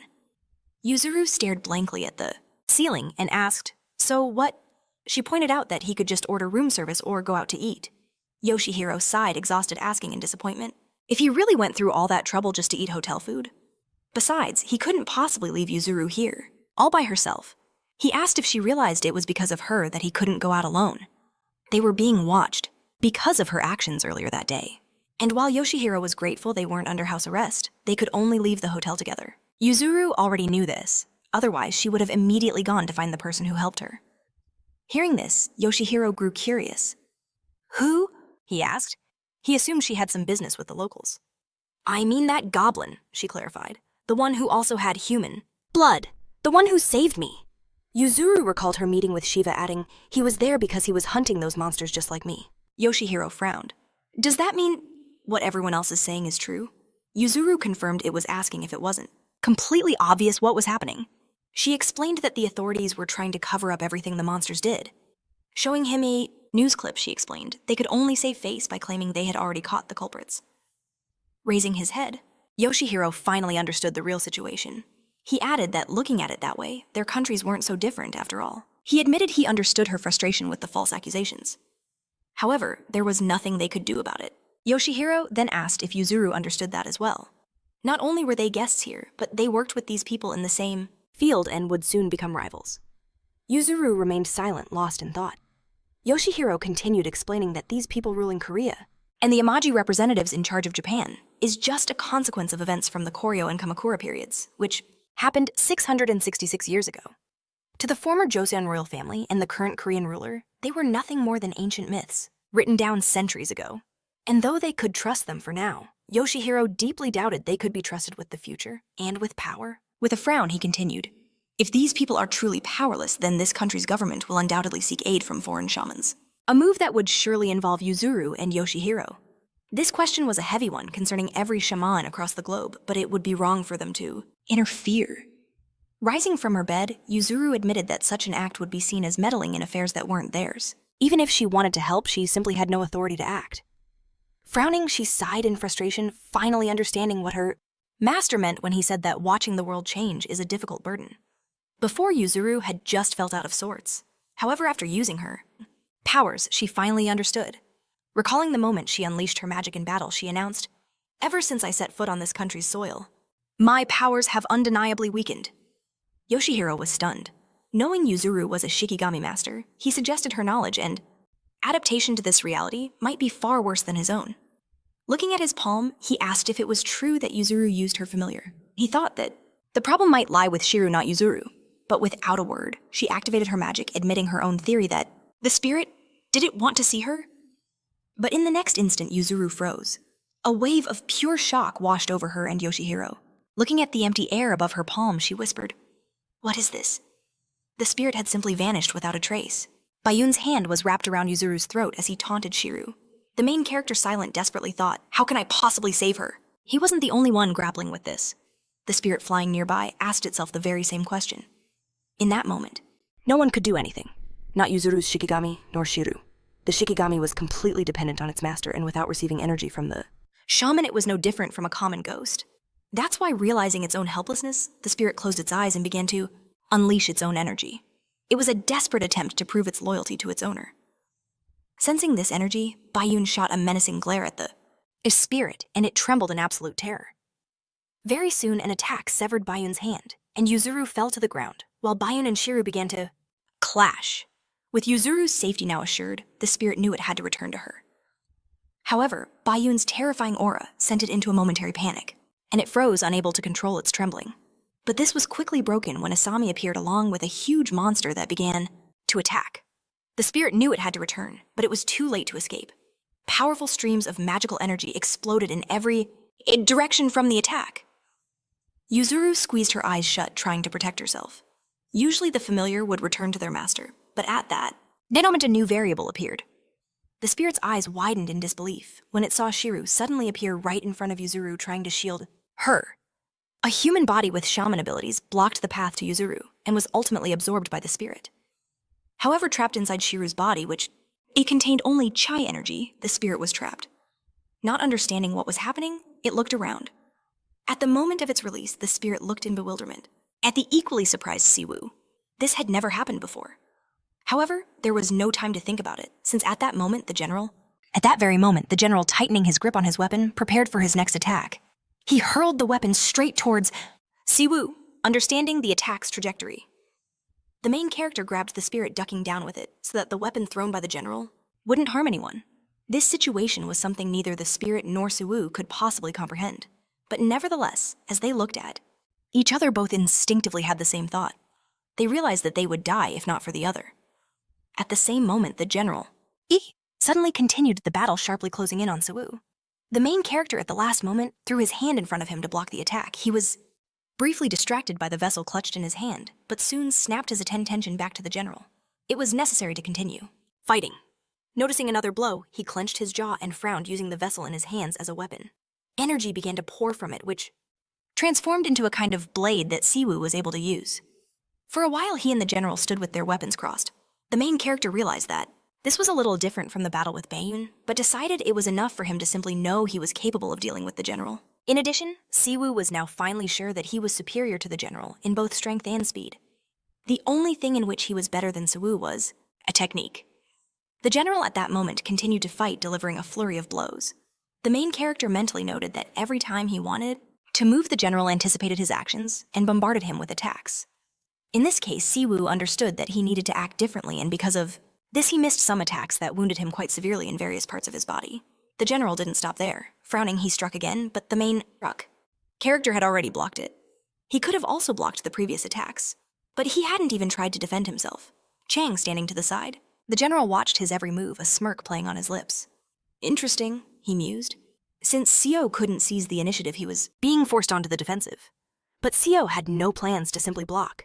He wouldn't defend until the very brink of death, and the general wasn't about to give him that opening, no matter how long he waited.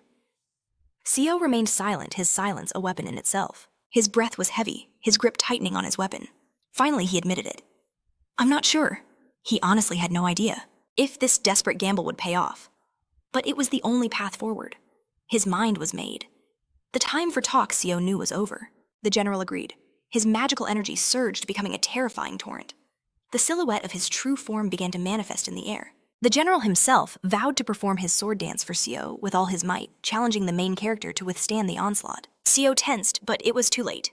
In the next instant, a storm of slashes materialized in the air, all aimed directly at him. The energy erupting from the general was so immense it became a blinding supernova, the divine sword dance of a true god. This was a deity's ballet of destruction, and the powerful shockwaves from each swing tore through the battlefield, damaging not just Seo, but everything in the vicinity. Seo was unprepared for such a foe. As the relentless general closed in, he knew that even the most brilliant strategy was useless against this level of power. Crimson arcs painted the air as his wounds opened, and the general scoffed. He admitted the main character had done well, but coldly declared this was the end of the line. Seo clenched his jaw, preparing for a decisive blow. As the general's words echoed, Seo felt it too. This really was the end. The god's hand tightened on his hilt, and Seo thought of his past battles. His personal experience was the only thing he truly believed in. Of all the enemies he'd faced, the goblin's ability to instantly paralyze its target was the most hellish curse. Unleashing it now, Seo froze the general's body in place, and the god finally understood. Seo wasn't waiting for the perfect moment to strike. He was exploiting the one fatal flaw of a deity's possession. No matter how powerful the god, their abilities are forever constrained by the limits of their human vessel. The general growled that he had endured the thunder energy coursing through this body and his sword. a weapon Siwoo knew all too well. Ignoring the searing pain from his many wounds, our main character shot forward, declaring he'd already mentioned this before as he struck. The general was thrown back. Siwoo added grimly that this was the only way. The possessed warrior realized Siwoo had been deliberately holding back. He could have ended it with a single overwhelming blow. Siwoo, still frowning, noted that if he had, they'd both have a serious problem. "Everything worked out in the end, didn't it?" he asked. Though Siwoo didn't know the god's identity, he knew one thing. This body didn't belong to him. "So what's the point in killing the vessel," he asked, "if you're not the one who dies?" With a strained smile, the general admitted Siwoo was cunning to the very end. No longer resisting, he conceded that the loser has no right to speak. Siwoo took a ready stance as the general's spirit departed Yagwang's body, promising another dance when fate allowed. In the next moment, the general vanished without a trace. A voice suddenly spoke, suggesting it was all over. Siwoo whirled around. He looked at Chaejung, who confessed she had no strength left for a fight or another ritual. She and Yagwang had been utterly defeated. But Siwoo's frown deepened. He was certain this was a lie. His battle with her had taught him one crucial thing. Even from that brief confrontation, he knew Chaejung was far more capable than she let on. He wasn't sure just how much stronger she was, but he leaned forward about to suggest his next move, when a sudden scream ripped through the air, demanding everyone's attention. Siwoo's eyes widened in shock as he spun around. He saw Yashin trembling and breathing heavily. "Is that really you?" he asked, recognizing that he'd been seen. Yashin called out his name. Chaejung looked around completely lost as Siwoo demanded to know why his friend was here. He assumed monsters had sent him, but Yashin denied it, explaining it was because of what the main character did earlier. He reminded Siwoo that he had only told him to be more confident, not to start detonating bombs in broad daylight with people around. Siwoo looked away guiltily, holding up his hands in apology. "It was because of my stupidity." He confessed, "I wasn't paying attention." Hearing this, Yashin's anger flared. "You're apologizing again," he snapped, like a professional who's truly sorry. But then his mood shifted. His face became grim. He noted that if a simple apology could fix this, things would be much easier. He glanced at the unconscious Yagwang, then at Chaejung, who stood frozen in silence. He told her not to overthink it. The situation was exactly as it appeared. Yashin explained that Siwoo had been his best friend since middle school. He admitted he'd only found out yesterday by pure chance that the main character was a goblin. He then fiercely defended his friend. Someone like Siwoo would never harm people. But Chaejung retorted that his opinion didn't matter. His close relationship made him biased, and he knew it. She was about to ask what he would do as the heir of the Sansa clan when Yashin cut her off. He stated that she should understand he is not a man without scruples. Whether Siwoo is guilty or not, his own actions as a Sansa clan member were inappropriate. Siwoo frowned in confusion. Yashin continued, his voice heavy, stating that even if the excuse sounded absurd, the guardian of the Sansa clan could not side with a goblin. "That is why from this moment on," Yashin declared, his voice ringing with conviction, "I am vacating my position as guardian of the Sansa clan."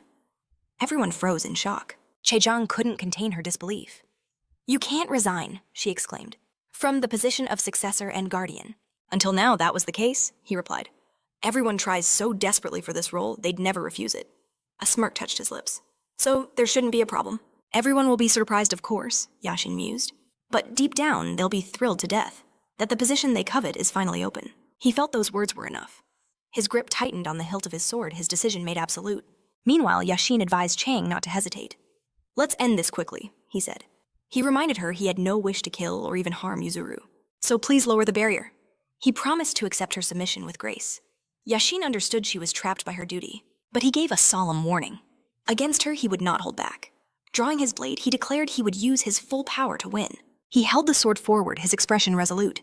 Chang lowered her head, accepting her fate.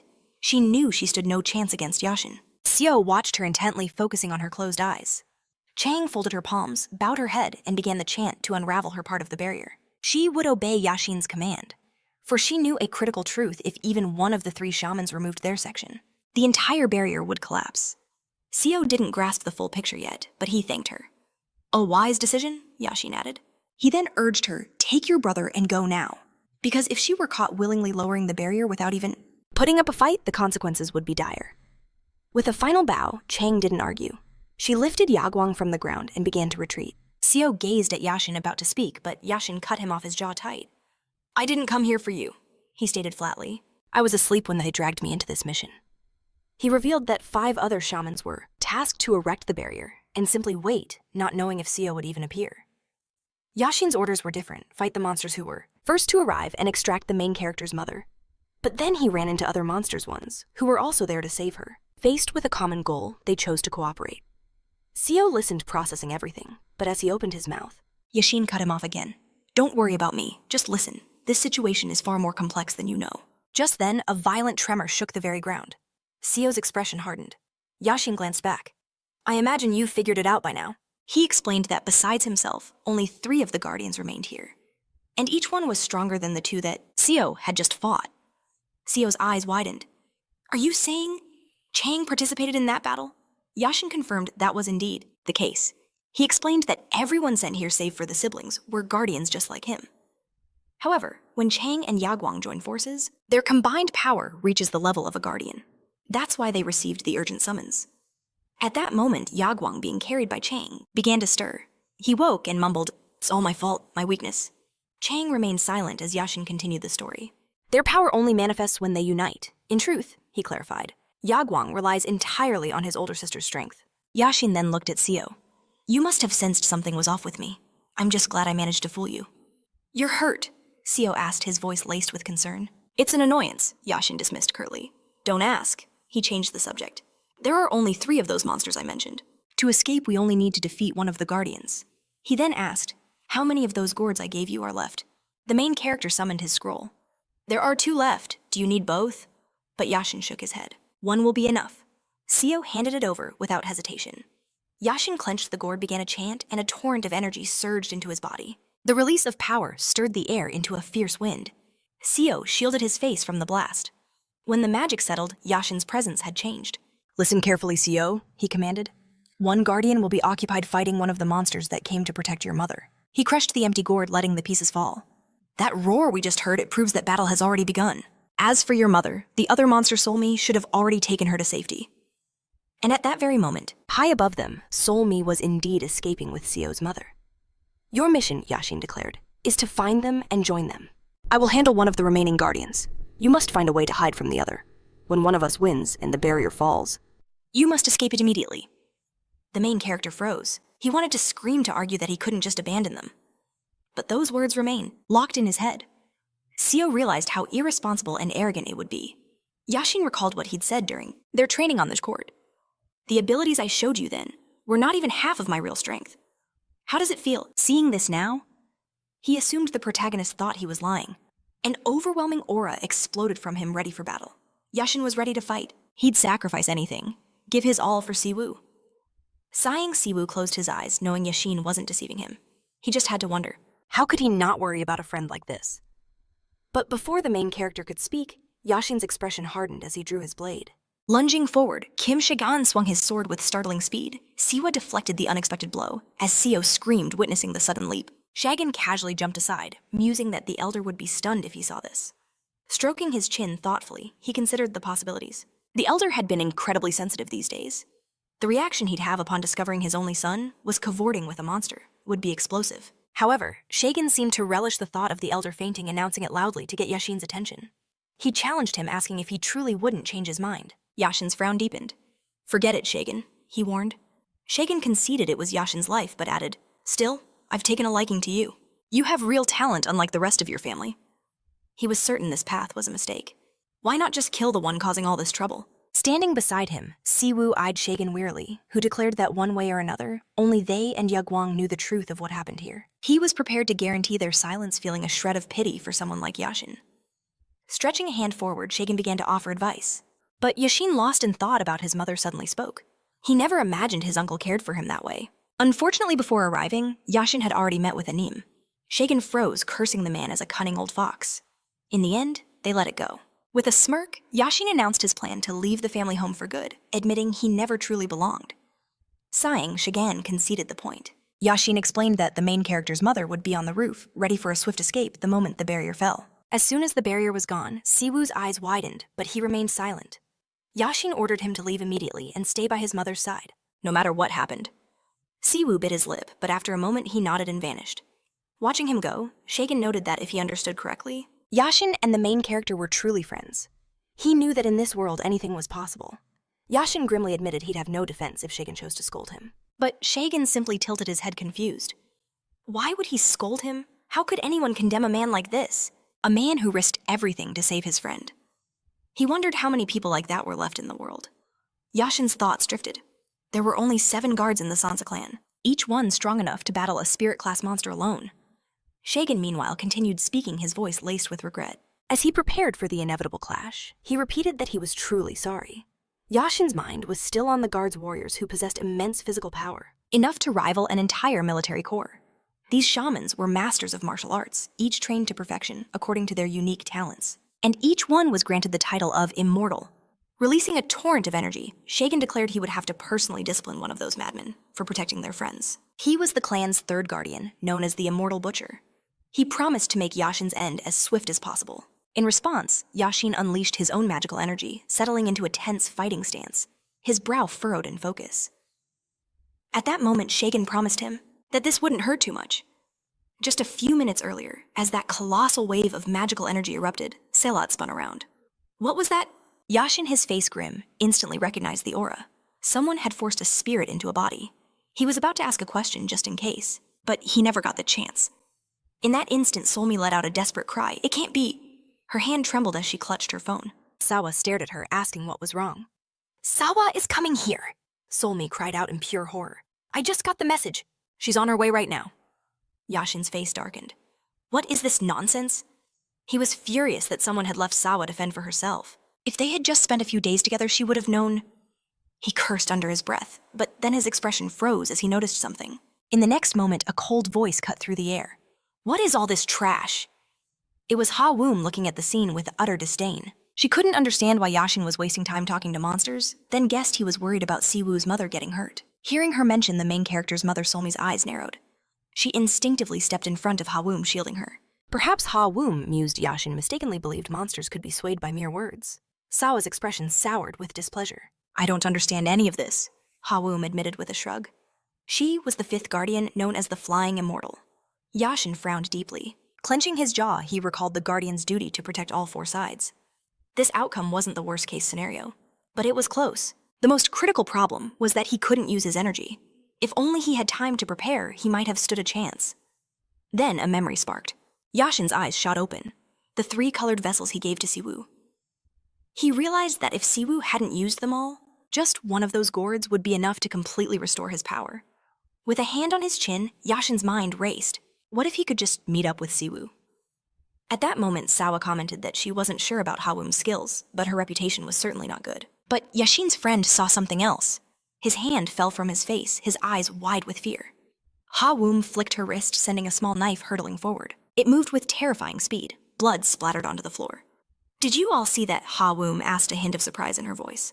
I was definitely aiming for Yashin. But for some reason, Sawa had protected him. Indeed, Sawa stood there frowning, the dagger clutched tightly in her palm. She'd caught the blade directly, and a deep wound now bled freely, dripping onto the floor. Her hand shook, but she paid it no mind. Ha Woom removed her mask. Yashin, she asked, her voice cold as ice. Have you truly forgotten your duty and allied yourself with monsters? Suddenly, Yashin felt Solmi grab his arm. He turned to see her looking at him with grim determination. We have to leave. Now. Yashin started to protest, but Solmi cut him off, admitting she wasn't sure they could even use anyone as a hostage here. Looking at this situation, Sawa announced coldly, even a disposable meat shield won't help. She advised Yashin to stop wasting time and go find Siwoo. Take care of him. Yashin didn't answer, his face a mask of conflict. Sawa was about to give him another order for when he met Siwoo, but she stopped herself. She'd just scold him later. After all, this wouldn't take long. Activating her magic, she prepared for battle. Suddenly, a calm voice spoke. There's no need to be so nervous. Ha Woom told Sawa not to worry. She agreed their final target had to be kept alive. But as for Yashin and the other monsters, she could wait. After all, it wasn't like they were getting out of here anyway. But who knew who was watching or when they'd be caught? Changing the subject, Wam suddenly asked, Does your arm hurt? She was certain that just because Swa was a monster didn't mean she was immune to pain. Swa, clutching her own dagger, retorted, It might have if that demon blade of yours was any better. Wam was shocked Swa knew its name. A vicious smile spread across her face. That's right, I made it myself. A demon is born from a human soul's degradation, overcome by powerful emotions and grievances. Such spirits are called evil, not so different from true demons. However, unlike a simple ghost, a demon is a far more calculating creature. First, you capture a human you wish to use, then you torture them, breaking their body and mind, until the moment of their death. If you kill them right as they achieve a goal, you can forge an object encasing their magical power within it. All that resentment and energy, becomes the core of a devastating weapon. Wam closed her eyes, admitting it took immense effort to forge this single dagger. And you think this isn't enough? She scoffed, assuming even powerful monsters should fall to it. But then she sighed. Well, I guess it can't be helped. Siwoo grew wary as Wam's magic flared. More daggers materialized in the air above her. She knew she had no choice but to call for backup. Have you been waiting long? She whispered. At that moment, Yashin was sprinting away, his jaw clenched tight. Wham figured he must be long gone by now. Just then, Solmi and the main character's mother were ascending the stairs. A menacing smile crossed Wam's face. Any last words, Siwoo? With a snap of her fingers, the daggers shot forward, aimed straight for Siwoo. But Siwoo unleashed her own magic, a blinding flash that obscured everything and leaped straight out the apartment window. Dodging the volley of blades, she landed outside. Her eyes sharp with focus, locked onto the levitating Wam, who admitted Siwoo was surprisingly quick. This is easier than I thought, Wam sneered, sending another storm of daggers at Siwoo. In response, Siwoo summoned her patron spirit. The upper torso of the demon emperor materialized behind her. Wam's eyes flew open in absolute shock.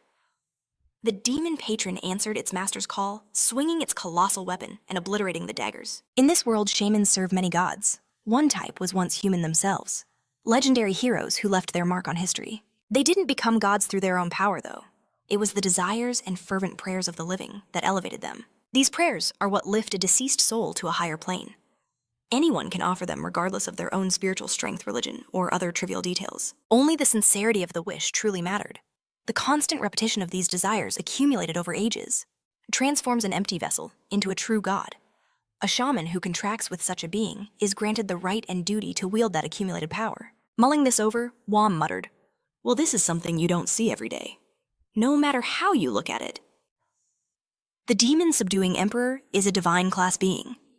How could a mere monster wield such a sacred power? She watched as the conqueror swung its weapon, deflecting blade after blade. "This doesn't look good," Wham growled, launching one more dagger. This time it slipped past the demon's defense and pierced straight through Siwoo's chest. Siwoo gasped in shock. You worthless mutt! Wam shrieked. Time to rethink your place in this world. Her connection to the air, severed Siwoo, plummeted to the ground below. Dust billowed up from the impact. Wam descended after her, sneering, disgusting. The stench of a beast. It's making my nose go numb. Pinching her nose, she observed, A fox spirit like you should have plenty of tricks, but only 2 unique spells. One is the fox speed, Wam mused, and the other, I assume, is a mind control spell. Siwoo remained silent, slumped on the ground. Several more daggers flew down, embedding themselves in her body. Controlling the blades with a flick of her wrist, Wam added, Well, I've learned something new today. I'll keep this in mind for the next fox I have to kill. She aimed her daggers for the final blow, but Siwoo's voice cut through the air cold and serious. Don't count on it. Wam's eyes widened. Her daggers were frozen in midair. She realized Siwoo hadn't blocked the attack. She had simply stopped it. Frowning, Wam demanded, How is this possible? Foxes only have 2 unique abilities. Neither one can do this. Siwoo's spell intensified. The daggers twisted around and aimed directly at Wam. You won't be facing anyone else, Siwoo warned. Only me. No fox ability lets you control another's spell, Wam thought frantically. How did you seize control of my daggers? She screamed. Siwoo replied calmly. Did I ever say your knives were anything special? The truth was the magical daggers were painfully predictable. Even if Siwoo were a different type of monster, the outcome would have been the same. Now that I've had a moment to rest, she said, I have a rough idea of how you control your blades, so I simply cast a spell to control them better than you can. And it worked perfectly, because Siwoo was a true genius with spells people and toys magic. Wham trembled with rage. Impossible, she shrieked. But Siwoo had already advanced. A prodigy capable of not just casting spells, but modifying them on the fly. Siwoo pushed her hair back, admitting, To be honest, I don't fully understand it myself. But as you can see, I was able to cast it anyway. A monster's power is righteous.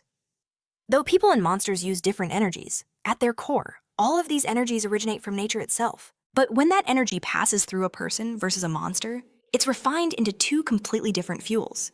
Because each fuel is used in its own way, combining them is impossible. A human can never wield a spell with their righteous chi, but for monsters, it's the exact opposite. Fear gripped Wam, her jaw clenched tight. She raised a trembling hand, a deathly pallor washing over her face. Staring in disbelief, she could only ask herself, did Siwoo just transform her energy, refining it into something more? She knew that for a human, it might be conceivable. But for a monster, it was a feat that defied all logic. Wam realized that to counter this, she couldn't rely on a monster's power. Instead of her righteous chi, she'd have to invent an entirely new technique to serve the same purpose. Even if she could somehow create a technique mimicking her own spirit manipulation, flawlessly copying all of its properties in such a short time would be impossible. Siwoo, with a Confident smirk and a blood-soaked robe, simply watched her. Countless blades now hovered in the air, all of them aimed directly at Wum! With a flick of her will, she had subjugated every last dagger. Wum's mind raced in terror. There was no way to perfectly copy a technique so quickly. There had to be a limit, some kind of restriction on the commands she could issue. Wum searched desperately for an opening, her eyes darting around wildly. But before she could finish her thought, Sewoo's voice cut through the silence. I was just wondering something, she mused. I assume many of you use this technique, she asked, not even waiting for a reply. By our standards, you see, this art is hardly impressive. But for you, I imagine any technique that harms your own kind is considered taboo. Wum, with sweat beading on her forehead, flashed a cunning smile. My own kind, she asked sweetly. You are gravely mistaken. We don't prohibit the demonic blades because they harm people. We prohibit them because they're such a simple yet terrifyingly effective way to gain power. Siwoo looked back at her expression unreadable, raising a single eyebrow. Wum pressed on. Have you ever heard of understanding the essence of things? Her insidious smile widened. Perhaps no creature understands the essence of an object better than a human. As Wum spoke, these words, a faint light-colored energy began to swirl around her. However, the problem isn't understanding, she continued. It's the fact that humans are creatures who cannot stand themselves, or their own kind. Her lecture continued, touching upon physical abilities, intelligence even, appearance. Even within a single species, she explained, there are vast differences in status, all decided by the qualities you're born with. And then she began to speak of society where it's only natural for those of lower status to bow before their superiors. But, she sneered, rejecting that natural order. That is what truly defines a human. They quarrel, they hate, and they compete with anyone stronger, anyone more powerful, instead of simply submitting. She spoke of ethics and morality laws and rights. It's all just a grand performance, a show created to tame the masses and keep them comfortable. She then noted, and fortunately for some, it works perfectly. As Wum distracted Siwoo with her speech, she slowly began to pull a hidden object from her sleeve. They begin to believe they have innate rights, innate potential, she finished. Siwoo finally responded. Is that what you believe? She stared at Wum intently. I don't know if you're right or wrong, but I do believe there are people who think differently. People who grieve for their fallen comrades with sincere hearts, with no ulterior motive or hidden agenda. It's not because their blood is special, or because they shared some profound connection. With a sly grin, Wum made her move, yanking the item from her sleeve with a sharp jerk. And you think, she mocked, that I care about any of that? She leaped backwards, landing gracefully on higher ground. Siwoo glared up at her, her brow furrowed in anger. Wum scoffed internally. How could she be so foolish, letting her guard down for a simple conversation? Rising into the air with her own energy, Wum thought this would be more than enough. The distance between them had grown, and now the blades could never reach her. With a triumphant grin, she began to open the vessel she had hidden up her sleeve. Siwoo, still standing on the ground below, simply chuckled as she watched Wum retreat. Wum looked down and taunted, Can you even stop me from here? You should try to last a little longer. She uncorked the vessel, and a thick, black, malevolent energy poured out. The resentment of this spirit, she declared, is without a doubt the most powerful weapon in my arsenal. Siwoo watched with a bored, emotionless expression.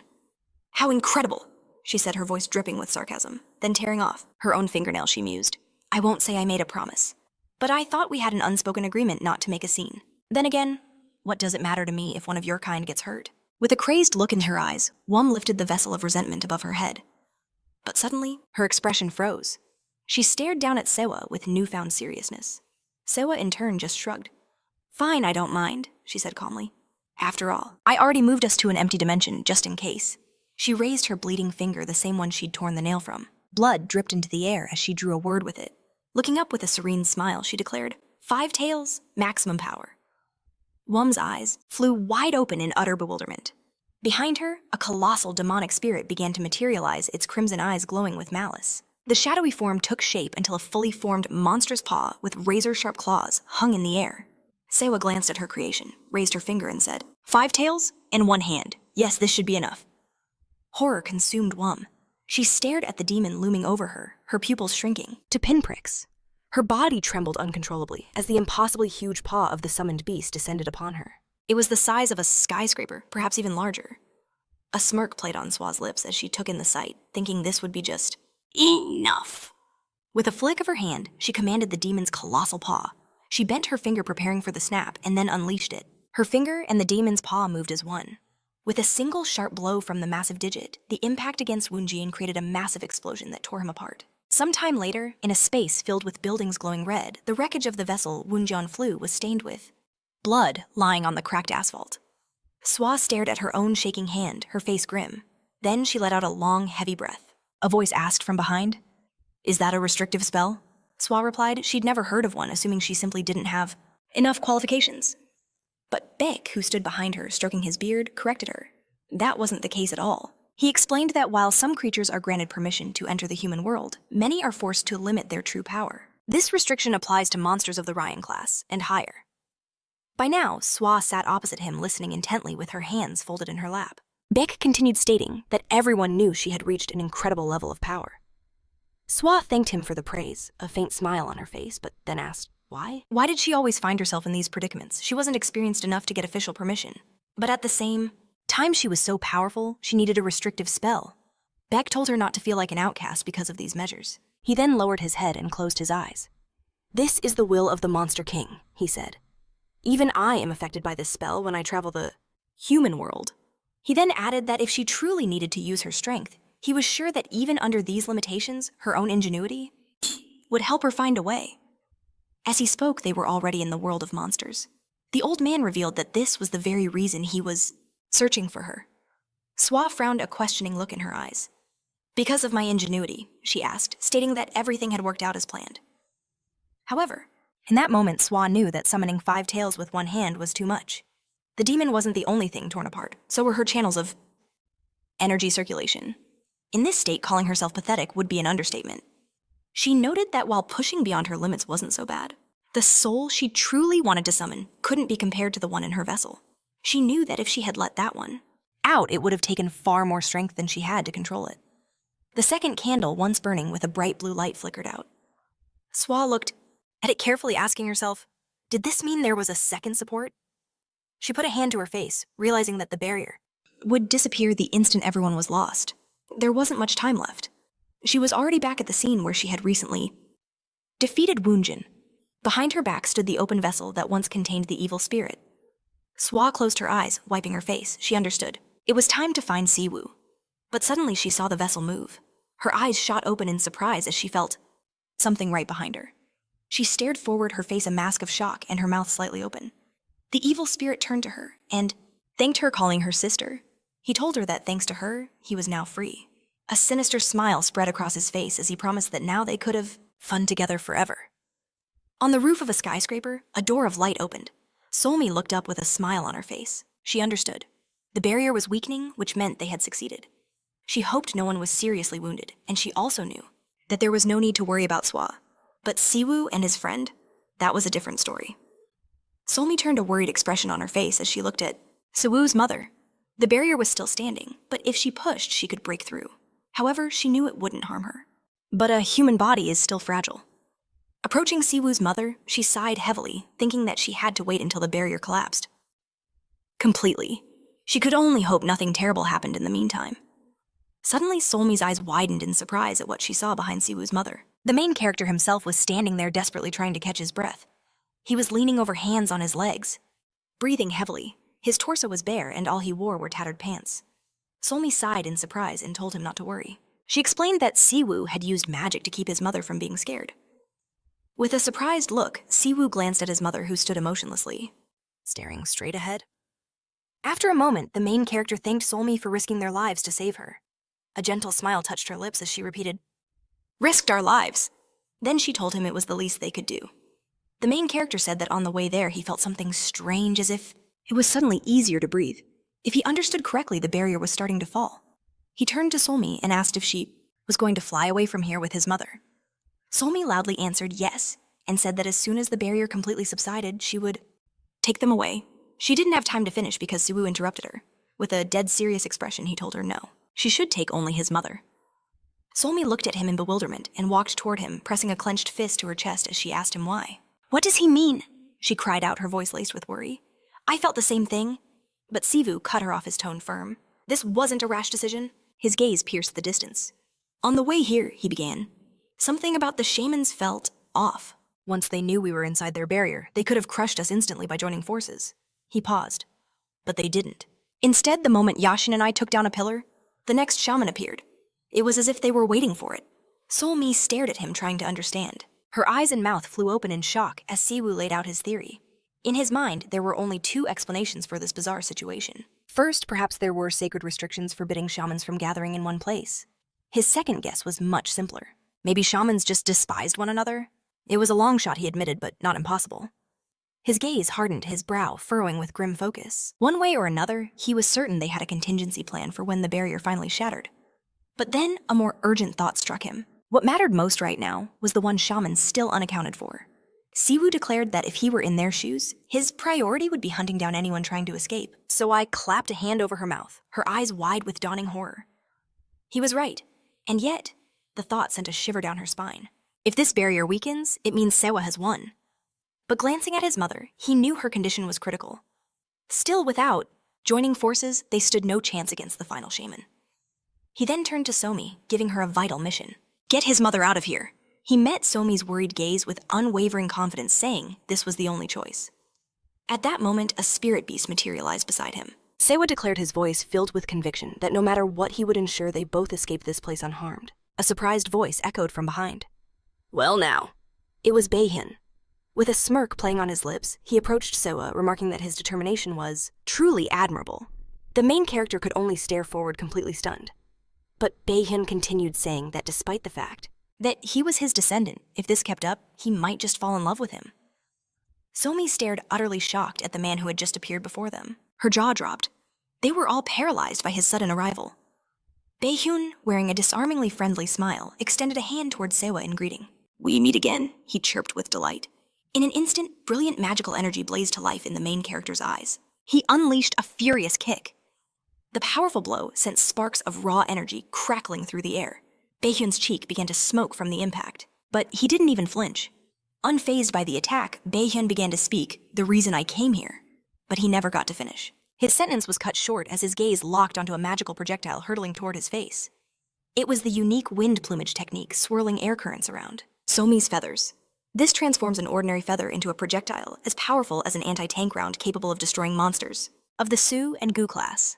But Baehyun, with casual ease, caught the projectile between two fingers, stopping it inches from his face. For K-class monsters and higher, this attack poses almost no threat. Baehyun held the captured feather in his hand. Seol-mi, however, simply pointed two fingers at it. Because this technique has a hidden feature, its masters can accumulate wind energy within their feathers. Seol-mi's expression hardened with concentration. Her face tensed. The stored wind energy could be released at will. Suddenly, the projectile in Baehyun's grasp erupted in a blinding purple flash. Baehyun's eyes widened in genuine surprise. Siwoo watched him warily, clutching the frightened spirit beast. He thought that even if they attacked with all their might, Baehyun would simply brush their magic aside. Realizing what must be done, he drew out the artifact that belonged to Yuzuru. Blue streams of power swirled around it as he stared, stunned by its sheer energy. His eyes and mouth fell open. Siwoo understood instantly. He didn't need brute force. He needed absolute sharpness. With this realization, he didn't hesitate. He wasted no time forming a piercing spear of pure energy and taking aim at Baehyun. At that same moment, Seol-mi was already racing toward them. Seol-mi leaped onto Siwoo's mother, shielding her and pulling her from the attack's radius. Enraged, Siwoo charged toward Baehyun. His body was tense, his jaw clenched tight. A powerful beam of blue light energy struck with incredible sustained force. Baehyun simply said, "Now that's the right decision." He then declared with a smile, "This is how you must fight your own bloodline, with poisons, curses." After a pause, he added, "Piercing and fire-type attacks are also on the table." And in that instant, Baehyun's hand clamped down on Siwoo's wrist, trapping the artifact. With a confident smirk, he said, "All of these are effective, provided you can actually hit your enemy." Then, with sickening ease, Baehyun twisted the main character's arm. Siwoo clenched his jaw against the searing pain. A blast of magical energy burned his back. Seol-mi could only watch her expression filled with worry. She clutched the neck of Siwoo's mother, who was sitting before her. Baehyun stared down at the main character now kneeling at his feet. And yet, he told him, "You wield the righteous energy with masterful skill." The creature connected to Siwoo trembled with fear. The main character braced his hands on the floor, struggling to catch his breath. Baehyun continued, "Acquiring this energy isn't so difficult, but controlling it is another matter entirely." Then, turning aside with a smile, he added, "In this pedigree is of the utmost importance." At that moment, Siwoo was shaking uncontrollably on his knees. Somi's gaze sharpened, her brows furrowed, and she held 2 black feathers before her face. With a grave expression, she realized Baehyun was the goblin Siwoo had fought earlier. Glaring daggers at him, she ordered him not to come any closer. Extending 2 feathers that began to glow with vibrant purple energy, she declared he wouldn't handle the next charge. With just 1 hand. Baehyun just smiled wide, put a hand on the back of his head, and told her he was certain of it. He explained that the previous feather was quite impressive. With a grin, he suggested he wouldn't be able to block this next one with physical strength alone. However, he noted, your friend's pathetic state won't allow you to use your full power.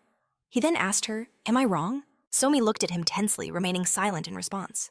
With a confident expression, Baehyun told her that if she chose to do this, then, in an attempt to destroy him, she would blow up everything around them. He noted that it's possible the main character might survive the blast. However, he drew her attention to Siwoo's mother.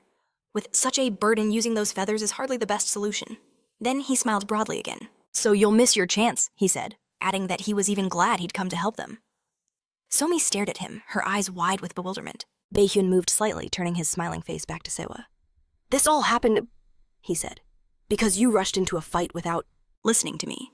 He suggested that while he may have looked suspicious, they could have at least asked why he was there. Then Baehyun asked him, has this little beating weakened your fighting spirit? The main character, his whole body trembling, glared up at him from under his brows with pure fury. He was completely paralyzed, every muscle locked in terror. He could only stare with a single eye at the figure before him. Baehyun admitted with a sigh, honestly, I didn't think we'd be meeting again so soon. But what can you do? He mused. You kids just don't know when to quit. He gave Siwoo a chilling smile. I knew you were planning something big. In fact, I assumed I was your ultimate prize. With a dramatic flair, he explained how he'd purposely left a trail of breadcrumbs, a path that led directly to him. But instead, they captured his friend. Was it sheer laziness? Or did they just not want to think that hard? If only I'd known you were this incompetent. He sighed theatrically. I would have been far more subtle. He then conceded, I suppose it's my fault, really. Please forgive me, he said, bowing his head to Siwoo. The main character's eyes narrowed into a dangerous glare. I didn't come here to talk. Baehyun blinked in mock surprise. You didn't? He then beamed, but I'm here to help you. So I remained on high alert, 2 magic feathers glowing brightly in her hands. Baehyun turned his attention back to Siwoo. Your little theory? It was spot on. He glanced towards the shimmering barrier. Though I have no idea how you weakened it. But don't get your hopes up, he warned. Escaping this place unscathed won't be easy. He revealed a critical piece of intel. Despite what you see, there's only 1 guard here, but I guarantee reinforcements are already storming this way. At that, both Siwoo and his friend stared their eyes wide with disbelief. Baehyun continued his lecture. Like I said, they dedicated a massive amount of power just to capture me. Enough to challenge me head-on, even on their own. By now, Siwoo was back on his feet, listening with a stunned expression as Baehyun laid out the enemy's strategy. This was a move that should have been impossible for them, he explained. 4 guards and 2 shamans with a combined power rivaling a 5th guard, he mused. It's no exaggeration to say. That's enough force to defend the entire capital city. He spelled it out for them. In other words, even if it meant leaving the city vulnerable, capturing me was their absolute top priority. A grin spread across his face as he looked at Siwoo's companions. So it's only natural that your friends were outmatched. They sent the absolute best shamans after me, a team that should have succeeded. He shrugged. Now all that's left is for you to see this mission through. Siwoo watched him intensely, raising a hand to his chin in deep thought. Baehyun went on, the reinforcements aren't here yet, but believe me, they're coming. Given that the barrier has temporarily vanished completely, he noted, we have a very small window to act. He then casually stepped right up to Siwoo's cage. Don't worry, he said with an unnerving smile. I can ensure every single one of you walks out of here alive and well. He leaned closer. Of course. You'll have to do something for me in return. Siwoo's brow furrowed as he looked up. Baehyun's smile widened. Don't worry, your friend is part of the deal. I'm not that heartless. The main character wasted no time. Fine.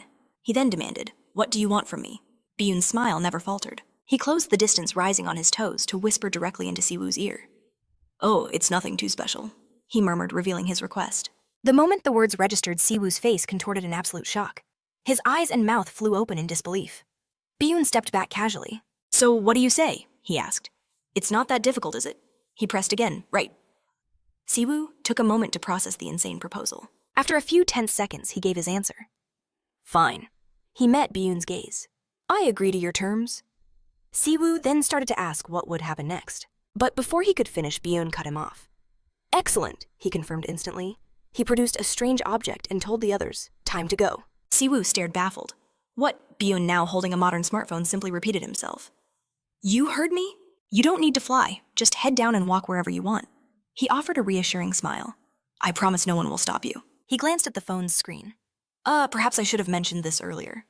But I actually dealt with the last guard a little while ago. He scratched the back of his head, sticking his tongue out playfully. My bad for only telling you now, he apologized. But if I had, our little chat might have taken them much longer, don't you think? A wide grin split his face as he looked back at the phone, which suddenly began to ring.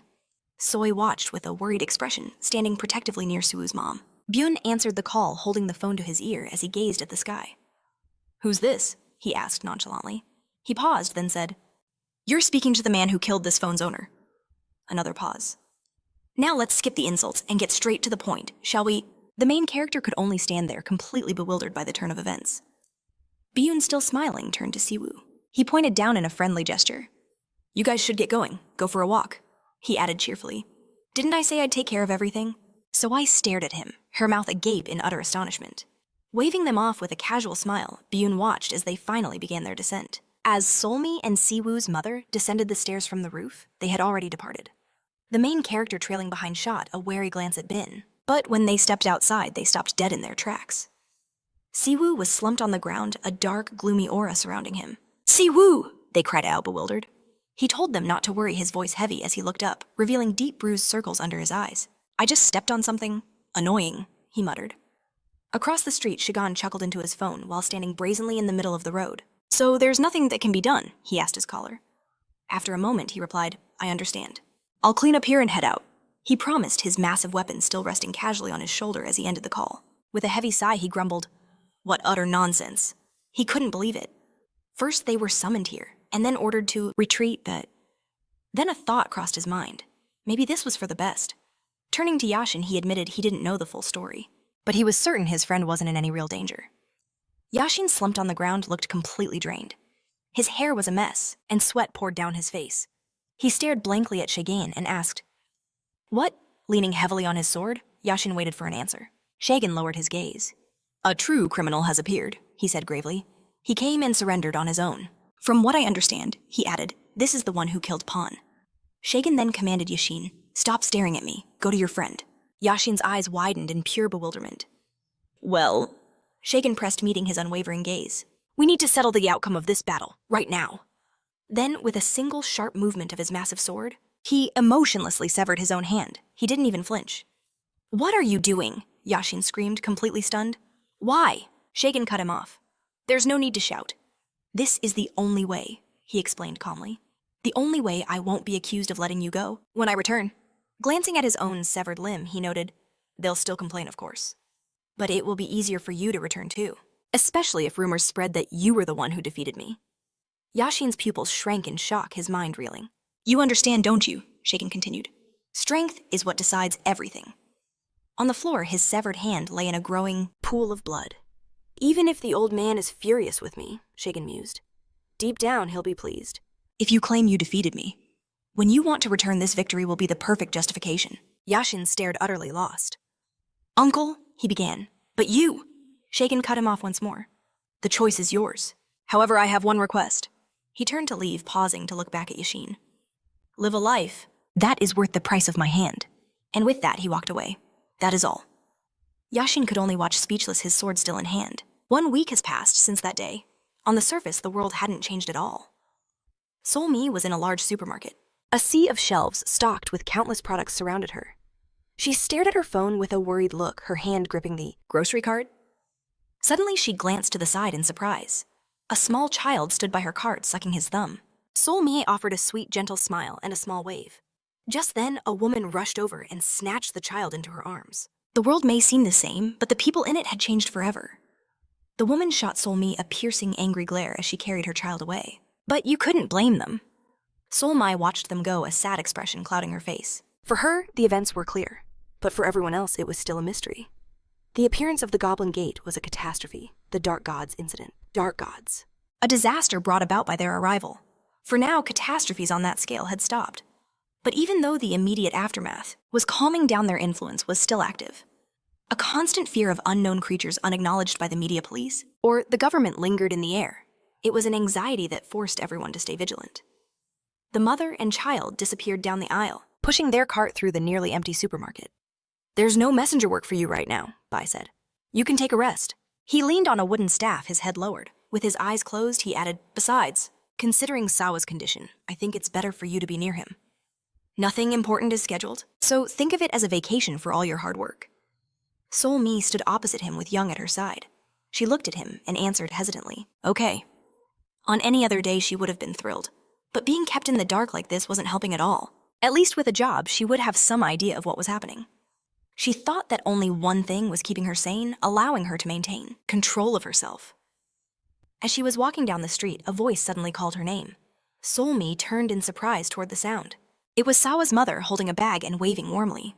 A bright smile lit up her face. "Sol Mi, are you really out shopping all by yourself this morning?" This Sol Mi thought was her calming factor. The need for her to be here, a duty no less important than her role as Anva. Sol Mi greeted Sawa's mother respectfully with a small bow. "My goodness, the store isn't close at all," she exclaimed. "We should go together this evening." Sol Mi smiled back. "Today was just perfect weather for a walk." "Where are you heading?" she asked politely. Sawa's mother smiled widely. "Oh, I'll be back soon. I'm just meeting a friend from my hometown." Sawa had been living there for a week now because of the incident. His house was partially destroyed, damaged during his battle with one of the guards. But miraculously, none of the residents were injured. The official story was a gas leak. As compensation, a construction company temporarily moved the main character's family to a country complex.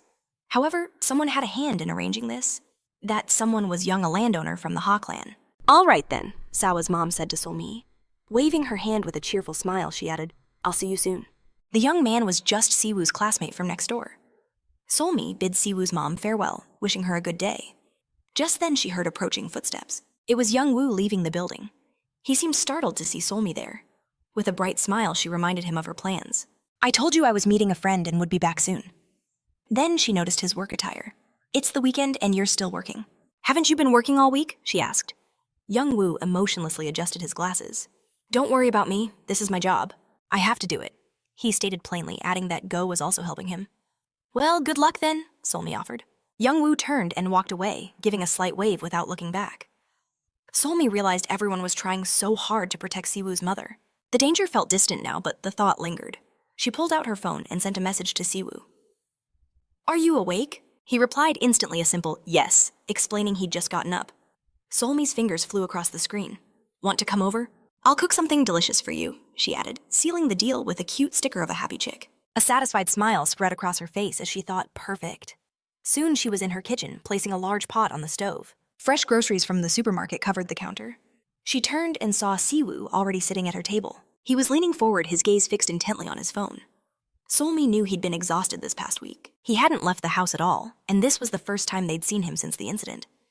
Her expression filled with concern. Standing by the counter, she thought, I need to find a way to cheer him up.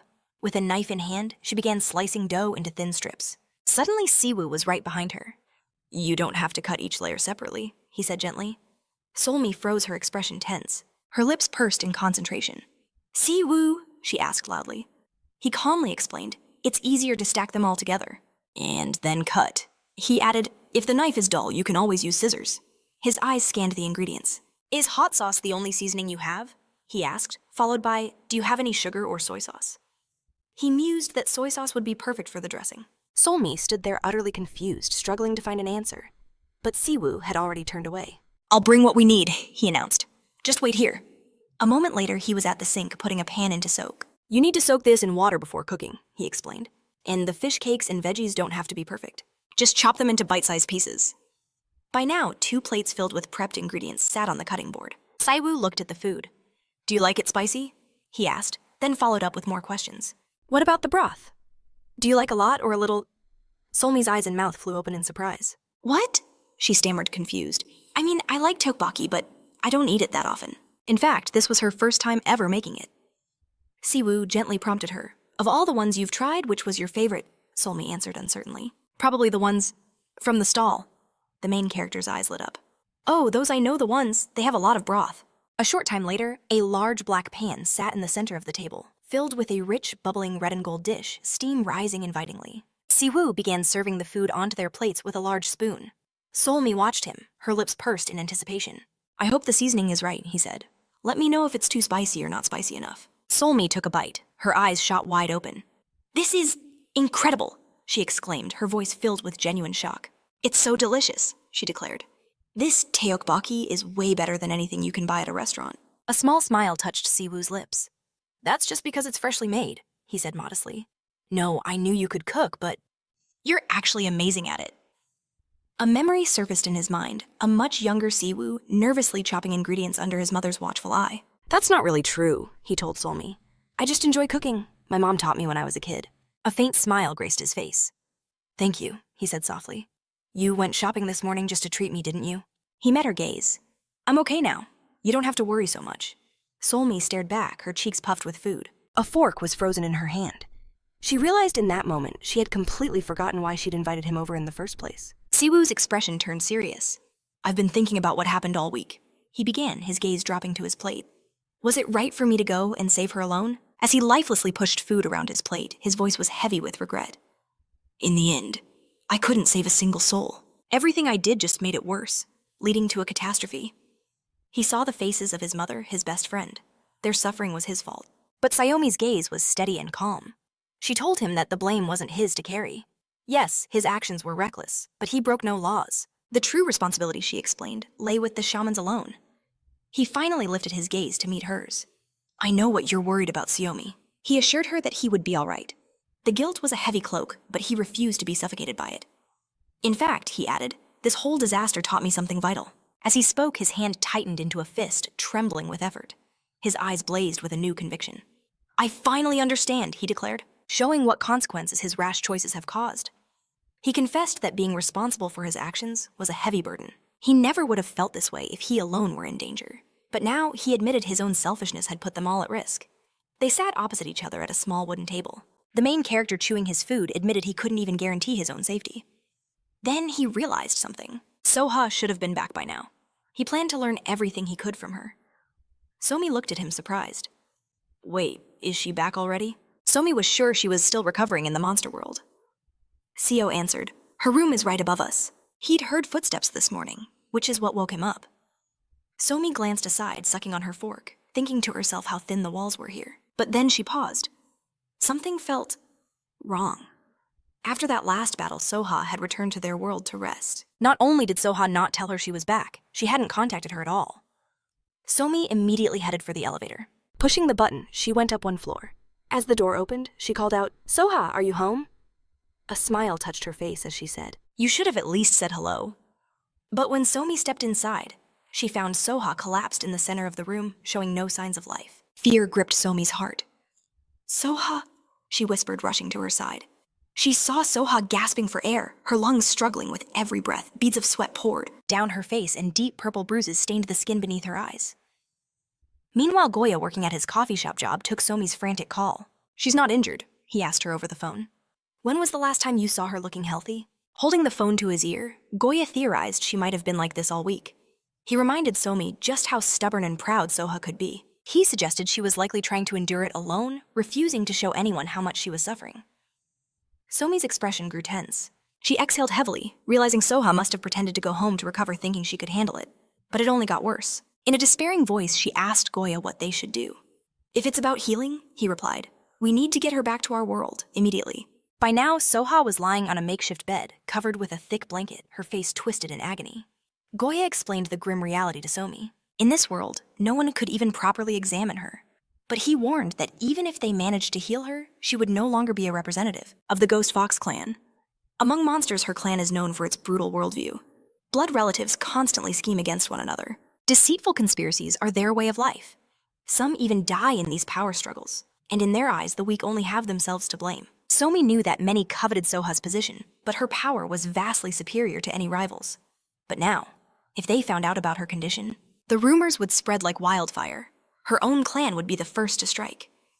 Seo sat by the bed, his face grim as he watched Soha's exhausted state. There is one way, Goya said, but there's no guarantee it will work. Somi's eyes lit up with hope.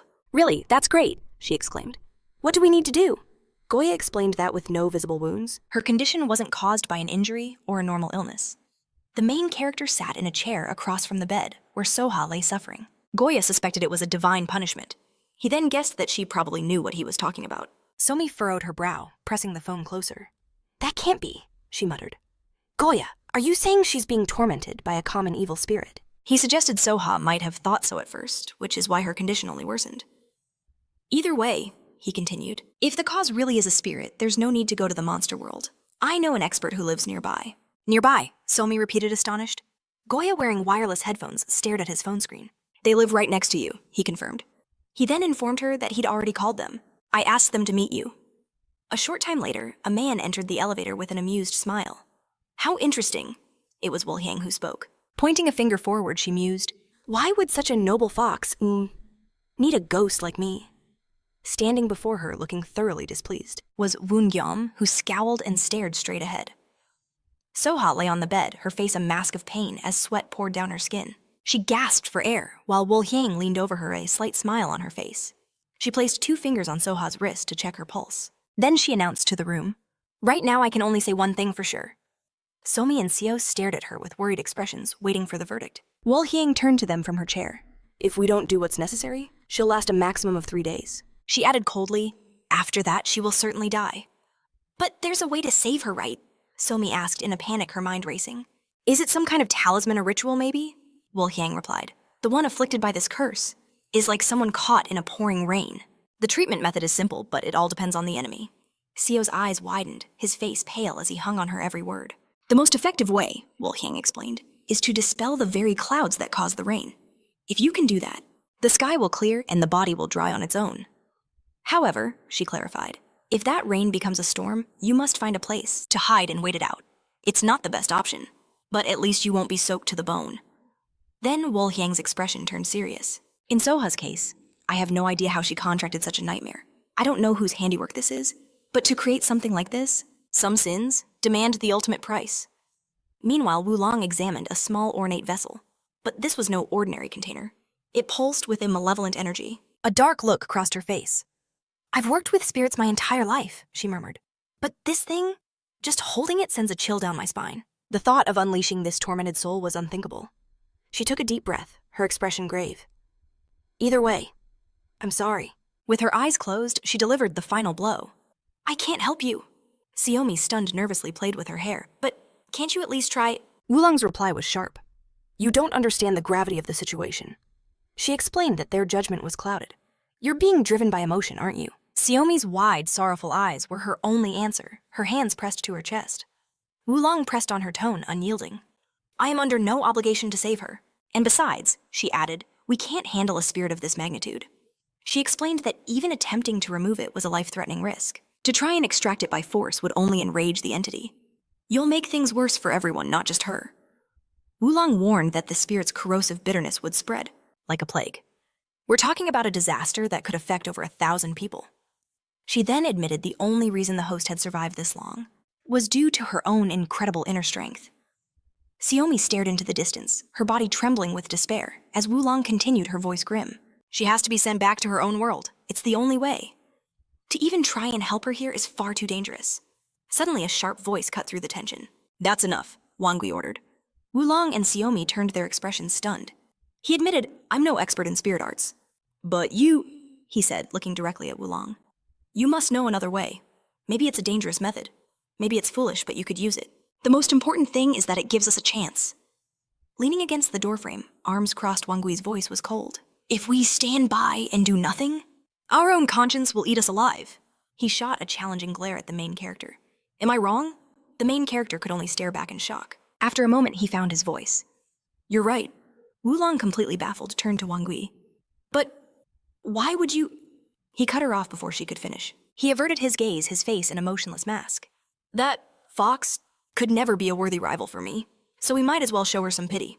Besides, he added with a scoff, I can't stand to watch you all just dithering around completely useless. Sawa and Xiaomi gazed at him, completely taken aback. Wulong's eyes went wide, a hand flying to her mouth. Wow, she breathed in admiration. In the next moment, she dashed forward and threw her arms around Wang Gui. You're actually pretty amazing, she exclaimed. When did you get so mature? Sawa and Xiaomi watched the scene unfold, a silent understanding passing between them. The main character looked at Wang Gui, a genuine gratitude in his eyes. Thank you for this. Wang Gui met his gaze, his stare intense and piercing. He opened his mouth as if to say something, but thought better of it, letting out a heavy sigh instead. Sawa watched him, confused, his mouth slightly agape. Sometime later, the main character was walking down a bustling city street, his eyes fixed on his phone. A small chuckle escaped his lips. He was recalling Wulong's explanation from earlier. "We need to prepare 2 things," she had said, holding up 2 fingers.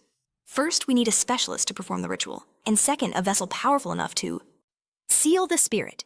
She stressed, "The exorcist must be a true master, and the vessel must be of the absolute highest grade."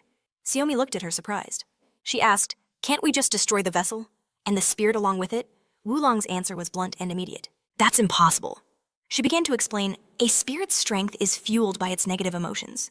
When its host dies, that power surges, drawing on the hatred and attachments left in the living world." She clarified that this power isn't infinite.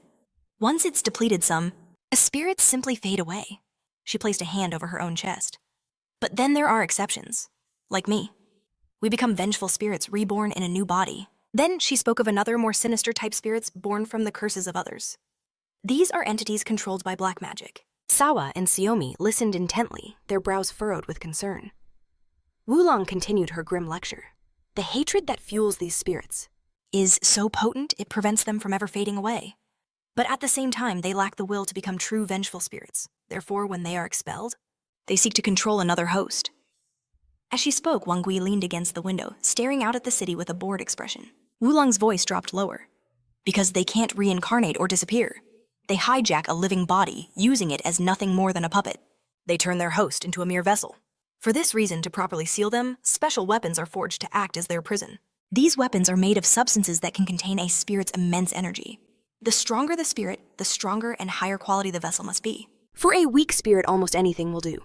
But for the most powerful cursed entities, only a masterfully crafted weapon will suffice." Xiaomi absorbed this information, her hand pressed to her chin in thought. Sawa then recalled her other point. "You also said we need an exorcist, right?" Wulong nodded. "Exorcism is an art created by humans, and because of that, we must never forget the human element involved." With superior exorcism skills, she placed a hand on her chest, declaring that no matter who objected, they needed a true master of the craft. She smirked. "And where might you find one?" Then cut herself off, reminding him of her own presence. She warned that the chance of success was dangerously slim. Meanwhile, the main character approached ornate metal gates. He knew Swa's life hung in the balance. He couldn't just sit back and do nothing. Still, a voice inside screamed this was a terrible idea. Suddenly, a bag of belongings tumbled from someone's hands. A man glared at Siwoo, his face contorted with pure hatred.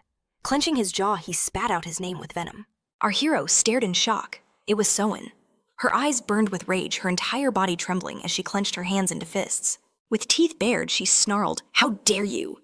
The main character could only offer a bewildered look, certain he'd seen her somewhere before. She was Yashin's cousin, the one who lived with him. Soan's eyes blazed with magical energy as she launched herself forward, striking Siwa square in the face. The blow sent Siwa flying several meters back. Soan landed gracefully, her eyes burning with rage as she braced herself on the asphalt, her hands balled into fists for the next assault. Glaring at him, she ordered him to drop the act. She knew he wasn't some weak monster. He was human, and being half-human didn't grant him any mercy from her. She demanded to know how he dared to show his face here. Our main character sat on the pavement, wiping the blood from his mouth. Soan's voice dripped with irritation. "Do you have any idea how much trouble you've caused?" Siwa stared ahead, her words stinging with a familiar sadness. Just then, a voice cut through the tension. "What kind of problems?" Soan froze in surprise. She turned to see Yashin dressed in sleepwear, with messy hair scratching the back of his head. She addressed him with immediate respect. Yashin, his face a mask of sleepiness, sighed. "If I listened to you, I'd have almost killed him." He turned to Siwa. "Did you call me? I was sound asleep, didn't hear a thing." The main character looked up at him, a relieved smile spreading across his face. "Stop staring and get inside," Yashin said, gesturing with his hand toward the room behind him. He then added, "Judging by that look, you're trying to drag me into something again." A short time later, Soan slammed a glass bottle onto the table with a sharp crack, the sound echoing in the small room. The paper cups on the table toppled over from the force of the impact. Yashin's eyebrow twitched in annoyance. "That was a little rude, don't you think?" He then noticed their supplies. "We have a lot of stuff here. We could even have some tea." He then recalled her earlier words. "Didn't you say you were impressed with Siwa? About how good he was?" Soan placed her hands on her hips. "I serve you. Maybe that just proves I'm a terrible judge of character."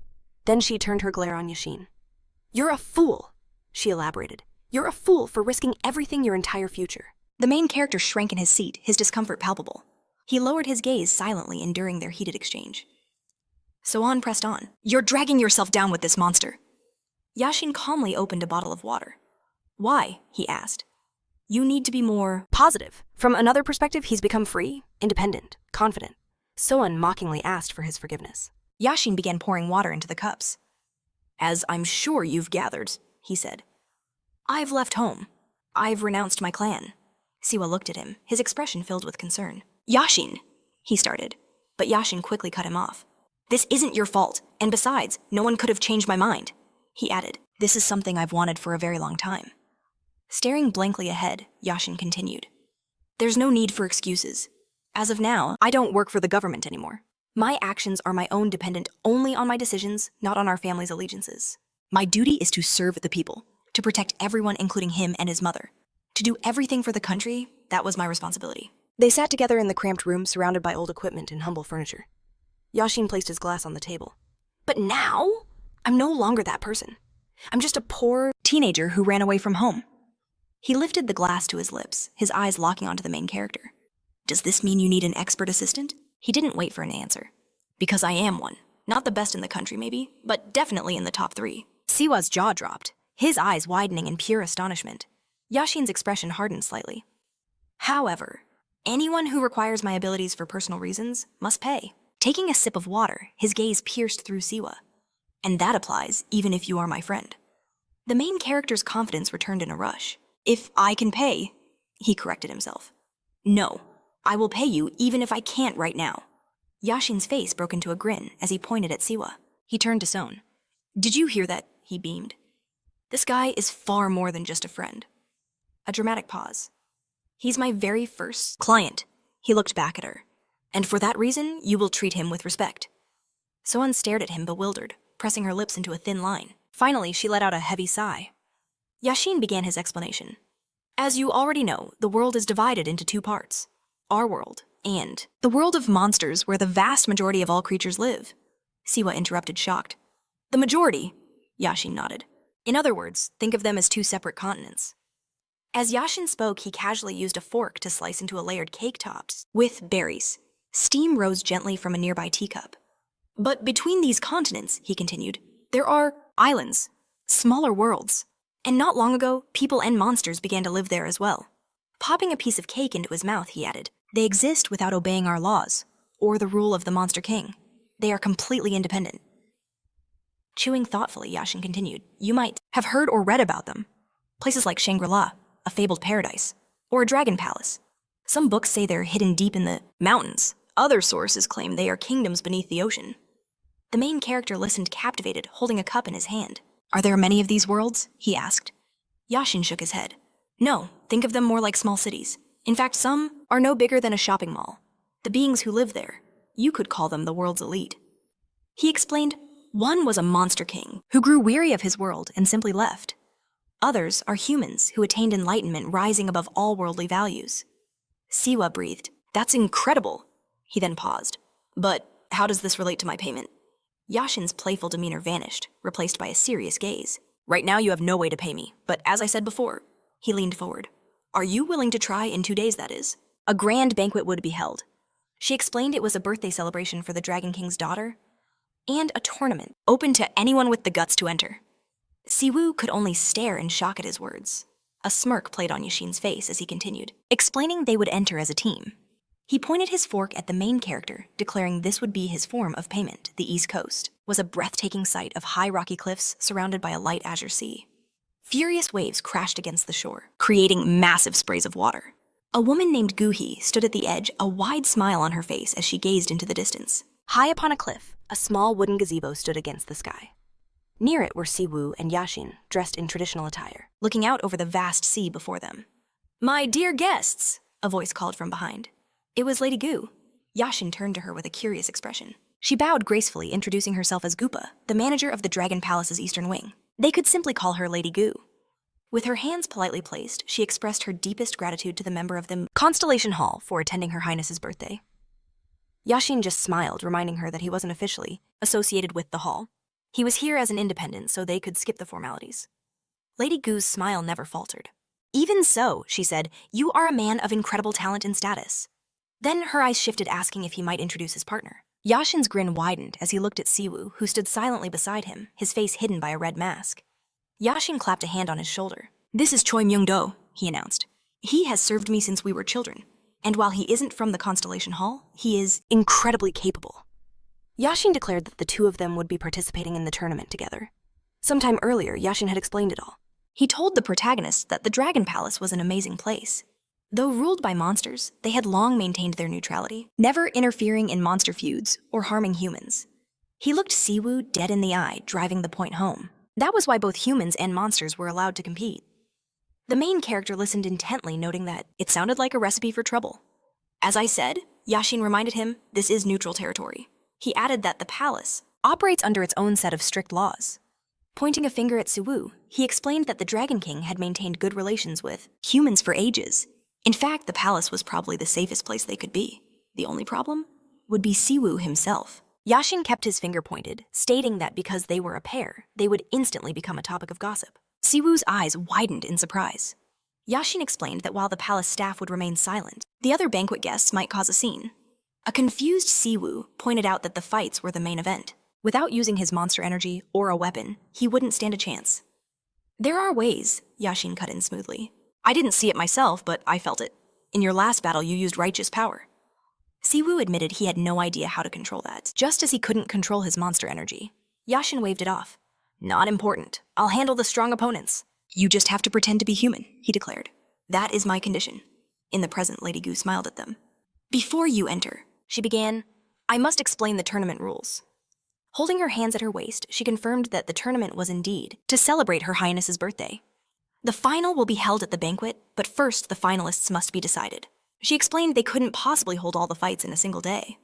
So there will be qualifying matches? Yashin asked. Lady Gu nodded. Indeed. She spread her hands apologetically. My apologies for the late notice. She explained that the number of participants had far exceeded their initial expectations. Then she revealed several miniature tablets levitating in the air and glowing with magical energy. These are jade pendants, she explained, and they will allow you to stay here for 2 days. Siwoo and Yashin stared with fascination. Furthermore, Lady Gu continued, these will allow us to monitor your location and condition. She told them the first touch would bind the pendant to its owner, officially entering them into the tournament.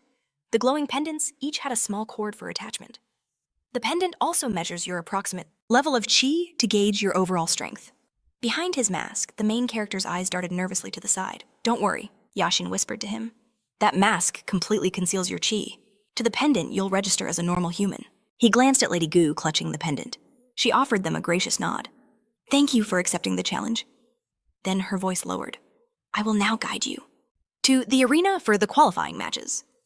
In the next instant, the sea itself roared to life. A colossal vortex tore open in its center, drawing the ocean into its maw. At the heart of this swirling torrent, a platform emerged, carved with the likeness of a dragon. In a flash of light, all three of them materialized upon it. Siwoo and Yashin scanned their new surroundings, bewildered.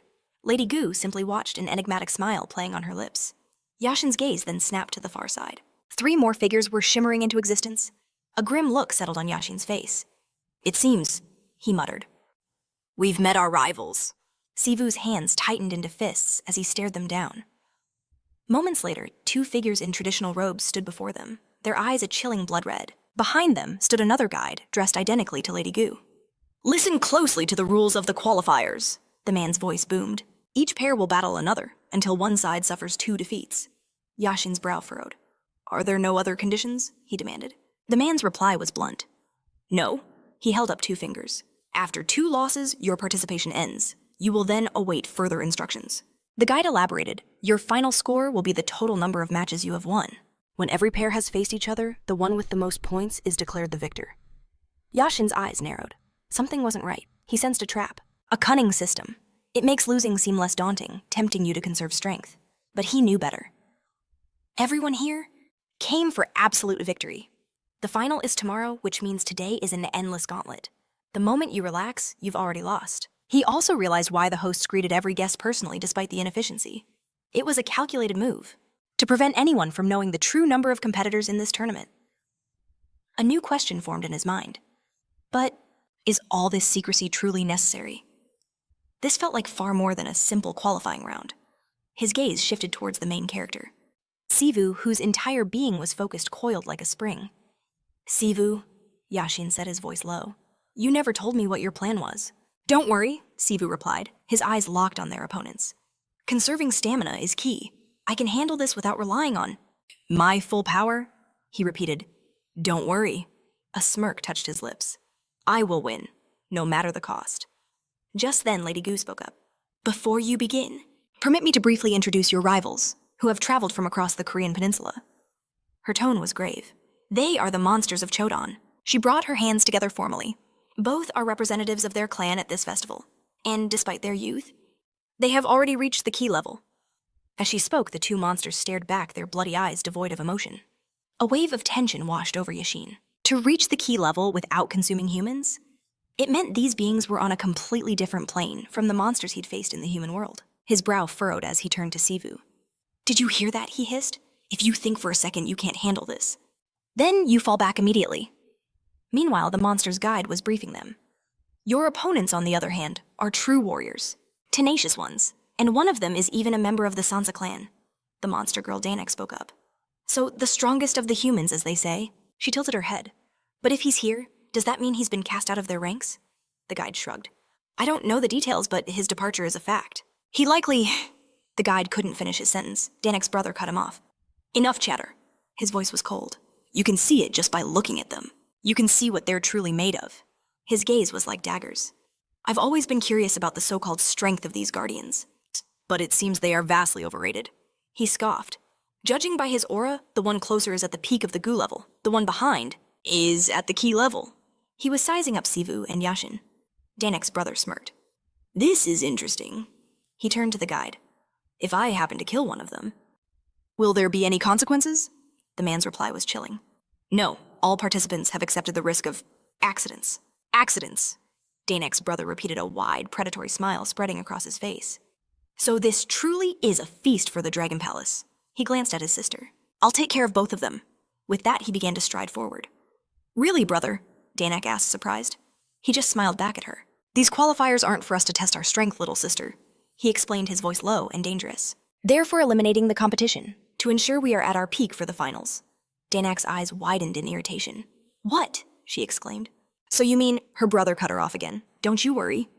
His smile never faded as he continued his advance. I know you haven't had a taste of human flesh yet, he purred. But don't worry, I'll be sure to share this meal with you. He finally stopped standing directly opposite Siwoo. He stood in the center of the platform. Extending a hand, he gestured to himself an open invitation to attack. Brother Danak stared down Siwoo. His expression oozed confidence. Your presence here is proof enough of your courage, he sneered. So I'll grant you the first move. Watching him, Yashin thought. He's arrogant, overconfident. But it was all an act. He knew exactly what the monster was waiting for. He wanted them to. His only move was a vicious counterattack, to kill Shiva before he was forced to surrender. But Yashin knew.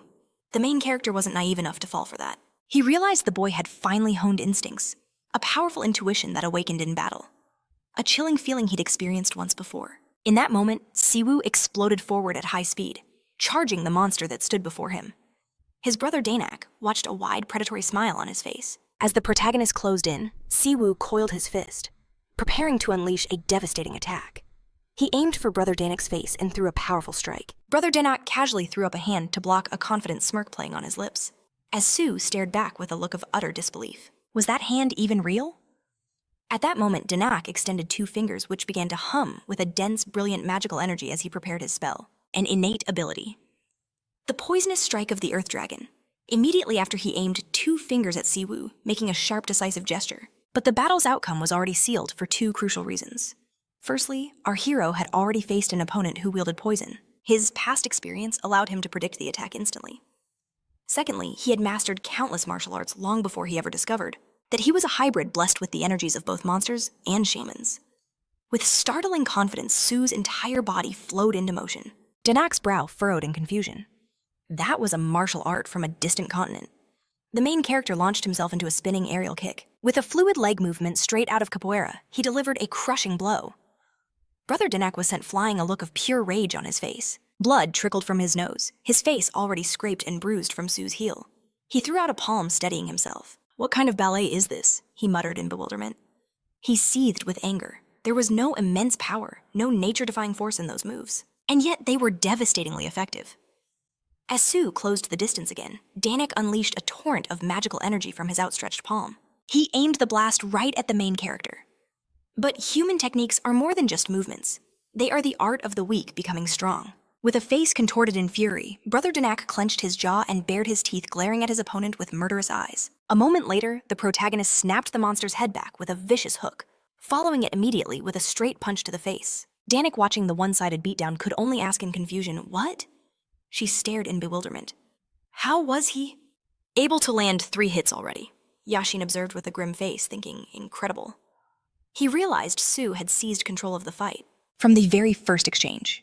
Though his expression remained unchanged, his inner joy was palpable, as he clenched his hand into a tight fist. He knew his opponent was leagues stronger, and Sue's own energy reserves were so low, his 3 blows were like light scratches to his enemy. Still, the main character continued his assault, his legs a blur as he trampled his brother into the very ground. The monster glared up in pure rage, throwing his crossed arms up to defend his head. A bitter anger burned within him, and he thought, this insolent human thinks his little dance actually works. All I need is one opening. One single counterattack and it's over. His face was already a bloody mess as he stared forward with murderous intent. In that moment, Siwoo revealed an artifact which erupted with brilliant azure magical energy. Clutching the glowing object, he declared, "I believe it's time to end this." Then, with a blindingly fast motion, he lunged forward and struck. The artifact carved a clean straight line of light directly through his brother's torso. When the attack was over, the monster just stood there frozen. His arms were still raised defensively, but he was completely still. Siwoo watched his opponent carefully. Finally, he let his energy recede, and the shining weapon slowly dissipated as the protagonist relaxed his stance. The monster began to tremble. How? He stammered. Monsters were known to be incredibly durable. While different species varied, most could easily regenerate lost limbs, or even if their body was cut into pieces. However, there was one part of a monster that could never be restored, their core. And now, Siwoo stood, holding a pulsating, blood-drenched object in his hands. It was the core torn directly from his opponent's body, a monster's second more important heart. Continuing to tremble, the monster's voice cracked as he begged Siwoo to return it. Because if a core was restored, it could only return to its state at birth. The monster would have to start his entire life over again, losing all the power he had accumulated over a lifetime. Reaching out a desperate hand as Siwoo began to leave the monster, repeated his plea to give him the core. But the main character paid him no mind and continued walking. Danik turned to Lady Guo, her voice filled with outrage. "Is this normal?" she shouted. "Siwoo took my brother's core. That's against the rules of the tournament." Suddenly a calm voice cut through the air. "Why are you shouting?" Danik's eyes widened. She turned around.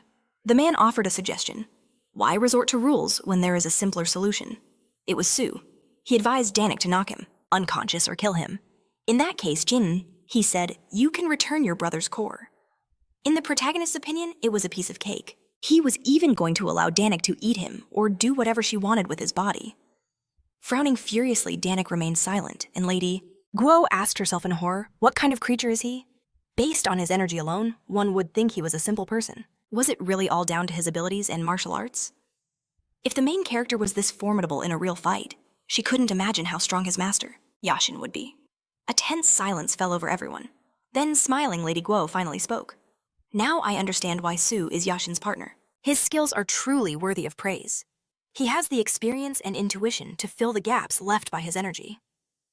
Recalling the battle, Lady Guo also added that he saved his energy until the very end to deliver a single full-powered blow. In her opinion, this was remarkable because if he had used such a technique at the beginning of the fight, his opponent would have been much more alert. Looking at Siwoo's aura, you could see that he was just learning how to control energy, but Lady Guo understood that if he continued like this, he would achieve great things. Yashin calmly said, Lady Guo, you flatter Siwoo. He is indeed very capable, but an opponent of this level could never defeat him. This fight doesn't even begin to reveal Siwoo's full potential. In fact, Yashin thought, the plan was deceptively simple. The mask worn by the main character concealed his monstrous energy, completely blocking its release. Besides, even if someone had a talent for righteous energy, it required constant training. Simple victories over weaklings were nothing special. To the monsters, as long as Siwoo wore that mask, his bloodline was irrelevant. He was, for all intents and purposes, an ordinary human.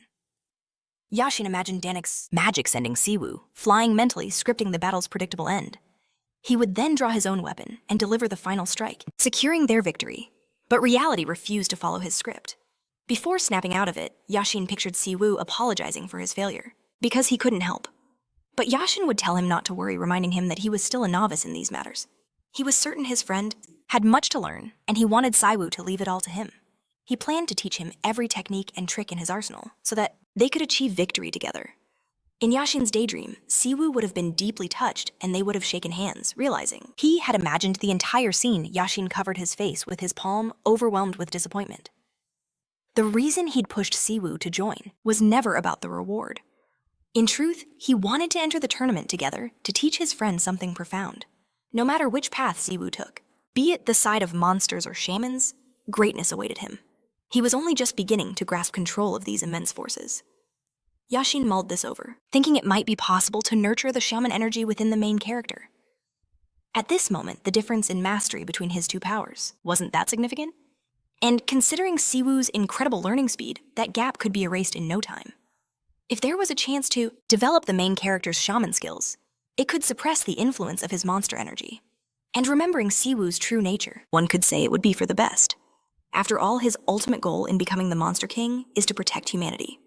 From that perspective, Siwoo's development as a shaman seemed like a perfect fit. The main character was also incredibly soft-hearted, constantly tormented by the desire to save everyone.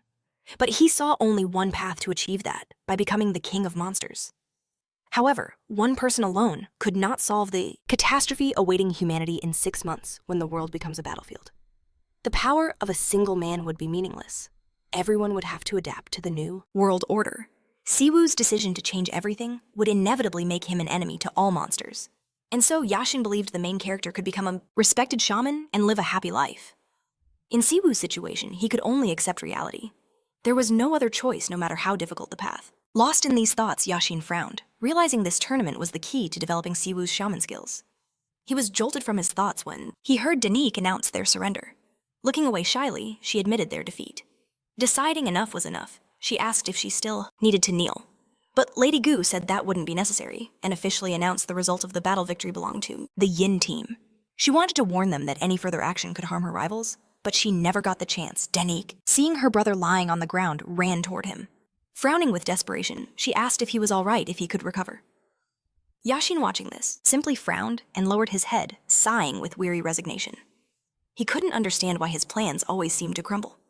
Brother Danique, clenching his jaw, trembled with rage, not answering his sister. She remained silent for a moment, then glared at Siwoo, advising him to remember what happened today. She and her brother would defy their own clan, and because of her promise, Siwoo would pay for this humiliation. Next time things would be different. Siwoo didn't argue. He simply challenged Danique to act, telling her to do whatever she pleased. It meant nothing to him. He promised he would be waiting for their reunion, because by then, he would be overwhelmingly stronger. As the protagonist spoke, his monstrous aura flared to life, and the phantom of a colossal beast appeared before Danique, who froze in terror. Lady Gu, who also sensed the shift, gasped, "What is that?" The point was, for a split second, Siwoo seemed to become another being entirely, an entity comparable to the highest ranks of the palace. And watching the main character's conduct in battle, it became impossible to believe he was an ordinary person.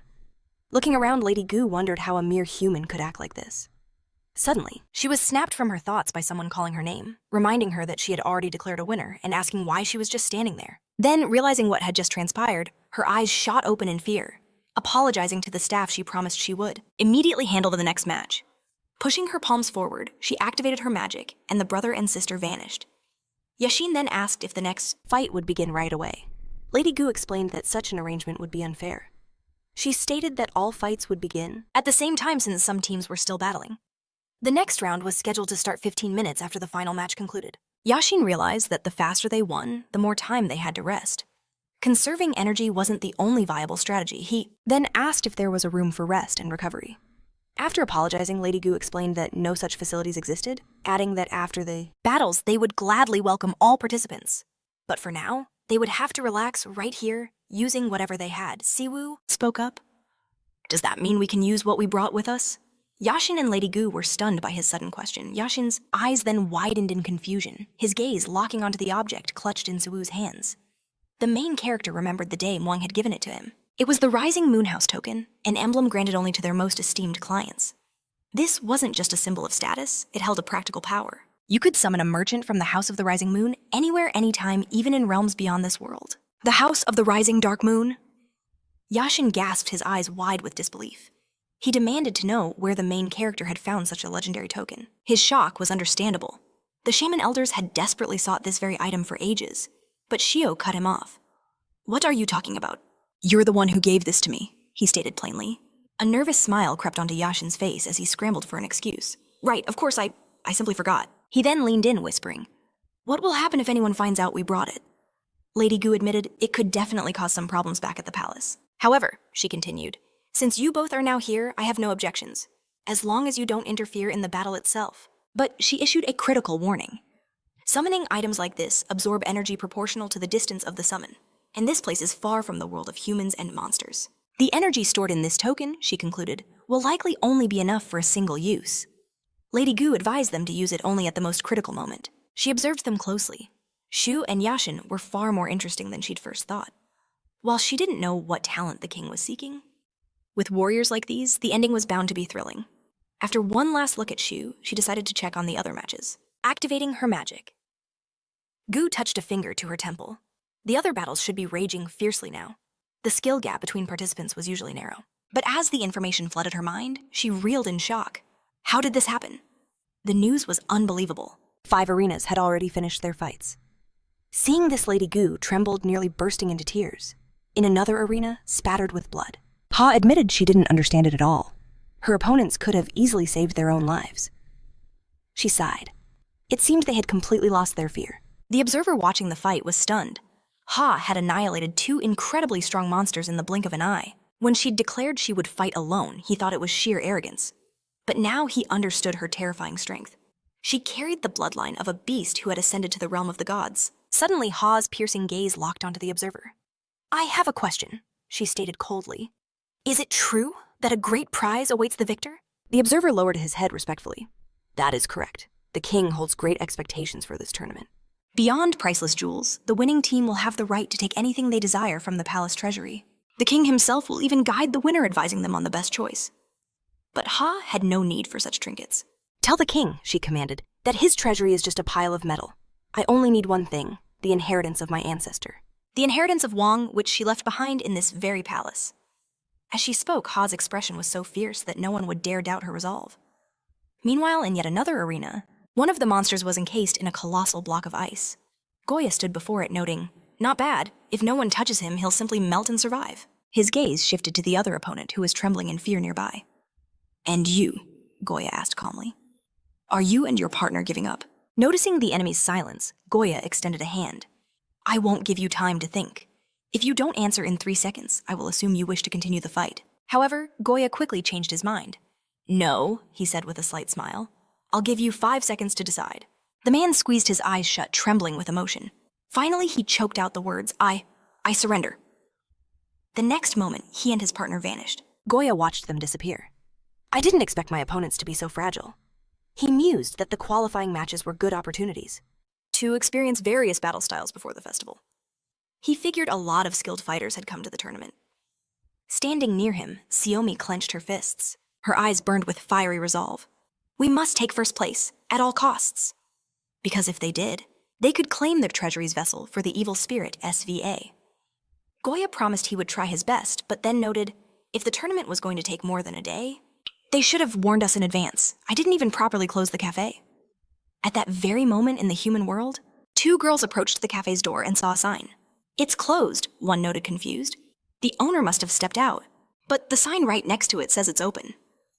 Back in the arena, Xiaomi listened to Goya's concerns and closed her eyes in irritation. Does it really matter? You close the cafe whenever you want anyway, she scoffed. He explained it was only so the products didn't spoil, and to change the assortment. Still irritated, Xiaomi crossed her arms. Stop dreaming, Goya. Your coffee is no different from regular coffee. Everyone at the cafe only comes for your sweet face. Frozen in shock, Goya clenched his fists in disappointment. Is that really true? Ignoring him, Xiaomi turned her attention elsewhere. She caught the observer's eye. Excuse me, may I ask you something? She added that he shouldn't feel obligated to answer. My partner and I would like to know if an acquaintance of ours is participating. The warden was amazed by the request and apologized. The list of participants is classified information. But Xiaomi wasn't giving up. She looked pitifully at the observer pressing her case. Please, just tell me if he's here or not. She was openly playing on his sympathy. Unable to resist, the monster decided to make an exception just this once. Xiaomi called out the main character's name. The observer used his magic to scan the information, finally declaring, that individual is not on the list. This was because he was participating under a different name. Hearing the news, Xiaomi's shoulders slumped. He's not here. Are you sure? She sighed while Goya noted the chances of Shu being there were slim anyway. If you were so worried about him, you should have just asked him directly. Don't be ridiculous, Xiaomi snapped back. If I asked him directly, he would have done the exact opposite, probably telling us that he could handle it on his own. Still, she admitted Goya was right. Shu would hardly have participated. Sighing, she thought of him. She had gone to find an exorcist, so he was most likely with his friend now. It seemed improbable that those two would bother with a tournament. At that very moment, Siwoo, standing beside Yashin, began coughing violently. Yashin asked with concern if he was truly unwell. 4 more battles erupted, and Siwoo won them all. After finishing the last fight, he stood frozen in a perfect combat stance. Yashin's eyes opened wide in utter disbelief. Lady Gu noted the spectacle. Incredible, she breathed. As the opponents vanished, the main character approached. Yashin simply commanded, give me your hand. Siwoo was confused. What could he mean? Still, he obediently extended his arm. As Yashin grasped his wrist, a question burned in his mind. How did his friend still have any energy left? His reserves were critically low. Considering his maximum capacity, his energy should have been depleted several times over by now. This meant the main character was instinctively conserving his power, using only the bare minimum required. It was a fundamental skill, yet Siwoo had mastered it all on his own. Seeing Yashin's prolonged silence, the main character just stared back in confusion. Without a word of explanation, Yashin simply told him to turn around, remove his shoes, and sit. Siwoo obeyed, settling into the lotus position. Soon, his entire body began to tremble with strain. He wanted to protest this unfamiliar feeling, but Yashin cut him off, announcing he would get used to it soon enough. He explained this was the lotus position, the most basic posture for controlling one's inner energy. Yashin urged him to commit it to memory. He warned that it would burn a little. Then he pressed his palm against Siwoo's spine, and a current of energy surged through him. It began to flow into the protagonist's body. He froze, sensing exactly what Yashin was doing. Can you feel that? Yashin asked. He explained that he was channeling his own energy into Siwoo's body and gave him a command. Inhale when he presses and exhale when he releases. He then began to reveal the secrets of the body, explaining the meridians, the pathways through which energy flows. And where these meridians intersect, he said, are the acupuncture points. There were hundreds, but for now, Yashin was only blocking 64 of them. 32 on the inhale and the same number on the exhale. This technique of blocking points while breathing formed the very basis of mind focusing. But Siwoo said nothing, focusing only on controlling the violent trembling in his body. Yashin added that for now, his energy was blocking the points. But eventually, Siwoo would have to do this on his own. This exercise would allow his body to recover and accumulate power at an astonishing rate. The moment Yashin finished his explanation, new opponents suddenly appeared. Looking at the figures before them, Yashin frowned. Only 2 participants. He wondered where the third could be. As he waited, his gaze fell upon Ha-Yun and the person accompanying her. Lady Gu announced that Ha-Yun was incredibly brave, for she had chosen to enter the tournament all alone without a partner. She then revealed that Ha-Yun is a descendant from Mount Wo at the very center of the continent. Yashin froze, stunned by this revelation. Ha-Yun looked him over and asked, is he really a man? Her escort confirmed it, explaining that Yashin is the heir of a clan that belongs to the Constellation Hall. This clan had defended its territory for generations, so their enemies were never weakened. But Ha-Yun was unimpressed, scoffing that many have a good pedigree. But their actual skills are pathetic. Siwoo's eyes widened. He recognized Ha-Yun.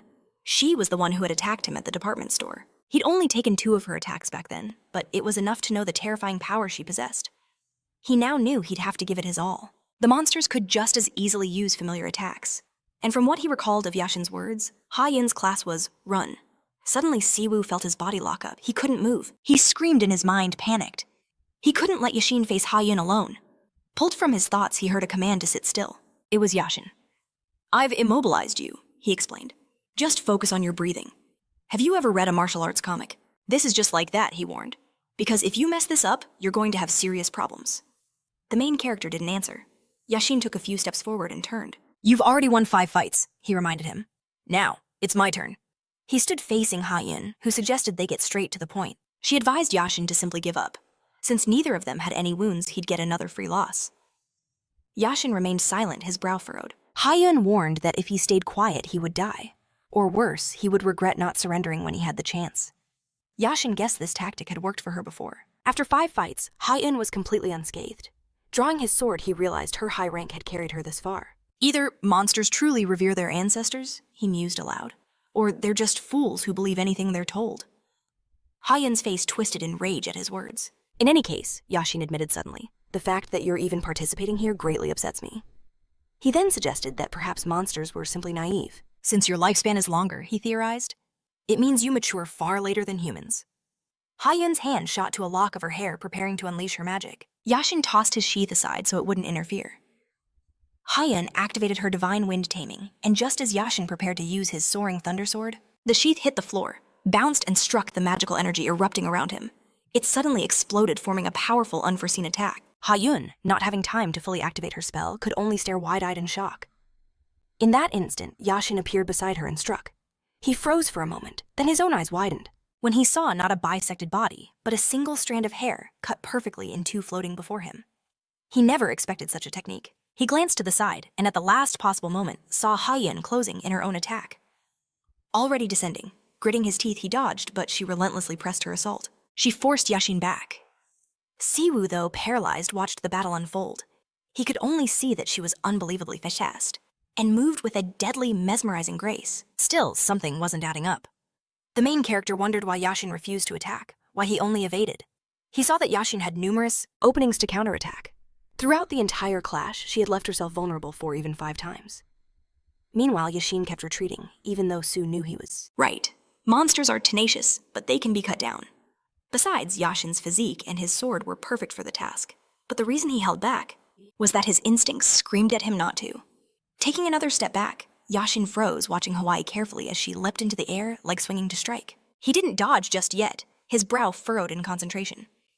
Then Lady Gu's magic activated. In the next instant, Hawaii descended, striking at Yashin. He dodged at the last possible second, and the force of her impact cracked the very floor. Su Yu and the other spectators froze in astonishment as the platform beneath them suddenly rose on one end, sinking the other into the water. Yan, clenching his jaw, demanded to know what was going on. He realized the arena had no supports. It was floating. But he quickly dismissed that detail as unimportant, since the real issue. But the platform shouldn't have moved. For all 5 of the previous matches, the arena had been unshakable, regardless of the spell's power. Yashin deduced that the platform was designed to absorb raw power, channeling the impact harmlessly into the water. But this strike, this was on another level. Than anything, the platform was designed for shattering its balance. But this was strange. The platform had to weigh more than tens of tons. Suddenly focusing on the word weight, Yashin's frown deepened. He remembered the rumors that said the great sage Gong's magic held limitless possibilities. But before becoming a demigod, he was just an unknown monster. Now looking at Hawaii, Yashin finally understood.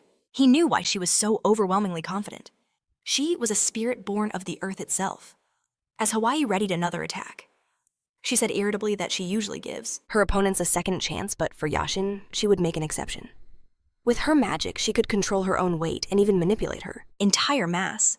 She announced that everyone who ever laughed at her would feel how truly weak and helpless they are. Yashin just grinned and asked, "Are you really one to talk about the weak?" He explained that his purpose was to overcome his own weaknesses and shatter the strengths of others. Yashin remembered a time long ago. He was just a boy lying on the ground, drenched in sweat and gasping for breath. His training sword was cast aside, and he admitted to himself that he was utterly exhausted, starving, and couldn't move another inch. He was only 10 years old at the time, but Shagan ordered him to stop lying there and get up to train. They still had a full hour before lunch. He suggested they use that hour as productively as possible, because then lunch would taste that much better. He tapped a training sword on his palm and ordered Yashin to take up his blade and continue. Forcing himself up, Yashin asked why he always had to do this. He knew the others only trained in the morning, before playing as if they were on some kind of vacation. Shagan just grinned. "If other students say that cleanses their hearts," he said, "it only means their hearts were dirty to begin with." Frowning, Yashin asked why he was never given these heart-cleansing tasks. He assumed it was all because he was himself, because if he were the same as the others, he would have been given different tasks long ago. Shagan confirmed this was true, adding that people and swords share a lot in common. It takes a long time of forging to make a strong sword. But in the end, the most important thing is the quality of the steel. If the material is poor, it will simply shatter under impact. In Shagen's opinion, Yashin was like strong steel that would not break no matter how hard it was struck. That was why it was vital for him to become as strong as possible. Standing up, Yashin sighed, noting that if Shagen was trying to encourage him, it wasn't working. He never wanted any of this, not martial arts nor running a clan. He was confident that those who chose this life of their own free will could be bought for a low price. He advised him to just tell others to do it, as they would work much harder than Yashin ever would. He asked Shagen to do it for him. After a short pause, Shagen asked why Yashin was so reluctant. Yashin explained that he simply did not want to, adding that there were no other reasons. In his opinion, it just wasn't cool. The probability of being born with the minimum abilities to become a shaman was 1 in 10,000. You had to overcome those odds just to hone the skills needed to confront humanity's enemies. From the outside, it all sounded quite romantic, but Yashin was sure being the clan heir was just a waste of time. A little later, the man looked at him, his gaze serious. He noted that if you consider what half of the blood of the person he was talking to was spent on it, would be easy to understand that. It was all because of his character. But he advised him to think about the second half, about what he had received and what he was enjoying now. He wondered if the person he was talking to understood. Yashin, who stood trembling with his pants rolled up and his legs bare, announced that he understood all, while a girl sitting next to him beat his legs with a thin rod. He wanted to say what he meant, but the man cut him off, ordering him to dispose of that garbage, and promised that if Yashin looked into his eyes again, they would not be limited to a mere flutter of eyelashes. Briefly distracted, the man turned his attention to the woman and asked why she had lowered her hand.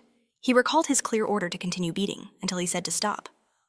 "Forgive me," she exclaimed and continued to strike Yashin's already badly wounded legs. Meanwhile, the man began to speak again, announcing that in a few years, when the world changes the country they live in will bow to Yashin. The time will come when he himself will hold the whip, just as he was receiving his punishment now. The man advised him to remember that his duty and responsibility is to manage the insignificant, that he must bear this burden. Yashin bowed his head but didn't say anything. But after listening to this nonsense over and over again, he inevitably realized the truth. They were not heroes fighting evil, at best. They were villains living by their own absurd code. Yashin and the other shamans became a part of history, feeding on the weaklings caught beneath them. And this was how it all truly began. 4 years later, seated at his desk in the school building, Yashin was lost in a book until he suddenly heard a voice demanding he move. Pulling himself from the text, he looked up at 2 hooligans and stated that as far as he knew, latecomers were supposed to find an empty seat. The one in front just grinned and leaned in closer, looming over Yashin, who had now risen. "Do you even know who you're talking to?" he sneered. He couldn't understand Yashin's arrogance, but Yashin had no time for such empty speeches. He simply invited the students to leave. The hooligan, stunned, could only ask again. Yashin remembered what the student had called him, arrogant. He suggested they take this to the restroom or some other utility room, but noted that it didn't have to be right now.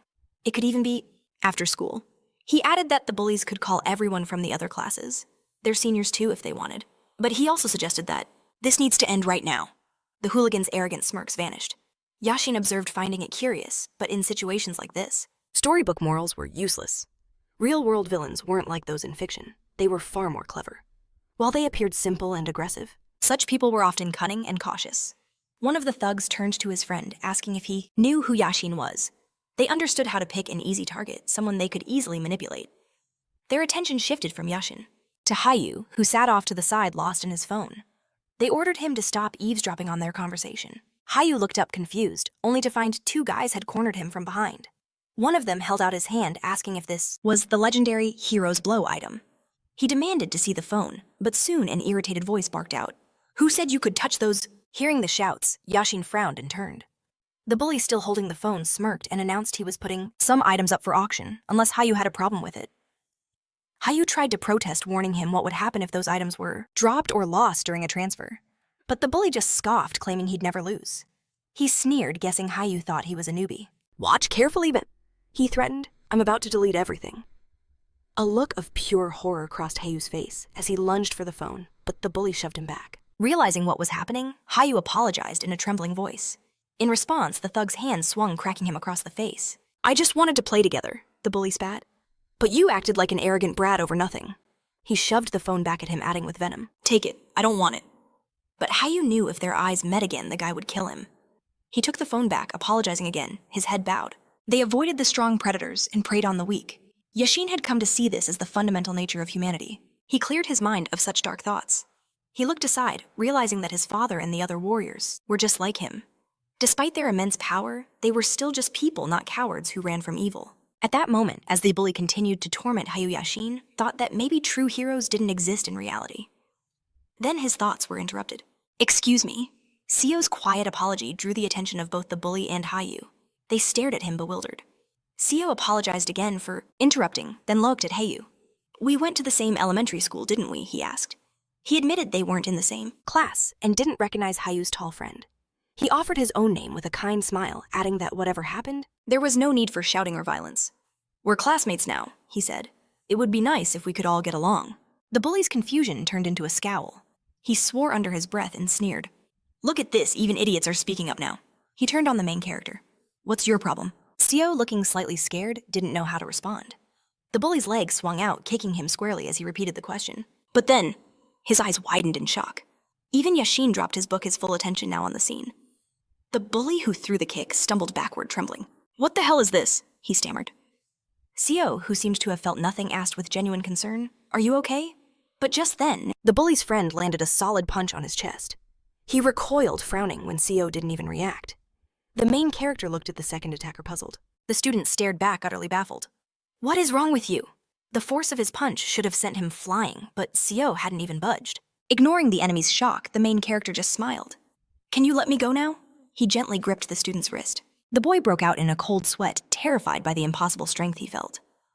Smiling kindly, Sio suggested, "Let's just talk this out peacefully." As he released the bully's trembling hand, the two thugs stared at the phone on the ground, cursed, and backed away. "We'll talk later," they snarled. Sio pursed his lips, unsure what to do, when a voice broke through his thoughts. "You're in big trouble now." It was Yashin. He turned in his chair to face Sio, explaining, "Guys like that don't need a reason to cause problems. So now they'll just wait for you, before lunch or after school. They'll drag you somewhere quiet and beat you half to death. Until they feel satisfied." He glanced away. "Was it really worth it?" He then gestured to Hayu. "Look, even the guy you helped won't thank you. Right now he's just thinking about how to stay out of this." According to Yashin, by defending such cowards, Sio had just made his own school life a living hell. With a cynical laugh, he figured the main character already knew what was coming. "You're probably right," Sio said.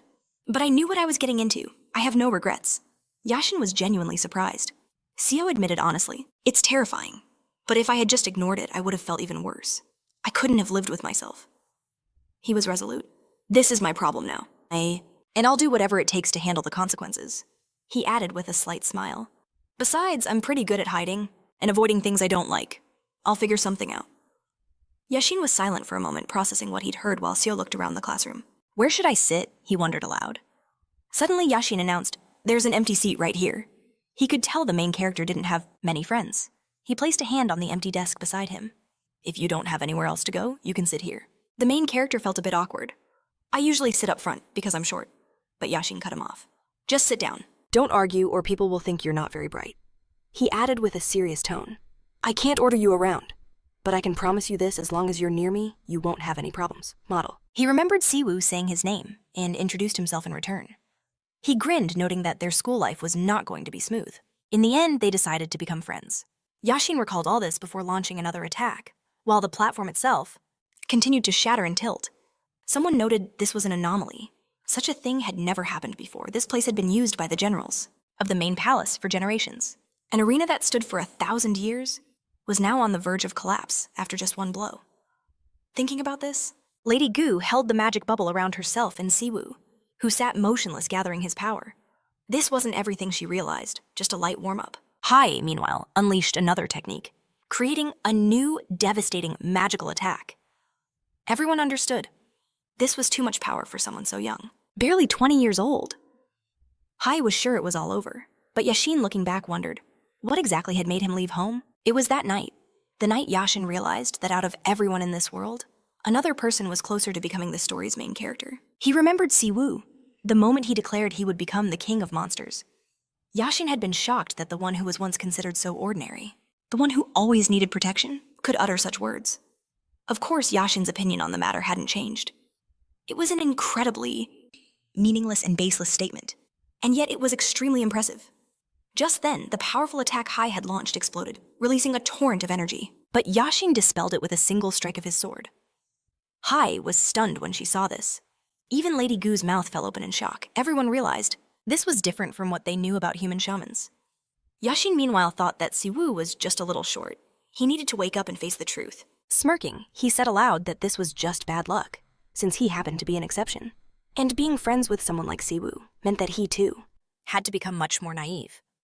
He remembered how before the fight, the main character noted with shock that they had gone to school together. It had been a crazy time. High schoolers would come to them declaring they would defeat them. Many of them belonged to some kind of crew. Siwoo had suddenly asked if Yashin used his strength to defeat all those bullies. Closing his eyes, Yashin just smiled and asked, "Is that even possible?" As a member of the Shaman Association, he had his pride. He wouldn't do that to ordinary people, so he only used his basic skills to chase those guys away. Siwoo understood completely, saying that Yashin was truly amazing. But his friend, now moving away, admitted to himself that he'd used his skills several times. He remembered his advice to Siwoo back in school. Never deny anything, because even if you only land one blow, you need to make it a victorious one. Siwoo, looking at Yashin in amazement, asked with a hint of fear if he really thought he needed to beat up these hooligans. In the past, on their first day of school, chaos had begun to snowball, and the two of them had to face negativity from all sides for 3 years. The main character thought that if they just apologized once and fought, everything would be over. But Yashin, who was secretly enjoying the situation, rejected this idea. He remembered that even though Siwoo seemed like an easy target, he took many blows, but never once hit back. Because of that, by the time they were in high school, no one dared to mess with him. And now, Yashin was distracted from his thoughts. Getting into a fighting stance, he frowned, releasing more energy to continue the battle. Lady Gu, who was watching the battle, asked in amazement what was happening. The previous strike was more powerful than she expected. Even the palace generals, with the exception of the great general, would have thought evasion was the best strategy. Of course, even if Yashin dodged, he would have been quickly cornered. So, it was only a matter of time before he suffered the same fate. However, Yashin continued to fight, dodging the attacks and trying to land a strike of his own. Suddenly, Hai raised her leg. Yashin, noticing this, frowned, his mouth slightly open. The next moment, Hai activated her magic and kicked the platform with force. It was incredible that a single step could have such an impact on the fight. Everyone wondered, just how much more powerful could she get? Trying not to lose his composure, Yashin's eyes narrowed. Pushing off from the ground, he rose into the air.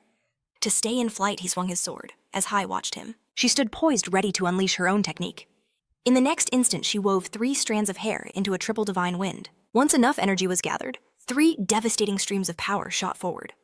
Yashin drew several daggers, but waited for the perfect moment to strike. This attack was on another level. The 3 streams were immensely more powerful than the original magical technique that not even 10 men could block. Realizing this, Lady Gu gritted her teeth, maintaining the shield around herself and Shu, while Yashin waited for the wind streams to approach. He approached, unleashing miniature swords from his palm, then struck his blade, slicing through the nearest wind stream. Lady Gu watched, even more astonished. It wasn't a full-powered blow, yet it tore through the monster's ferocious energy in one clean sweep. A feat that seemed impossible. Even Hai watched in stunned disbelief. Unfazed, Yashin turned his focus, locking onto the 2 remaining streams of wind. To slow his descent and defy gravity itself, he kicked off a small floating sword, a foothold made of pure energy, launching himself forward. In the next instant, both torrents of wind collided where he had just been. Without looking back, Yashin closed the distance. He advanced on Hai, his sword held ready. She raised her arms, preparing for the next assault. But then Yashin noticed the streams had turned. They were coming back for him. The attack he just repelled was returning. Since Hai hadn't moved, he knew. This was direct control, not some automated tracking. Yashin leaped high, dodging the path of one raging wind current. But in that same moment, the second stream closed in from behind. Yashin spun, cursing under his breath, unable to evade this one. A maelstrom of energy erupted with a powerful impact. As the vortex of power began to fade, Yashin plummeted to the ground. Hai mused that this was to be expected. Still, when he so confidently cleaved her first attack, she thought even 3 streams might be too much. She'd figured 2 would be enough. But now she had to admit this spectacular ending was not at all what she'd envisioned.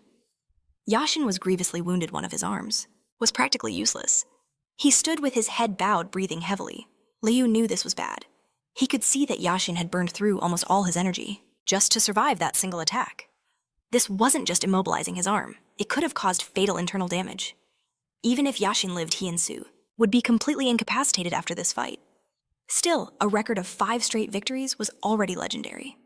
Meanwhile, Hai continued to speak. "And now for the last one," she declared. "The 3rd stream that will utterly erase you." She waved her hands, commanding the wind from above. The attack rose into the air, coiling like a serpent, before aiming its fang at Yashin, who remained rooted to the spot. Hai knew he had time to dodge. So why wasn't he moving? Was he stubbornly seeking a meaningless death? She almost pitied his foolishness, but she had no intention of stopping. Her attack descended. Yashin still didn't move. He only tightened his grip on the hilt of his sword, waiting until the attack was nearly on him. Then he swung his blade, cleaving the wind itself in two. Hai's mouth fell open in utter shock. She never expected this. Yashin froze in his battle stance as the divine energy dissipated. The remaining gusts of wind nearly knocked him off his feet as they scattered. Shaking off her amazement, Hai realized something crucial. It wasn't the power of his sword that had just cut the wind. With half his body crippled and almost no energy left, it was impossible. Her conclusion was confirmed when she saw him, trembling violently, no longer even able to use his sword for support. Even after splitting the divine wind, he couldn't overcome the aftermath, and simply collapsed to the ground. She figured this must be some kind of human sorcery. Why didn't you use this in the second round? She wondered. She frowned, concentrating. It wasn't just his strength or energy. There had to be some other special condition to activate it. Suddenly, Yashin spoke. Did you relax already? He gave a strained grin. Your opponent is right in front of you, yet you've practically turned your back. I wanted to give up, he admitted, but now, I don't think I can. In truth, it was a desperate bluff. Yashin was literally on the verge of collapse. His realized energy, his very life force, had been depleted by that single divine wind strike. He was holding on by a thread, his arm useless. Yet he gritted his teeth, stubbornly remembering he had two remaining sections of the barrier that had withstood the previous blow. One of his knives suddenly flew to his side. He remembered he also had weapons equivalent to small high-explosive bombs and tools he could use for support. And yet he knew none of it would be enough to confront the monster standing before him. In a situation that was completely hopeless, Yashin charged into battle. He ran forward, intent on attacking. Hai grabbed another lock of her hair, yanking it in frustration. She couldn't understand why he continued to fight. Perhaps faced with such recklessness, she should honor him by engaging in close combat instead of ranged magic. A sign of respect for an opponent who had exceeded all expectations. Or perhaps not. As Yashin closed the distance, Hai activated her magic. She thrust her hand forward, unleashing another attack. Yashin dodged and struck his sword, hitting Hai's side, but he frowned in frustration when he realized she had used a unique monster technique, time mountain pressure. It increased the caster's mass to a level comparable to the immense strength of a mountain. Hai had used this same technique during one of her first devastating strikes. Because of it, even her simplest moves could alter the very terrain around them. Her density increased in proportion to her weight, amplifying her strength. Thinking on this, Hai turned to look at Yashin, who had once again assumed a fighting stance. In other words, to defeat someone using time mountain pressure, one would have to be strong enough to crush or split a mountain. Yashin had only managed to avoid her attacks because he saw them coming. To try and split a mountain with all his remaining strength would at best break his weapon. All that would be left of him would be an arm and a sword. Hai analyzed her own feelings. That last hit, it felt like a mere scratch, not a sword blow. She assumed Yashin had tried to break through her defense the same way he split the divine barrier. But she realized that nothing had happened. Even if the blow had connected properly, it would be pointless. The time mountain pressure was the mark of her distinction, a blessing of her bloodline. Until now, no opponent had ever been able to even get close to her. Lowering his head slightly, Yashin's mind drifted back to the past, remembering his master's words, asking him what he was truly talking about. Training. This man's judgment carried immense weight. But Yashin countered dismissively, "When did I ever say such a thing?" He admitted it wasn't entirely baseless, clarifying, "To be precise, we're debating if humanity can truly triumph over monsters." He gazed at Shagan, who stood opposite him, noting that some warriors could defeat a few spirits. But he meant not just them, but the primordial monsters in their own habitats. Shagan paused, deep in thought. Yashin continued, "Physical strength is irrelevant here. Simple breathing fills a person with energy, increasing their lifespan tens of times over. The only path to failure was neglecting training, something anyone who aims for the Monster King's throne cannot afford." But a more crucial point remained. "What about a monster's unique techniques?" Yashin asked, recalling the old dusty tomes he'd read. Shagan had promised to bring them. He remembered how they described methods of extermination based on the very characteristics of the monsters. The entire principle revolved around their weaknesses, their elemental attributes, and even useless abilities that could shatter their authority. This proved it was impossible to destroy all monsters or defeat the very strongest. But to simply survive in this world, shamans had to be able to handle a creature of the 8th rank at the very least. He was about to discuss teaching an ordinary man to pierce steel, but before he could finish, Shagan suddenly admitted, "You are right." Not expecting this, Yashin frowned. "Are you truly being serious?" Shagan went on, "No matter how much a person trains, they will never break through true steel. Even I could only handle an ordinary monster. But as Yashin himself had said when beasts born with unnatural powers appear, resistance is impossible. He could face several lesser spirits, but a true monster would spell his certain defeat. Yashin pressed, "Wait a moment, is it appropriate for a man in your position to say such things?" Shagan simply declared, "Yashin, you need to understand something. A thing that is hard like steel. And real steel are fundamentally different. The gap between them is far greater than you can imagine."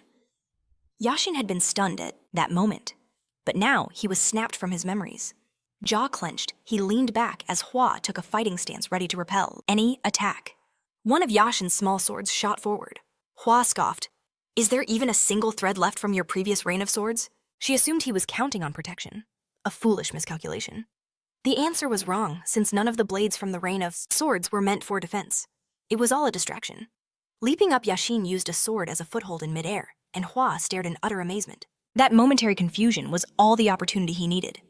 As the battle paused for a breath, Yashin recalled his master's words. No matter how skillful a monster's technique, Shagan had explained, it is a temporary illusion, a mirage woven from pure energy. This meant Yashin could read the flow of energy that formed the spell. But closing his eyes, Yashin had asked his master, "What are you telling me?" he assumed. Shagan, who loved martial arts texts even more than him, was speaking in hypotheticals. "Why didn't you tell me about this if such a thing was even impossible?" He knew it wasn't in Shagan's nature to speak of theory that could not be applied in practice. "Am I correct?" he had asked. Shagan didn't argue. "Even if I trained my entire life, it's not certain I could achieve it." The same applied to Yashin. "But you," Shagan advised, "must become more serious. Then we would be having a very different conversation." This was that very technique achieved for the first time in this battle. He instantly closed the distance to Hua, moving with a miraculous power that surpassed even the supernatural abilities of a shaman. This was the power to move through unreal planes, a miracle akin to the divine techniques of the ancient shamans. Using this power, Yashin blurred past Hua, striking with a divine art called imprisonment. From the crushing blow, blood sprayed into the air. The released energy shone with a brilliant light. One of the lost divine techniques was revived today by the genius named Yashin. Once upon a time in ancient China there lived a butcher with legendary skills. His movements as he worked were as smooth as flowing water, and not a single drop of blood ever spilled from his knife. The king, amazed at such mastery, summoned the butcher. "This is incredible," he exclaimed. "How did you reach such a level of skill?" The butcher replied, "Ordinary butchers change their knives once a month, for they mindlessly hack through bone.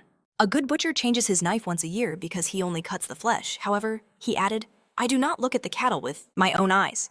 I perceive their carcasses with my spirit following heavenly principles."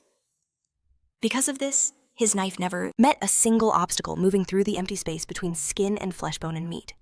Following these principles and not changing his knife, for 19 years, he cut down thousands of cattle. Yet his blade remained as sharp as the day it was forged. Dropping to one knee, the butcher held out his palms, his knife lying upon them to prove his words to the king. Placing a hand on his chin, the king realized, this butcher had truly comprehended the path of life itself. He spoke the words in awe. This story gave rise to a concept among the people called a butcher who understands the life of a bull. Among the shamans of the Korean peninsula, this concept was known as a divine technique, the killing blow. When used correctly, its power was so destructive that even the most formidable opponents could not take another breath. This was the technique Yashim had just used against Hua. The attack had found its mark, a technique fatal to even the proudest of warriors' model. For the last few hundred years on the Korean peninsula, no shaman had ever surpassed such power. But Yashin felt no satisfaction from this feat. As he continued his charge, his sword suddenly slipped from his grasp. His hands went numb, and he plunged from the platform into the water below. One of the observers approached the edge, gazing at the water with a heavy heart. He sighed, lamenting that things had to end this way. Raising his hand, he looked at Yashin's body floating on the surface. He acknowledged that for a warrior of such caliber, a single loss was no tragedy. With a surge of magic, he levitated Yashin from the water, placing him gently on the platform. He felt a grim satisfaction that Yashin fought to the very last breath. He died with honor. The observer wondered if it was pride or simple overconfidence, hoping that next time Yashin would better gauge his foe's true power. For a moment, there was only silence as water dripped from Yashin's hair. But then, Lady Gu stepped forward, her voice cutting through the quiet. Yashin was no fool, she stated. He didn't make this move because he misjudged his opponent. He understood the risks perfectly, and that's precisely why he acted. The other observer looked confused. Lady Gu, what are you saying? She admitted it sounded contradictory, especially given Yashin's mysterious swordsmanship. His style was incredibly unpredictable. Yet he was easily destroyed by attacks that should have been simple to counter for a warrior of his level. When faced with assaults of equal power, without room to dodge or parry, he simply didn't. Lady Gu recalled his earlier battle a chilling memory. His struggle against the wind currents was the ultimate proof of her theory. The man suggested it was just severe exhaustion, or perhaps an inability to maintain his offensive. I thought so too at first, Lady Gu admitted honestly.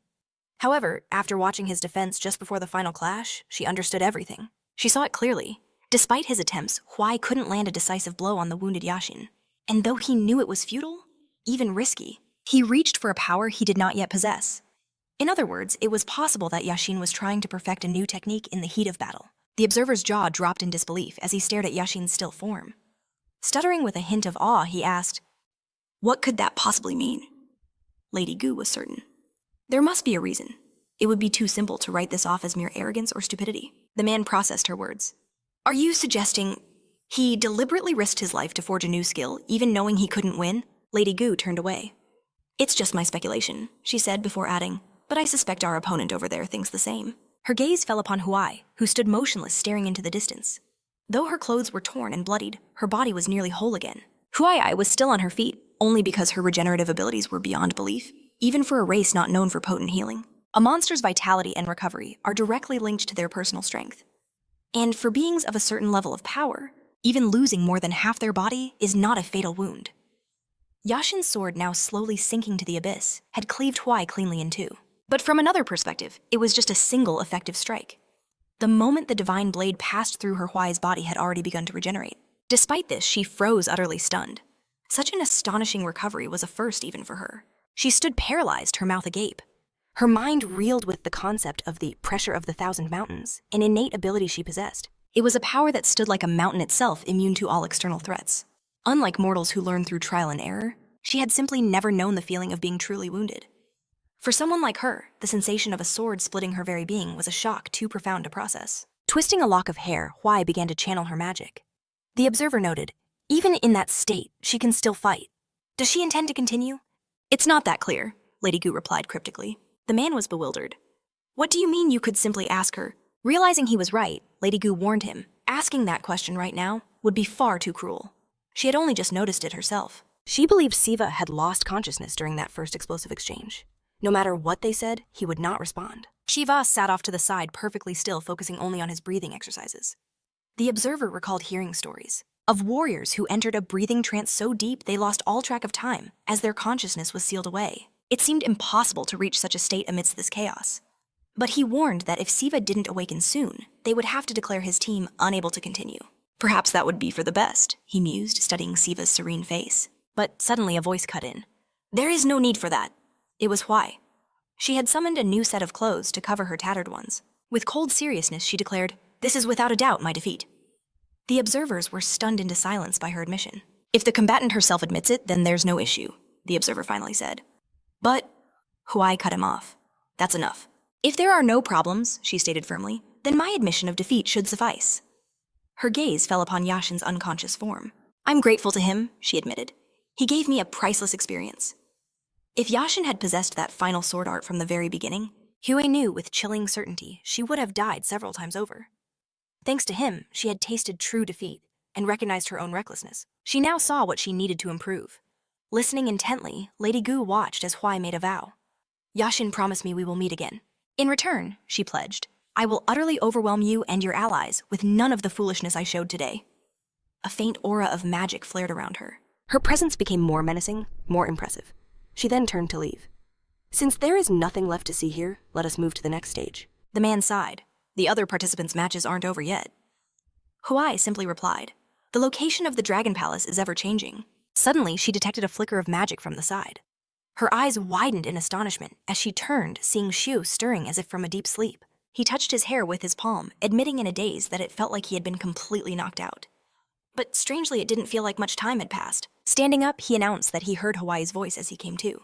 He looked at her and said she didn't need to give up. "Just continue the fight, with me." Both Hawaii and Lady Gu were utterly stunned. With a frown, Hawaii assumed Yashin was trying to devalue his partner's sacrifice. Shu explained that wasn't it at all. If he receives a penalty for this, he would graciously accept it. But he knew his teammate would never agree to this kind of victory. He always said that if you lose because you were weaker. A victory without a fight is meaningless. Hawaii was still baffled, assuming Shio truly believed he could defeat her now. Shio tilted his head slightly, admitting he just thought it was the right thing to do, win or lose. But he promised he would still fight to win. He could see the confidence in Hawaii's eyes. She knew she had every chance to crush him. She frowned, surprised by his conviction. What Shio said about Yashin's beliefs wasn't just sentimental nonsense. It was a warrior's creed, and in that moment, everyone felt its weight. Even the observer froze, unable to comprehend the situation. But the monster who had faced Shio from the beginning felt it most keenly. Lady Gu couldn't fully grasp it either.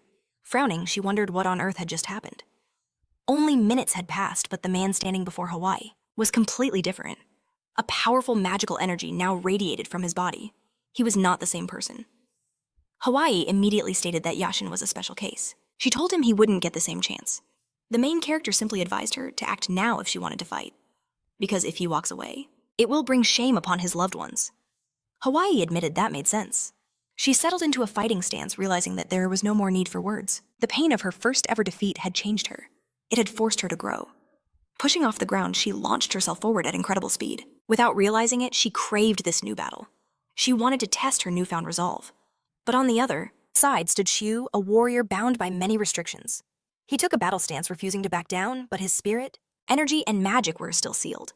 Even if he recovered some power, he lacked the complex and subtle magic Yashin commanded. Yet he confidently faced the monster, who already knew his true strength. As she closed the distance, Hawaii leaped into the air. The main character tensed ready. To parry the blow, she amplified her magic, preparing for the clash. At that exact moment, Shio focused his energy, and a horn materialized on his head, just like the one that forms before using a goblin club. As Hawaii descended upon him, the main character stood his ground, waiting to counter.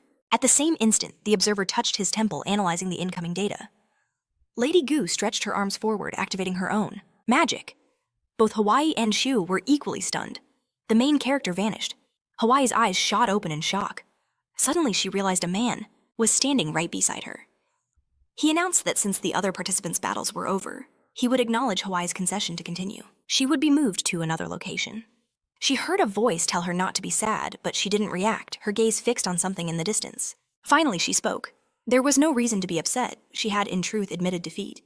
She believed she could have won. But there was something else. The warden was amazed by her words. Hawaii added that seeing what just happened, she could only say she was lucky, that their fight ended before it even began. Despite this, something still troubled her. It felt like her world had shattered like an eggshell. Still reeling from the shock, she asked what on earth had happened during that collision. Shio, Lady Gu, and Yashin were teleported to a new platform. Shio turned confused about what just transpired. Lady Gu explained that while she understood his desire to fight, Hawaii had already surrendered. There was no going back.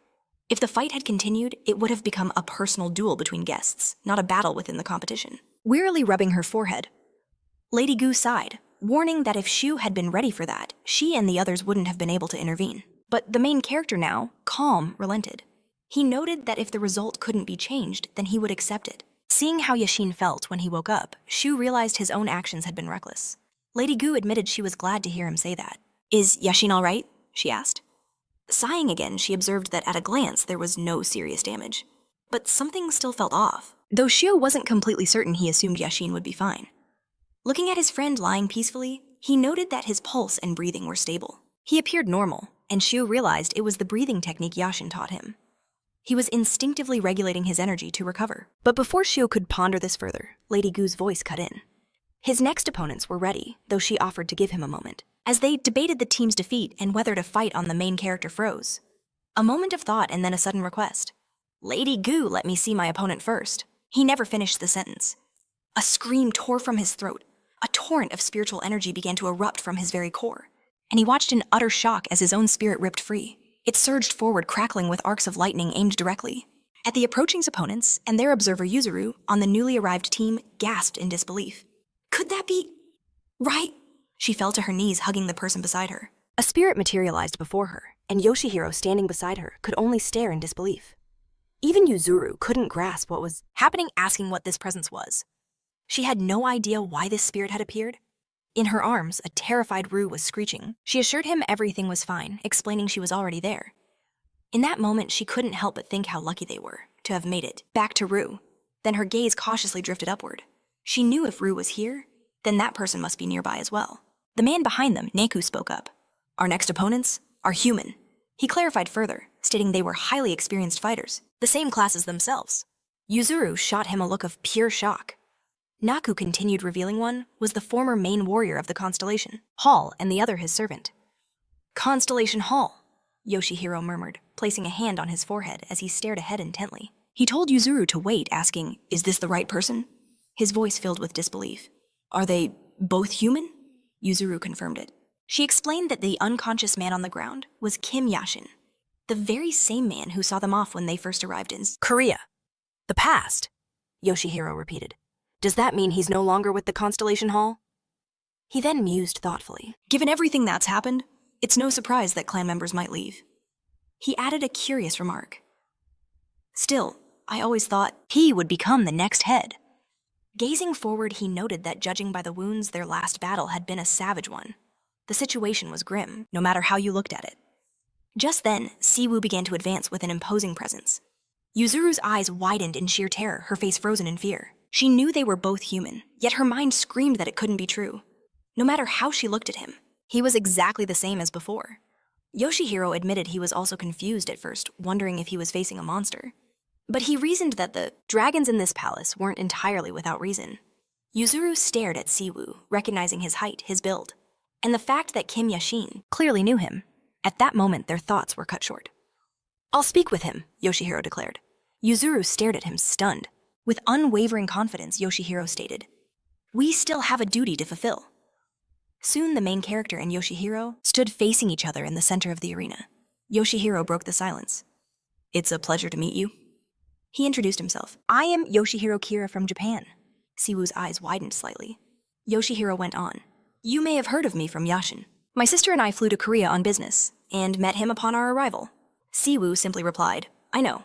He then returned the courtesy. "The pleasure is all mine." He introduced himself as Choi Mudo, in service to the young master.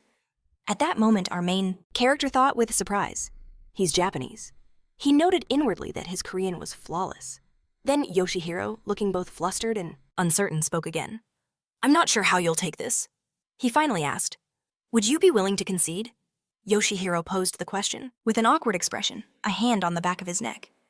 Siwoo calmly replied, "I see no reason to." Yoshihiro hastily held up his palms, exclaiming, "Okay, okay." He quickly admitted, "You're right, my apologies if I offended you." He then assumed the worst. "I must have insulted you, and for that I am truly sorry." He bowed deeply, head lowered, and hands pressed to his belt. "I wasn't thinking," he said. "If you could pretend you didn't hear that, I would be incredibly grateful." Siwoo watched him, thinking that he was completely different from his first impression.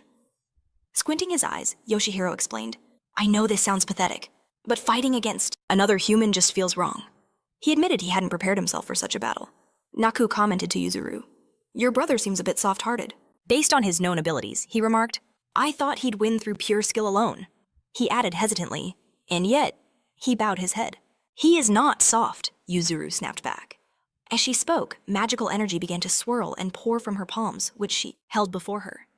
"He's just not being serious enough," she declared, her eyes blazing with intensity as she glared forward, her brow furrowed. Just then, our main character extended a hand. "There's no need for an apology," he said. "It was a little sudden, but not at all offensive." He added, "I understand your reluctance to fight another person." A smile touched Yoshihiro's face. "Then perhaps you'd consider another way to resolve this." Siwoo's interest was piqued. "Another way," Yoshihiro's smile remained. "We need a method we both can agree on. One that avoids serious injury or risking our lives." Siwoo listened intently as Yoshihiro, his expression turning serious, made his proposal. "Let's eliminate the use of magic, or any enchanted items. We fight using only our spiritual and physical powers." As he spoke, he raised a hand to his chest, clenching it into a fist. A brilliant azure aura flared to life, coiling around his hand. Our main character noted internally, "To be honest, when it comes to physical combat skills, I'm quite confident." Yuzuru and Naku watched from the side in silence. "I didn't realize you were trained as a warrior," Yoshihiro said. "If you defeat me, I will retreat on my sister's behalf as well. It will count as a victory over us both." He glanced back at his sister. "That seems fair," he declared. Yuzuru's eyes and mouth flew open in shock. "Brother, who gave you the right to decide that?" Yoshihiro simply told her it was fine. With the confident smile, he said, "It's not like we can fight to the death anyway." Besides, he noted, "I am still invincible. Losing once won't be the end." Siwoo replied, "I have no objections." He shifted into a ready stance. "I agree to your proposal. he stated. And while I accept that I only need to defeat one of you, if we cannot reach. An agreement? Then I am prepared to fight you both. Yoshihiro's face lit up with a happy expression. I'm glad to have found a reasonable man to deal with. Confirming the new terms would remain unchanged. Nearby, Naku watched in silence, feeling a pang of disappointment. This wasn't the spectacle he had hoped for. He had anticipated a brutal, earth-shattering clash between two invincible warriors. But looking at Yesen now, he siw a man who could barely stand. Naku realized that if they fought in this condition, it would all be over in a mere exchange of a few blows. At that moment, Siwoo and Yoshihiro locked eyes with grim determination. Naku thought to himself they should just get this over with quickly. From a short distance, Yoshihiro and our main character began to move. In synchronized explosive bursts, they shot towards the center at blinding speed. They collided. Siwoo slammed his elbow into his opponent's face, while Yoshihiro drove a fist into his leg. The unexpected impact made Naku's jaw hit the floor. His mouth hung wide open. Jang Naku was a low-ranking civil servant in the Dragon Palace, hailing from a prestigious and noble family with a brilliant future. However, he once held a different dream to become a great general. For decades, he trained in martial arts like a man possessed, shedding oceans of blood and sweat. But destiny was cruel to him. The problem wasn't his training methods or his dedication. Jang Naku's family came from Samonti monsters, and he lacked any remarkable innate talent. He had no legendary ancestors to pass down their power. For a young monster brimming with hope, this was a crushing, bleak reality. So Jang Naku buried his dreams. With just a fraction of the effort he'd poured into martial arts, he easily passed the civil service exam. But even after giving up, he never forgot that thrill, that burning passion. It's why he volunteered for this tournament, taking on a job other officials deemed troublesome and dangerous. In truth, among all the tournament staff, he was the one who best understood the art of combat, so what he was witnessing now sent a cold chill down his spine. With a shocked expression, his eyes wide with disbelief, he watched the ferocious clash between two masters of close combat. They moved like lightning, unleashing a storm of attacks.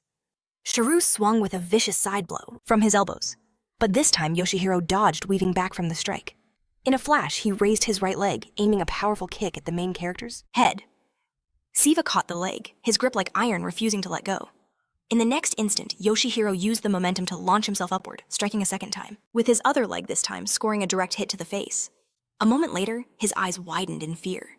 Siwa, still holding his leg, hurled him several meters through the air. Yoshihiro's body crashed into the platform, shattering the floor into countless fragments. Yuzuru, watching the chaos unfold with a stunned look, crossed her arms and muttered, "What is going on?" Naku could only continue to stare at the battle in sheer astonishment. Honestly, you didn't need to be a martial arts expert to see what was missing from this fight. In this duel, there was a complete lack of caution. The main character stood opposite Yoshihiro, fists raised in a fighting stance. Yoshihiro, a few meters away, pushed himself up on one knee, wiping his face as dust swirled around him. Caution and defense are the two most crucial elements in a battle between masters. But here they were completely gone. Only pure relentless offense remained. Siwa charged toward Yoshihiro, who was still wiping blood from his face. Their fight was as if the rule-forbidding spells had given them permission to tear each other apart without a second thought. Yoshihiro rose to his feet, a confident smirk on his face, as he assumed a fighting stance, waiting for his opponent to close the distance. With a look of absolute resolve, the main character shot his hand forward, grabbing Yoshihiro by his robes. Yoshihiro countered instantly, driving his knee straight into Siwa's face. The powerful impact sent the bandage on our hero's head flying off. With a fistful of Yoshihiro's robes, Siwoo unleashed a furious barrage of blows to his torso, then grabbed him by the collar and landed a devastating punch to his face. At that moment, cracks spiderwebbed across the mask covering his face. Yoshihiro, with his head thrown back and blood streaming from his mouth, surged forward. With a sharp jerking motion, he slammed his forehead into the main character's head, gritting his teeth. After the brutal headbutt, they both landed hard, standing firm on the broken ground. Naku watched his face alight with awe, his hands clenched into tight fists. He could see they were both at their limit. Or perhaps this was something else entirely. He knew with absolute certainty that this would be their final exchange. Siwa, dazed from the damage, swayed on his feet. In that moment, Yoshihiro, his own face a mask of blood, from his broken forehead threw a desperate right hook. But Siwoo managed to evade it, striking back with a kick to the inner part of his thigh. Immediately after, he caught Yoshihiro's face with a swift left hook, slamming him into the floor. As Yoshihiro lay there, unable to move, our main character raised a tense fist above him. Yoshihiro stared blankly into the distance, his pupils tiny, his face bloody, his eyes filled with confusion. Yuzuru watched with a dark, worried expression. Naku was completely captivated. Yoshihiro weakly asked in surprise why he was hesitating. Siva's fist hovered just centimeters from his face. He knew he could end it right here. Siva simply replied that they had a deal to finish this without serious injury or death. As he spoke, his gaze drifted to a broken piece of his mask on the chase ground. He added that they also agreed to use only their physical and spiritual energy.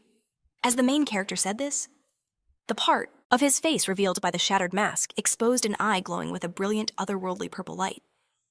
Yuzuru's eyes flew wide open in absolute shock. "I knew it," she whispered. "It really is him."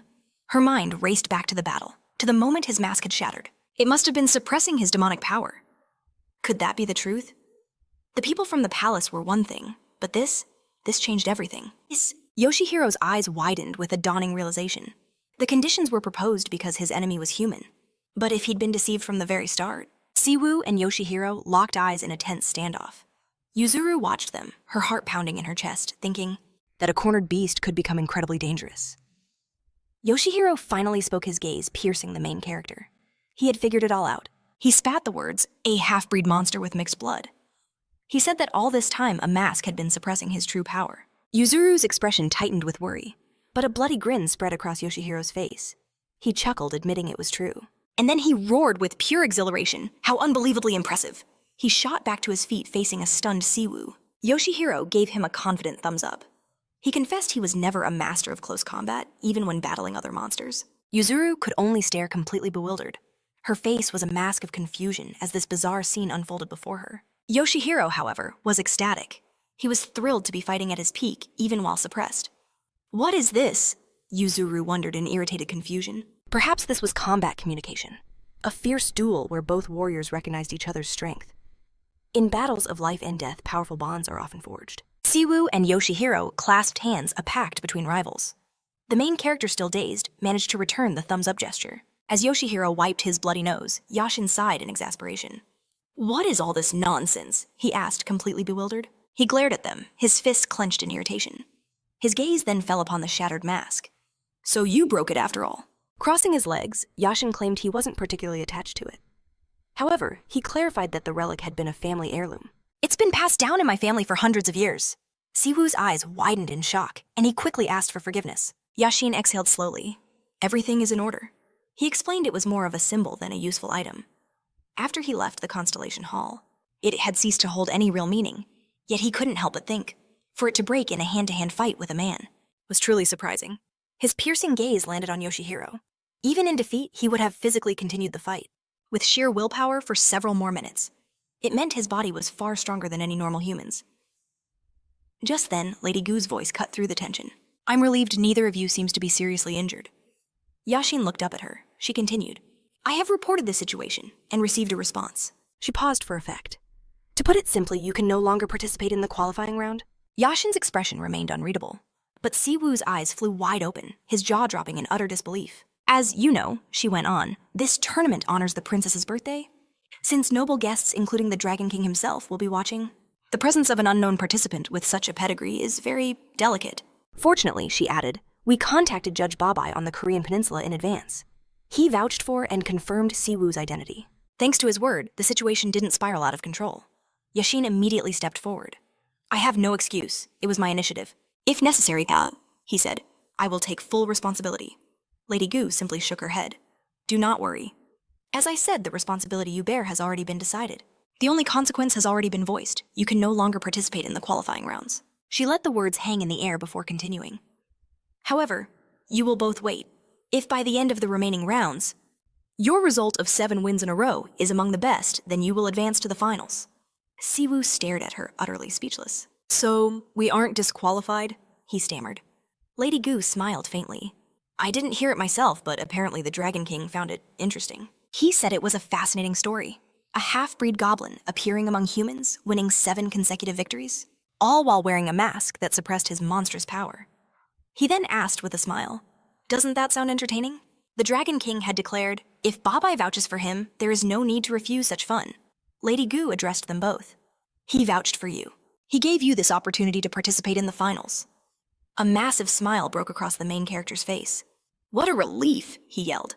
Overjoyed, he exclaimed. With 7 wins, our chances of getting into the finals are quite high. Isn't that right? Siwoo looked ahead thoughtfully. Without punishment, he asked himself. They're giving us another chance. He stopped that train of thought. Realistically, if the number of participants wasn't too large, then 7 victories was more than enough to reach the finals. He knew that in the last match, he was on track to finish the preliminaries with 6 wins and several injuries. So even if finalists get benefits based on wins, for them, this was a purely formal punishment, a slap on the wrist with no real losses. He stared at the floor legs crossed beneath him. This wasn't just a simple favor, he realized. He thought about how it felt like genuine concern, as if they were sending a message. We are waiting for you in the finals. A grim look crossed his face, his eyebrows furrowed. A part of him wanted to quit right now. But he knew the problem. Refusing this service could lead to an unpredictable and terrifying reaction from the Dragon Palace. He thought to himself that at that moment, when the mask broke, his participation almost lost its meaning. And more than that, he himself had changed. He looked over at this main character who was still talking excitedly to Lady Gu. At that moment, Yashin studied his back intently. Is it because of the mask, he wondered? Or perhaps it has something to do with the breathing technique I taught him. As Shu spoke with Lady Gu, a faint smile on his face, Yashin watched his every move. If the technique caused this change, he thought then this was an incredible result. Shu turned to him. I'm going to go talk to them. They said we still have time before the other matches end.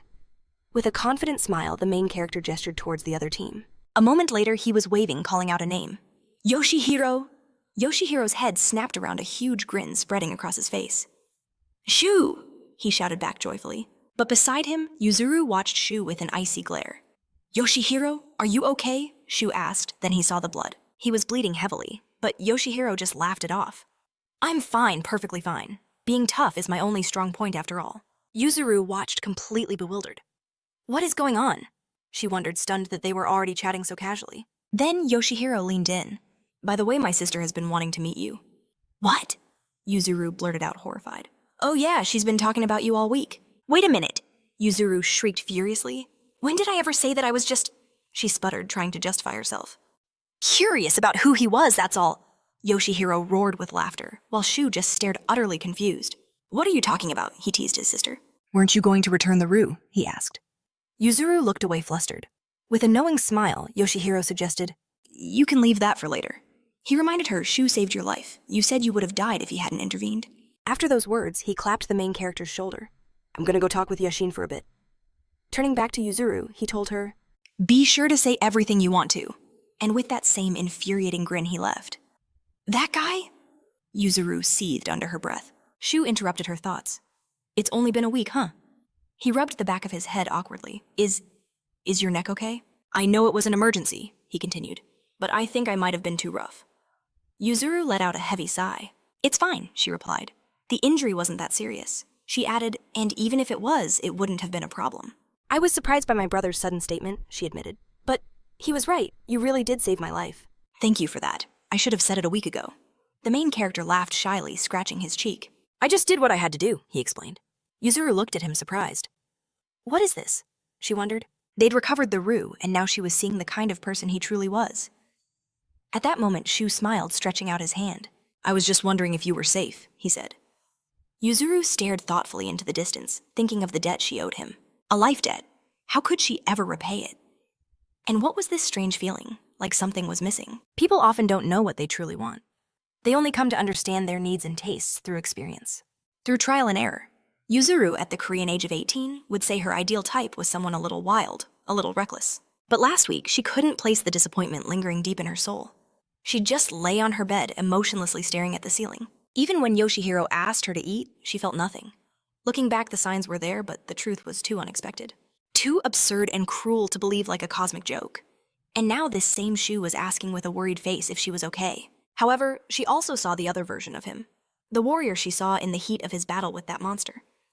Understanding what she truly wants from the boy, who stood before her, was a puzzle Yuzuru had yet to solve. Listen up, Lady Gu's voice cut in. She touched her temple, then stretched out her palm. Magical energy emanated from her hand. We've just been informed that all matches are over. We will escort you to the waiting area immediately. The main character's eyes widened in surprise. He turned to Yuzuru, a bright smile on his face as he raised a fist. Well then, see you later, he said. Then he paused and shouted with newfound resolve. No, we'll meet again. In the finals? In a state of shock, Yuzuru watched him disappear without saying a word. Only after he was gone did she process what he'd said. "Meet again?" she whispered. "What does that even mean?" She stared ahead, her cheeks burning red, a completely lost look on her face. Of course it didn't mean anything. "Right," Yoshihiro approached her, chuckling. "Well, this is a little problematic." He then noted thoughtfully, "Yeah, I didn't expect that kind of reaction from Shu." Yuzuru looked at him in surprise. "Did he say something wrong?" Yoshihiro's playful expression vanished. "He did," he answered with a dissatisfied frown. "It seems so." Exhaling heavily, he looked down and said a week had gone by. He thought that as the successor surely he would have known. But he admitted he was in the dark, finding out only after he was told. Yuzuru watched him, his expression a mixture of intense interest and worry. Yoshihiro prayed the devastating news hadn't shattered his spirit. In a flash, Shu and Yashin were teleported to the waiting room. It was a vast, opulent chamber with a rich, colorful interior and fine furniture. Shu materialized and took in the grand room with wide-eyed surprise. He then turned to Yashin with a smile, asking him where exactly Lady Gu had disappeared to. He then asked if they were supposed to just wait. Yashin just stared ahead, lost in a gloomy silence, not hearing a word. Our main character grew concerned and called out his name. But Yashin, trapped in a state of pure shock, gave no response to the world around him. He stared blankly ahead, the words failing to form. The chilling conversation with Yoshihiro replayed in his mind. Yoshihiro had approached him, his face grave, and offered his deepest condolences.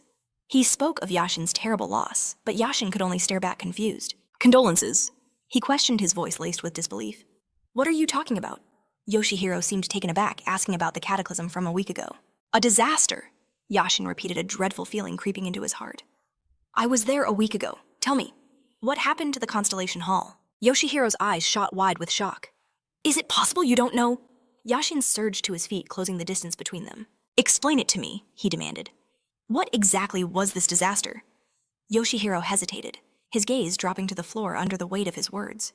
"To be honest," he began, "we discovered this through unusual channels." He explained that it all happened right after the village demolition incident. His sister had been put under house arrest, watched over by members of the Constellation Hall.